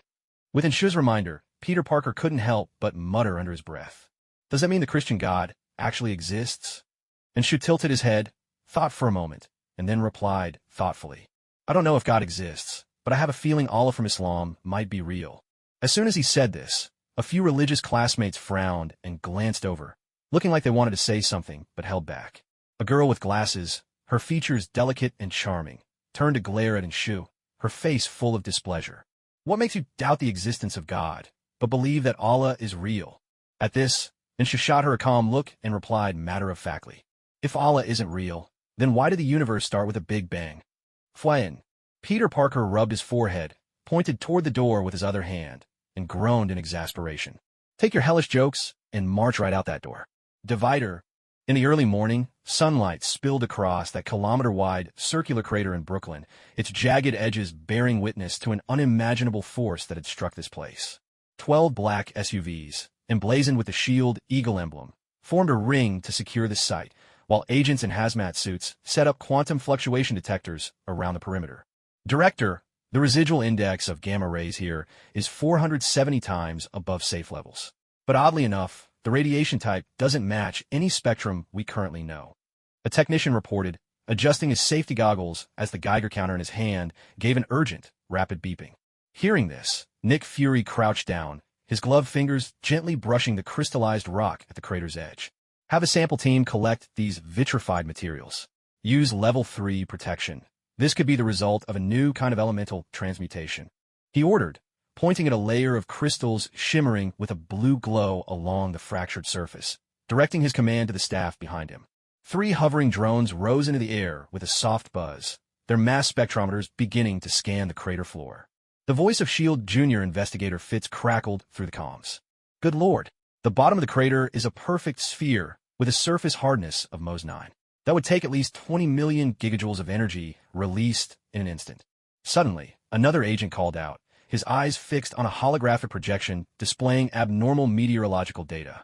Satellite readings show a continuous anticyclonic event here last night, 37 seconds long, with peak wind speeds of, this can't be right. The instruments show 6,892 meters per second. Frowning as he studied the data on the projection, Nick Fury glanced toward the growing cluster of media helicopters at the far end of the street and said, I understand. Back up the data. Send it encrypted to Stark Industries for cross-verification. Garrett, tighten up airspace control. I don't want this morning's New York Times headline to read, Alien Invasion Hits Queens. A few hundred meters away, Johnny Blaze's Harley roared past the outer perimeter of the blockade. As he passed a large, ochre-colored rock embedded at the roadside, his pupils contracted sharply behind his helmet. Images flashed through his mind in rapid succession. Burning churches, rampaging stone giants, and a figure tearing through the night sky. He slammed on the brakes, his knuckles turning white beneath his leather gloves. Sir, you can't stop here. A S.H.I.E.L.D. agent stepped forward at that moment. Johnny Blaze shook his head and twisted the throttle, speeding away. But no one noticed that every puddle he crossed began to boil and bubble in his wake. Inside Johnny Blaze's apartment, the dim light cast deep shadows across his weary face. He stood before the bathroom mirror, both hands braced against the sink, his knuckles pale from the force of his grip. Cold water trickled down his cheeks, but could do nothing to wash away the shattered images swirling in his mind. The flames devouring the church, the bellow of the stone giant, and that streak of blue-green light tearing open the night sky. What on earth is happening? Johnny Blaze murmured under his breath, his forehead pressed against the icy surface of the mirror. Those visions felt so real, as if he'd lived through them himself. Yet they were hazy, like memories deliberately wiped away. He lifted his head. The man staring back at him from the mirror had bloodshot eyes, and his brow was knotted with a storm of anger and confusion he couldn't release. Johnny Blaze drew a long, shaky breath, turned, and walked out of the bathroom, deciding he needed a glass of whiskey to steady himself. But the moment he stepped into the living room, a chill swept over the entire space, as if a shadow had fallen across the world. Johnny froze, a cold shiver crawling up his spine. He spun around, his pupils narrowing to pinpricks. Sitting on the apartment's sofa, he had no idea when the figure had appeared, was a stranger. It was an elderly man, his hair ashen white. His face was gaunt yet refined, exuding an air of gentle sophistication, dressed in a perfectly tailored black suit. His hands were folded neatly atop a cane crowned with a crystal skull, and his lips curled in a smile that hovered between warmth and mockery. The look he gave Johnny Blaze was the look of an old friend who had waited a very, very long time. Johnny's breath caught in his throat. It felt as though every drop of blood in his body had frozen solid. "It's you." His voice was low and hoarse, squeezed out from somewhere deep inside. The old man nodded slightly, his crimson eyes glinting in the dim light, and said with a smile, "It's been a long time, Johnny." A crash of thunder seemed to shatter Johnny Blaze's composure. "You damned demon!" he roared, launching himself at Mephisto, fists clenched so tightly his knuckles cracked with rage. But just as he was about to reach Mephisto, Mephisto spoke, his voice calm and almost casual, yet it brooked no defiance. Johnny's body snapped rigid, and then, against his will, he dropped heavily to his knees. The instant his knees struck the hardwood, the floor splintered beneath him, stabbing shards into his skin, drawing fresh blood. Agony shot up his spine like a jolt of electricity, but Johnny found he couldn't move at all, pinned down by an invisible, crushing force. Grinding his teeth, veins bulging at his temples, Johnny struggled to rise, but not even a finger would respond. Mephisto rose slowly, the click of his polished shoes echoing across the floor. He walked over to Johnny, looming above him, his gaze mingling pity and derision. "All these years, and you're still just as reckless." Johnny Blaze lifted his head, his eyes blazing with fury, so intense it seemed almost tangible. He demanded, "What are you here for? To gloat over my misery?" Mephisto let out a light chuckle, then turned and walked to the window, his back to Johnny Blaze as he spoke. "According to our original contract, I've kept my end of the bargain. Now, I need you to deal with a little problem for me. In your dreams, I'd rather die, go straight to hell, than help you do anything." Mephisto angled his head slightly, his crimson eyes casting a sidelong, amused glance at Johnny Blaze. "But you're already on hell's list, Johnny." Johnny's breath caught. He stared at Mephisto with a look that said, "You must have no real enemies, only friends who hate you to the core." Ignoring Johnny's outburst, Mephisto continued, "Blackheart, my son, he came to the human world without my permission. He's also unleashed the demons of earth, water, and wind. Right now, they're searching for the contract of San Venganza." Johnny Blaze frowned and asked, "The contract of San Venganza?" "It's a ledger containing the names of 1,000 souls with saintly potential. If Blackheart gets his hands on it, he'll have enough power to overturn the mortal realm." Mephisto spoke with the casual indifference of someone mentioning that cabbages were on sale, so he picked up an extra 2 pounds. At that, Johnny let out a derisive laugh and taunted, "So what? Afraid your own son will overthrow you?" Mephisto didn't answer. Instead, he turned to face Johnny directly, his tone icy and sharp. "That's none of your concern. What matters is this. I need you to capture Blackheart and those 3 demons and recover the contract." "And why should I?" Johnny replied coldly. Mephisto's lips curled into a faint smile.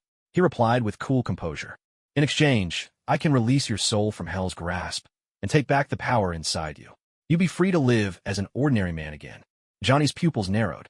The offer tempted him more than he wanted to admit. But, with the devil's reputation being what it was, and Mephisto's credit long since spent, Johnny scoffed. "You think I'd trust you again?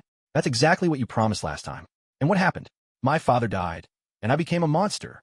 There's no way I'll ever make another deal with you." At these words, Mephisto's expression turned cold. "Is that so? Well, I suppose I'll have to find another way to convince you." His voice dropped, suddenly low and menacing. Johnny could sense danger in the air. His heart tightened as he demanded, "What are you planning?" Mephisto raised his hand gently, and several images materialized in the air. His agent, his friend from the auto shop, and his first love, Roxanne. "If you refuse, I will tempt them into damnation. One by one, I'll have them sell their souls, and then I'll drag them into hell myself." Mephisto's voice slithered into Johnny Blaze's ear like a venomous serpent, dripping with malice. All color drained from Johnny's face. "You despicable devil." Johnny Blaze's voice trembled with fury. But Mephisto only offered a slight, chilling smile and said, "Thank you for the compliment. But now, make your choice, Johnny. Will you stay stubborn or save their lives?" Johnny Blaze stared daggers at Mephisto, his fists clenched so tightly his knuckles cracked, fingernails digging deep into his palms. At last, he looked up, The fire in his eyes had frozen into a cold resolve as he spat out his words through gritted teeth. I'll agree to your terms. But aside from the reward you promised before, I have one more condition. I need your word. Swear you'll stay away from my family and friends forever. If you don't, I'll join forces with the witch heart demon and come after you together. Johnny Blaze's voice was low, unyielding. Mephisto paused for a moment, then nodded slowly. Very well. It's a deal. Suddenly, Johnny Blaze could move again. Mephisto's figure began to fade, dissolving like a shadow into mist. Before he vanished entirely, he gave Johnny one last look and said, "Don't let me down, Ryder." The room fell silent once more, broken only by Johnny's heavy, ragged breaths. He looked down at his bloodstained hands, then slowly closed his eyes. In a church on the outskirts of New York, the air was thick with the stench of blood, so strong it almost seemed to congeal. Bodies of Christians and clergy lay scattered all around, each one twisted in unnatural shades of black and blue, their skin shriveled, faces contorted in agony, as if some force had drained the very life from them in an instant. On the pulpit stood the witch heart demon, his black priest's robe spotless, pale fingers idly caressing the cross. At his feet, a black priest knelt, forehead pressed hard to the ground, his voice quivering. Please, spare my life. I can serve you. I know many secrets of the church." The witch heart demon looked down at him, a flicker of disgust flashing in his crimson eyes, and replied coldly. "Then tell me, the St. Venganza contract, do you know where it is?" The priest shuddered violently, shaking his head with desperate force. I've never heard of such a thing, but if you wish, I can help you look for it." "Then you're useless." With a flick of his hand, the witch heart demon twisted the priest's neck at an impossible angle. The body collapsed limply, indistinguishable from the others on the floor. The great doors of the church opened without a sound, and the water demon slipped inside, his form flowing like liquid. Tonight, he was even less stable than usual. Ripples shimmered across his surface, betraying the turmoil within. "Almighty Master!" The water demon prostrated himself before the witch heart demon, his voice uncharacteristically hesitant as he spoke. "Earth demon and wind demon have vanished." At these words, witch heart demon slowly turned, casting his gaze down at the water demon before him, and asked, "What do you mean? I can no longer sense their presence." The water demon's shape trembled slightly as he repeated, "They have not been banished back to the abyss. They have been utterly annihilated." A suffocating silence fell across the church. For the first time, an emotion flickered across witch heart demon's face. He descended from the pulpit, his black robe trailing over the blood-stained carpet, his voice cold as steel. "Are you certain?" Without a moment's hesitation, the water demon answered in a low voice. "How could I dare deceive you, Master? My connection to their essence has been severed, as if they never existed at all." Witch heart demon stood silent for a moment, then let out a chilling laugh. "That fool, Earth demon, he must have been too reckless," drawing the Archmage's attention. At this, the water demon could not hold back. But Wind Demon has always been cautious. Even if danger arose, he would have found a safe place to hide. Yet now, even he could not escape. No matter how cautious Wind Demon was, he could not compensate for Earth Demon's stupidity. They should never have acted together. Witch Heart Demon cut him off, a shadow passing through his eyes. The Water Demon's form shrank in on itself, timidly asking, "What should we do next?" The plan remains unchanged. Witch Heart Demon strode toward the stained glass windows. Moonlight poured through his body, casting a twisted shadow on the floor as he declared, "But you must be more careful. The fact that the Archmage has intervened means she is already watching our every move. If you are unfortunate enough to encounter the Archmage, your only task is to hold her off until I arrive. Then, together, we will deal with her once and for all." Yet, even after 1,000 years sealed away, the Water Demon could not bring himself to agree with his master's bold, perhaps reckless, scheme. He hesitated and said, "If even the Archmage is involved, shouldn't we perhaps lie low for now?" "Lie low? Avoid her?" Witch Heart Demon's voice turned icy. "She's merely a human. However powerful she may be, what could she possibly do? Once I have the San Venganza Pact in hand, I'll deal with her, and that old fool myself." He turned to the Water Demon, his tones softening just a little. "For now, caution in all things. I refuse to believe she can come here and destroy me." The times were against him. Though 1,000 protests swirled in the Water Demon's heart, he could only bow his head deeply in reply. "At your command, Master." Witch Heart Demon cast one final glance at the corpses strewn across the floor, then raised a hand and snapped her fingers. A whoosh of black fire erupted, engulfing the entire church in an instant. Standing amid the inferno, Witch Heart Demon's pale face glowed eerily, like a phantom illuminated by the flames. Suddenly, the deep rumble of an engine rolled in from afar, growing louder and closer until it stopped right at the church doors. The sound was nothing like an ordinary motorcycle. It was more akin to a wild beast's roar, laced with the echoes of hell and the stench of brimstone. Witchheart Demon's pupils narrowed sharply. A cold smile curled at the corner of her lips as she murmured, "That was quick." The water demon's form shivered slightly, and he asked cautiously, "What is that?" "It's the old man's watchdog, the Ghost Rider," Witchheart Demon replied, her voice as cold as the grave. Instantly, the water demon's expression grew grave. He knew the legend of the Ghost Rider all too well, the embodiment of hellfire, judge of the wicked, a being so fearsome that even demons trembled at his name. Witchheart Demon turned to face Water Demon, and a flash of command shimmered in her crimson eyes. "You go and take care of him." At her words, Water Demon hesitated for a split second, then blurted out in disbelief, "Me? Master, the Ghost Rider's power. Don't make me repeat myself." Her voice was soft, almost a whisper, but it sent shivers down Water Demon's spine. In the next instant, Witchheart Demon dissolved into a swirl of black smoke, vanishing into thin air, leaving Water Demon alone to face what was coming. Outside the church, Johnny Blaze, or rather, the Ghost Rider, sat astride his Harley. His skull, fierce and menacing, blazed with unquenchable hellfire. Red-hot chains coiled around his arms, glowing with searing light. In his eyes, the burning church was reflected, flames twisting in his gaze, as if he could see straight through to the evil lingering within. He saw scorched corpses, souls trapped in despair, and the unmistakable presence of a demon. "Demon, return to hell." Ghost Rider's voice was like gravel grinding together, seething with barely contained fury. Suddenly, the Ghost Rider snapped his head toward the lake beside the church.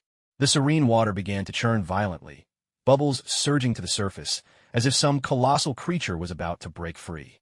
With an explosive crash, the lake erupted, and a giant figure, more than 10 meters tall, rose from the depths, a monstrous being made entirely of murky water. Its surface writhed and shifted, revealing countless agonized human faces, each one a soul had devoured. The water demon's eyes swirled like twin whirlpools, hungry and menacing, fixed on the Ghost Rider. "Leave now, and no one gets hurt, Rider. This is my domain, not a place for you to meddle." The water demon's voice rose, mournful as a drowning soul's wail, thundering at the Ghost Rider. The Ghost Rider dismounted slowly from his motorcycle, the iron chain in his grasp pulled taut, hellfire crawling along its length. "It's you who should get lost, demon." A deafening boom tore through the night. The moment their negotiation shattered, the entire lake erupted into a furious boil. The water demon's form swelled madly, filthy lake water surging and swirling around it, transforming in a blink into a single-eyed giant over 20 meters tall. With a guttural roar, its lone eye glowed with a ghostly green malice. Its gaping maw spewed forth a reeking, fetid mist as it unleashed a deafening howl. The giant's hand swept downward like a falling sky. In a flash, the Ghost Rider twisted the throttle, and his spectral motorcycle surged forward, barely escaping the crushing blow. Where he just stood, the ground caved in, a deep pit 5 meters wide gouged into the earth, mud splattering in every direction. But the danger was far from over. Suddenly, the lake's surface split open, and hundreds of water element fiends clambered ashore, each the size of an ordinary human. Their forms were twisted. Some resembled drowned corpses, others looked like many-legged hydras, surging toward the rider in a relentless tide. The burning iron chain sliced through the night sky. With a powerful swing, the Ghost Rider's flaming chain lashed out like a whip of living fire. In a slick rush, one of the water fiends sprang from the muck, a bloated corpse come to life, its rotting arms suddenly stretching 3 meters, fingertips hardening into icy spikes aimed straight at the rider's throat. The Ghost Rider arched back in a split second. The burning chain struck like a viper, snapping against the fiend's wrist and vaporizing its entire arm in a billow of white mist. The creature staggered back, but the Ghost Rider gave it no quarter. The chain whipped around its neck, and with a swift over-the-shoulder throw, he slammed it to the ground, shattering it into a cloud of vapor. Seizing the chance, several many-legged hydras lunged from his side, their watery tentacles lashing the air like iron whips, cracking sharply as they struck. With a sweep of his right hand, the Ghost Rider's chain sliced clean through the first 2 tentacles. In his left, hellfire blazed suddenly brighter as he grabbed several more tentacles and yanked hard. A tremendous force dragged the entire hydra before him. His knee, wreathed in hellfire, drove into its core. The beast exploded into a rainstorm of water droplets. 6 more tentacles darted at him all at once. The Ghost Rider rolled aside, and as he landed, his chain spun like a propeller, shredding the tentacles one by one. The Hydra shrieked, a piercing cry echoing through the chaos. Its severed tentacles writhed frantically, desperate to regenerate. But the Ghost Rider was already airborne, leaping onto its head, both boots blazing with hellfire as he brought them down with crushing force. Another billow of white mist rose into the night. A water monster suddenly changed shape, transforming into a watery film that enveloped the Ghost Rider. The Ghost Rider stood his ground, making no attempt to dodge, allowing the watery membrane to wrap around him completely. In the next instant, flames erupted violently from his entire body, blasting the watery prison into a cloud of steam. A thunderous explosion echoed across the lake as the surface burst open. More than a dozen water elementals, each taking the form of a mounted warrior, charged forth. They wielded lances forged from condensed water, and wherever their horses galloped, a trail of frost spread beneath their hooves. With a sudden jerk, the Ghost Rider whipped his iron chain. Hellfire roared along its length, transforming into a blazing whip over 10 meters long. With a single sweeping strike, he cleaved through the front rank of water cavalry, slicing both rider and steed clean in half. Steam billowed upward like a mushroom cloud, shimmering with eerie iridescence under the moonlight. Yet, more and more water monsters surged from the depths of the lake. The Ghost Rider swung his chain relentlessly, weaving a dazzling web of infernal fire in the darkness. Every strike sent plumes of steaming mist swirling into the night. Suddenly, the water fiend let out a piercing shriek. The entire lake quaked violently as the waters surged skyward, coalescing into tens of thousands of transparent chains in midair. On the surface of these watery chains, tormented human faces emerged, their chilling wails filling the air as they snaked toward the Ghost Rider from all directions. The rider's iron chain clashed against 3 of the water chains, and at every point of contact, blinding white sparks burst forth. Though he managed to vaporize the water fiend's attack, even more chains swiftly wrapped around his limbs, while countless pale, ghostly hands reached up from the lake's surface, seizing him in an unyielding grip. "This is the end you chose, Rider," in despair. The water demon's voice echoed ominously from every direction. The soul-power chariot's engine roared with a deafening blast, its wheels searing black marks into the ground, but it was still being inexorably dragged toward the lake. The Ghost Rider struggled desperately, burning through dozens of watery chains with his flames, but new ones continued to lash out and bind him anew. With a heavy splash, the relentless coils of water and grasping ghost hands finally dragged the Ghost Rider fully beneath the lake's black surface. The moment he plunged into the water, the fire in the Ghost Rider's eyes flickered wildly. Suddenly, the entire lake began to whirl madly, forming a gigantic vortex 100 meters across. The Ghost Rider was trapped at the vortex's heart, the surrounding currents slicing at his body like 1,000 blades. Within the swirling walls of the maelstrom, the water demon revealed its true form, directing jets of high-pressure water at the Ghost Rider in a relentless assault. Hellfire struggled to burn beneath the waves, every counterattack he launched weakened by the surging currents. "Ha! Out of tricks already, aren't you?" the water fiend taunted gleefully. But just as the crisis reached its peak, the Ghost Rider did something that caught the water demon completely off guard. He stopped struggling, of his own volition. Giving up so soon? A wise decision. The water demon's mocking laughter reverberated through the vortex. The Ghost Rider slowly lifted his head, the fire in his eye sockets suddenly blazing with intense ferocity. A tremendous explosion followed. Hellfire erupted from within Ghost Rider like a nuclear blast. The iron chain in his hand spun wildly, whipping up a counterclockwise vortex of flames right in the water. At the instant fire and water collided, a pillar of steam shot 100 meters into the sky, shrouding everything in a thick, blinding mist. The whirlpool grew unstable, as 2 opposing forces tore at each other. The water demon stared in terror, realizing that its control over the currents was being unraveled, evaporated and dismantled by the Hellfire's vortex. "This can't be. What have you done?" Suddenly, Ghost Rider's chain shot out, lengthening like a dragon, piercing through the wall of the maelstrom and wrapping precisely around the hidden water core. Then, with a violent jerk, a thunderous blast shattered the lake. Tens of thousands of tons of water vaporized in an instant. The shockwave ripped trees from their roots along the shore. Amid the swirling mist, the water demon's battered true form crashed heavily onto the cracked, dry lake bed. Ghost Rider approached, his footsteps burning fiery prints into the fractured ground with every stride. He grabbed the dying water demon, his skull face mere inches from the demon's twisted features. "Look into my eyes." The eye of judgment ignited, and in a flash, the water demon saw every soul it had drowned, reliving their final moments of struggle. It witnessed mothers clutching infants in despair as floods swallowed their villages. It saw the regret of those it lured to leap from rooftops, moments before they fell. "No, no, please." The water demon's form began to unravel. Ghost Rider's grip tightened, hellfire engulfing the demon completely as he declared, "Go back to hell." A final, wrenching scream, and then, after a blinding flash of white light, nothing remained on the lakebed but a charred circle. The night breeze swept away the last wisps of steam. Moonlight once again bathed the land, scarred by the fierce battle. In silence, Ghost Rider strode toward the shore. Sensing its master, the Hell Cycle's engine roared to life of its own accord. He cast one last look at the now peaceful lake, the flames in his skeletal eyes flickering softly. By dusk, Ji Jion was perched on the back of Peter Parker's bicycle, lugging a car tire along for the ride. "I object. I want to appeal. Why is it that in movies, TV dramas, and comics, the back seat of the bike is always reserved for a beautiful girl, but on my bike, it's occupied by a clown who cracks hell jokes all day long? I must have been a real jerk in my past life. Maybe I ran red lights with old ladies, or took Stephen Hawking to play soccer." As Peter Parker pedaled, he grumbled on, but his face was positively beaming. Upon hearing this, Ji Jion, sitting behind him, rolled her eyes dramatically and retorted with equal displeasure. "Oh, now you're blaming me again?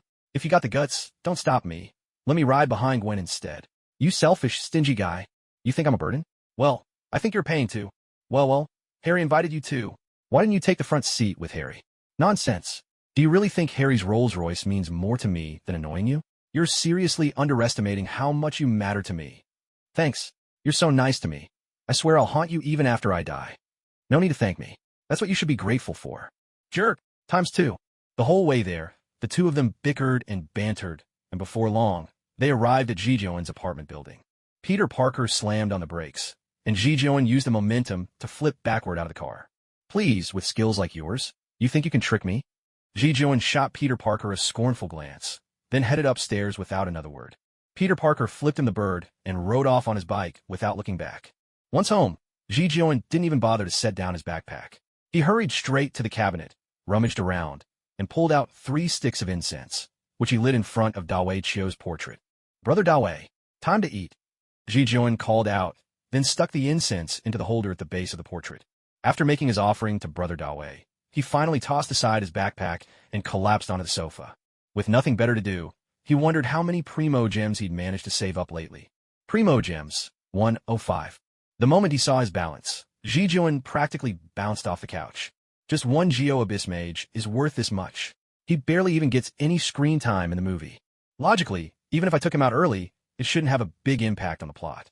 So why did he drop so many Primo Gems? Could it be the Anemo Mage? No, that can't be right. Even if that guy gets a little more screen time than the Geo guy, with his scheming personality, just getting stabbed by Xiao probably wouldn't be enough to take him out.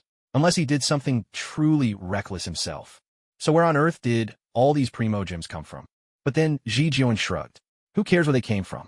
As long as they're in my pocket, they're mine. With that thought, he grabbed his change of clothes and dashed in a bathroom.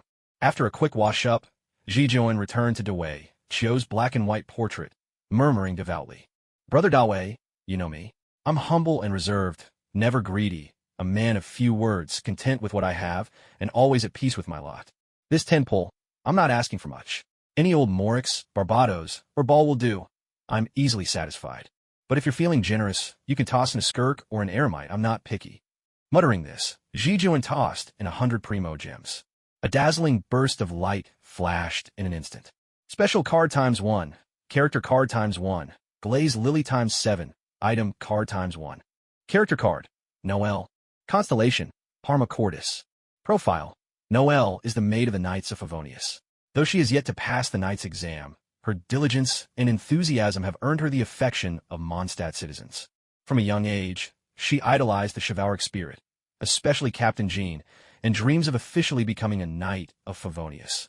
Despite multiple failed exams, she continues to train herself, eagerly taking on all sorts of chores for the Knights, and even helps the townsfolk with anything from cleaning to driving away monsters. For this, she is known as the All-Purpose Maid. Noelle has cleared storm-blocked roads by herself, serve as a temporary guard for lost merchant caravans, and even once tried to single-handedly challenge the Storm Terror Dragon. Thankfully, Captain Jean stopped her in time. She has a tendency to sacrifice herself for others, often working herself to exhaustion just to help. In the end, with the traveler's guidance, she learned to recognize her own limits. Noelle is gentle and resilient, faithfully upholding the code of chivalry and making helping others her guiding principle in life. Her humility borders on self-doubt. She always feels she's not strong enough, failing to see the courage and strength she already possesses. In daily life, she is attentive and thoughtful, skilled in housekeeping. She even carries tea sets and cleaning supplies wherever she goes. Yet, in battle, she wields a giant claymore with astonishing might. Though blessed with great strength, her shyness makes her quick to apologize. She appears naive, but in truth, she is observant and perceptive about all things in Mondstadt. Noelle has a soft spot for sweets and cute things, but rarely shows it out of knightly reserve. When Barbara lets her secret slip, Noelle will flusteredly deny it. Item: glazed lily. Profile: a specialty from Liua. This small flower radiates vitality. Legend says that its downward blooming petals protect its fragrance. Effect: none for now. Special card: resonance summoning. Profile: spend 200 primo gems to summon a character you already own to the field. The summoned character possesses independent will and remains indefinitely, though only one of each character can be present at a time. If the summoned character falls, you'll need to use a revival dish before they can be summoned again. Summoned characters share the current team's elemental resonance effects, but cannot be directly controlled. Weapon name: White Iron Greatsword. Rarity: Weapon type: Claymore. Base attack: 401. Stat bonus: Defense plus 43.9%. Weapon skill: Reaping. Restores 16% HP whenever you defeat an enemy. TSK: is this all you have? Dawe: are you really up to the task? With so little to work with, it's hard for me to get anything done for you. Ji Jion sneered, but his right hand trembled uncontrollably as if he had Parkinson's, barely managing to pick up the glass of water on the table. He didn't drink a single drop. Instead, the entire glass was poured straight into his lap. But right now, Ji Jion had no time to bother with such trifles. His mind was entirely absorbed by that special card. Not long ago, Ji Jion had been mulling over whether he should join the Avengers, a ragtag band with mixed reputations and more than a few enemies. If he chose not to join, Earth would only become more chaotic in the future. Without the ability to rally allies, he might find himself in serious trouble someday. But if he did join, there were landmines ahead, like the infamous Sokovia incident, and the whole team would eventually fall apart in a messy civil war. Most importantly, the Avengers were almost certain to break up down the line, torn apart by internal conflict. So, Ji Jion wavered, caught in indecision. Now, with this special card, he no longer needed to join a wild team and risk betrayal, nor did he have to go it alone and sabotage himself. As long as he saved up enough primo gems, he could be a one-man team. Speaking of saving primo gems, a new idea popped into Ji Jion's mind. What if he snatched the San Venganza contract and used it as bait? Wouldn't that cause even greater ripples in the world? Well, it's worth a try, he murmured, stroking his chin. The next morning, sunlight streamed through the cracks in the cabin's window, sharp and dazzling. Johnny Blaze awoke with a start, instinctively raising his arm to shield his eyes. A searing pain burned in his throat, drawing his attention to the row of water glasses at his bedside. He grabbed the nearest one and gulped it. Down, the cold liquid sliding down his throat. Yet it was as if he'd poured it onto a red-hot iron, evaporating in an instant with wisps of steam. He barely paused to think, downing glass after glass until not a drop was left. Only then did his parched lips begin to feel some relief. "Take it easy, kid," came a raspy voice. Johnny Blaze looked up to see an old man with a shock of white hair standing there. The man wore faded denim, a revolver holstered at his side, and carried a plate of steaming eggs and bread. The old man strolled in unhurriedly, set the food down beside the bed, glanced at the empty glasses without surprise, and remarked, "It's always like that after you transform. Thirsty as hell." Johnny Blaze, still panting, eyed this stranger warily and demanded, "Who are you?" The old man dragged a chair over and sat down, fishing a crumpled cigarette from his pocket. He put it in his mouth, but didn't light it, just fiddled with it in his hands. His gaze was deep as he said, "Me? Name's Carter Slade. I'm the caretaker of this cemetery. Your father's grave is here, and I'm the one who keeps it tidy. In a way, I suppose I'm your father's guardian. So by seniority, you can call me Grandpa. At my age, I think I can handle that." Hearing this, Johnny Blaze stared at the old man, suddenly feeling an odd itch in his hands. Ignoring his furious, teeth-gritting expression, Carter Slade continued on his own. Remember to bring more water next time. Transforming burns through a lot of fluids, and if you don't replenish in time, dehydration sets in easily. Also, try to cut back on spicy food from now on. Hellfire and capsaicin don't mix well. It's not a pleasant combination, especially for your rear and the next day. Fighting back the urge to retort, Johnny Blaze's sharp instincts picked up on something off. He quickly asked, "Wait a second. How do you know all this? Are you?" Carter Slade didn't answer directly. Instead, he flashed a wide grin, revealing a few yellow teeth. "It hurts a lot at first when you transform, but don't worry, after enough times." "So after enough times, it doesn't hurt anymore?" "After enough times, you just get used to the pain." Johnny Blaze fell silent. He was just about to make a snarky comment about the old man's sanity, but right then, a clear, crisp bell rang out from the southwest side of the cabin. Carter Slade's face froze. He shot to his feet with surprising speed for someone his age, snatched the shotgun from the wall, and bolted outside. Johnny Blaze hesitated for a split second, then grabbed his jacket and hurried after him. The two of them burst out of the cabin, one after the other, heading straight for the cemetery. By the time Carter Slade arrived, a red-haired man stood beside a gravestone, holding a shovel in one hand and the torn cord of a bell in the other. Clearly, he just triggered the cemetery's makeshift alarm. What really sent Carter Slade's blood pressure skyrocketing, though, was his big yellow dog, who was now circling the red-haired man excitedly, tail wagging like a helicopter rotor. It even nuzzled affectionately against the man's leg, having completely forgotten its duty as a guard dog. Choosing to ignore his turncoat pet, Carter Slade leveled his double-barreled shotgun squarely at Dilek's chest, finger tightening on the trigger as he spoke in a voice as cold and hard as iron. "Drop the shovel, kid." But Dilek paid no mind to the warning. Instead, with a sudden flick of his wrist, his fingers clenched tight. The wooden handle of the shovel splintered with a crack, and a yellowed parchment scroll slid out, landing neatly in Dilek's palm. At that sight, Carter Slade didn't hesitate. He pulled the trigger. The shotgun blast thundered through the graveyard, sending a flock of crows flapping skyward. But Dilek simply lifted his hand, catching the bullet between his fingers, faint wisps of smoke trailing from the metal. Johnny Blaze's pupils contracted, and he instinctively tensed, stepping back half a pace. Carter Slade, meanwhile, fixed Dilek with a steely glare. He tossed the shotgun aside, and his right hand moved to his belt. There, he drew an old-fashioned revolver. Its body was etched with intricate runes, glowing with a deep crimson sheen in the sunlight. Carter Slade's voice was low and dangerous, the barrel of his revolver unwaveringly trained on Dilek as he demanded, "Who exactly are you? You know about the Manhwarerecap Pact, and you can catch bullets with your bare hands. Did Mephisto send you?" Dilek weighed the parchment scroll lightly in his hand, his tone calm, as he replied, "Dilek Ragnvinder. I have nothing to do with Mephisto. If anything, we're enemies. As for this pact..." He lifted his gaze to meet Carter Slade's eyes and continued, "I know its value. I know both the Witchheart Demon and Mephisto are searching for it, and you can't protect it." At these words, Carter Slade let out a cold, dismissive laugh. "Listen, kid, I've kept this pact hidden for over 80 years, and Mephisto's never even caught a glimpse of it. I don't need anyone's help." "The situation's changed," Dilek replied. Without warning, Carter Slade fired. The bullet whistled past Dilek's ear, tearing a bowl-sized crater in the tree trunk behind him. "My next shot won't miss." Carter's finger tightened on the trigger once more. Unfazed, Dilek suddenly tossed the scroll high into the air. Carter Slade instinctively reached out to catch it, only to watch in shock as the Manhwarecap Pact dissolved midair in a shimmering motes of light, scattering like drifting sands until nothing remained. "What did you do?"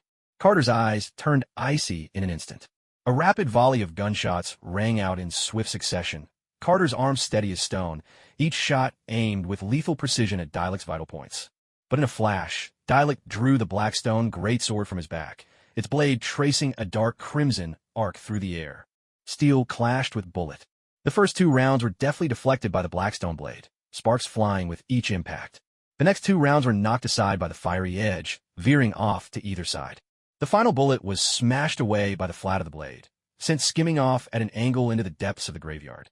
A thunderous series of impacts erupted as 5 granite headstones shattered in the bullet's path, stone fragments spraying outward. At last, the silver bullet embedded itself deep in a low headstone. It was Johnny Blaze's father's grave. Cracks spiderwebbed across the stone. Johnny Blaze spun around to look at the gravestone, his expression darkening instantly. Sheathing his sword, Dilek swept a cold, measured gaze across the two men before him and asked coolly, "So, can we talk now?" Carter Slade glanced up at the sun overhead, then at the black stone sword in Dialec's hand. At last, he nodded with grave seriousness and replied, "Looking back now, I think what this young man said just now makes perfect sense. From the very beginning, I could tell, sir, you have an upright bearing and an uncommon air about you. Anyone can see you're destined to be the nemesis of, the nemesis of evil. Times two." Dialec ignored him and turned to leave the graveyard. But after only 2 steps, Carter Slade's raspy voice came from behind, calling out, "Wait, what did you mean just now when you said things have changed? I've been running and hiding with this thing for over 80 years. You owe me a proper finale, don't you?" Dialec hadn't meant to respond, but hearing the second half of Carter Slade's words, he couldn't help but pause and glance back slightly. The son of Mephisto, the witch-heart demon, has descended upon the human world. Not long ago, he even unleashed the demons of earth, water, and wind. They've already slaughtered at least 7 churches, all in search of the St. Venganza Pact. He turned around, his dark red eyes smoldering in the sunlight like embers, and continued, "I didn't know before, but now it's clear. You can no longer keep this pact safe. If he gets his hands on the 1,000 evil spirits sealed within, I don't think I need to spell out what would happen next." The graveyard fell silent, the only sound the mournful wail of the wind threading its way among the gravestones. Carter Slade stared at the shattered headstone and suddenly asked, "I do wonder, why would Mephisto let his own son come and seize a power that should belong to him? I can't recall the old devil having anything like paternal love. Someone like him would never share what he considers his own." Dialec shifted his gaze to Carter Slade, gave a small nod, and replied, "Mephisto is a dimensional demon god. His true form, his very existence, is far too powerful to cross the barriers between worlds directly. He can only project a fragment of himself into the human realm. By contrast, the witch-heart demon is far weaker, so he can cross the dimensional divide and manifest here in the flesh. But Mephisto doesn't dare interfere too much in the human world, and even his projection can't defeat the witch-heart demon. That's why he turned to Johnny Blaze. As he spoke, he gestured towards Johnny Blaze, who stood nearby. Carter Slade looked at Johnny Blaze, spat phlegm onto the ground, and said, "Looks like your luck's as rotten as mine. Maybe just a hair worse." Dialec turned to leave once more, but Carter Slade called out to him again, his expression grave. "Hold on. If I can't keep the pack safe, what makes you think you can? Sure, you're a little stronger than me, but are you really stronger than the witch-heart demon?" Dialec paused and glanced back at him, his tone calm. "I never said I was certain I could keep it safe." Carter Slade was momentarily stunned and stammered. "Then you. But I know someone who can." Dialec added coolly. At those words, Carter Slade's eyes lit up with sudden excitement. With barely contained eagerness, he pressed for more details. Dialec turned away, speaking as he walked, "You don't need to know." Yet just as Dialec was about to leave, shadows in the cemetery twisted and writhed unexpectedly.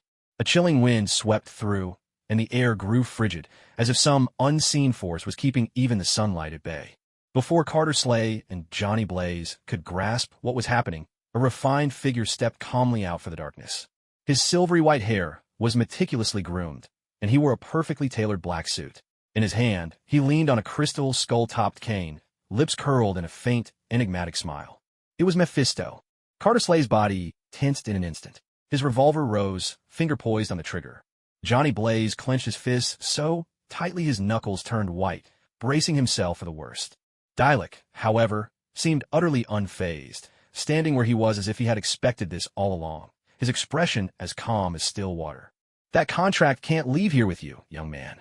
Mephisto's voice was low and gentle, as if he were merely commenting on the weather. Dialec met his gaze, his scarlet eyes steady and unruffled, and replied evenly, "You've known the contract's location all along, yet you never took it away. It seems it's not as important to you as you claim. So, what is it you're really after?"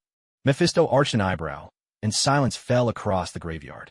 Carter Slade and Johnny Blaze glanced back and forth between Dialec and Mephisto, clearly taken aback by this turn of events. Mephisto paused for a moment, then suddenly let out a laugh. His laughter wasn't loud or grating. Instead, it carried a certain graceful rhythm, yet it sent a chill down one's spine. Mephisto regarded Dialec with approval, his crimson eyes glinting as he nodded and said, "You're clever, and you keep your wits about you. That's rare. Most people, when they see me, behave like foolish donkeys, either rushing at me in a frenzy or scampering away in a panic." He gently stroked his crystal skull cane, his tone leisurely as he continued. "The power of the contract has indeed been exaggerated, but it is important. Overturn the world, perhaps. At this point, Johnny Blaze seemed to realize what was going on. His face darkened, and he glared at Mephisto, his voice icy. You're using me again? What is it you really want? Mephisto spread his hands in a gesture of innocence and said, just business. A transaction, mutual consent, you know. But Dialect cut him off coldly, his words sharp and unyielding. The customs here are not the same as those in hell. What you're doing, in our world, we'd simply call it fraud or extortion. Either way, it has nothing to do with a fair deal. Hearing Dialect's words, Mephisto's gaze returned to him, his smile unwavering as he replied, the law of demons is survival of the fittest. That's why the wise and the strong are always worthy of admiration. He gave a slight nod, then continued. Those willing to trust even a demon's word deserve no pity. Demons only redistribute everything according to the other's intelligence, nothing more. At the very least, only someone as clever as you is truly worthy of more. As Mephisto spoke, Carter Slade and Johnny Blaze both looked rather grim. After all, not only had Mephisto tricked them, but now he was calling them fools to their faces. If they weren't sure they'd lose in a fight, the two of them would have rushed forward and made Mephisto pay in blood on the spot. Yet Mephisto's attention was entirely on Dialect, ignoring the two men beside him. His crimson eyes narrowed ever so slightly, a sly smile touching his lips as he said, as I just mentioned, Dialect Ragnvinder, someone as sharp as you shouldn't be keeping company with such idiots. He strode forward, his leather shoes gliding over dead leaves without the faintest sound, as if he moved through another dimension. He extended his palm, where a flickering, dark red flame danced. His voice dropped low, silky, and persuasive. Join me, and you'll gain power and wisdom far beyond human comprehension. Dialect stared back at Mephisto, slowly drawing the blackstone blade from his back, and replied, just as you said yourself, those who put their faith in a demon's words deserve no sympathy. Mephisto's smile froze in place, his cultured facade shattered in an instant. His eyes burned a bloody red, veins like molten rock cracking beneath his skin, the air around him distorting from the sudden heat. Very well, then you've chosen death. The demon's snarl rolled out like molten lava surging from the depths of hell. The temperature across the graveyard soared in an instant. Carter Slade reacted instantly, grabbing Johnny Blaze by the arm and speaking in a rushed whisper. Fall back. We'll only get in the way here. They had barely retreated 200 meters when the ground where they just stood exploded with a thunderous roar, sulphurous flames shooting skyward. In that same instant, the blackstone blade in Dialect's hand burst into blackened crimson fire. Mephisto swept his hand, and a dozen pillars of molten fire erupted from the earth, forming a blazing cage around Dialect. The blade sliced horizontally, splitting the fire pillars clean in two. Using the momentum, Dialect leapt upward, his burning blade aimed unerringly at Mephisto's throat. But Mephisto only sneered, tapping his crystal cane lightly against the ground. Boom! Suddenly, the ground erupted with sharp black crystalline spikes, jutting upward like fangs to snap at Dialect, who hung in the air with nowhere to land. Thud, thud, thud. In that split second, Dialect planted his black rock blade against a crystal spike, pushing off as he flipped through the air. His blade traced a perfect arc of light overhead. Mephisto's suit was split open at the front, revealing the writhing, molten body beneath. Yet the wound healed in an instant. A flicker of surprise flashed in Mephisto's eyes, and he offered a rare note of praise. An interesting flame. It might be entertaining to play with. No sooner had he spoken than Mephisto's figure suddenly split into three, each launching an assault on Dialect from a different direction. Swish, swish, swish. The clone on the left transformed both hands into massive molten claws and struck downward. The one on the right lashed out with chains of sulphurous fire, and the central, true body opened its mouth, bristling with fangs, and unleashed a breath of venomous fire hot enough to melt steel. Dialect's eyes narrowed. His blackrock blade spun rapidly before him, forming a barrier of steel. Clang, clang, clang. The molten claws crashed against the shield, sending a shower of sparks into the air. The whip of fire was parried and deflected aside. But the toxic breath burned right through his defense, forcing Dialect to twist aside at the last instant. Bang! The left clone seized this brief opening, swinging a molten hammer straight into Dialect's abdomen. Rumble! The tremendous blow sent Dialect hurtling backward, smashing through 7 gravestones before he finally came to a stop. He staggered to his feet, a charred and menacing wound blackening his chest. Truly a fearsome sight. Oh, you're even more interesting than I imagined. Crash! Mephisto grinned wickedly, raising his hand. In an instant, countless black crystal spikes erupted from the ground beneath Dialect. Dialek sprang upward, the deadly spikes scraping the soles of his boots as he spun through the air. Suddenly, his blade burst into a dazzling, dark red light. Judgment delivered. Boom! A massive pillar of fire shot skyward. Blazing black and crimson flames gathered in the air, coalescing into a phoenix with wings spanning dozens of meters. The phoenix let out a pure, piercing cry, descending with a terrifying, all-consuming force toward Mephisto. Every crystal spike in its path was shattered to dust. Mephisto's pupils shrank. In a desperate rush, he conjured a shield of black energy to defend himself. Rumble! But the black-crimson phoenix was unstoppable, shattering the shield in an instant and engulfing Mephisto completely. Aort! Within the searing white light, Mephisto's human disguise was stripped away, revealing his true demonic form.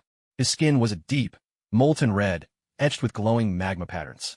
Curved horns jutted from his forehead, and behind him unfurled a pair of tattered bat wings. Dialek dropped to one knee, his breathing ragged, and the hand gripping his blade trembled ever so slightly. Mephisto tore away the last scraps of flesh from his face, revealing a hideous, demonic visage that leered at Dialek. Well done. You've truly surprised me, Dialek Ragnavinder. Of all the mortals I've encountered, you are by far the most extraordinary. Join the ranks of hell, become my new demon prince. I promise you power far beyond anything you now possess. Mephisto, still unwilling to give up, extended his invitation once more, his tone sincere and persuasive. Rising unsteadily from the ground, Dialek's crimson eyes remained calm and unwavering as he replied. Do you need me to repeat my answer? So stubborn. But it matters little. Once I kill you, I'll simply drag your soul back to hell all the same. Without giving Dialek a moment to catch his breath, Mephisto unfurled his wings and, in a blink, appeared before him. With a sudden rush, a claw of molten stone, crackling with destructive force, swept down to crush Dialek. With a thunderous clash, Dialek raised his sword to parry, but the terrifying blow sent him hurtling backward. He was flung like a cannonball, his boots gouging 2 deep trenches in the earth, coming to a jarring halt only after smashing through 2 rows of granite tombstones. Pain lanced through his back, and his arms tingled with numbness, blurring Dialek's vision. But he stubbornly forced himself to stand. The flame on his black cliff blade flickered unsteadily, yet refused to die out. It's over. From high above, Mephisto looked down upon him, bringing his hands together to conjure a sphere of utter darkness that pulsed in his palms. The very air around that sphere twisted and warped, as if even light itself were being devoured. Embrace your rebirth, Dialek Ragnavinder! With a deafening roar, the massive orb shot forth, shattering the ground and slicing the air with a piercing wail. If that monstrous attack struck home, it would erase Dialek utterly. With a weary sigh, Dialek acknowledged the truth, how frail a human body was when pitted against a god from another dimension. Yet, just as that cataclysmic energy sphere was about to strike him, suddenly, with a sharp crack, the space before Dialek shattered like a mirror, a web of cracks spreading in an instant. Mephisto's energy sphere collided with the fractured space and, in a heartbeat, dissolved into countless delicate petals that drifted gently down onto Dialek. Mephisto's eyes went wide in disbelief at this impossible sight, and then, grinding his teeth, he spat out the name he loathed above all others. Gui! But there was only silence all around. Only the faint sizzle of sunlight scorching the earth could be heard. Remember this, Gui. The soul of Dialek Ragnavinder belongs to me. You won't be able to keep him either, I promise you. As soon as those words fell, Mephisto's figure vanished just as suddenly as he had appeared, leaving no trace behind. Dialek raised his hand and brushed away the flower petals that had fallen onto his shoulder. The pale pink fragments dissolved into tiny sparks of light the instant they touched his fingertips, fading away into the air. He glanced down at his tattered clothes and the wounds on his body that had yet to fully heal, his expression remaining calm and collected. The Blackcliff greatsword trembled faintly in his hand, then dissolved into countless dark red motes of light, drifting through the air like embers scattered by a breeze. It was only then that Carter Slade and Johnny Blaze, who had been hiding at a distance, finally dared to approach. The 2 of them stood amid the wreckage of the graveyard, taking in the devastation around them. The ground was riddled with deep cracks and fissures, and the scorched earth still radiated a lingering heat like molten lava. Dozens of gravestones had been caught up in the battle between man and demon, some cleaved clean in half, others reduced to rubble. The air was thick with the pungent stench of sulfur and the lingering bite of fire. Johnny Blaze drew in a sharp, hot breath, his voice a little hoarse as he spoke. This level of destruction, Is it really possible for a human to achieve this? Carter Slade kept his eyes locked on Dialek, his gaze filled with complicated emotions. As a former ghostwriter, he could just barely manage this scale of devastation himself. But the man before him, if he could still be called a man, to withstand the projection of a legendary demon god with nothing but a mortal body, that was truly terrifying. Dialek paid no heed to their shock. He casually took an orange fruit from his belt and bit into it, sweet juice trickling down the side of his mouth. Carter Slade couldn't hold back a frown, but in the end, he decided he needed to ask, "Are you really human?" Dialek didn't answer right away. He simply finished eating the fruit, unhurried and composed. As the last of the flesh slid down his throat, the deepest wound on his chest began to scab over at a speed visible to the naked eye, and the pallor faded from his face, replaced by a hint of color. Only after he had finished the sunset fruit did Dialek finally speak, his voice as cold as ever. "The contract, do you still want it back?" At those words, Carter Slade shook his head so fast it left a blur, his words spilling out in a rush. "Thank you, but no. You can keep it as long as you like." After witnessing the battle between Dialek and Mephisto, Carter Slade was sure of one thing. Even Mephisto, with all his terrifying power, couldn't take the demon of the witch's heart back to hell. So he stood no chance at all. As for this mysterious man who called himself Dialek, and whoever was he mentioned, maybe, just maybe, they could pull it off. Johnny Blaze couldn't help but interject. "Wait, isn't that thing really important? You're just going to let him take it?"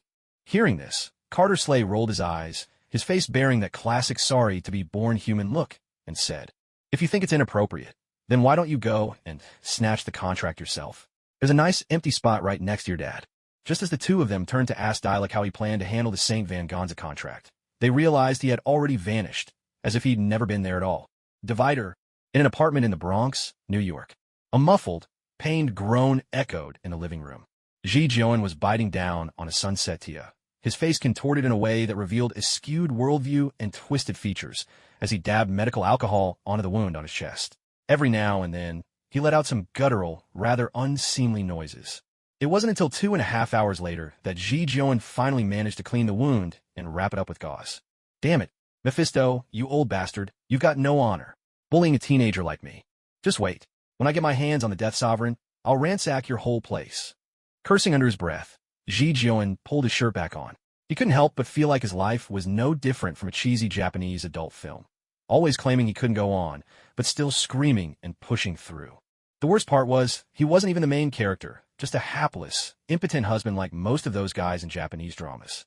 But this time, it wasn't just Mephisto that weighed on his mind. There was someone else. The Ancient One. That big shot must have noticed him long ago, or she wouldn't have intervened at such a critical moment to block that attack.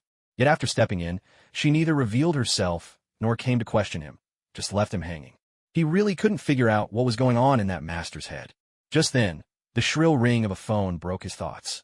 Ji Joan glanced at the caller ID. Once he confirmed it was Peter Parker's number, he cleared his throat and answered in a sing-song mix of dialect and English. "The handsome guy you're trying to reach is currently busy. Please call again later. Sorry, the subscriber you dialed is currently unable to answer. Please redial later. Don't think you can get away with anything just because you're speaking Chinese, you jerk." Peter Parker's exasperated voice burst through the receiver. Looking perfectly content, Ji Joan pulled the phone away from his ear, digging into his other ear with a finger, and drawled, all right, stop yelling. What do you want?" Heavy breathing came from the other end. After a long pause, Peter finally said, "Forget it. What time are you coming to the party tonight?" Upon hearing this, Ji Joan was momentarily stunned. He racked his brain for a long time, but still couldn't recall ever agreeing to go to any party. After all, in Ji Joan's simple understanding, the gatherings between American teenagers called parties, he'd much rather call them hideouts. To call them party companions was, in truth, more like calling them partners in crime. Though it was a bit of a stereotype from the few parties he'd attended, sometimes stereotypes did have their uses. Seeing that Ji Joan hadn't answered for quite a while, Peter Parker said in a faintly reproachful tone, Did you forget? How could I? Am I that kind of person? How could you just assume the worst of me? After all this time, is that really how you see me?" As the saying goes, a kind word warms you through 3 winters, but a harsh word chills you in the height of summer. And you, my friend, you've pierced my heart. It feels like there will never be spring in my world again. But before Ji Joan could finish, Peter Parker cut him off coldly.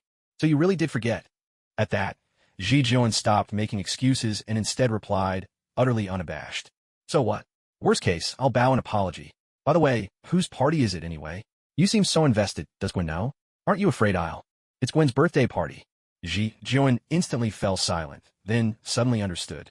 Oh see, I told you I didn't forget, but you just wouldn't believe me. I'll be there around 8 tonight. Anyway, I've got something to deal with here, so I'll talk to you later. Bye. With that, before Peter Parker could reply, Jion hung up the phone. That was close. I almost gave myself away. Nighttime. The streets of New York. Streetlights cast a damp, golden haze on the rain-soaked pavement. Jion wore a fitted, dark gray trench coat, a small black case in his left hand, and a neatly folded black umbrella in his right, striding calmly out of the neighborhood. He stopped at the curb, raising his hand slightly, just about to flag down a taxi. But right then, a harsh, deliberately lowered shout came from behind him. From the accent, it was clear enough the speaker was black. Jion paused, slowly turning to look back, and saw 2 black men with bandanas over their faces rush out from the shadows of a nearby alley. One tall, one short, both with guns drawn, barrels aimed squarely at his chest. Hand over your money and anything valuable. Easy now, don't try anything funny. The taller mugger's voice was gravelly, his eyes darting around as his finger rested on the trigger. Jion glanced between the two, his expression calm. So calm, he scarcely looked like a victim at all. He nodded slightly, his tone even polite, as he said, "All right, please don't shoot." Upon hearing his words, the taller robber nudged his companion's shoulder with his elbow and boasted smugly. "See? Didn't I tell you Asians are easy targets? The last Japanese guy I robbed was even more submissive. He handed over everything of value without a fuss, and even bowed and thanked me before leaving." Yet the slimmer robber didn't let his guard down. His eyes stayed locked on Jion, and his gun never wavered, his voice sharp and commanding. "Get into the alley. Now!" Jion offered no resistance and cooperatively followed them into the dim alleyway. The air was thick with the stench of garbage and damp mold. The walls were smeared with messy graffiti, and from somewhere in the distance came the occasional yowl of stray cats. The slimmer robber pressed the gun into Jion's back and barked in a low voice. "Put down the case. Take out your wallet, your phone, and anything valuable, everything." Jion glanced down at the case in his hand. Suddenly, with a flick of his wrist, he tossed the case to a corner by the wall a few steps away, where it landed with a soft thud. "What the hell do you think you're doing?" The shorter robber exploded with rage, shoving the barrel of his gun nearly to Jion's nose. Jion immediately raised both hands, his tone earnest. "Sorry, your voice just now was a bit loud. You startled me, so my hand slipped." He gestured with his empty right hand and the umbrella in his left, continuing, "All I have on me is this umbrella. No weapon, nothing you need to worry about. You can go pick it up. The case just has a gift for a friend. It's not too expensive, maybe worth $2,000 or $3,000. The 2 robbers exchanged glances, clearly surprised by how cooperative he was. The slimmer one narrowed his eyes, gun still trained on Jion, and ordered his taller accomplice, "You fetch the case. I'll keep an eye on him." The taller robber nodded, tucked his pistol into the back of his waistband, and strode quickly toward the case in the corner. Jion's gaze slid past the robber's shoulder, focusing on the stooping figure of the shorter man as he reached for the case. A flash of icy resolve flickered in Jion's eyes, so quick it was almost imperceptible. At the very instant the shorter robber bent down, Jion's expression turned to one of delighted surprise, and he suddenly called out toward the mouth of the alley, "Officer, these 2 are robbers." Both men froze, instinctively whipping their heads around. In that split second, Jion sprang into action. The long, black-handled umbrella in his hand shot forward like a sword, striking the gunman's wrist with a sharp crack. "Ah!" The thief yelped in pain, his gun flying from his grasp to clatter against the wall with a metallic ring. Jion didn't pause. The tip of the umbrella flicked upward and landed a solid blow under the man's chin. The short robber staggered back, wincing in pain, as Jion stepped forward, swinging his umbrella sideways into the man's knee. There was a sharp, cracking sound, and the robber collapsed to his knees with a scream of agony. Before he could recover and fight back, Jion delivered a straight punch to the back of his neck. A dull thud echoed, and the robber swayed before crumpling to the ground, utterly incapacitated.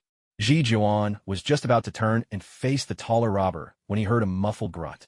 He looked over and saw that the tall robber had already been subdued by a middle-aged white man, who had appeared seemingly out of nowhere. The man had deftly disarmed the robber, twisting the pistol out of his hand, and in a fluid motion, he threw him over his shoulder with textbook precision. The robber crashed heavily onto the damp ground with a resounding thud. The middle-aged man dusted off his hands, flashed Jion a friendly smile, and casually displayed the badge hanging from his belt. "Don't worry, NYPD." With that, he quickly bent down, handcuffed the 2 groaning robbers, then pulled out his radio to call for backup. Only then did Ji Juan finally breathe a long sigh of relief. He took 2 steps forward and offered his heartfelt thanks. "Thank you so much, officer. May I ask your name? I'd like to write a letter of gratitude to the NYPD tomorrow." Hearing this, the middle-aged officer broke into a bright smile and waved his hands dismissively. "No need for thanks. Fighting crime is what we police officers are here for. You can call me George. You handled yourself pretty well back there. Have you had some training?" As he spoke, he straightened up, looking Ji Juan over with genuine interest. "I picked up a move or two from my elders, just for fitness, really. I wouldn't say I'm trained." Ji Juan replied lightly, bending to retrieve his suitcase. George nodded approvingly at Ji Juan's modesty and said, "In America, humility is a valuable trait, especially in young people. Have you ever thought about becoming a cop? I know a few people at the NYPD could get you a letter of recommendation. After high school, you could give the police academy a try." Ji Juan smiled politely and replied, "Thank you very much for the offer. I'll definitely consider it." Not long after, a patrol car pulled up in the distance. 2 officers got out, saluted Officer George, and then took the 2 robbers into custody before driving away. Afterward, Ji Juan and George lingered on the sidewalk, chatting for a while. During the conversation, George noticed Ji Juan checking his watch repeatedly. Picking up on the hint, he wrapped things up and asked, "Are you in a hurry? I need to get to a gathering." At this, Officer George glanced around and shook his head. "This isn't a great area for catching a cab at night. Where's your gathering?" Ji Juan hesitated, but eventually gave George the address of Gwen Stacy's neighborhood. To his surprise, George's eyes lit up at once, and he said with delight, "What a coincidence. I live in that neighborhood too, and I just got off work as well. Let me give you a ride." Wouldn't that be a bit too much trouble?" Officer George waved his hand with a smile. "Not all. It's on my way anyway." Ji Juan hesitated for a moment, then finally nodded in thanks. "Thank you. I appreciate it." Night had fallen, and the Chevrolet SUV glided smoothly through the city lights of New York. Outside the window, neon signs painted shifting hues across Ji Juan's profile. Officer George steered with one hand, the other resting casually on the edge of the window, his index finger tapping out a steady rhythm. "Try to sound offhand," he asked. "So, can you tell me exactly what kind of gathering you're headed to?" Ji Juan adjusted his seatbelt, thought for a second, then answered, It's a birthday party for a female classmate." George glanced at him through the rearview mirror, his voice taking on a note of professional caution. "A birthday party? Are there going to be any illegal substances or activities?" At that, Ji Juan let out a short laugh. "Don't worry, officer. Absolutely not. My classmate is very well brought up. Her parents are strict Protestants." He paused, then added, "Besides, her boyfriend-to-be will be there as well. He's a very upright guy. He wouldn't let anyone get out of hand." For a moment, the car fell silent, the only sound the low hum of the engine. "Well, after the party, those two might get a little wild, though, Ji Juan suddenly joked, a mischievous smile playing on his lips. But George's expression didn't relax at all. His knuckles tightened subtly on the steering wheel as he asked in a steady tone, "Oh, is that so? What's your classmate's boyfriend's name?" Ji Juan turned, noticing Officer George's gaze fixed on him through the rearview mirror. Sharp, intent, much like Peter Parker observing a chemical reaction in the lab. Focused and searching. Ji Juan was a little puzzled, but considering George was a police officer, and knowing how American teen parties could get, he figured it was fair for him to ask for more details. So he answered honestly, His name is Peter Parker. You've probably never heard of him." George's eyebrows lifted, almost imperceptibly. He slowly shifted his gaze back to the road, his right hand unconsciously brushing the holster at his waist. "Oh, Peter Parker." He repeated the name softly, as if committing it to memory. Ji Juan didn't notice the officer's odd reaction. He lowered his head to check the case he was carrying, making sure the latch was still securely fastened. As they entered the neighborhood, Officer George suddenly spoke up. "The party, is it at 117 Klaus Street?" Upon hearing this, Ji Juan immediately looked at him with the same expression an old village lady would give a fortune teller, equal parts skepticism and curiosity. Glancing at Ji Juan, Officer George replied coolly, his tone icy. "Aren't you wondering how I know? It's simple. At my house. I'm Gwen's father, George Stacy." At that, Ji Juan fell silent in an instant. But then, as if a mischievous idea crossed his mind, he flashed a roguish, almost wicked smile, though he quickly suppressed it, before speaking in a sly, almost teasing voice. "Uncle George, let's be honest here. I'm just a bystander. Now, Peter's sure he smokes, drinks, gets wild haircuts, and has a bit of a temper. No car, no house, parents gone, no money, and his life's not up for grabs either. But trust me, he's a good kid. With Gwen and him together, you can rest. Really, you can rest easy. And at the rate their relationship is progressing, I bet it won't be long before you're a grandfather. Just picture it.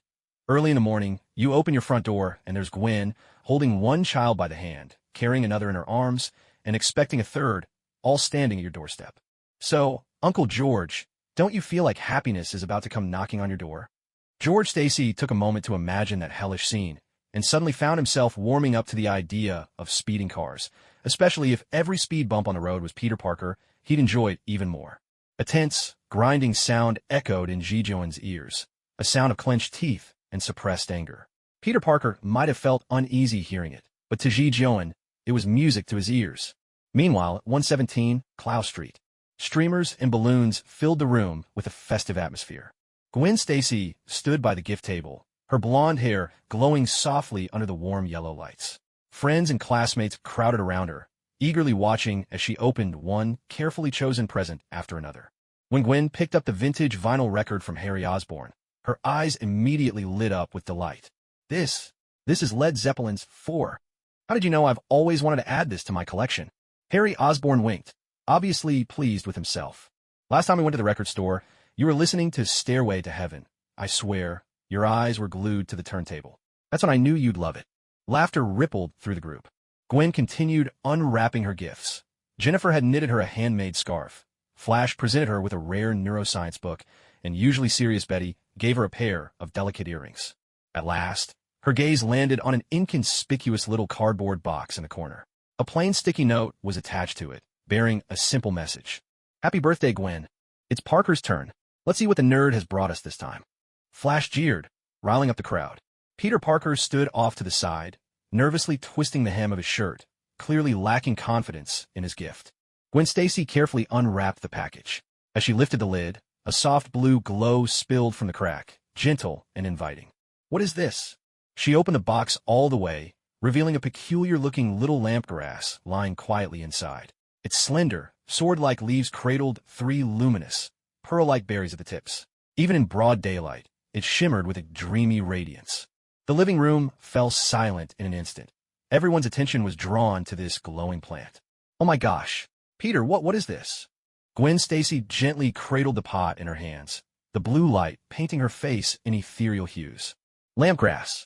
I saw it at a special plant exhibit.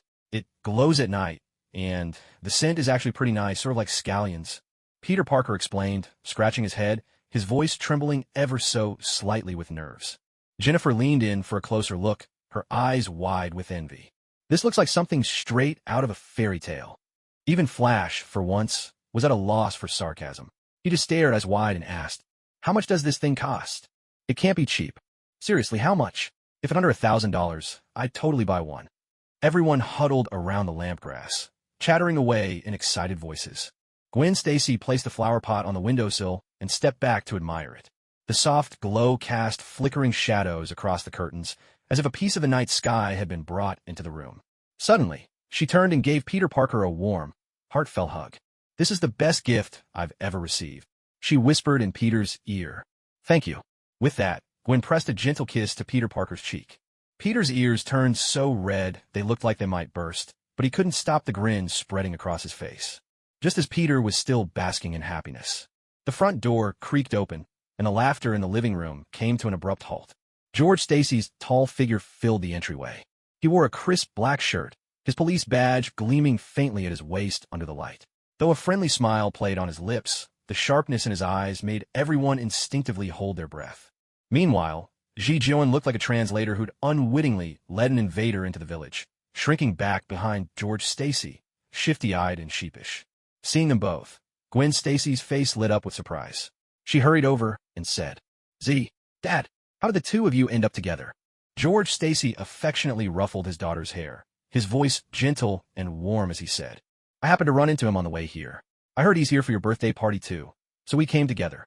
Observing the nervous boys and girls in the room, George Stacy smiled and raised his hand in a reassuring gesture. Relax, kids. I'm just here to pick up a few things. I'll be out of your way in no time. His eyes swept across the room, pausing for a moment on the glowing little lampgrass on the windowsill. He nodded and commented, That's a nice fake flower. With that, His gaze slid past Gwen Stacy and landed on the rest of the group, his eyes crinkling with a cheerful smile as he said, I heard there's a boy named Peter here. Mind coming out so I can meet you? Though his tone was kind, it seemed as if the temperature in the room dropped several degrees in an instant. No one spoke. Instead, everyone turned their eyes in the same direction.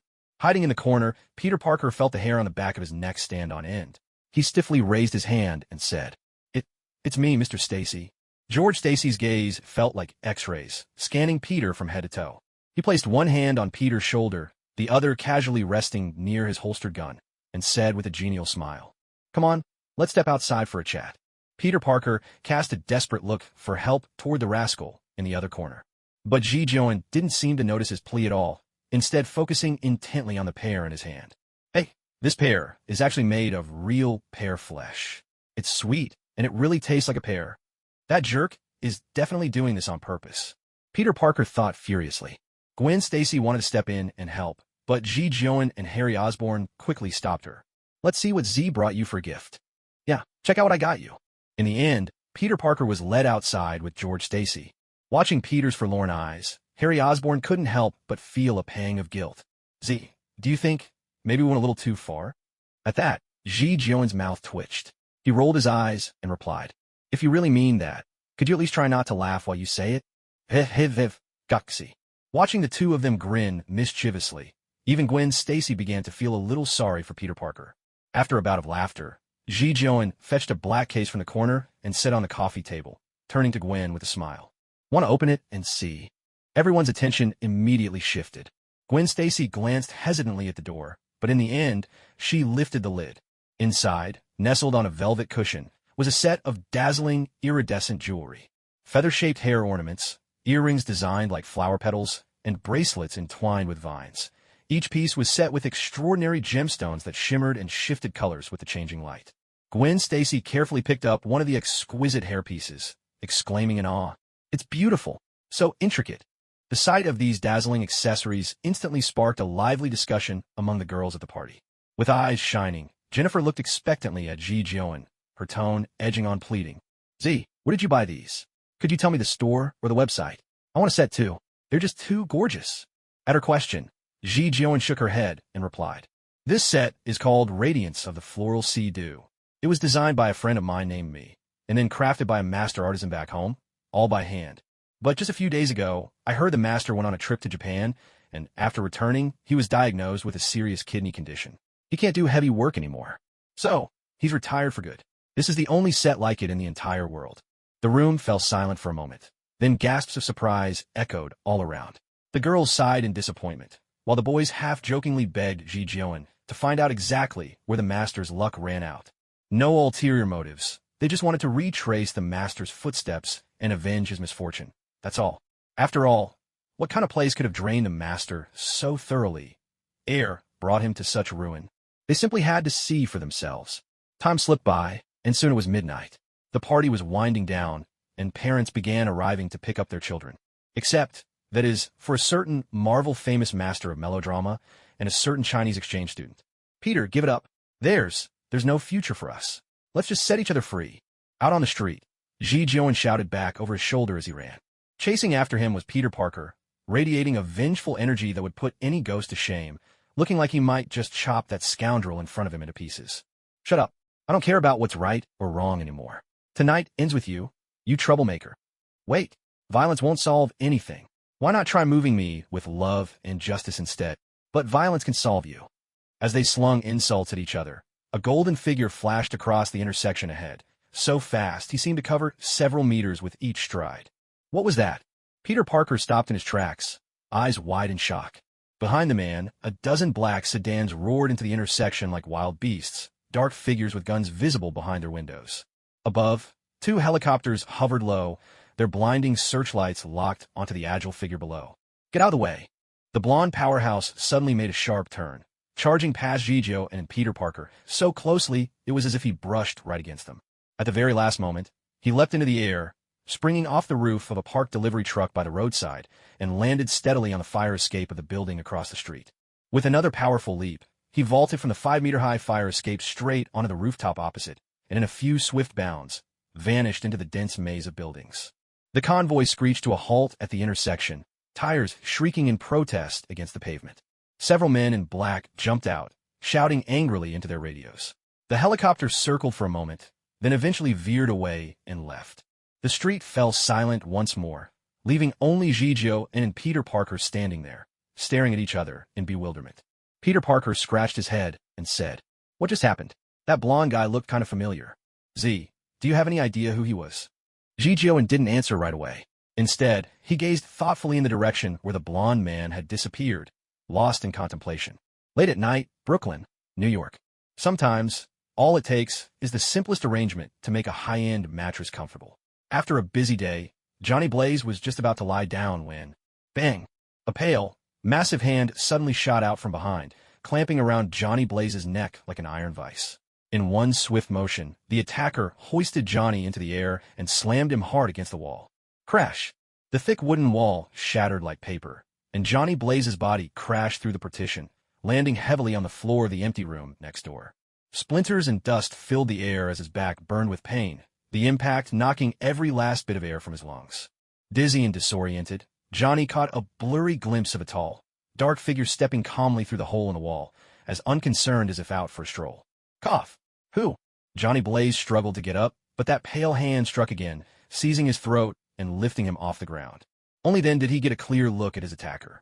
A muscular figure wrapped in a black priest's robe, his face so pale and striking it was almost demonic, crimson eyes glowing faintly in the darkness. Though they'd never met, some deep, instinctive intuition told Johnny Blaze at once who this man was. Zarathos, the Heart Demon. He forced out the name between clenched teeth. Bingo. Congratulations, you got it right, but there's no prize. The Heart Demon cocked his head ever so slightly, watching his prey's final struggles with a twisted sort of delight. He grinned and said, "So you're Mephisto's loyal hound. The Ghost Rider who took down my right-hand men, Earth, Water, and Wind? How disappointing, for hell." Johnny Blaze's pupils contracted sharply, and a blaze of fury erupted from deep inside him. He no longer held back the power surging within him. Blazing hellfire erupted from his every orifice, flooding the room with scorching heat in an instant. His skin carbonized and flaked away beneath the searing flames, revealing the burning visage of a skull. Crimson chains materialized from the void, rattling as they coiled around his skeletal arms. A thunderous boom split the air. Hellfire engulfed him in a heartbeat, and the Ghost Rider's skull face emerged in the roaring blaze. He twisted his arm, seizing the Witch Heart Demon's wrist. Searing fire raced along the point of contact, spreading with wild ferocity. A guttural scream tore from the Witch Heart Demon as the pain forced him to let go. He staggered back, staring at his charred palm. Yet in the very next instant, the burns began to heal before his eyes. A feverish grin spread across his face as he exclaimed, "Excellent. Now, this is starting to get interesting." The Ghost Rider lashed out with his chains, each link ablaze, snaking through the air like a fiery serpent aiming for the demon's throat. But the Witch Heart Demon stood his ground, not budging an inch. He simply raised his hand. The burning chain, wreathed in hellfire, froze in midair, just half a meter from the demon. The infernal flames solidified, transformed by sheer force into a sculpture of ice. The fire in the Ghost Rider's eyes flickered in shock, but before he could react, the Witch Heart Demon's finger curled with a subtle gesture. A sharp crack split the silence. The frozen chain shattered, sending a hail of ice shards hurtling back like a storm. The Ghost Rider rolled aside, dodging as the icy projectiles thudded into the wall, instantly encasing it in a thick sheet of ice.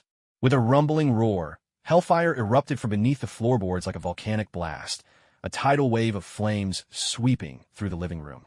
Furniture blackened and crumbled away in the searing heat. At last, the Witch Heart Demon was forced half a step back. He swept an icy blade before him, conjuring a wall of frost that stopped the flames just short of his body. Seizing the moment, the Ghost Rider surged forward, driving his burning fist straight at the demon's face. A heavy blow rang out as his fist collided with the ice wall, fractures webbing instantly across its surface. Surprise flickered in the demon's eyes, quickly replaced by a cold, mocking smile. Impressive strength, but still far too weak. With a swift motion, he banished the ice wall and clamped a hand around the Ghost Rider's wrist. Icy cold flooded through the contact point, smothering the flames until the hellfire dimmed and sputtered. "Can your fire really vanquish my ice?" Raising his other hand, the Witch Heart Demon pressed it to the Ghost Rider's chest and unleashed a blast of pure, frigid power. The Ghost Rider's ribs froze solid in an instant, the flames trapped, flickering helplessly within the bone. He let out a tortured howl, struggling in vain to break free. "Look into my eyes." The Ghost Rider's gaze blazed with white-hot fire as he locked eyes with the demon. But after a moment, nothing happened. The Witch-Heart demon remained unchanged. With a sudden flourish of his robe, the hellfire that had clung to him vanished without a trace. He seized Ghost Rider by the throat, a dreadful chill surging in, making the hellfire enveloping Ghost Rider grow dimmer and dimmer, as if it might be extinguished at any moment. "You forgot one thing. I've hidden my soul somewhere in hell. Your judgment can't touch me." A thunderous impact. Mephisto drove his knee into Ghost Rider's abdomen, shards of ice exploding with the blow. The hellfire was snuffed out completely. Johnny Blaze was forced out of his transformation, crashing heavily to the ground. A thin layer of frost covered his body, and his lips had turned a bluish purple from the cold. From above, Mephisto looked down at him, an ice spear forming at his fingertips, its tip aimed unerringly at Johnny Blaze's heart. His voice was chilling as he spoke. "Tell me, who is the human that took the San Venganza contract? Who is he, really?" A victorious, icy smile still lingered at the corners of Mephisto's lips. Suddenly, a scorching wave of heat swept in from the window. His pupils shrank, and he instinctively raised his hand to defend. With a resounding crash, a wall of ice half a meter thick formed in an instant. Under the moonlight, the crystalline surface gleamed with a piercing cold. In the next moment, a greatsword wreathed in black and crimson flames shot through the ice wall like a meteor, its blazing edge vaporizing the frost into a billowing white mist. The blade tore past Mephisto's neck, then embedded itself deep into the floor with a thunderous metallic clang. "What?" Before Mephisto could react, a shadow darted in through the shattered window. In a blur, the intruder moved with such speed he seemed to leave afterimages behind. His right fist, wrapped in dark red flames, drove straight for Mephisto's face. The demon hastily conjured an ice shield, but it was shattered the instant the blazing fist struck. A flurry of 3 crushing blows followed, each one bursting with black and crimson fire. Forced to retreat, Mephisto barely had time to conjure ice crystals before they shattered again and again in front of him. A 4th punch landed squarely in his abdomen, the searing power piercing through his defenses, and for the first time, a look of pain crossed Mephisto's face. With a howl, Mephisto unleashed a surge of freezing energy, sending a barrage of razor-sharp icicles erupting from the ground. But the intruder twisted through the air, his toes barely tapping the tips of the ice spikes as he vaulted behind Mephisto like a phantom. In one swift motion, a vicious whip kick struck Mephisto's spine. With a deafening crash, Mephisto smashed through the wall and tumbled into the kitchen, the refrigerator and cabinets crumpling under the impact. Struggling to his feet, he finally got a clear look at his assailant. A black and crimson leather coat flared in the heat, a high red ponytail whipping in the wind, and those sharply handsome features were set in a cold, determined expression.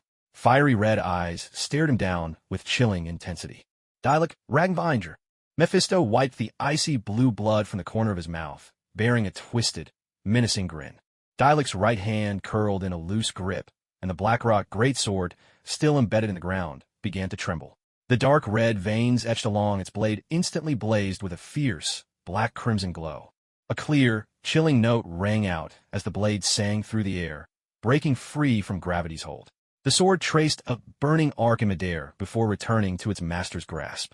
The demon of Witch-Heart narrowed his icy blue eyes, his tattered priest's robe fluttering in the wake of residual energy. Suddenly, an elegant yet deadly smile appeared on his lips as he spoke. "We are not enemies. Why must you cling to such hostility?" With arms spread wide, his smile seemed sincere, but his voice slithered like a venomous serpent as he continued. "Hand over the St. Venganza contract. Not only will I pardon your disrespect today, but once I rule this world, you shall be the one and only prince of demons." As he spoke, a crown of ice coalesced at his fingertips, which he toyed with in the palm of his hand. Dialek angled his greatsword toward the ground, his expression unflinching and cold, utterly unmoved by the demon's words. His voice was detached, almost indifferent. "I've heard that the demons of hell are famed for their cunning and deceit, yet I see not a trace of wisdom in you." The demon's brow arched dangerously, his gaze turning ferocious as he glared at Dialek. His words oozed a chilling menace. "Dialek Ragnvinder, it seems you still haven't learned to value the chances I've given you. But that's all right. I can be a very good teacher." Dialek ignored the threat entirely, the fire's reflection dancing in his pupils as he pressed on. "The contract is no true source of power. It's a trap devised by Mephisto himself. A snare that harnesses the energy of thousands of once saintly, now fallen souls to turn a hellish demon's physical incarnation into a spatial anchor, linking hell and the mortal realm together. The demon's smile began to freeze, bit by bit. Dialek took a step forward, his gaze locking onto the demon's eyes as he declared, "Consider this. Even Mephisto treads carefully with nothing but a projection on this earth, while you dare to appear in the flesh. Ignorance, after all, is the greatest source of courage. Seems that even demons of hell are not immune to this truth." Suddenly, a thunderous rumble shook the air as shards of ice erupted around the demon. The entire kitchen was transformed into a frozen chamber in an instant. The surrounding walls shattered under the assault of absolute cold. For the first time, doubt flickered in the demon's voice. "Foolish. Did you really believe such a crude lie would deceive me?" In a blur, the demon's figure vanished and reappeared directly before Dialek, ice crystal claws thrusting straight for his heart. Steel screamed as the Blackrock greatsword clashed with icy talons, sending a shower of blinding sparks through the air. Scorching flames and frigid ice battled for supremacy. In a heartbeat, the entire space was shrouded in roiling steam. Using the force of the collision, Dialek leapt back, his blazing blade tracing a flawless arc. A sweep of dark crimson flame shot forth from the blade, shattering every ice wall in its path. A deep, earth-shaking rumble filled the air. Wuksinmo did not dodge or retreat. He simply crossed his arms before his chest, and in an instant, a shield of crystalline, flawless ice took shape. A metallic clang rang out as the blackish-red blade of fire clashed against the ice shield, erupting into a thunderous boom that seemed to split the heavens. The apartment building, already on the verge of collapse, crumbled at once under the terrifying shockwave. Johnny Blaze struggled to his feet, gratitude washing over him. If not for his need to ride a motorcycle, he'd never have moved to this remote apartment complex, surrounded on all sides by empty lots. If this battle had happened downtown, with all the chaos from before and now, countless lives would have been lost. Meanwhile, at the heart of the battlefield, Wuksinmo suddenly changed tactics. His icy claws elongated into a whip, lashing out like a venomous serpent and coiling tightly around Dialek's right ankle. The chill surged up his leg, instantly freezing his pant leg into a heavy sheath of ice. "Got you," Wuksinmo sneered, exerting his strength as he swung Dialek violently, hurling him straight toward a distant apartment building. With a bone-jarring crash, Dialek's body smashed through 3 walls and finally crashed into the wardrobe of a woman's bedroom. Splinters and clothing flew in every direction, but Dialek adjusted his posture at the last instant, landing with one knee to the ground and stabilizing himself. In a swift, fluid motion, Dialek hurled his Blackrock Slayer. The blazing longsword shot from his hand like an arrow, trailing a searing black and red blaze straight for Wuksinmo's face. Wuksinmo smirked, tilting his head to dodge, only for the sword to suddenly curve in midair. With a sickening, fiery hiss, the razor-sharp blade buried itself deep in Wuksinmo's right shoulder, and flames poured into the wound, consuming him from within. A guttural scream of agony tore from Wuksinmo's lips as he seized the hilt with his left hand, tried to wrench it free, only to have his palm sizzle and burn from the blade's searing heat.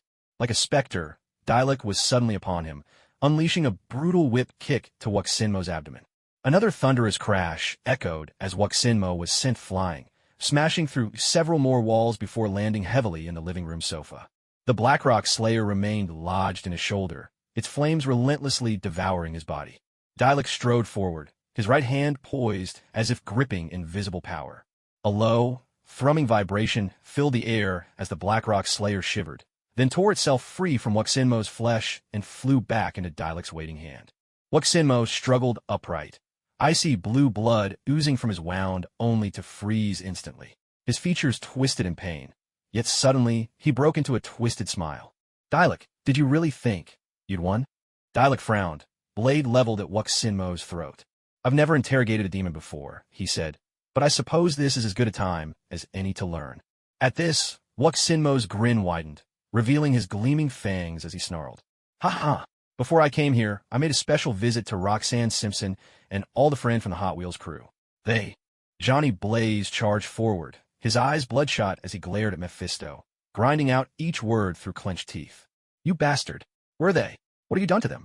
Speak now." Watching Johnny Blaze arrive, seething with rage, Mephisto merely smiled, utterly unfazed, and said, "Relax, they're honored guests. Right now, they're all in a safe place." As for whether they stay safe, well, that depends entirely on the choices you make. At this point, Mephisto's voice grew weaker, but his words still oozed with venom. 2 days from now, North Brother Island. You'll bring the contract of San Venganza to exchange for these people. Don't be late. Before Mephisto could finish his threat, Dialec's blade plunged unhesitatingly into his chest. Ah, this is only my projection. We'll meet again, Dialec. With those parting words, Mephisto's body slowly charred away in black and crimson flames. As the last flickers died out, all that was left on the ground was a scorched, sulphurous husk, filling the air with a biting stench. Johnny Blaze stared down at the sulphurous remains, his chest heaving with fury. Abruptly, he spun around and thrust out his hand toward Dialec. Dialec, give me the contract of San Venganza. But Dialec only cast a cool glance at the outstretched hand. The black-rock blade in his palm shimmered and dissolved into dark red motes of light. He turned and strode out of the shattered apartment's ruins, his red ponytail fluttering in the night wind. His voice was calm, almost cold. Go find Carter Slade, the Gravekeeper. He'll teach you how to master and wield the power of the Ghost Rider. But you'll need to learn quickly. I'll head to North Brother Island around 7 tomorrow night. What do you mean? He's supposed to teach me?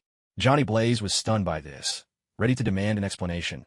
But Dialec's figure had already melted into the darkness. Johnny lunged forward, shouting, Wait, you can't just.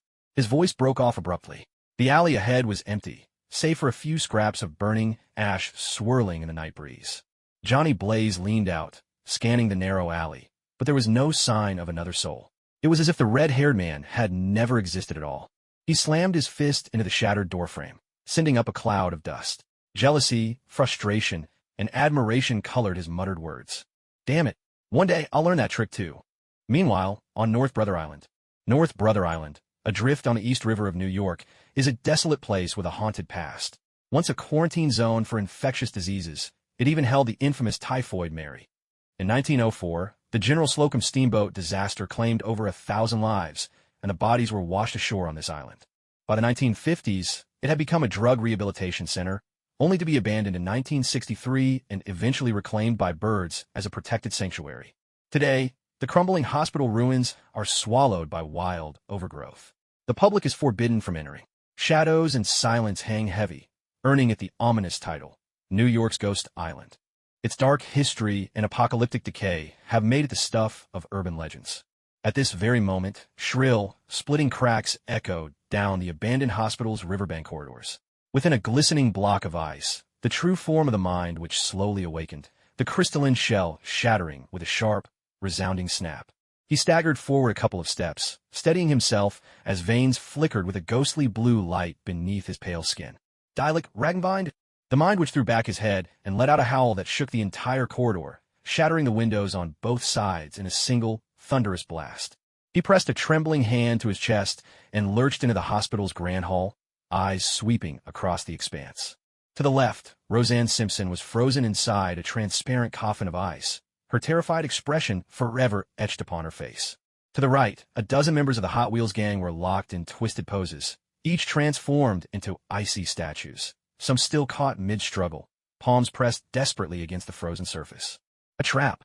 The mind witch's fingertips traced the surface of the ice coffin, leaving a frosty trail as he muttered to himself.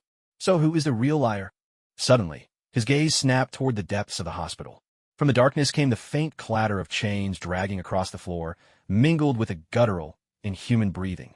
A cruel smile curled at the mind witch's lips as he murmured coldly, Truth or lies, it no longer matters. If there's no turning back for me, then I'll embrace the madness to the very end. Section break. The next day, Midtown High. See, quit napping already. Wake up. What do you think of this outfit I designed? Peter Parker slapped Ji Jion awake, proudly holding up a sketch for him to see. Ji Jion turned his head in a daze, squinting at the drawing. He nodded and said, So, this is the pajamas you designed for your nemesis? Not bad at all. Absolutely perfect. Just picturing him wearing this, I feel so satisfied that I almost think it's too much punishment. You've got real talent. Keep it up.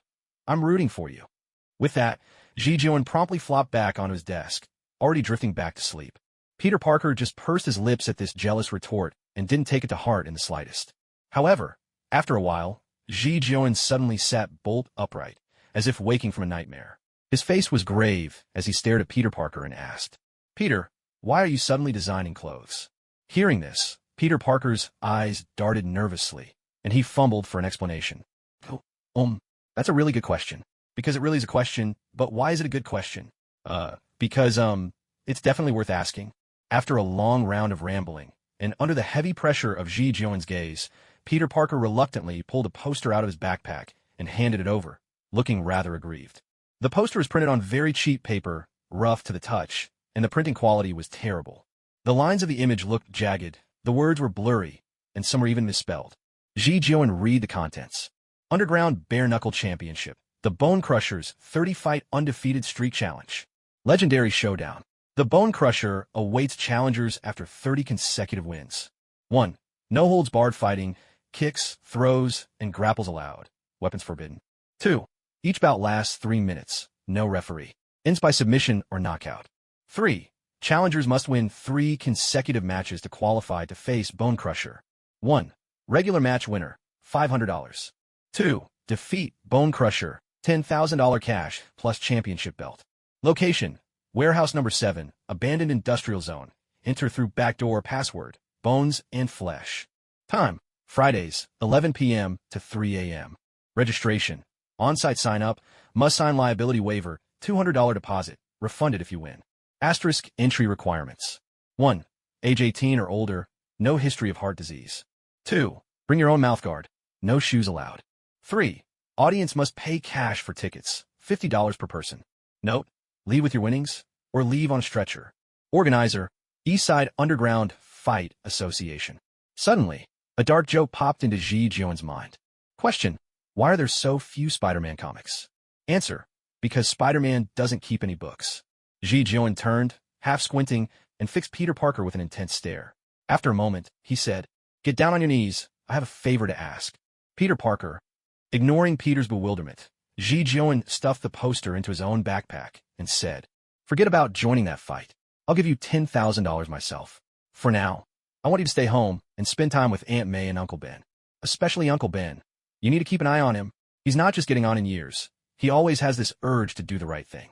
Now, while that kind of spirit is admirable, I really don't want him putting himself in danger like that.